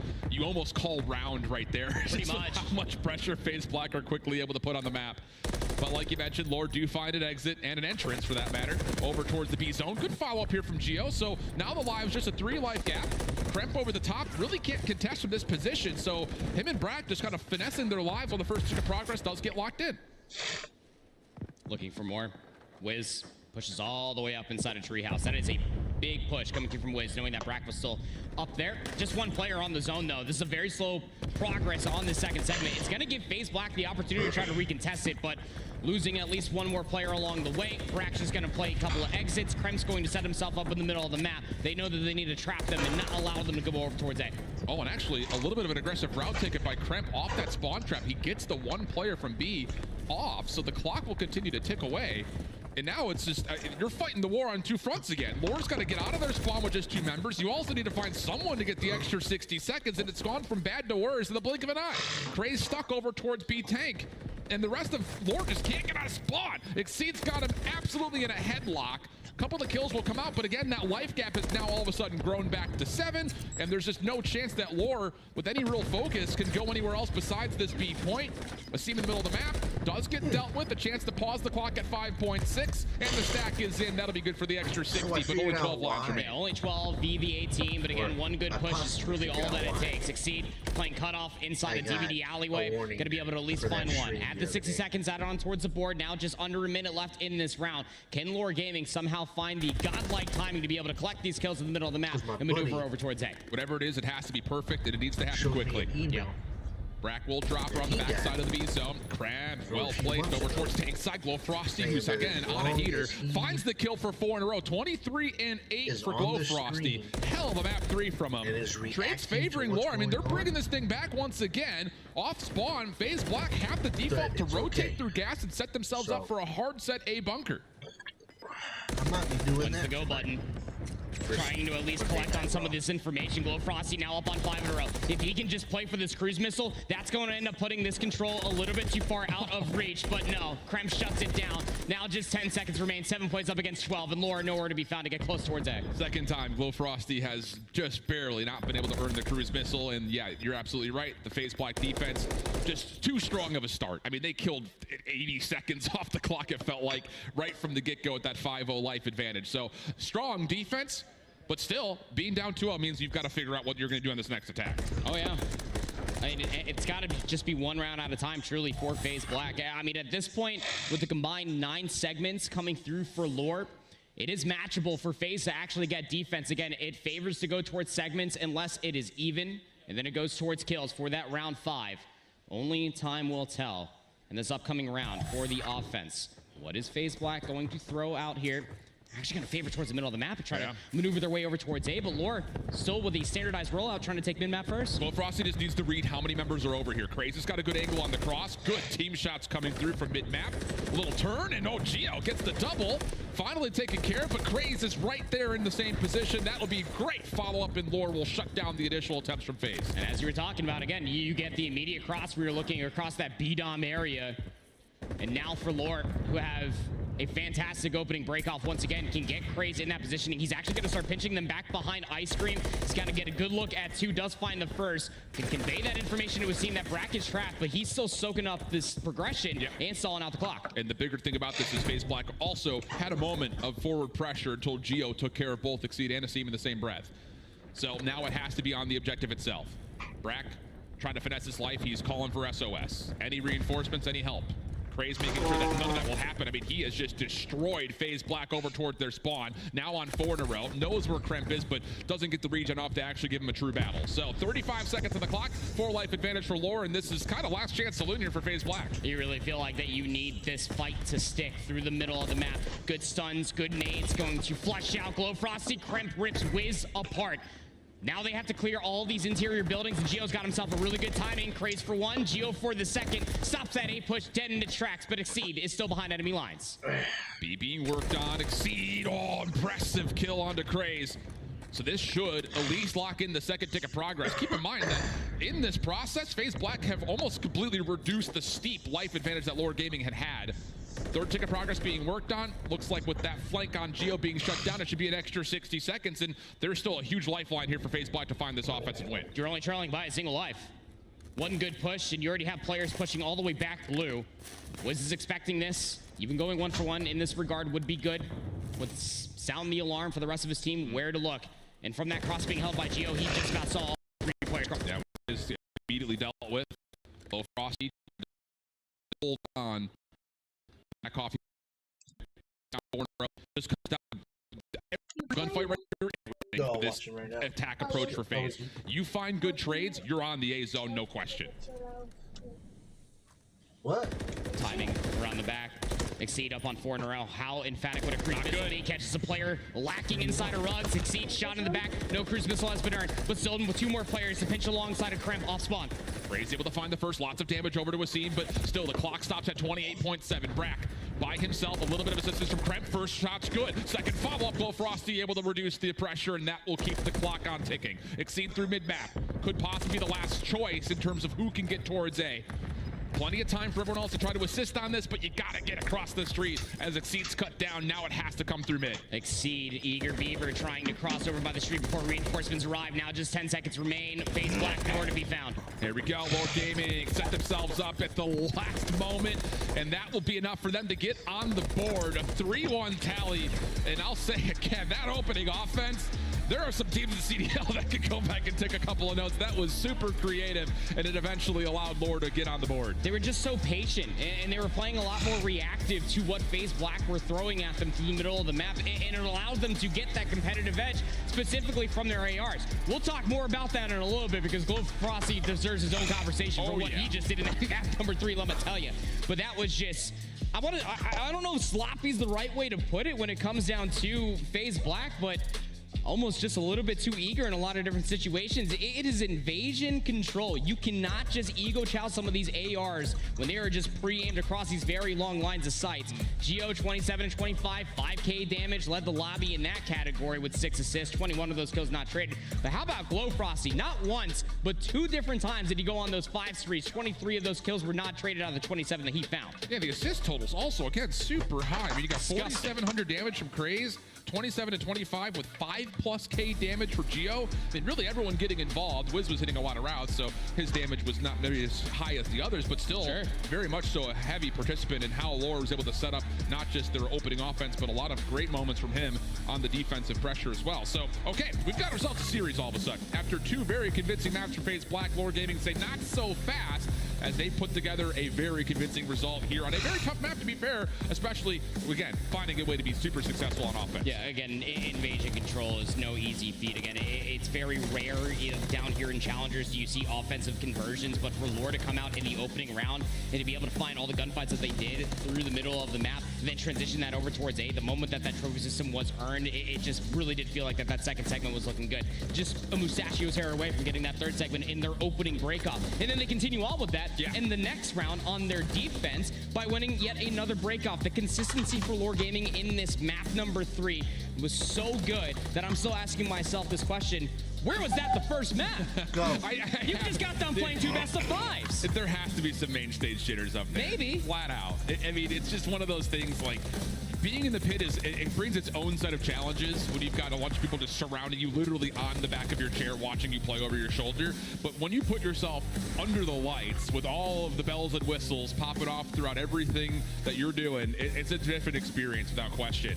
So, Lore settling in a little bit. A convincing control leads us to a very interesting map 4. I think everyone out there has their own personal thoughts and feelings about Terminal Hardpoint, but the changes provide just extreme differences to what we've seen so far in the CDL on this map. Yeah, listen, if you've been watching CDL throughout all this time, if you have not touched rank play, then Terminal's a little different. Just a little bit.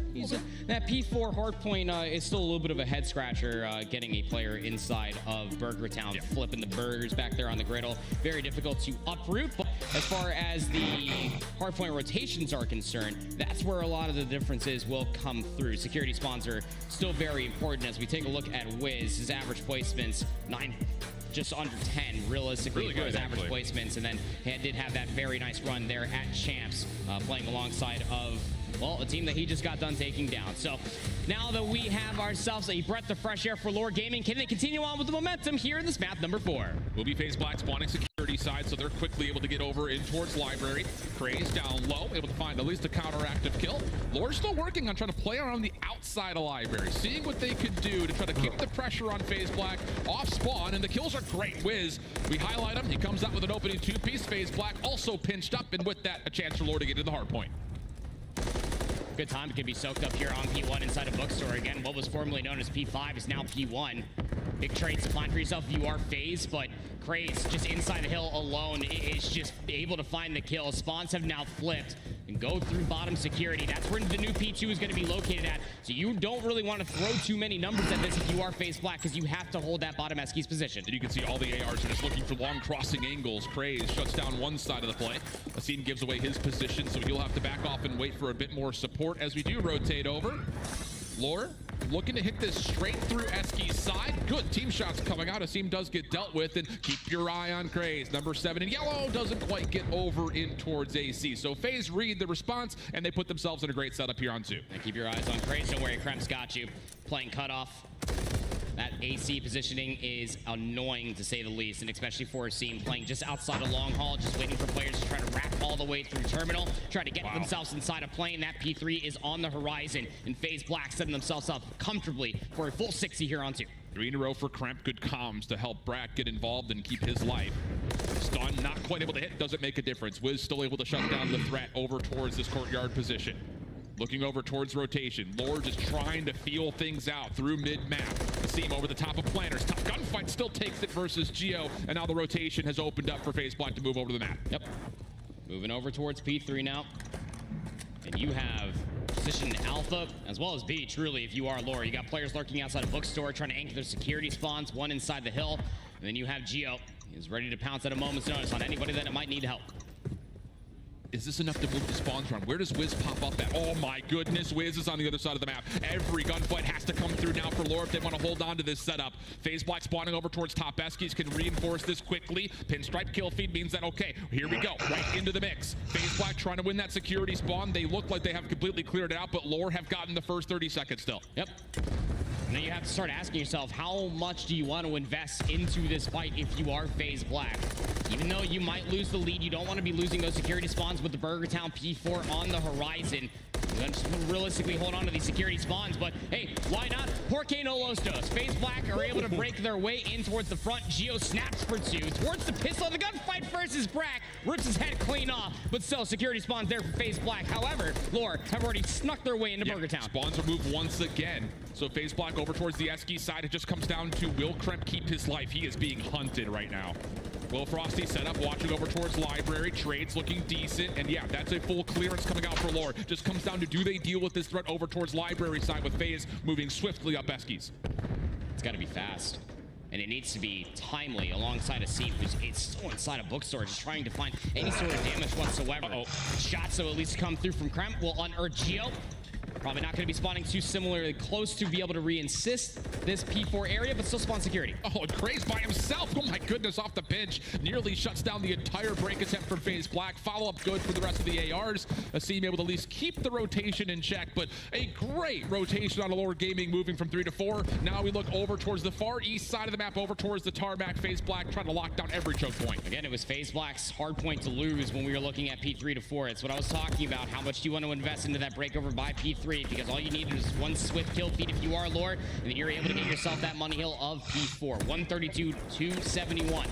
Now moving all the way over towards the tarmac. Again, the spread is very good, but it is on a razor's edge. A clean kill feed again for Lore Gaming might just force FaZe to spawn out. Blast control means top AC control as well. Craze trying to hit a bit of a route. Moving around the back. Spawns, like you mentioned, have moved around. It's actually a bit of a conga line from the far side of the map, but FaZe Black get the read onto Craze, and with that, they reestablish their setup. Good repositioning coming through from Asim. That was top AC to at least make sure that they can still hold on to those back tarmac spawns. Exceed probably was aware scared that they were going to spawn back behind him given the positioning that was being held by FaZe Black, but it still does not take them away from the hard point. Down to scrap time here at the end of the first set of hard points. FaZe Black looking pretty decent for it. Wiz tries to give himself a good shake for it, takes down Kremp. Exceed there for the trade. Back 15 secured. Call it what it is. Tie game pretty much coming into this next set of rotations, but Lore have this set up in and around books.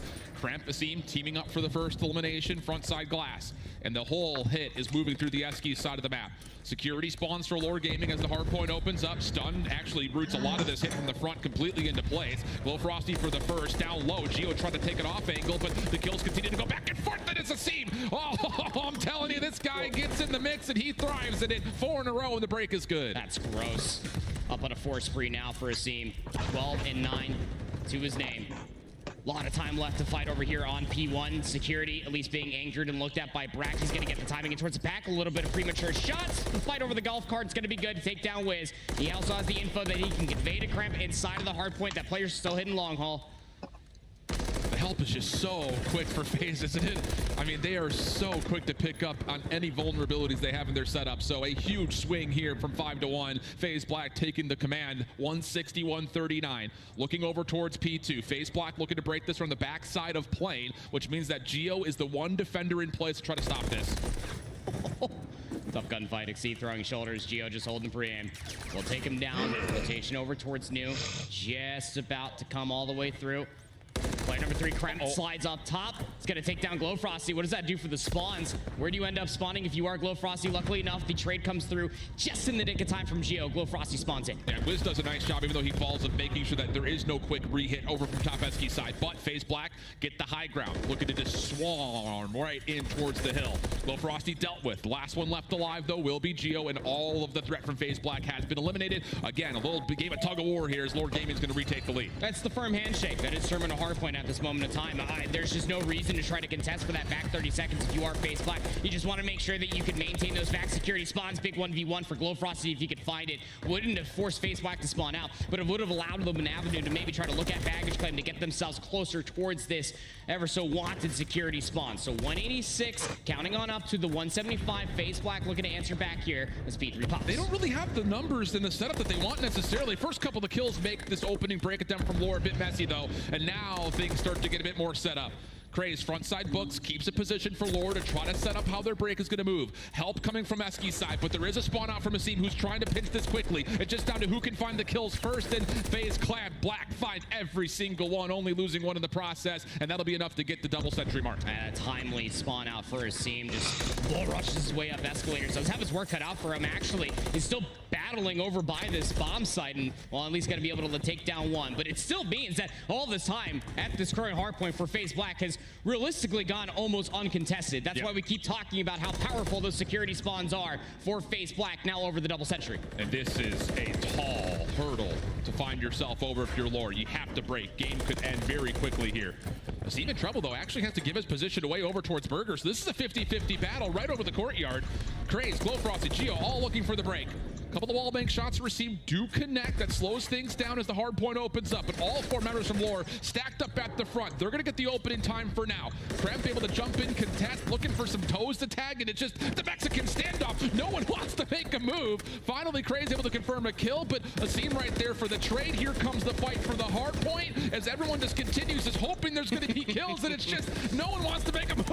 And GloFrosty throwing shoulders. He has become one with the pillar at this point. Now he's the last alive. Finally just happens. The gunfight was slow, but finally the kills come through. FaZe Black have broken in. They can close it out here. What a wild battle, if you even want to call it that. Looked like World War I. Everyone just sitting behind cover, sitting in the trenches. Reload. Oh man, and FaZe Black after that break will confirm the map win, but a tight one as we start to get to the late stages.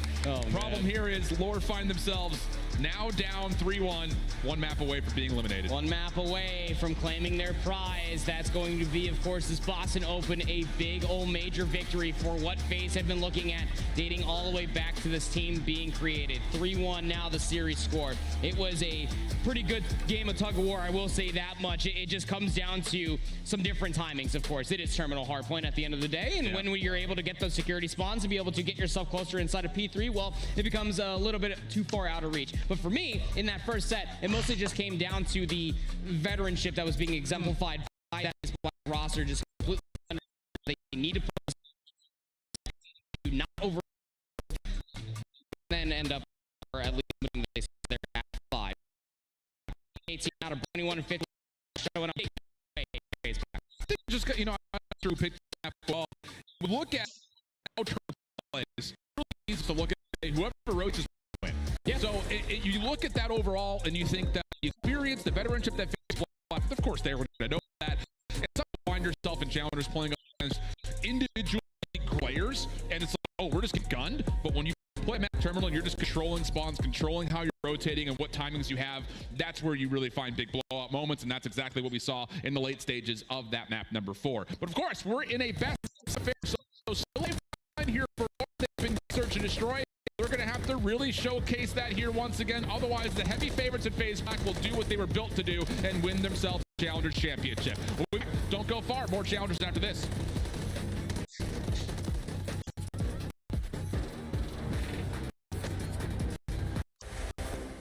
The painted Asbury bundle is available now in the Call of Duty store. Inspired by the folk art of Oaxaca, this stunning door offers colorful, vibrant, and mythical items you gotta check out.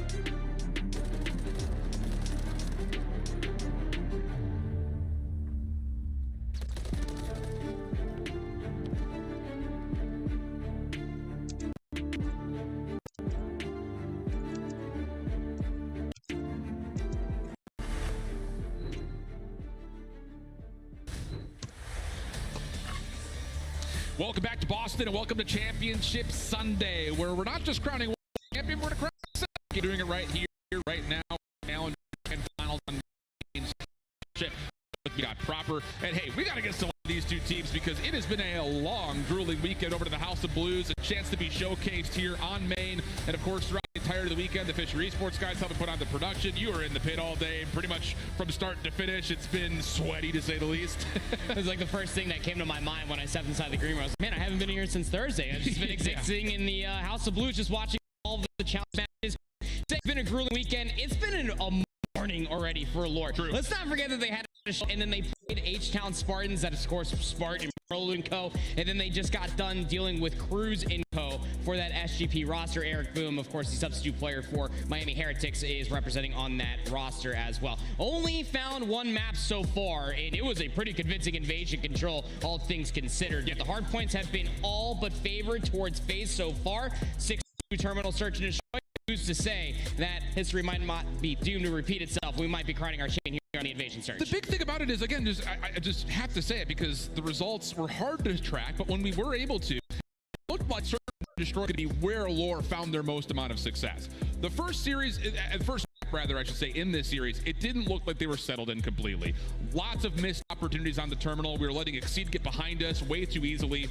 That has to change here. Not only because this is possibly your last chance to have a go at championship, but in particular, you have to show us what you've got in Search and Destroy. I think there's a lot of teams in the CDL that are very much so going to value what these players individually do on the map 2, map 5. So Invasion will be the locale for us, and for FaZe Black, they are one away from living out what they're built to do, win a championship early on in the season. See if they can make dreams come true here right at the get-go. It'll be interesting. Again, long lines of sight. We already gassed up what Brack was able to do last season, what we got to see out of that terminal search and destroy from Carson. This map, you almost feel like it was made for it. Offense first for FaZe Black, warning shots across the map, information traded.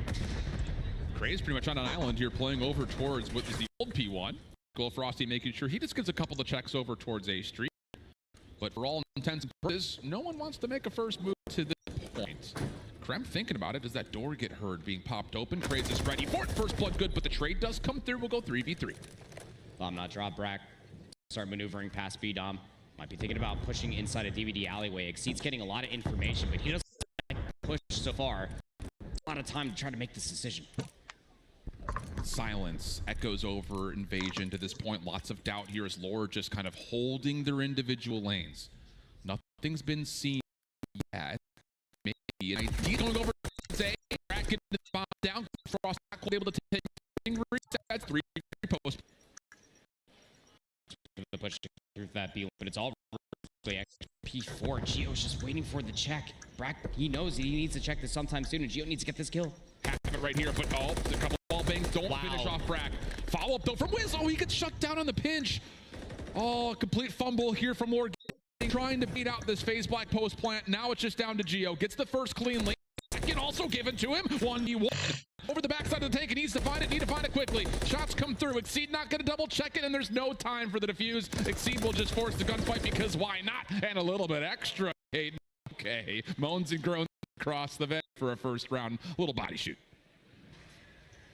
How were you surprised? I mean, that's true. It is your first time seeing Exceed play the game? Like, come on. He's up on serious point.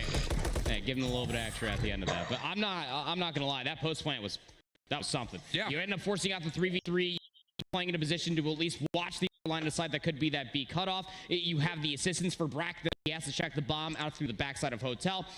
Chef's kiss. Love to see it. The response would be tippable to say the least out of on their opening offense. Defensively for FaZe Black, a little bit of aggression here over towards mid-tank. Trophy system will keep Exceed nice and safe. Lore Gaming, early eyes towards B. Kremp on the aggressive crossing check over through Dark. So this will be the first obstacle here for Lore if they do commit to trying to play forward. Oh, Kremp. He's going to get a lot of information, though, through Dark. Doesn't get challenged to at least get the kill. He did have some assistance there from Exceed if required. Nate over the top is going to get damaged. Going to go for the challenge, but that's not the player that was weak. Big first blood for Gio. You still have GloFrosty on an island as well. He's making sure no one lurks up A Street. Thing is, Asim could possibly still hit this flank. You've got a crossing check from Exceed. Bragg, next one up. Only able to find one, just did not hold down the trigger. Lots of damage, though, confirmed, and the nade will make sure the trade comes out. So we'll go 2v2. Here's the position for Asim. Not able to win the gunfight versus Geo, surprisingly enough. Looked like he had the jump on him. And now we'll go to a 1v2 for Exceed trying to convert. They don't know where he repositioned to. He's up on the God Wall. He's going to take down Glowfrosty. Bomb has been dropped over by Cage. And Geo's trying to push for the trade. Exceed is valuing his life. Back-to-back 1v1s. What's the timing looking like? Geo's going for the chase. This is bold. And this is, I mean, this is where it's walled open. Oh, as he checks it. Yeah, we see you. You're not going to go ahead and body shoot and have that in response there, young man. I love the business casual face coming out from Geo as well. I mean, again, it was an egregious call to try to chase out for the kill, but he trusted the information that he got from his teammate that he, in fact, repositioned through Palace. And sometimes you do get baited, of course, from those death screens. But regardless of the matter, Geo just trusting his gunning, trusting that he can win the gunfight, gets that plus the round win. And I love that coming through for Lore. 5-1 now for Geo. Had himself a great first 2 rounds here. At this point, we just may do this like ancient Greek style. Send out your best warrior versus our best warrior. Just have Geo and Exceed 1v1s for the search and destroy. 1v1 on the B-Dom. Craze playing forward on B-Dom in particular, just holding onto the dumpster. SMG in hand for him. He's going to have some rotating support from either Geo or Glowfrosty, whoever decides to give him a little bit of assistance. And FaZe Black are going to try to feel things out over towards mid-lobby. Haven't seen anything yet, but this looks like they're trying to figure out, is Craze still playing the same position he had last defense? And this is part of the annoying part of facing a player like Craze. That stun's going to connect. They know that there's going to be a player lurking around B-Dom, but what corner is he in? Yeah, they think he's behind Tank. So do they actually try to push through this? Craze still holding the angle. Still no dedicated rotate from Lore over from the B side of the map. Glowfrosty just continued to go back and forth over top of Park, and yeah, Nazim's trying to isolate over towards Tank side. Craze able to go 1-for-1. That's fine. Defense can now move. Yep. Brack recovers the bomb. Trying to maneuver over towards A. Kremps currently trying to create a little bit more space, but Glowfrosty's holding the bridge. Very tough to be able to watch that cross, but Exceed has moved his way up towards that B, S, and D. Beautiful read. Knowing that Glowfrosty's playing towards bridge side, you take your 3v1 over towards the B side. So now Wiz has to check this from Ice Cream. No commitment for the plant yet. If Wiz could take down the bomb carrier, he could single-handedly win the round. What a challenge from Wiz. Was there enough time? It was really close. Brack holding for the plant and just barely gets it down. So now Glowfrosty 1v2. Gonna reposition all the way through Hotel. So much space he has to clear. The only known information is going to be Brack. He was on the BS and D. He was the bomb planter. But where the hell did Kremp go? He's all the way to the backside of P4 through the courtyard. Wonderful execution coming through for FaZe Clan Black and put themselves in a position to know what was their biggest problem to be able to take that AS&D in their opening offense. Yep. They have to find where Craze is located at. So they send 2 players through Hotel. They flush him out from that stun. A trade is fine. And then once they have the numbers advantage, as you wonderfully pointed out there, Alan, you take that numbers advantage and you bring it over towards B. Wiz gave him a go. I mean, 0.4 seconds was the difference between a possible clutch up moment. So FaZe up 2-1. Look at this setup for the defense. 3-man hit through bus. Glowfrosty, the only one in position, number 8 in yellow. And I don't think he has any idea. No, sure does. It gets completely caught by surprise. But do they get the read of how many players push up? Because you can still plant this and hold a really solid post plant. Exceed. Watching the cross. Wiz elects to drop the bomb just outside of B. They need to get Exceed out of that position. Craze delivers on the good. That is so brilliant from Wiz. Dropping the bomb, pushing through Ice Cream. Geo gets stunned, so he knows that there are players on this flank. So we get a 3v3 post plant, and now essentially the map is just flipped. Offense playing from the defensive side and vice versa. Here comes the full surround from FaZe Black. Stuns, they think that he's up top. Not the case. Smoke comes through. This is getting a little messy here for FaZe. They just cannot find Geo. He is out of there. A little rascal. Just chase me if you want to. A little cat and mouse game. And this is taking so much time. Finally, Geo gets dealt with, but he may have done his job right there by killing about 20 seconds off the clock. Now Asim over the top. Nice shots towards Craze, but he keeps his life. 2v2. Here comes the pinch, though, from Brack. 1v1 with Wiz. Wins the first one. Now to the pistol. Not going to work out. Just enough time for a defuse and a 3-1 tally for FaZe. Yeah, just with maybe about a second and a half, almost 2 seconds to spare for FaZe Black. Again, that's what you have to do, I guess, when you defensively roll out and just rush a street. I guess. You got that first blood, but you allowed that BS&D to be looked at so freely from Lore. And as we already pointed out from Wiz, I mean, Search and Destroy is quite literally his wheelhouse. Just to be able to drop that bomb, go for the challenge, take down Exceed alongside his teammate, plant that sucker, but with the timing in the favor for FaZe, they end up sending one player around the pinch over by Ice Cream to allow the other teammates to pinch over by Cage. A wonderful retake, albeit with a few seconds to spare. Just needs to be noted, we talked about this a couple maps ago, talking how FaZe Black, so many veterans, would they be finding themselves in a position of too many cooks in the kitchen? I'll say Asim has kind of taken the general hat. Every time we get to his camera, he's the one kind of calling things through, and that's an important note, I think, for possible CDL prospects for players and teams who may need the addition of what Asim could bring to the table.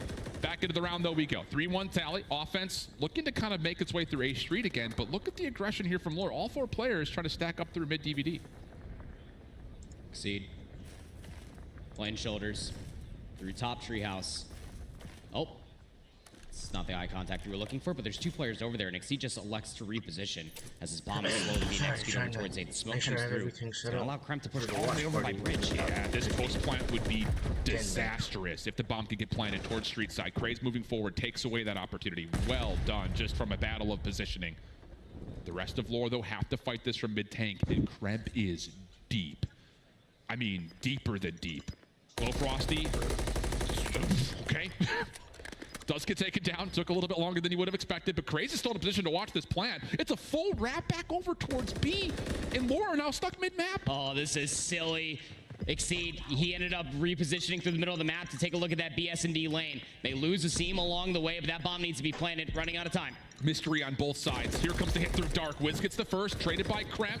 Bomb not planted, just gonna come down to the kills, and Lore will find the eliminations needed to get themselves to a 3-2 count. And no shenanigans here. All right. What started off to look like a really disgusting A execute, and try to fully rewrap that all the way in front of Palace, trying to flip the map, but oh man, they almost got away with it too. But still, Lore shut it down. They bring this back within one. Just got to realistically find a value for Craze, who keeps on finding different positions on defense. But offense has been going back and forth. It's been going down to just about 10 seconds before the round ends, before the bomb actually does get planted. What does Lore elect to do here on their offense? GloFrosty just looking for long-range engagements over towards A. Same can be said for Craze to the middle of the map. Nothing too peculiar here from either side setup. You do have Kremp looking to get a bit of a later route towards this front side at Treehouse, so he will be a bit of an issue while he's got support from Brack at range, and Lore have not committed to this yet, still trying to feel it out. It'll be a full 3v3 over by the BS&D. Unbeknownst to Lore, they want to try to fight through the middle of the map where Exceed has head glitches galore. And the bomb has now completely repositioned to get inside a hotel. This might just have to be an A execute. GloFrosty's got the superior angle. He's here first over towards A Street. Asim can only do so much. Could be a chance to plant here. Problem would be, can we get more damage over to Exceed? Get him to shrug off this angle. There's the intel. Craze stepping forward, has now one mid-tank. But still, lack of confidence if they can actually get this bomb planted or not. Finally, a commitment from Wiz. Well, they don't know where he is. Exceed just waiting for the execute, waiting for the retake potentially. Starting to march a little bit forward though. Wiz finds that first blood onto Exceed. That bomb needs to get planted. Long route from Kremp, maybe what FaZe Black defensively need to break down this setup. It looks like they're looking for him. Lore seemed to have an idea that he's back here somewhere, somehow. Yep, there's the confirmation. Craze does still get taken down. 3v3, quick isolation trying to come through, but Kremp keeps his life. Keep your focus back over towards the bomb site now. Yeah, Brack's making his first move. You've got Geo in freezer, playing from behind the door. He's got to pop it. Able to do so just perfectly as the first attempt for the defuse comes out. Back and forth you go. 1v1. GloFrosty. Asim not going to find an angle right through the fire truck. That's good for the kill, and now we're tied up at 3. Hell of a time to show up to get your first few kills if you are GloFrosty. In a massive way, as you were already talking about, that ever so tussle that was going across the water street between GloFrosty and Asim just had to accumulate to GloFrosty getting up towards that fire truck. Once he gets in that superior positioning, as you were talking about, it meant that the bomb could then wrap back over towards AS&D. And I gotta say, the mental warfare that's been going on between Craze and Exceed on who's in what position around B-Dom has been very fun to watch. Craze getting the better of him that time around helped Wiz find that first blood for the A execute. It's like trading pawns until finally you can put yourself in a position to take some power pieces. GloFrosty now right back over towards mid-tank. Good look at Kremp. Can't find the kill, but at least a little bit of information saying FaZe are playing over the middle of the map. No rotation yet. Craze is playing just a different angle here, watching over the A site very avidly. Nobody's over by bridge, so Water Street could just be the push that Brack's going to be looking for. Now, you never want to count out that someone's laying prone behind the truck. Yeah. Craze, well, this is now position number 5. Just playing in a one-off angle here by AS&D. Oh, and he sees 2 players cross. He just needs to keep his life. Good support over the top. Lots of damage being tallied. Craze stunned, naded, but keeps his life. And now look at the defensive rotation. Lore are very aware that this Waterside Street is completely open for FaZe Black to use. First kill also tallied for FaZe Black as they kind of measure their approach, back up, and now keep their focus over top A. Quad AR setup coming through for FaZe. They're trying to cut them down as they're rotating on over towards the AS&D. Geo, stunned, not going to connect with anything, but the bomb is very much still lurking towards that. And looks like Lord is saying, let them have streak. Time's ticking. We got to make sure they just don't plant, but the problem is mid-map is also being avidly watched, and FaZe Black find the kills. Flawless round coming through for their 4th. And there's that adjustment, again, coming through from FaZe on an offense, no less. Just quad ARs, just trying to get themselves in a position to be able to watch all those different crosses. Once you end up at least seeing that, well, there's nobody over by bridge. Brack was holding that pre-aim since realistically the beginning of the round. Puts himself in a position to be able to get in a better position to be able to watch the crosses and exits as everybody was leaving Palace and over by the BS&D. And Asim, as you were talking about, General Hat is on, commanding the troops, who are just now a handful of rounds away from being the Boston Open champion. Interesting break-off here for FaZe Black. Double hit over through Dark. Aggressive trophy system also comes into play, so Krebs looking for an opener, but does not catch Lore Gaming by surprise. Quick first blood tallied, and now FaZe Black have to kind of really retreatedly back up, find a setup in some form because they are all over the map. It seems just reaction to losing Kremp as that first blood tries to get up through B-Dom, be able to cut down players, maybe inside of Blue. Might catch an awkward timing versus Glowfrost, who's currently inside of Rugs, just trying to see where Asim might have relocated at. Even with the numbers advantage, this is Invasion, Search, and Destroy. So many more corners need to be cleared before you can execute towards B. Lore making their move, cleaned out Dark. Now they've got B-Tank, shots coming out from Exceed. Brack still hiding, but no, Wiz very quick to find the kill. Good team shots coming out for Lore. That will immediately lead to a plant. Asim trying to play off of a flank, but same can be said for Glowfrosty. Oh my goodness, Exceeds damage at range. Nearly took him out of the picture, but in the same breath, the players from on top of the bomb clean things up, and we stay tied up at now 4. They were going to lose that round regardless, but I'm not going to lie, if Exceed gets that kill, that centering was zany, to say the least, but really good execute coming through this time around from Lore Gaming. Again, this has been slowed down realistically to a snail's pace. Even when that first blood was found, Lore are not just going to run and execute over towards any sort of bomb site because there's still so much more information, so many different corners that you have to clear. So definitely things that you love to see. Them working through a lot of these strategies and trying to download what FaZe Black are throwing at them defensively. Now we'll switch sides once again, even Stevens in round number 9. Traditional double stack defensively over the top of B for Lore. Craze right back to doing whatever he wants at mid, and this time Glowfrosty says no one's coming down water. Play on top of the. This is very default. Very reactionary for Lore. Back over to the middle of the ways just to see if anybody's going to cross over. Change pleasantries with a seam at range. Now, back looking towards his B lane. Yeah, I like the aggressive positioning for Geo on this B tank, just to kind of pop up, see if he can see numbers, tally them up, and then make the call, because Craze is on an island. He's got no help in any form, so he's the one vulnerability for Lore's setup if he gets surprised. But now that he can hold over towards Dark Alley, kind of watching 2 things at once. Flooded, stack here for FaZe, stack in the box, front side B. Just comes down to, do they actually commit to this play? Here comes the move, Geo, lots of damage, can't confirm a kill. Now he's looking to be isolated, stun comes out, avoids the gunfight, but not quite for long enough. Lore have to make the rotation. Glowfrosty hadn't seen anything for a whole minute. He repositions just at the most wrong time, and as he's trying to get past AS&D, he gets gunned. FaZe Black setting up a little bit of a trap all the way over by Treehouse and inside of Blue, putting themselves up on championship point. And I was really starting to wonder, I was looking at player number 8 constantly for Lore. That's Glowfrosty, who was over by Water Bridge, just putting himself in a position to at least watch AS&D, to watch that Water Street push. Didn't see anything, again, for about 45 seconds. He repositions to look past P4 in the middle of B-Dom. Didn't see anything again, repositions because he thinks that it might go over towards A. You should know in that moment that it's probably realistically looking over towards a BS&D push, but the trap just too good. FaZe Black 1 round away. Have to have it for Lore, 2 rounds in a row.